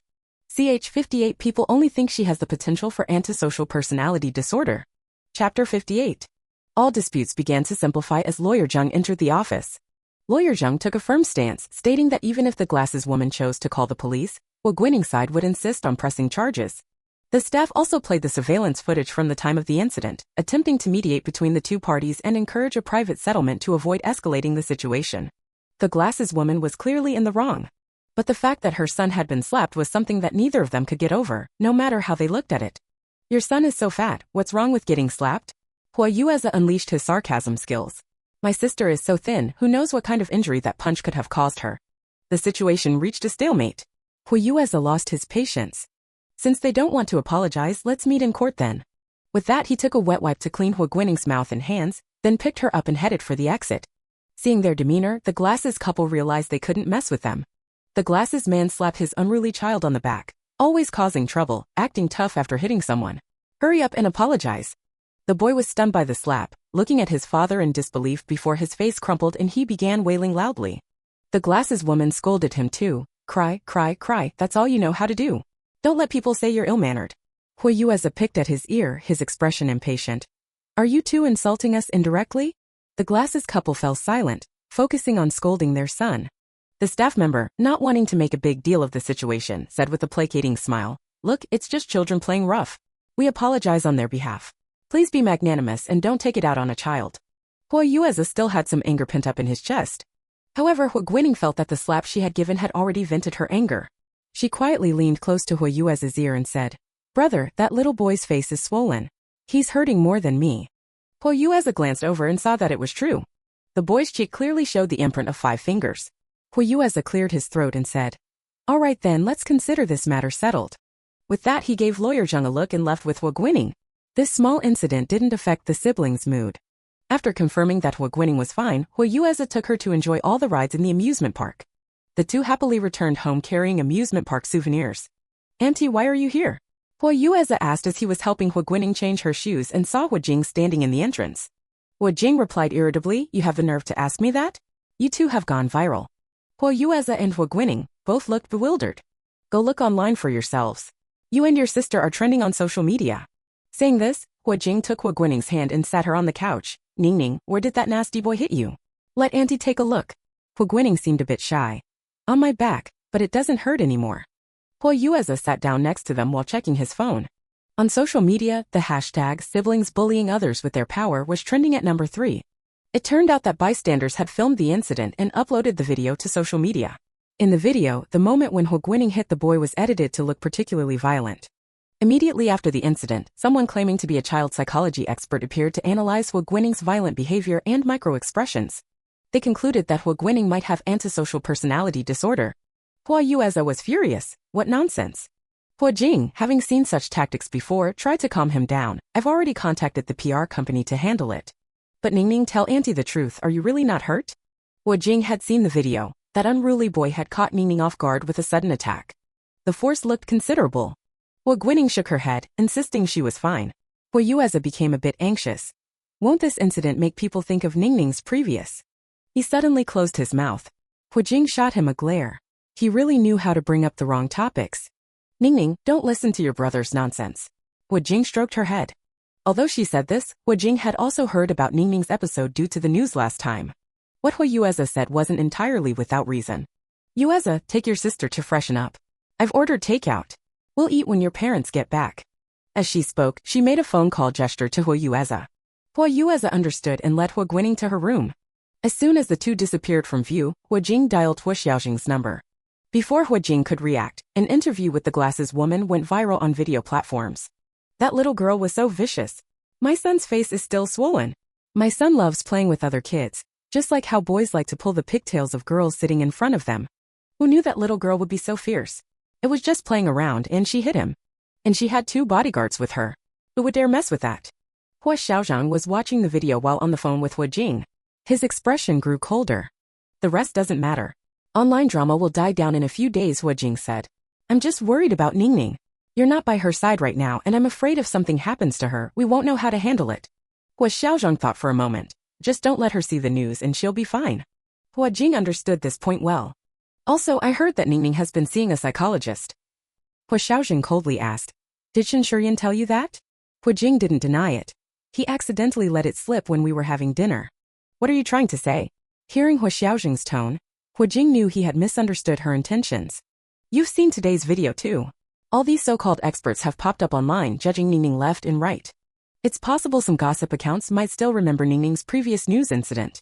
What if they dig up the fact that Ningning is seeing a psychologist? Wouldn't that make things even worse? Huo Jing explained all at once. This was something Huo Xiaozheng hadn't considered. Although Huo Xiaozheng had sued all the gossip accounts after the last news incident, this time was different. No one would care about Ningning's background, experiences, or the truth in the video. They would only think that Ningning was a potential sociopath with a mental illness. Ch 59 You are a genius. Chapter 59. Having learned from the previous incident, this time, the Huo family deliberately kept Huo Guining away from online discussions. Huo Yueze went even further, directly cutting off Huo Guining's Wi-Fi. After dinner, having bid farewell to Huo Jing, Huo Guining was about to watch some anime when she found herself confused. Brother. Huo Yueze felt a bit guilty. He rubbed his nose and said with a straight face, You must be tired after playing all day. You should go to bed early. As he spoke, he pushed her towards the bedroom. Huo Guining looked at the time. It was only 8 in the evening. Brother, is there something you're not telling me? Huo Guining felt strange. Cutting off my Wi-Fi won't help, you know. I still have my phone. Huo Yueze, in his concern, had forgotten about that. Then don't use your phone either for now. Huo Guining shook her head. No, I haven't called Dad yet today. That's right. It had been less than 2 days since Huo Xiaozheng went abroad, but Huo Guining would video call him every day to ask about his situation. Sometimes Huo Yueze couldn't tell who was the father and who was the daughter. As they were arguing, Huo Xiaozheng's call came in. Huo Guining quickly answered, Dad. Huo Xiaozheng was startled. The urgency in her voice made him a bit worried. What's wrong? Are you feeling unwell somewhere? Huo Guining shook her head and plopped down on the sofa. Brother cut off my internet and is trying to take my phone. Knowing that Huo Yueze was worried about her seeing negative comments online, Huo Xiaozheng felt relieved. So he teased her, how could your brother be so naughty? Huo Guining was taken aback and hurriedly explained, Brother isn't naughty. He's just worried that I'm tired from playing all day and wants me to go to bed early. Huo Xiaozheng said. Oh, so your brother is quite nice then. Huo Guining nodded. Then shouldn't you go wash up and get ready for bed? Huo Xiaozheng's tone was coaxing. To be honest, he wasn't sure how Guining would react if she saw the online comments. But just in case, it would be better if she didn't see them before he had dealt with the situation. Thinking of this, he added, if you go to bed early today, Dad will bring you a present tomorrow. Dad, are you coming back tomorrow? Huo Guining was a bit excited. Although Huo Yueze was very nice, and her uncle and aunt were good too, Huo Guining still preferred living at her own home. Yes, I'll be back tomorrow. So rest early and I'll pick you up in the evening to go home. Huo Xiaodong didn't tell her that he was already on his way to the airport. With this situation, he felt he would be more at ease if he was by her side. Since Huo Xiaozheng said so, Huo Guining obediently complied. She handed her phone to Huo Yueze to keep. Brother will give me back my phone tomorrow, right? Huo Yueze hadn't expected her to be so obedient and immediately answered, of course. A gentleman's word is his bond. Huo Guining felt reassured. Just as she was wondering what to do, Suo Qinfang beckoned to her, saying she had made some adjustments to the painting from earlier in the day and asked if she wanted to take a look.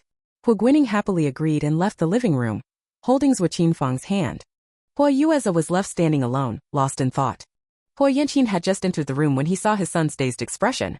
He couldn't help but pat him on the back. What are you daydreaming about? Huo Yueze answered off topic, Dad, when I was 5 years old could I understand idioms? At 5? At 5 you had trouble with complex characters, let alone idioms. Huo Yanqin said bluntly. Huo Yueze's eyes gradually widened in shock. He excitedly said, Dad, we might have a genius in our family. Huo Yanqin couldn't take it anymore, isn't your uncle one?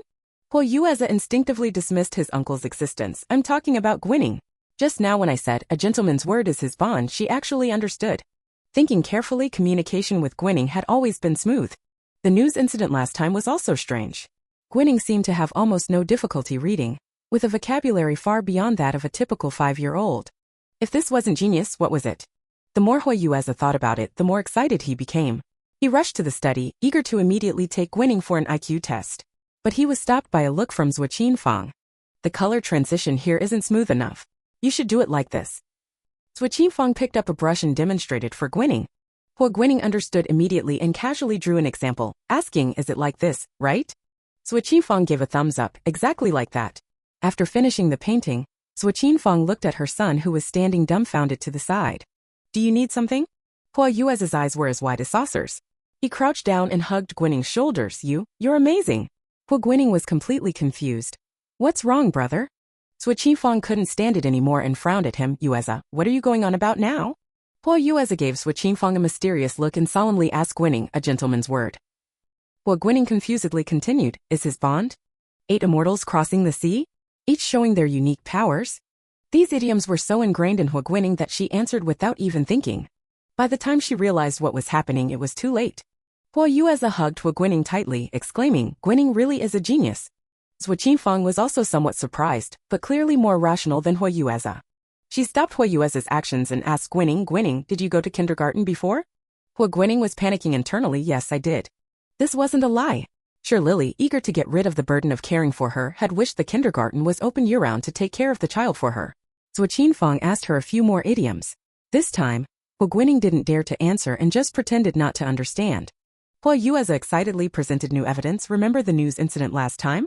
Didn't Uncle say Guining read it herself? A 5-year-old recognizing so many characters, if that's not genius, what is? Huo Guining wished she could tape his mouth shut. She waved her hands repeatedly, saying, I'm not a genius. Huo Yueza was about to speak again, but Zhuo Qinfang seemed to have figured something out. She gently asked Guining, do you not like being seen as a genius? How could she answer that question? This had nothing to do with being a genius, it was purely because she hadn't played the role of a 5-year-old child well enough. Huo Guining lowered her head and remained silent. Zhuo Qinfang seemed lost in thought. I'm not a genius, Huo Guining said after some consideration, deciding to tell the truth. I often play alone, but the house is too quiet and I get scared. So I keep the TV on and watch it. I watch whatever is lively. After watching a lot, I learn things. Huo Guining's words implied she wasn't smart, she was simply too lonely. Seeing this, Huo Yuez's excitement also cooled down. Guining's situation was very similar to his uncle's situation back then. CH60 Dad is back. Chapter 60. Zhuo Qinfang felt heartbroken upon hearing Huo Guining's words. After Huo Yueza was born, she had neglected him due to her poor health. When her health improved, she wanted to make it up to Huo Yueza every moment. Not to mention Ningning's situation now. What kind of mother would be heartless enough to let her child stay home alone without company? Zhuo Qinfang and Huo Yueza, mother and son, were not on the same page, so their expressions naturally differed. Huo Guining found it difficult to interpret their reactions. Fortunately, Zhuo Qinfang didn't let Huo Yueza get carried away, but instead took Huo Guining back to her room to sleep. Ningning, would you like Auntie to tell you a bedtime story? Zhuo Qinfang felt very sorry for her, so she wanted to give her as much warmth as possible. Huo Guining shook her head. No need, I'm not used to that. Upon hearing this, Zhuo Qinfang's expression became even more sympathetic. However, Huo Guining didn't think much of it. After finishing her bedtime routine, Zhuo Qinfang adjusted the room temperature for her, checked if the windows were properly closed, turned off the lights, and walked out. Huo Guining patiently waited for a while, and after making sure Zhuo Qinfang had left, she got up and took out a small white pill from the inside of her school bag. She picked up the glass of water from the bedside table and swallowed the pill. Then she slowly closed her eyes. Online, the video of Huo Guining and Huo Yueza was still causing a stir. The PR company was doing its best to delete it, but some marketing accounts still managed to trace clues and discover Huo Guining's identity. Unlike last time, things were different now. Huo Guining had been officially recognized by her family, and marketing accounts aware of the inside story didn't dare to offend the Huo group. However, there were still some stubborn companies wanting to capitalize on this hot topic for traffic. They found the eyeglasses couple for an interview. Seeing that the matter had blown up, the eyeglasses couple was initially a bit scared of the truth being exposed. But when they were told about Huo Guining sending her birth mother to prison, the couple suddenly felt they were on moral high ground. So they collaborated with the marketing accounts to keep hyping up the story of Huo Guining beating up an innocent boy. Faced with the overwhelming reports, the Huo group's PR company found the situation rather thorny. Times are changing, and people are starting to question the concept that human nature is inherently good. Last time, when Miss Huo sent her birth mother to prison, we only focused on deleting photos without fully clarifying the facts. This led to more and more malicious speculation about Miss Huo from netizens. And now this. Sichuan played the video for Huo Xiaozheng. Right here, Miss Huo's expression has been overinterpreted. The comment section has been led astray, they're all saying Miss Huo is. Sichuan stammered, afraid to continue. Huo Xiaozheng coldly glanced over, just say it. The comments are saying Miss Huo is born evil. Crash. At that moment, even the roar of an airplane couldn't compare to the sound of glass shattering in Huo Xiaozheng's hand. Huo Xiaozheng's expression was as cold as ice, his eyes seeming to spit fire. Sichuan hadn't seen Huo Xiaozheng this angry in a long time. He lowered his head, not daring to speak for a long while. Huo Xiaozheng spoke. Find someone to release the complete video. Sichuan reluctantly said, we've already done that, but public opinion is not on our side. The PR department's view was that this wave of traffic was huge, and marketing companies had invested heavily in steering the narrative. The current situation was that the complete video had been released, but netizens had already formed preconceptions and believed that Huo Guining's side was trying to whitewash the situation. Huo Xiaozheng gave a cold laugh. Contact the amusement park and tell them we have some business to discuss. Moreover, Huo Xiaozheng instructed Sichuan to offer a reward on public media, asking for more people to provide videos from that day. The base price was 100,000 yuan. The higher the quality of the video provided, the higher the reward. Where there's a big reward, there are bound to be brave takers. The public hadn't expected this money-making opportunity, and suddenly, all sorts of accounts claiming to be onlookers started uploading videos to the official blog. Some spectators also stated that they were at the scene that day, and the facts didn't match the eyeglasses couple's description. Of course, that's a story for later. At 4 a.m., Huo Xiaozheng arrived in South City. Mr. Hua, shall I take you back to Panlong Bay? Sichuan asked. Huo Xiaozheng tiredly rubbed his eyes. No need, let's go to my brother's house to pick up Ningning first. Sichuan hesitated. At this hour, Miss Ningning should still be asleep. Huo Xiaozheng paused, realizing he had forgotten about the time in his eagerness to bring her home. Then let's go back to the villa first. Huo Xiaozheng dozed off in the car for a while, and after returning home and freshening up, it was already 6 a.m. Because Ningning wasn't home, Aunt Sue hadn't prepared breakfast recently. Seeing Huo Xiaozheng this morning, she was a bit flustered. Mr. Hua, you're back. What would you like for breakfast? Huo Xiaozheng shook his head, about to refuse, but then thought, make something Ningning likes. He would go pick her up later. However, things don't always go as planned.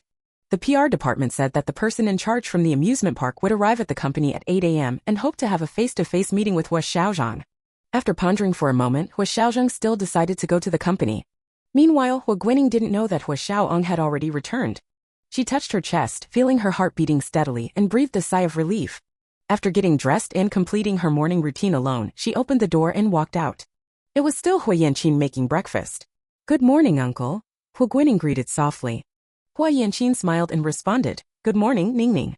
Are you hungry? Huo Guining got goosebumps from his affected tone. She nodded. Today's breakfast was small shepherd's purse wonton. The skin was thin and the filling was plentiful. One bite released a burst of juicy, fragrant flavor. Huo Guining gave a thumbs up. Huo Yanqin smiled gently. Ningning, didn't you sleep well last night? Huo Yanqin suddenly asked. Why do your lips look so pale?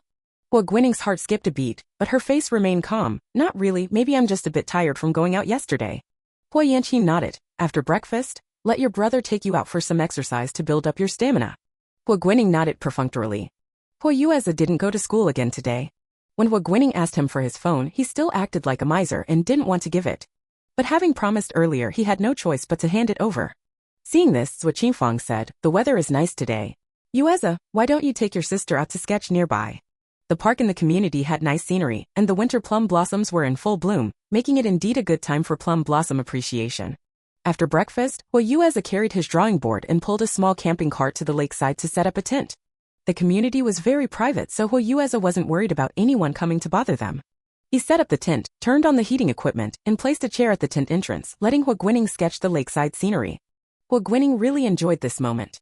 She didn't have to think about her situation, and the tragic experiences of Shining no longer haunted her. At this moment, she was free. Huo Yueza was organizing her small bag that she never left behind, filled with various snacks, tissues, cute little dolls, and... Holding the instruction manual in his hand, Huo Yueza looked at Huo Guining, who was engrossed in drawing with a complex expression. CH61 almost got caught. Chapter 61. Huo Guining sensed the gaze behind her and looked at Huo Yueza quizzically. Brother, why are you looking at me like that? Huo Yueza held up the instruction leaflet. What's this? Huo Guining's heart skipped a beat. Oh no, had she forgotten to throw away the medication instructions? She tried to remain calm. What do you mean? Huo Yueza walked over and held the leaflet in front of her eyes, smiling. Why do you stuff everything into your bag? What's the point of keeping the instructions for vitamin tablets? Vitamins? Huo Guining was stunned for a moment, then let out a long sigh of relief. Butler Chen must have put it in there. Huo Yueza thought about it and agreed. That must be it. Maybe Butler Chen was worried Mom would forget the dosage. Huo Guining forced a couple of laughs. As a cold wind blew past, the cold sweat on her back made her shiver involuntarily. That was close. Seeing her reaction, Huo Yueza asked with concern, what's wrong? Are you cold? Huo Guining shook her head. She tried to focus on her painting, but her mind was elsewhere. Beside her, Huo Yueza felt something was off, but he couldn't quite put his finger on it. The siblings continued their activities, one painting the winter landscape tirelessly, the other playing on his phone with headphones on. After Huo Xiaozheng took action, the online controversy didn't escalate further. On Huo Corporation's official media account, more and more first-hand accounts from visitors began to appear. Huo Corporation, as agreed, made private transfers to these accounts. Although some netizens still accused Huo Corporation of paying to clean up their image as videos from different perspectives emerged, the tide of public opinion began to turn. That couple is really shameless, taking advantage of a young girl who wasn't accompanied by adults. But that little brat hit first and quite hard too. Another day of having my worldview refreshed.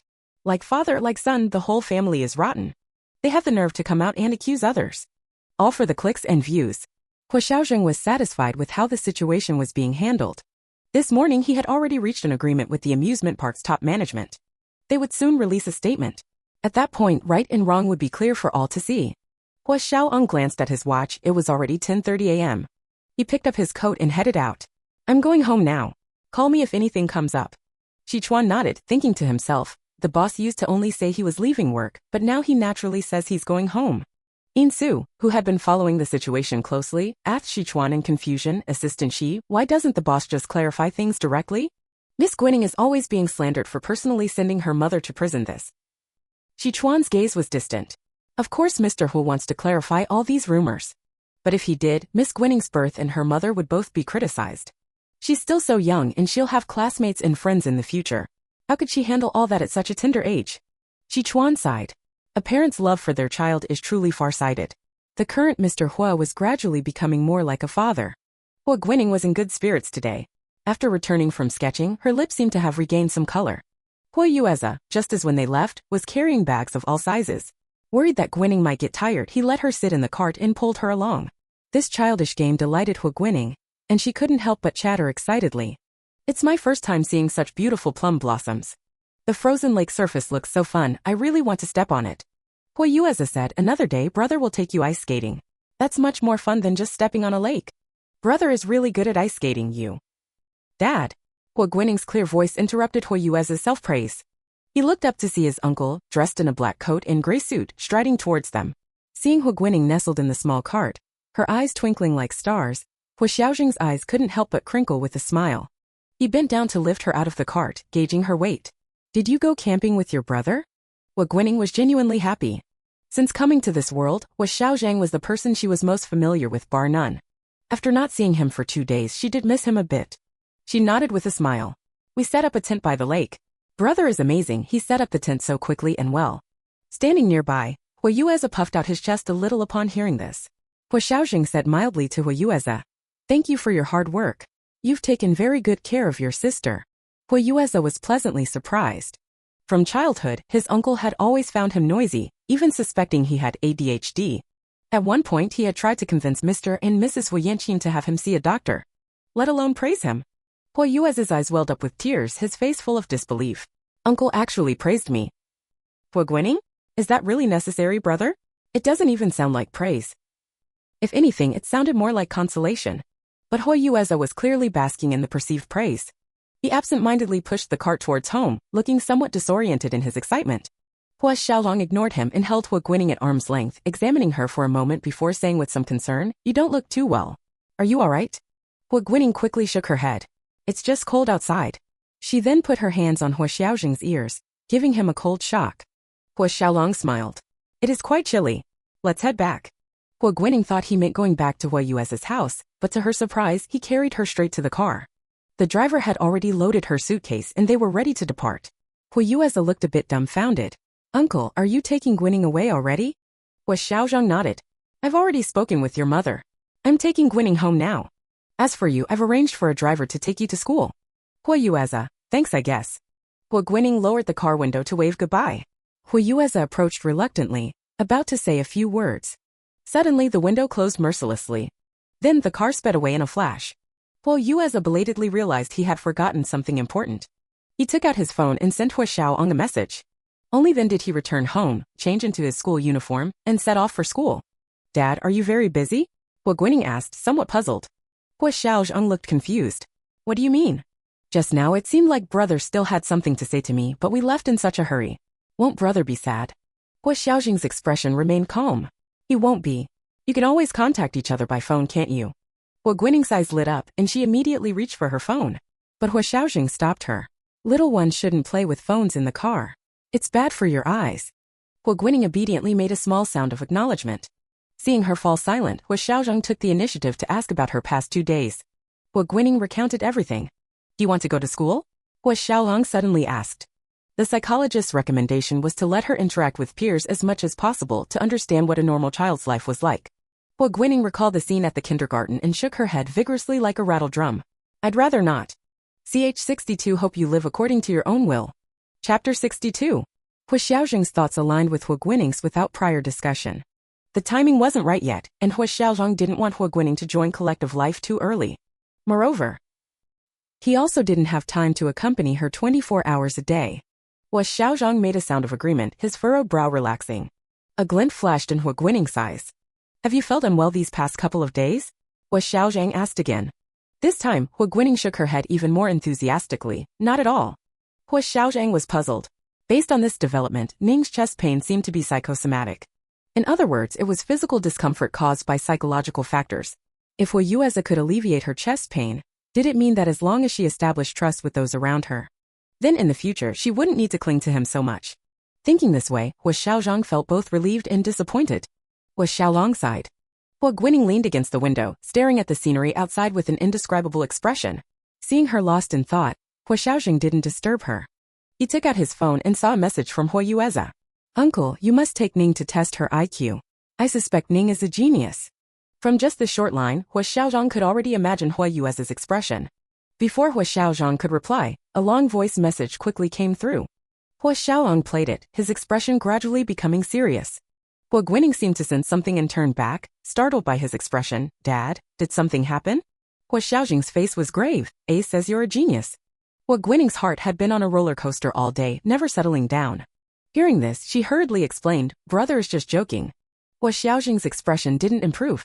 I've already told him, those are just my... Huo Xiaolong interrupted, it doesn't matter whether it's true or not. I just hope you live according to your own wishes. Huo Guining was stunned. Originally, she was worried that Huo Xiaozheng would become suspicious of her, but unexpectedly, he was concerned about the pressure that came with being labeled a genius. Huo Guining smiled. Huo Xiaozheng patted her head, thinking that the greater the ability, the heavier the burden. He hoped his daughter wouldn't have to be so tired anymore. Huo Guining didn't know what Huo Xiaozheng was thinking, only feeling that she had dodged another bullet. When they got home, Aunt Sue had already prepared lunch. After eating her fill, Huo Guining lay down on her little bed for a nap. Seeing her sleeping soundly, Huo Xiaozheng gently closed the door and headed to his study. Sir, Miss Ning's white pills have run out. Do we need to buy more? Aunt Sue approached quietly, holding Huo Guining's small backpack. Huo Xiaozheng frowned. What medicine? The medicine Miss Ning took to your brother's house. Huo Xiaolong suddenly realized she must be referring to the multivitamins. Yes, if they're gone, have the housekeeper buy some more for her. With that, Huo Xiaolong turned and entered his study. Aunt Sue was a bit confused. This medicine, can it be taken long-term? Aunt Sue wasn't highly educated, and considering Huo Guining's previous hospitalization, she couldn't quite understand. But since Mr. Huo said so, she decided to buy a box when she went grocery shopping. After all, Mr. Huo wouldn't harm Miss Ning. When Zhuo Qingfang learned that Huo Xiaozheng had brought Ning home, she immediately contacted him. She mentioned Ning's talent for painting again. If Ning isn't going to kindergarten, why don't you hire a teacher to teach her painting at home? Ning is very interested and can sit still despite her young age.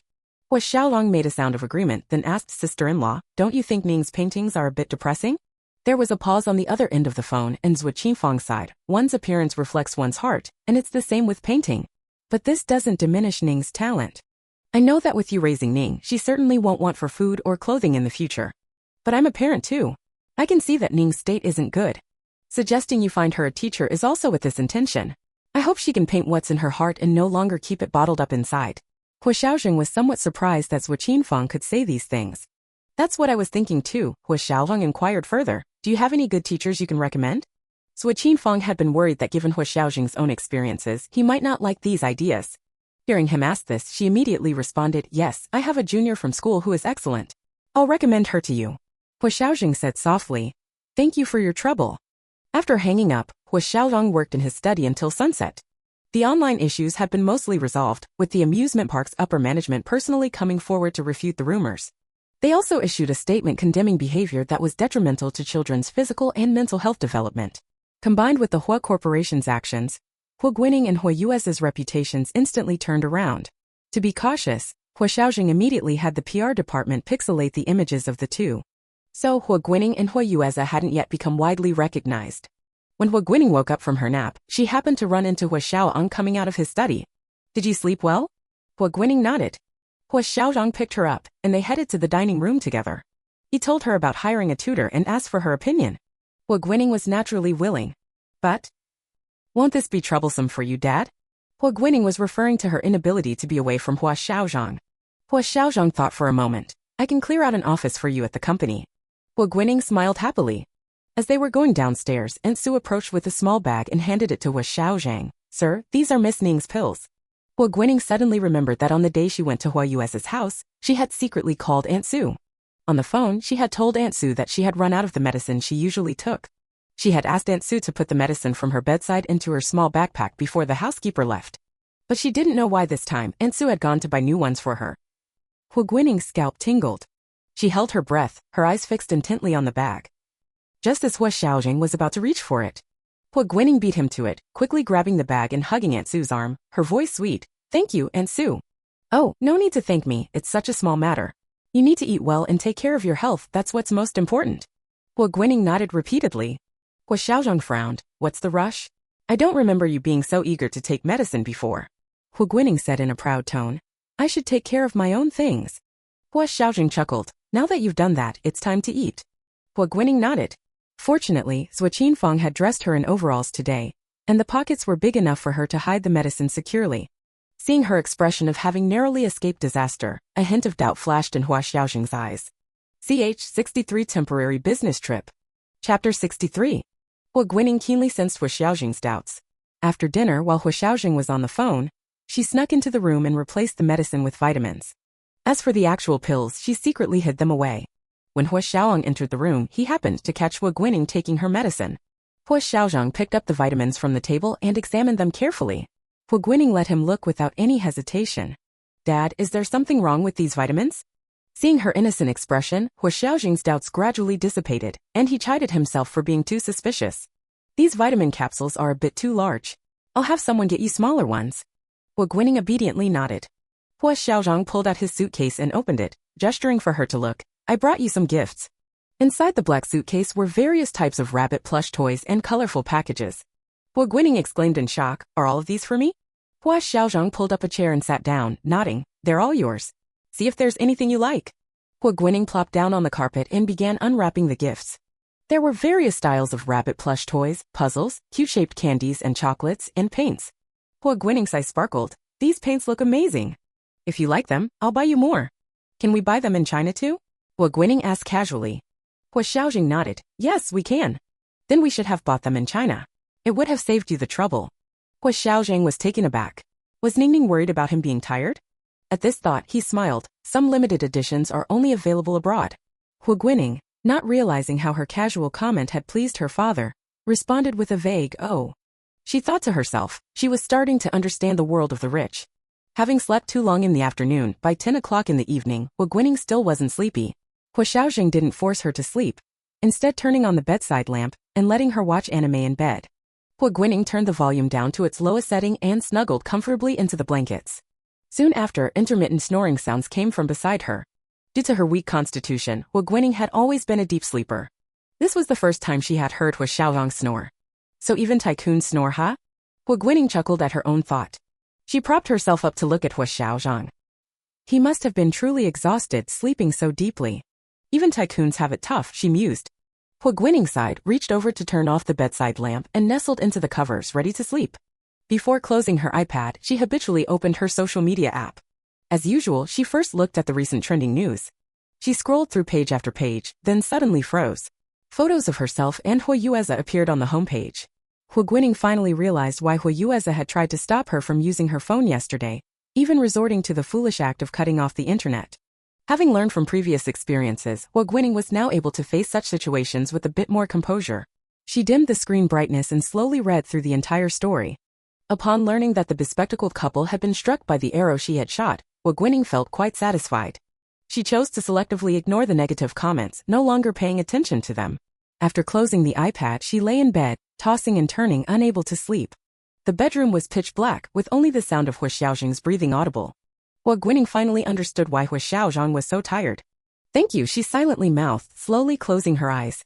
The next day, after breakfast, Huo Guining went to work with Huo Xiaozheng as usual. Before leaving, just in case, she still put on her small backpack. Upon arriving at the company, Huo Xiaozheng first sent Huo Guining to her swimming lesson. After the swimming lesson, Huo Guining returned to the office with Insu. Several staff members from subordinate departments were standing in Huo Xiaozheng's office, apparently being scolded. "Have you even looked at this project proposal yourselves? How's this any different from garbage?" Huo Xiaozheng's tone was gloomy, his brows furrowed, his anger palpable. "Knock knock. Come in." Insu, startled by Huo Xiaozheng's tone, immediately straightened her back and carefully pushed open the office door. She let Huo Guining in. Huo Guining habitually greeted Huo Xiaozheng, "Dad." She ran a couple of steps towards Huo Xiaozheng, belatedly realizing the atmosphere was a bit off. Huo Xiaozheng took a deep breath, softening his expression. "Ning Ning, come here." Only then did Huo Guining muster the courage to approach. "Dad, are you angry?" Is your swimming lesson over?" "Yes. Having to take you to get something to eat. Dad still has some work to do here." Huo Guining nodded obediently. She gently advised, "Don't be angry, getting sick from anger isn't worth it." Huo Xiaozheng was momentarily stunned, then couldn't help but laugh. "All right, Dad won't be angry. After you finish eating, you can come back and draw." Seeing him smile, Huo Guining felt relieved. She walked away with light steps, led by Insu to the break room. The office door closed. Huo Xiaozheng looked at the subordinates before him and sighed, "Forget it. Take this proposal back, revise it, and submit it again." The subordinates glanced at each other, their faces lighting up with joy. They hurriedly agreed, grabbed their documents, and rushed out one after another. Huo Xiaozheng shook his head, thought of his daughter's face, and couldn't help but chuckle. A phone ring broke the silence. It was Suo Qingfang. "I've found a teacher for Ningning. When would be a good time for her to meet with Ningning?" Huo Xiaozheng checked the time. "How about 2 o'clock this afternoon? It would be perfect timing after Ningning woke up from her nap to start her drawing lesson." Suo Qingfang, "All right, I'll have the teacher come to your office in the afternoon." After lunch, Huo Guining slept until 2 o'clock, when Huo Xiaozheng woke her up to meet someone. "In a moment, a teacher will be coming to teach you how to draw." Huo Guining hadn't expected Huo Xiaozheng to arrange things so quickly. Although a bit dazed, she still obediently agreed. "Dad has to go on a sudden business trip this afternoon. Your brother will come to keep you company after his classes." Huo Guining was surprised. Another business trip? Huo Xiaozheng frowned. Something urgent came up. Huo Guining immediately expressed understanding. "Okay." Seeing her expression unchanged, Huo Xiaozheng felt somewhat relieved. "When your brother finishes school, you'll go home with him. I'll come pick you up tomorrow." "When are you leaving?" Huo Xiaozheng patiently explained. "I'll leave after your brother arrives." Huo Guining nodded. The tutor arrived, and since the art room wasn't finished being renovated yet, Insu found an empty room for them to use temporarily. During the lesson, Huo Guining found it a bit difficult to concentrate. However, since this was just an initial session for the tutor to assess Huo Guining's skill level, she didn't criticize too harshly. As it neared 4:30 p.m., the lesson ended. Huo Xiaozheng escorted Huo Guining downstairs. Soon after, a familiar black Maybach pulled up in front of her. The window rolled down, revealing Huo Yueza's sunny, handsome face. "Little sister. CH64 The person has fainted." Chapter 64. Huo Guining immediately put on a cheerful face and waved to Huo Yueza through the window. Seeing her lack of enthusiasm, Huo Yueza thought about telling some jokes to cheer her up. But Huo Yueza's jokes were nothing short of disastrous, as they were all terrible puns. A chocolate bar and a tomato got into a fight. The chocolate won. "Do you know why?" Huo Guining shook her head. "Because the chocolate bar." Huo Guining remained silent for a moment. Huo Yueza, however, was thoroughly amused and continued with the next one. "So 2 people fell into a trap. The dead one is called dead person. Guess what the living one is called?" Huo Guining shook her head numbly. "He's called help." "Ha ha." By the time they got out of the car, Huo Guining's head was spinning with chocolate bars and what the living person was called. She felt dizzy and her chest felt uncomfortable. Noticing her poor condition, Huo Yueza asked, "Sister, are you hungry?" Huo Guining nodded.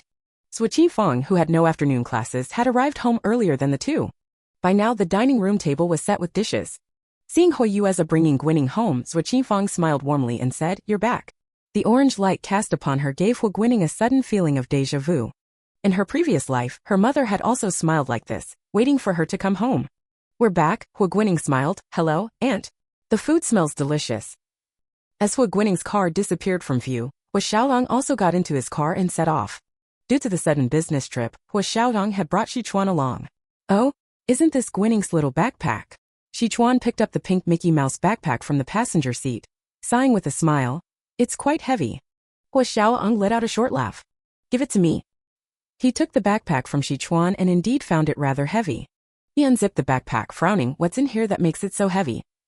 It turned out to be the paint set he had given her, along with the little gold lock from Zhang Jinxiu, paintbrushes, an iPad, small toys, and tissues.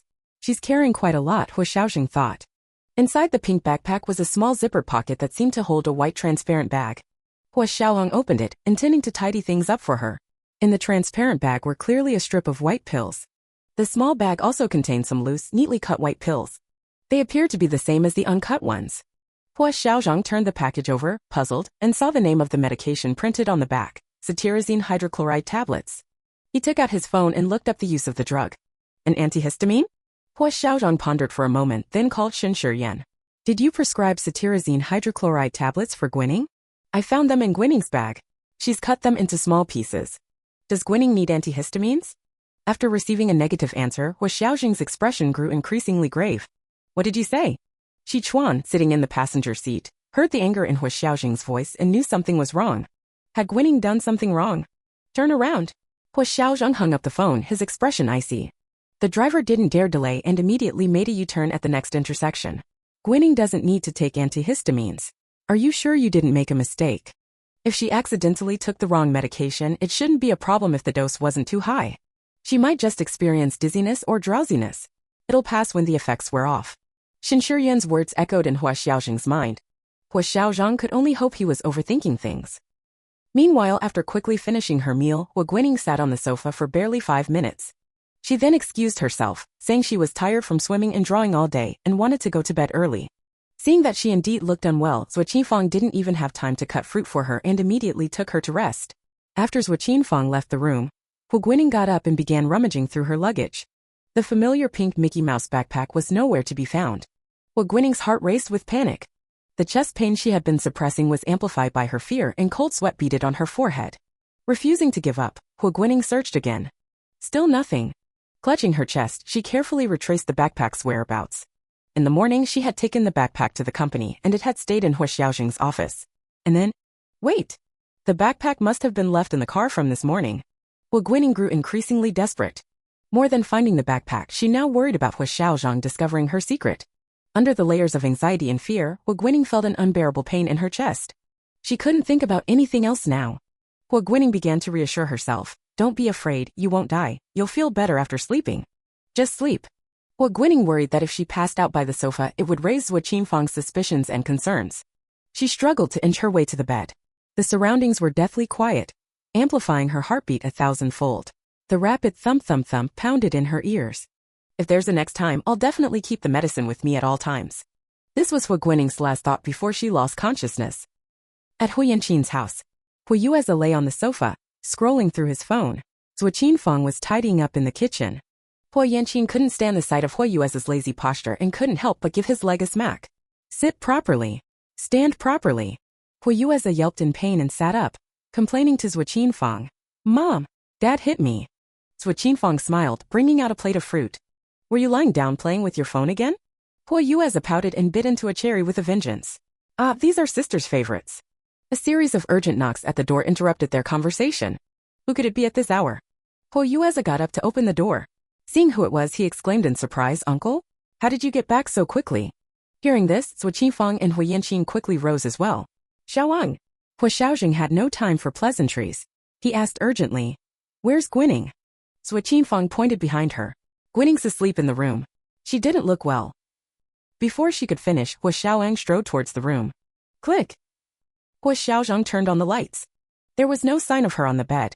As Huo Xiaowang approached, he discovered her lying unconscious on the floor in front of the bed. Zhuo Qinfang gasped in shock. How did this happen? She was fine when I left her. Huo Xiaozheng didn't bother to explain. He scooped Guining into his arms and said hurriedly, I'm taking her to the hospital first. Huo Yueze wanted to follow, but all he got was a mouthful of car exhaust. CH 65 Why do you lie? Chapter 65. Huo Guining lay in Huo Xiaozheng's arms, her once thin face having gained some flesh in recent times. Her eyelashes were long and thick, likely inherited from Sure Lily. With her eyes closed, her features bore some resemblance to Huo Xiaozheng. It was hard to imagine how such a small person could carry such heavy thoughts. Huo Xiaozheng's brows were furrowed, unable to fully empathize with her. Everything would have to wait until she woke up. That night, Shen Shiyan happened to be on duty at the hospital. Huo Xiaozheng rushed there with Huo Guining.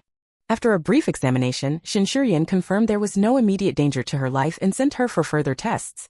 He then got up to make a cup of coffee for the dejected tall man sitting nearby. "Here, I made it myself. Drink up," he said. Huo Xiaozheng was in no mood for small talk and set the coffee aside. "Why did Ning Ning secretly take that medicine?" he asked. Huo Xiaozheng couldn't understand. Previously, Ning Ning had almost frozen to death in the wilderness after being force-fed an overdose of anti-allergic medication. Now why would she voluntarily take anti-allergic drugs?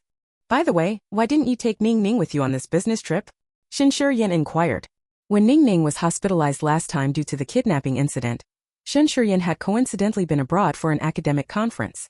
So he didn't know that during her hospital stay, Ning Ning had actually spent time with Huo Yueza. Naturally, he was also unaware that being with Huo Yueza could alleviate Ning Ning's chest pain symptoms. Huo Xiaozheng explained the whole situation to him. "So, you're saying that Ning Ning doesn't have episodes when she's with Yueza?" Huo Xiaozheng nodded. Shen Shiyan frowned. "That's not impossible. After all, we've always considered Ning Ning's condition to be psychosomatic. But if that's the case, it's very strange that Ning Ning would take anti-allergic medication." Shen Shiyan was thoroughly perplexed. Huo Xiaozheng had a vague suspicion, but rather than discussing it with Shen Shiyan, he preferred to let Ning Ning explain it herself.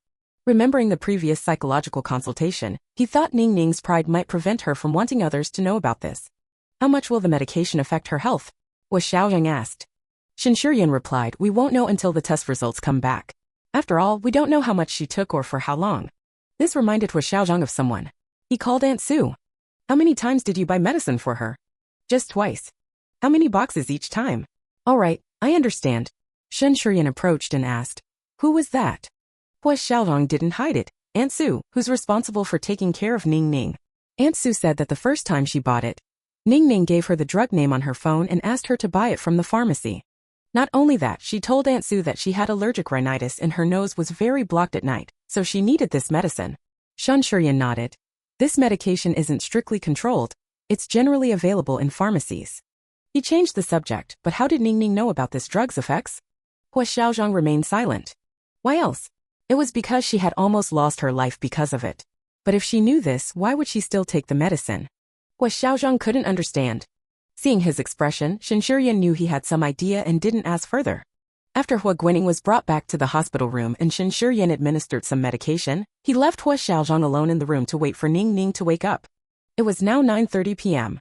The familiar hospital room, the familiar scene, but Huo Xiaozheng's state of mind was completely different. The room's light was soft and Huo Guining lay pale but peaceful on the hospital bed. During this time, Huo Xiaozheng returned a few phone calls, from Huo Yanqin, Old Master Hua, and Qi Chuan regarding work matters. After responding to each, the room fell back into silence. On the hospital bed, Huo Guining's breathing became shallow and quick, her eyelashes fluttering like raven feathers. Huo Xiaozheng sighed silently. "If you're awake, let's talk," he said. Huo Guining's heart skipped a beat, and she resignedly opened her eyes.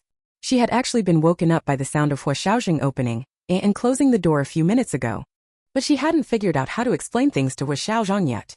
So she had been afraid to open her eyes. Now, her lips still somewhat pale, she immediately put on a smile when she saw Huo Xiaozheng. "Hi, Dad," she said. Huo Xiaozheng brought her a glass of water and helped her take a few sips. "Are you hungry?" he asked. Huo Guining shook her head. "Then let's talk. Why did you take that medicine?" Huo Guining's face fell and she lowered her head. After a while, she looked up and said weakly, "These past couple of days, I've had a bit of a cold." Huo Xiaozheng crossed his long legs and leaned back in the sofa. "So you asked Aunt Sue to buy you medicine?" Huo Guining's face froze. "You already know about that?" It had been a long time since Huo Xiaozheng had heard such a formal address from her. Hearing it now, he almost laughed out of frustration. "I don't know everything. For instance, when did you catch this cold? And the last time you took this medicine, was it also because of a cold? I know nothing about any of this." He emphasized each word of the last sentence. Huo Guining hadn't seen him this serious and cold in a long time.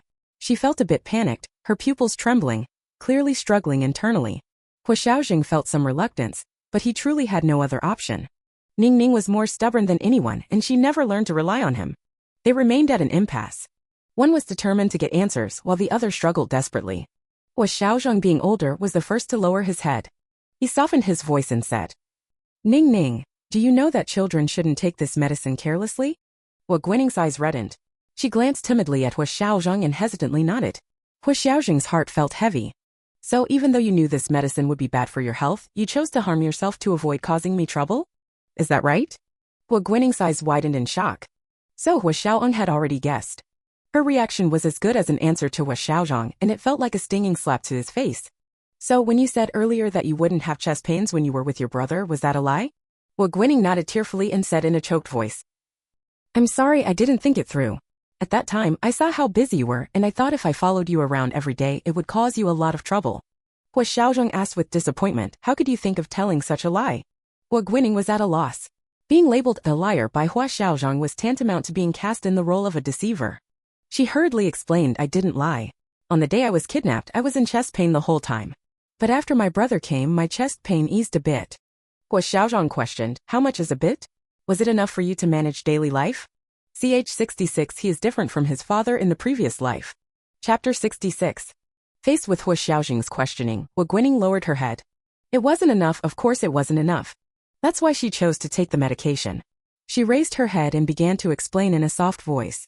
"After the kidnapping, during the time my brother and I were in the hospital, I once had an allergic reaction to a medication, which caused some rashes on my body. The nurse gave me antihistamines. That day, although my head was fuzzy and I eventually fell asleep, the pain in my chest did indeed go away. For the next few days, when the doctor made his rounds in the morning and asked if I was itchy, I always said the rashes hadn't healed and were still itchy." Huo Xiaozheng's fingers curled slightly, his body tense, but he didn't interrupt her. "I overheard the name of the medication when the doctor was instructing his student to prescribe it for me. It was the same kind that Li had given me before. He had told me that this medication could also be taken for colds, that it was available at pharmacies, and that it wouldn't kill you. So..." At this point, Huo Guining stole a glance at Huo Xiaozheng. Seeing that his expression seemed to have softened a bit, she gathered her courage and continued. "So after I was discharged, I pretended to have a cold and asked Aunt Sue to buy it for me." Huo Xiaozheng coldly interrupted, "You really have some nerve." Huo Guining's face showed a moment of surprise and she lowered her head again. Huo Xiaozheng took a deep breath and closed his eyes briefly. She had nearly died in the wilderness because of this medication. Huo Guining mumbled, "I checked the instructions, the dosage I took shouldn't have had a big impact on my body." Her voice became so low towards the end that it was almost inaudible. Huo Xiaozheng was burning with anger. Unable to bear it any longer, he abruptly stood up and walked out of the hospital room. Huo Guining stared blankly at his retreating figure, knowing she was in the wrong, not daring to follow. Although she had expected Huo Xiaozheng to be angry, she thought his relief would outweigh his anger. After all, that's how her father had been in her previous life. Huo Guining's guilt was mixed with a hint of confusion. In her previous life, when she was diagnosed with cancer, it wasn't her who was knocked down first, but her mother. Her mother had always been frail, and after hearing the news, she quickly broke down. Both of them ended up in the hospital. Her father, stretched thin and unable to inform the elderly grandparents on both sides of the family, weighed his options and hired a 24-hour caregiver for Huo Guining during her hospital stay. He himself stayed by her mother's side. Huo Guining expressed understanding. After all, she didn't want to see her mother suffering either. Later, when her mother gradually accepted the fact of Huo Guining's illness, she wanted to dismiss the caregiver and try her best to stay by Huo Guining's side. Her father, worried about her mother's health deteriorating, only agreed to let her stay with Huo Guining during the day, while leaving the night care to the caregiver. "If you collapse, what will happen to Ning Ning?" her father had reasoned with her mother at the time. Huo Guining, deeply affected, chimed in to support him. Her mother reluctantly agreed. But her mother was too fragile. At that time, most of Huo Guining's treatments were during the day. Having missed the optimal window for surgery, she faced endless chemotherapy sessions. The chemotherapy was excruciating, its side effects were horrible, and the pain from lung cancer was unbearable. Huo Guining often lapsed into a hazy state of consciousness, and when she came to, she frequently saw her mother in tears. But her mother didn't want her to see her vulnerability. She would immediately turn away, wipe her tears, and call out with a gentle smile, "Ning Ning, you're awake. Are you feeling better?" No, not at all better. After each chemotherapy session, she wished she would never wake up again. But she couldn't say that because it would break her mother's heart and make her feel guilty. The chemotherapy continued in cycles, and Huo Guining alternated between hospital stays and discharges, not only detached from school but also from society, yet unable to escape the pain of survival. Once, her attending doctor asked if she wanted to pause the chemotherapy if it was too difficult. At that time, both her parents were by her side. Huo Guining had to clench her teeth to hold back the affirmative answer she wanted to blurt out. She lied, saying, "No need, I feel I'm doing well." It was pure self-deception. But her father gave her an approving smile, even nodding at her. Her mother, equally pleased, nestled in her father's arms, her eyes sparkling. Huo Guining thought, so this is how I can gain father's approval. So until her final moments, she couldn't bring herself to tell her parents to give up on her. Now Huo Guining truly felt confused. They were both fathers, so why hadn't her considerate, selfless behavior earned her approval? In fact, Huo Xiaozheng's state could almost be described as furious. Indeed, Huo Xiaozheng was very angry. He couldn't understand Huo Guining's self-harming, self-sacrificing behavior, just as Huo Guining couldn't understand why she hadn't gained his approval. A wall separated the worlds of father and daughter. After leaving the hospital room, Huo Xiaozheng went to Shen Shiyan's office. Shen Shiyan said helplessly, "Are you going to tell me or not? If not, I'm going to sleep." Yes, a full half-hour had passed since Huo Xiaozheng entered, and Shen Shiyan had been waiting for him to speak, but he hadn't said a word. "Sure, Lily really deserves to die," Huo Xiaozheng said out of the blue. Shen Shiyan replied wearily, "Yes, yes, yes. But brother, compared to that, I'm more curious about Ningning's illness and those medications. What's really going on?" Huo Xiaozheng remained silent. Shen Shiyan grew angry. "After all, I am Ningning's attending physician. What gives you the right to keep this from me?" Huo Xiaozheng gave a cold laugh. "You just said that Ningning's body has no problems and those medications haven't caused any harm to her." Shen Shiyan. "Although I'm not a professional psychologist, according to our relationship, Ningning should call me uncle." Shen Shiyan continued, becoming more confident. "Am I not allowed to care about my niece's health?" Huo Xiaozheng fell silent. Thinking he had made his point, Shen Shiyan continued, "As for that, sure, Lily, you shouldn't dwell on it. You and Ningning need to learn to move forward, to face problems and solve them. Instead of getting stuck in the problem, obsessing over it. You storming off like this, isn't it a form of cold violence towards Ningning?" Huo Xiaozheng's brow twitched. "Besides, you're almost 30 years old. Why are you getting angry at a 5-year-old child? Who's the father here, you or Ningning?" Shen Shiyan got carried away as he spoke, momentarily forgetting Huo Xiaozheng's true nature. Huo Xiaozheng replied in a chilling tone, "It seems Uncle Shen hasn't arranged enough blind dates for you lately." Shen Shiyan thought to himself, damn it, he still hasn't fully grasped the lessons from the stories of the dog biting Lu Dongbin, the farmer and the snake, and the scholar and the wolf. CH 67 Can I trust you? Chapter 67. Click.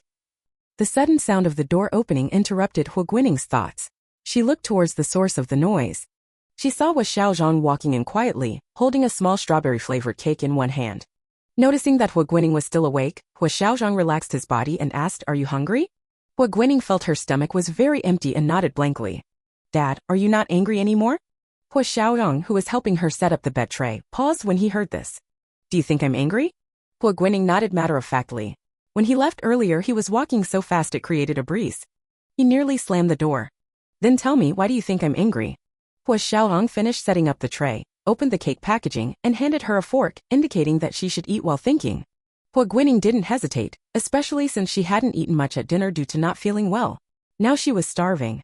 She scooped a large spoonful of cake into her mouth. The sweet taste spread across her tongue, and Huo Guining's mood improved considerably. Feeling less empty in her stomach, Huo Guining put down her fork and formally answered Huo Xiaozheng's question. "Because I lied to you, so you're very angry." Huo Guining's tone was confident. Huo Xiaozheng shook his head. "No, that's not it, Ningning." Huo Guining was stunned. "It's not." Huo Xiaozheng spoke earnestly. "My work is indeed important, but compared to your health, work is insignificant." Huo Guining was a bit dazed. "Am I more important than your work?" "Of course." Huo Xiaozheng gave her a definitive answer. "The reason I sometimes don't want to take you to work isn't because I'm worried you'll hold me back. On the contrary, I'm worried that if you come with me, you'll get tired or bored." Huo Guining was stunned. Huo Xiaozheng patiently explained, "But Ningning, you never tell me what you want. So I don't know what you want or don't want. I've said before that I'll learn to be a father. But this requires your cooperation." Huo Xiaozheng softened his voice. "I'm not upset that you lied to me. I'm upset that you don't take your own health seriously. Do you understand?" Huo Guining's eyes reddened. At this moment, she realized that Huo Xiaozheng was different from her father in her previous life. Perhaps not only Shi Ning, but she too was unloved in her previous life. Huo Guining felt a lump in her throat. "I was just afraid of becoming a burden to you, that you would dislike me." Like in her previous life, she was afraid of being rejected. Huo Xiaozheng stroked her head. "Ningning, taking care of one's child is the responsibility of parents. You don't need to feel any burden, understand?" Huo Guining nodded, seemingly understanding but not quite. Huo Xiaozheng's tone became a bit more serious. "Look me in the eyes when you answer." Huo Guining looked up, meeting Huo Xiaozheng's gaze. His expression was serious, not seeming to be feigned. Huo Guining composed herself and nodded just as seriously. I understand. Huo Xiaozheng wasn't sure if she truly understood, but for now he chose to believe her. Future matters could be dealt with later. Thinking this, Huo Xiaozheng felt the weight lift from his heart. He stopped pressuring Huo Guining, put away the small tray, and brought a warm towel to wipe her face. It's late, go brush your teeth and get to bed early. Huo Guining obediently did as told. As she reached the bathroom door, Huo Guining turned back. Dad, will you stay and keep me company tonight? Huo Xiaozheng smiled gently, of course. Huo Guining's lips curved into a smile. After washing up, Huo Guining lay in the hospital bed. The night deepened. The surrounding noise gradually faded away. The moon peeked out from behind the clouds, casting a patch of cool moonlight. The surroundings were very quiet. The only sound was the occasional footsteps of nurses passing by, steady and rhythmic in the silent night, bringing a sense of peace. Huo Guining felt she had narrowly escaped disaster and gained Huo Xiaozheng's promise not to reject her. That night, she slept exceptionally soundly. The next morning, she woke up to a commotion. As soon as she opened her eyes, she met a pair of sorrowful eyes. Huo Guining was startled and shrunk back into her blanket. Brother. Huo Yueze sat down on the chair by the bed, crossing one leg over the other and resting his hands on his knee. He stared at her in this position. As he stared, Huo Guining began to feel guilty. Brother, what's wrong? Huo Yueze snorted. You didn't tell me you weren't feeling well and you're asking what's wrong? Huo Yueze said haughtily, I'm angry. Huo Guining quickly sat up and eagerly moved closer. I'm sorry, brother. I didn't mean to. Seeing her submission, Huo Yueze couldn't bring himself to stay angry. He gently pinched her cheek to vent his frustration. Don't do it again, okay? Being sick is so uncomfortable. You're so young, what if something serious happened? Huo Guining sweetly replied, I know. Huo Xiaozheng pushed open the door, walking in on this scene of sibling harmony. Last time you and your brother didn't fully enjoy the amusement park. How about I take you again today? Huo Guining hesitated. Although the previous incident had been resolved, she still didn't want to cause any more trouble. Thinking of this, she shook her head in refusal. I have an appointment with my art teacher today. We're going to paint. Huo Xiaozheng didn't insist. All right, we'll have class at home today. Huo Yueze interjected. After you finish your class, I'll take you to play tennis. Huo Guining pointed at herself, her eyes disbelieving me. Huo Yueze glanced at Huo Xiaozheng and said with certainty, yes, you. Before leaving, Huo Yueze had already prepared sports clothes for her under the guidance of a professional coach. With Aunt Sue's help, Huo Guining changed into the clothes and added a sports down jacket on top. Huo Xiaozheng came forward and knelt down, adjusting her collar. The sports center is right next door. If you start feeling unwell, call me immediately. Huo Guining was about to say she wouldn't feel unwell, but Huo Xiaozheng's next words stopped her. Can I trust you? The words she was about to say were swallowed back. Huo Guining nodded solemnly. Only then did Huo Xiaozheng stand up and gently push her towards Huo Yueze. Go on then. Dad will be working at home, waiting for you to come back for dinner. After Huo Guining finished her art class, it was 2 in the afternoon. On this bright winter day, the sky was a deep blue, with white clouds lazily floating in the air. The pine trees planted along both sides of the road remained evergreen, swaying gently in the wind. Brother, why are you suddenly taking me to play tennis? Huo Yueze smiled. Uncle said your constitution is a bit weak, so he asked me to help you exercise and build up your strength. Huo Guining let out an "oh." Upon reaching the tennis court, Huo Guining saw the coach holding a racket and exclaimed in surprise, Ch68 The biggest problem is not doing it yourself. Chapter 68. To everyone's surprise, the person who arrived was Huo Jing. Auntie, why are you here?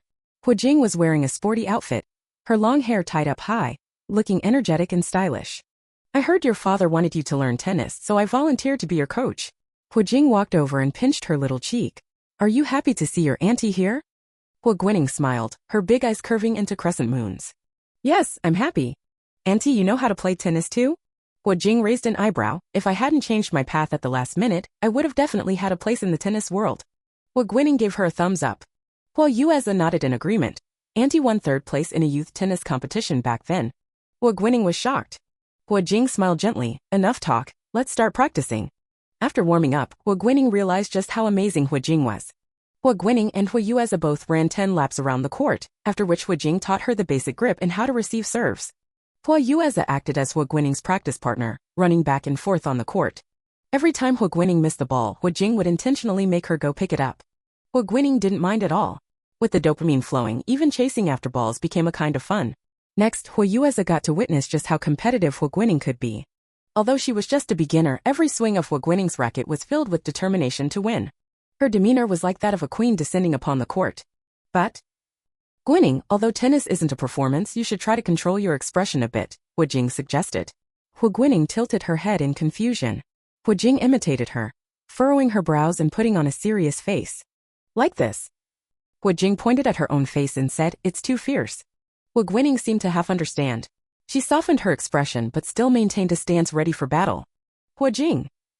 When Huo Xiaozheng arrived at the court, he saw Guining staring at the ball hit by Huo Yueze with a serious face from afar. She quickly counterattacked with the forehand topspin and then missed. But she wasn't frustrated at all. Instead, she happily ran to pick up the ball. Huo Xiaozheng walked up to Huo Yueze and patted him on the shoulder. Huo Yueze was startled. "Uncle?" Huo Xiaozheng was wearing casual clothes, walking with elegant ease. He said to Huo Yueze, "Give me the racket." Huo Yueze obediently did as told and walked to the side to stand next to Huo Jing. "Guess if Uncle will let Guining know the harshness of society," he said. Huo Jing rolled her eyes at him. "Haven't you already shown Guining the harshness of society?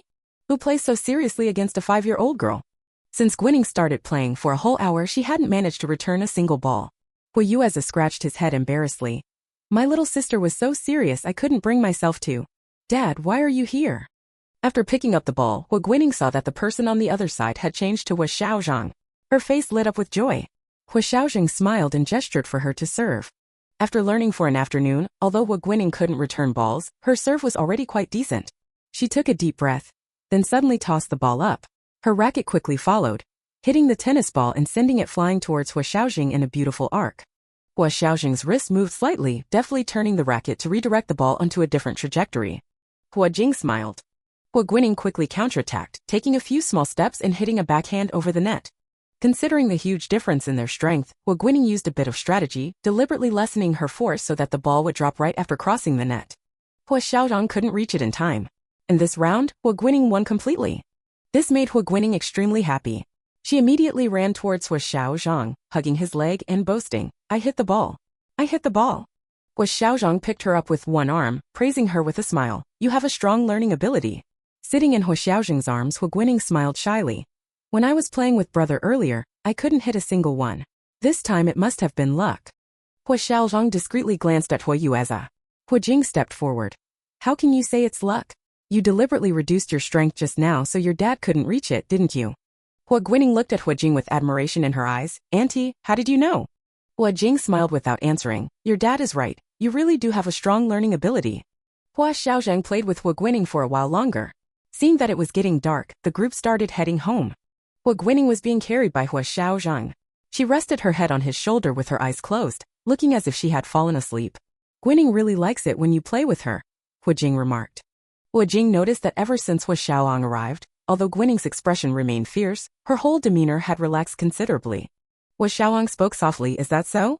Huo Jing, Although it might not be very realistic, if you have time, you should try to spend more time with her. I read from an expert that if children have enough sense of security, their physical health will improve as well." Huo Yueze was puzzled. "What expert? How did it turn into talking about mysticism?" Huo Jing raised her hand and gave him a flick on the forehead. Huo Yueze pouted pitifully. Huo Xiaozheng wrapped Huo Guining's down jacket tighter around her, his voice very soft. "I understand." Huo Jing's eyes lit up. "Oh right. There's a parent-child travel reality show recently. You could go with Guining." Huo Xiaozheng immediately refused. Huo Jing thought for a moment. "The biggest gap between you and Guining comes from the fact that you haven't lived together. Currently, all of Guining's daily needs are well taken care of, with people looking after her. But that's precisely the problem. If you don't personally take care of things, how can you become as close as father and daughter should be?" Huo Xiaozheng frowned. "We are already father and daughter." Huo Jing stomped her foot. "Aya, you know what I mean." Huo Yueze immediately raised his hand. "I'll do it. I can take Guining." Huo Jing snorted coldly. "A child taking care of a child? How could you even think of that?" Huo Jing earnestly advised. "Guining will definitely go to school in the future. She will have to face those gossips someday.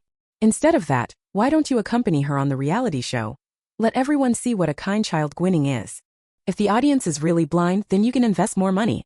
As long as you have enough money, you don't have to worry about not being able to turn public opinion around."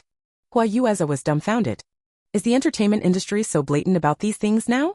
Huo Jing belatedly spat twice. "That's not what I meant, but brother, you should understand my meaning, right?" Ever since learning the truth about Guining's repeated hospitalizations from Shinshirian, Huo Jing had felt very sympathetic towards Huo Guining. Also, because of her past hostility, she wanted to make some amends. Huo Guining mumbled a bit and changed her position to continue sleeping. Huo Xiaozheng remembered the scene of her running towards him, and his eyes softened. I'll think about it. Huo Jing's face lit up with joy. Ch 69 Restless Heart. Chapter 69. When Huo Guining woke up, Huo Yueze and Huo Jing had already left. A small nightlight was still on in the bedroom, casting a soft, gentle glow. Huo Guining got up and put on her little dinosaur pajamas before leaving the room. The clock showed 7 p.m. Aunt Su happened to be coming out of the kitchen. Upon seeing Huo Guining, she immediately went over to button up her clothes completely. Young miss, you need to wear your clothes properly. Don't catch a cold again. Huo Guining remembered lying to Aunt Su, using a cold as an excuse to get her to buy medicine. A twinge of guilt rose in her heart. Thank you, Aunt Su. Aunt Su knew this child was often sick and frail, which made her particularly sympathetic. Seeing how well-behaved she was, Aunt Su gently took her hand and led her to the dining room. You must be hungry. I've made your favorite. The afternoon's activities had given Huo Guining quite an appetite. Even after finishing dinner, Huo Guining hadn't seen Huo Xiaozheng. Aunt Su, where's Dad?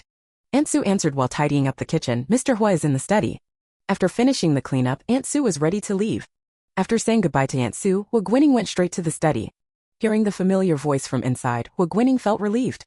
She picked up her tablet and laid down on the sofa, looking like a lazy fish. The online gossip about her had almost died down. Only when searching for specific keywords could one still find some CP fans. As for Huo Jing, however, previously plagued by rumors of being a kept woman, she was now being gossiped about having a child out of wedlock. Entertainment reporters were grasping at straws, spinning wild tales from a single photo. With the year-end approaching, various award ceremonies and celebration galas were inviting celebrities. Huo Jing, entangled in rumors, would inevitably find her work affected. Huo Guining's little hands tapped away at the screen, looking very busy. Huo Xiaozheng came down to find her like this. What are you playing? Seeing Huo Xiaozheng, Huo Guining's eyes lit up. She answered, looking at news about Auntie. Poor Auntie. Huo Xiaozheng sat down beside her and glanced at the screen. Various unsavory comments, full of hostility. Of course, there were also true fans defending her, but faced with the truth, these defenses seemed weak and ineffective. Huo Xiaozheng grunted in agreement. Indeed, quite unfortunate. Huo Guining waited for him to continue. Huo Xiaozheng asked, What's the matter? Huo Guining stared at him intently and said, Why doesn't Auntie just tell the truth? If she revealed her identity, wouldn't all this be solved? Huo Xiaozheng explained, back when your aunt insisted on entering the entertainment industry against your grandfather's wishes. She vowed never to rely on the Huo family for anything. Huo Guining understood. It was a matter of pride. Ah. Huo Xiaozheng was amused by her sigh. Why the sigh? It's not the first time your aunt has faced this kind of situation. Huo Guining rested her chin on her hands, looking wise beyond her years. No matter how many times you face it, it still hurts, doesn't it? Huo Xiaozheng was a bit taken aback. He changed the subject. Guining, if you were your aunt, with so many strangers criticizing you, would you be upset? Huo Guining nodded. I would. Just like last time. Huo Guining quickly stopped, sneaking a glance at Huo Xiaozheng. Huo Xiaozheng patted her head. So last time, you fainted because you were too upset, right? Huo Guining nodded. If given a choice, everyone would prefer to live a clean, respectable life rather than being the subject of gossip. Huo Xiaozheng seemed lost in thought. Seeing him silent, Huo Guining found Huo Jing's WeChat and opened it. Auntie, you need to stay strong. Don't let the bad people affect you, okay? Huo Guining's voice was still a bit babyish, with a heavy nasal tone. It sounded incredibly childish. Huo Jing immediately replied with a voice message. Thank you for the encouragement, Guining. Auntie feels full of strength now. She also attached a powerful kitten sticker. Huo Guining couldn't help but laugh. Guining, would you like to go on a trip? Huo Xiaozheng asked tentatively. A trip? Huo Guining asked, puzzled. Where to? Huo Xiaozheng thought for a moment, then asked, where would you like to go?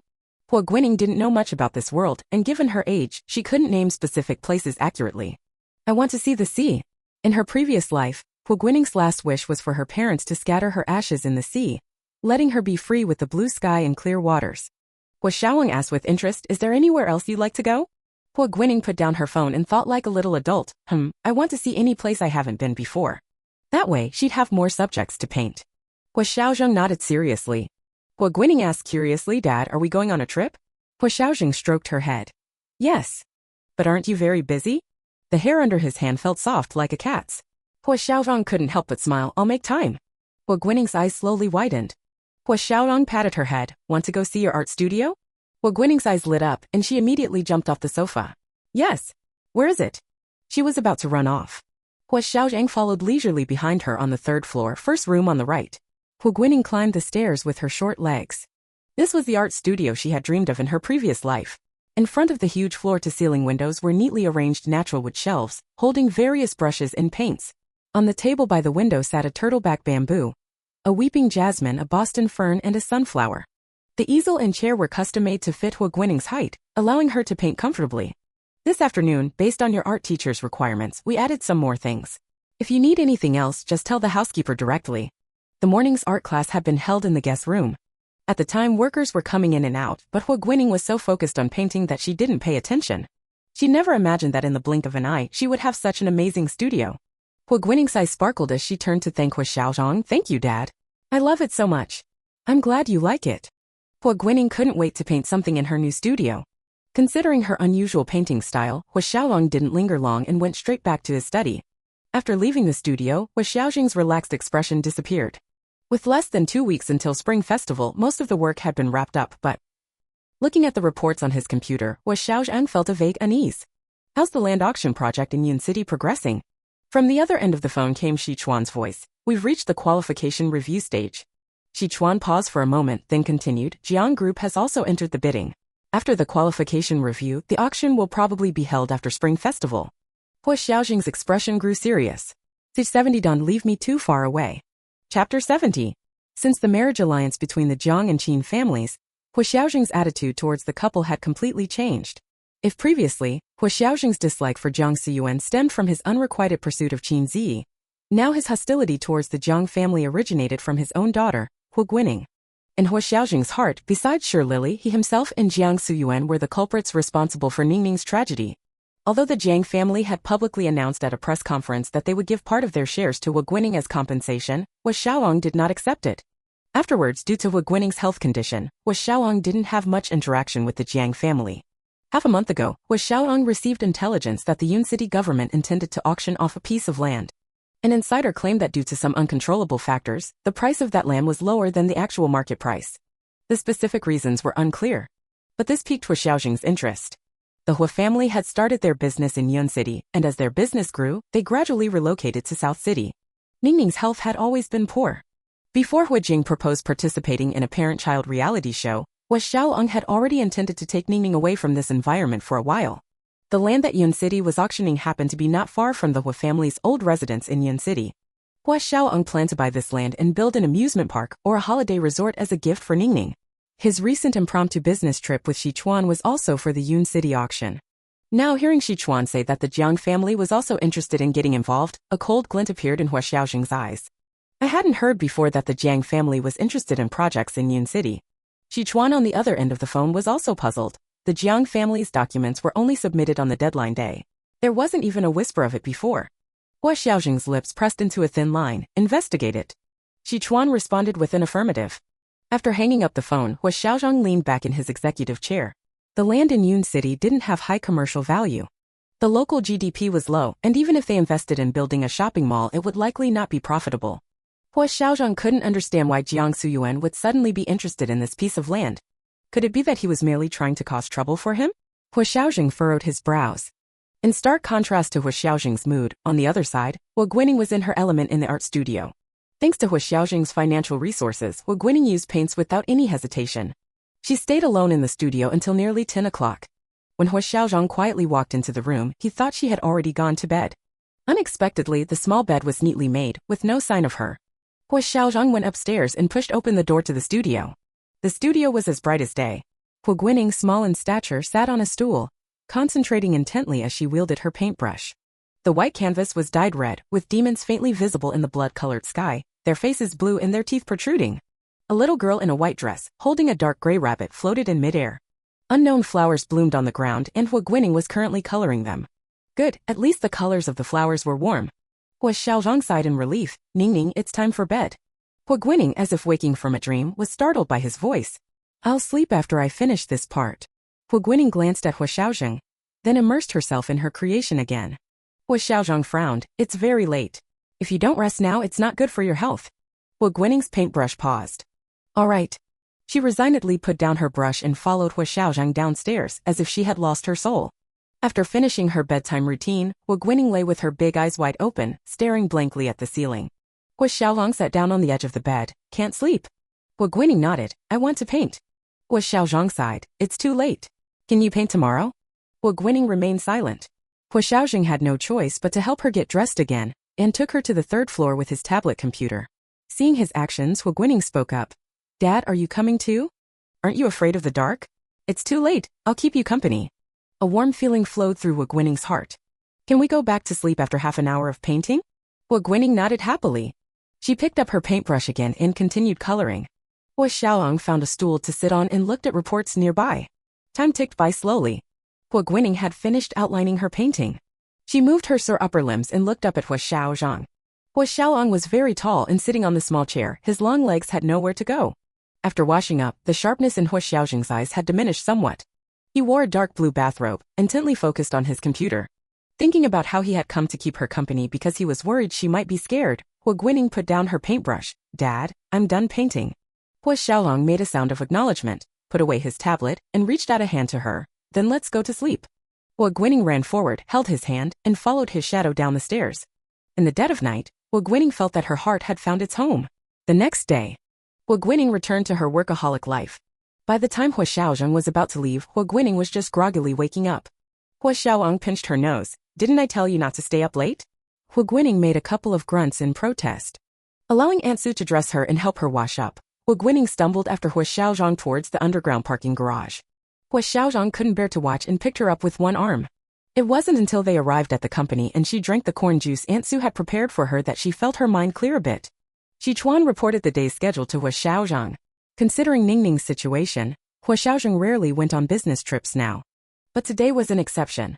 The real estate development project in the north of the city needs you to attend the ribbon-cutting ceremony this afternoon. Huo Xiaozheng nodded and called out to Huo Guining. Ningning, you have swimming and painting lessons in the morning, and in the afternoon you'll go out with Dad. Huo Guining nodded dazedly, her mind only registering swimming and painting. After the lunch break, Huo Xiaozheng pulled her out of bed. Huo Guining, who had finally caught up on sleep, looked confused. Dad? Huo Xiaozheng sighed, regretting his moment of weakness last night that had disrupted her biological clock. Now, after her swimming and painting classes were over, she was groggy again. Huo Xiaozheng sighed. I told you this morning that we need to go out this afternoon. Huo Guining nodded, pretending she remembered. However, once in the car, she tilted to one side and fell asleep again. She hadn't woken up by the time they arrived. Seeing that it was almost time for the ribbon cutting, Sichuan volunteered. Shall I carry Miss Guining? Huo Xiaozheng thought for a moment and handed her to Sichuan. Don't stray too far from me. Sichuan?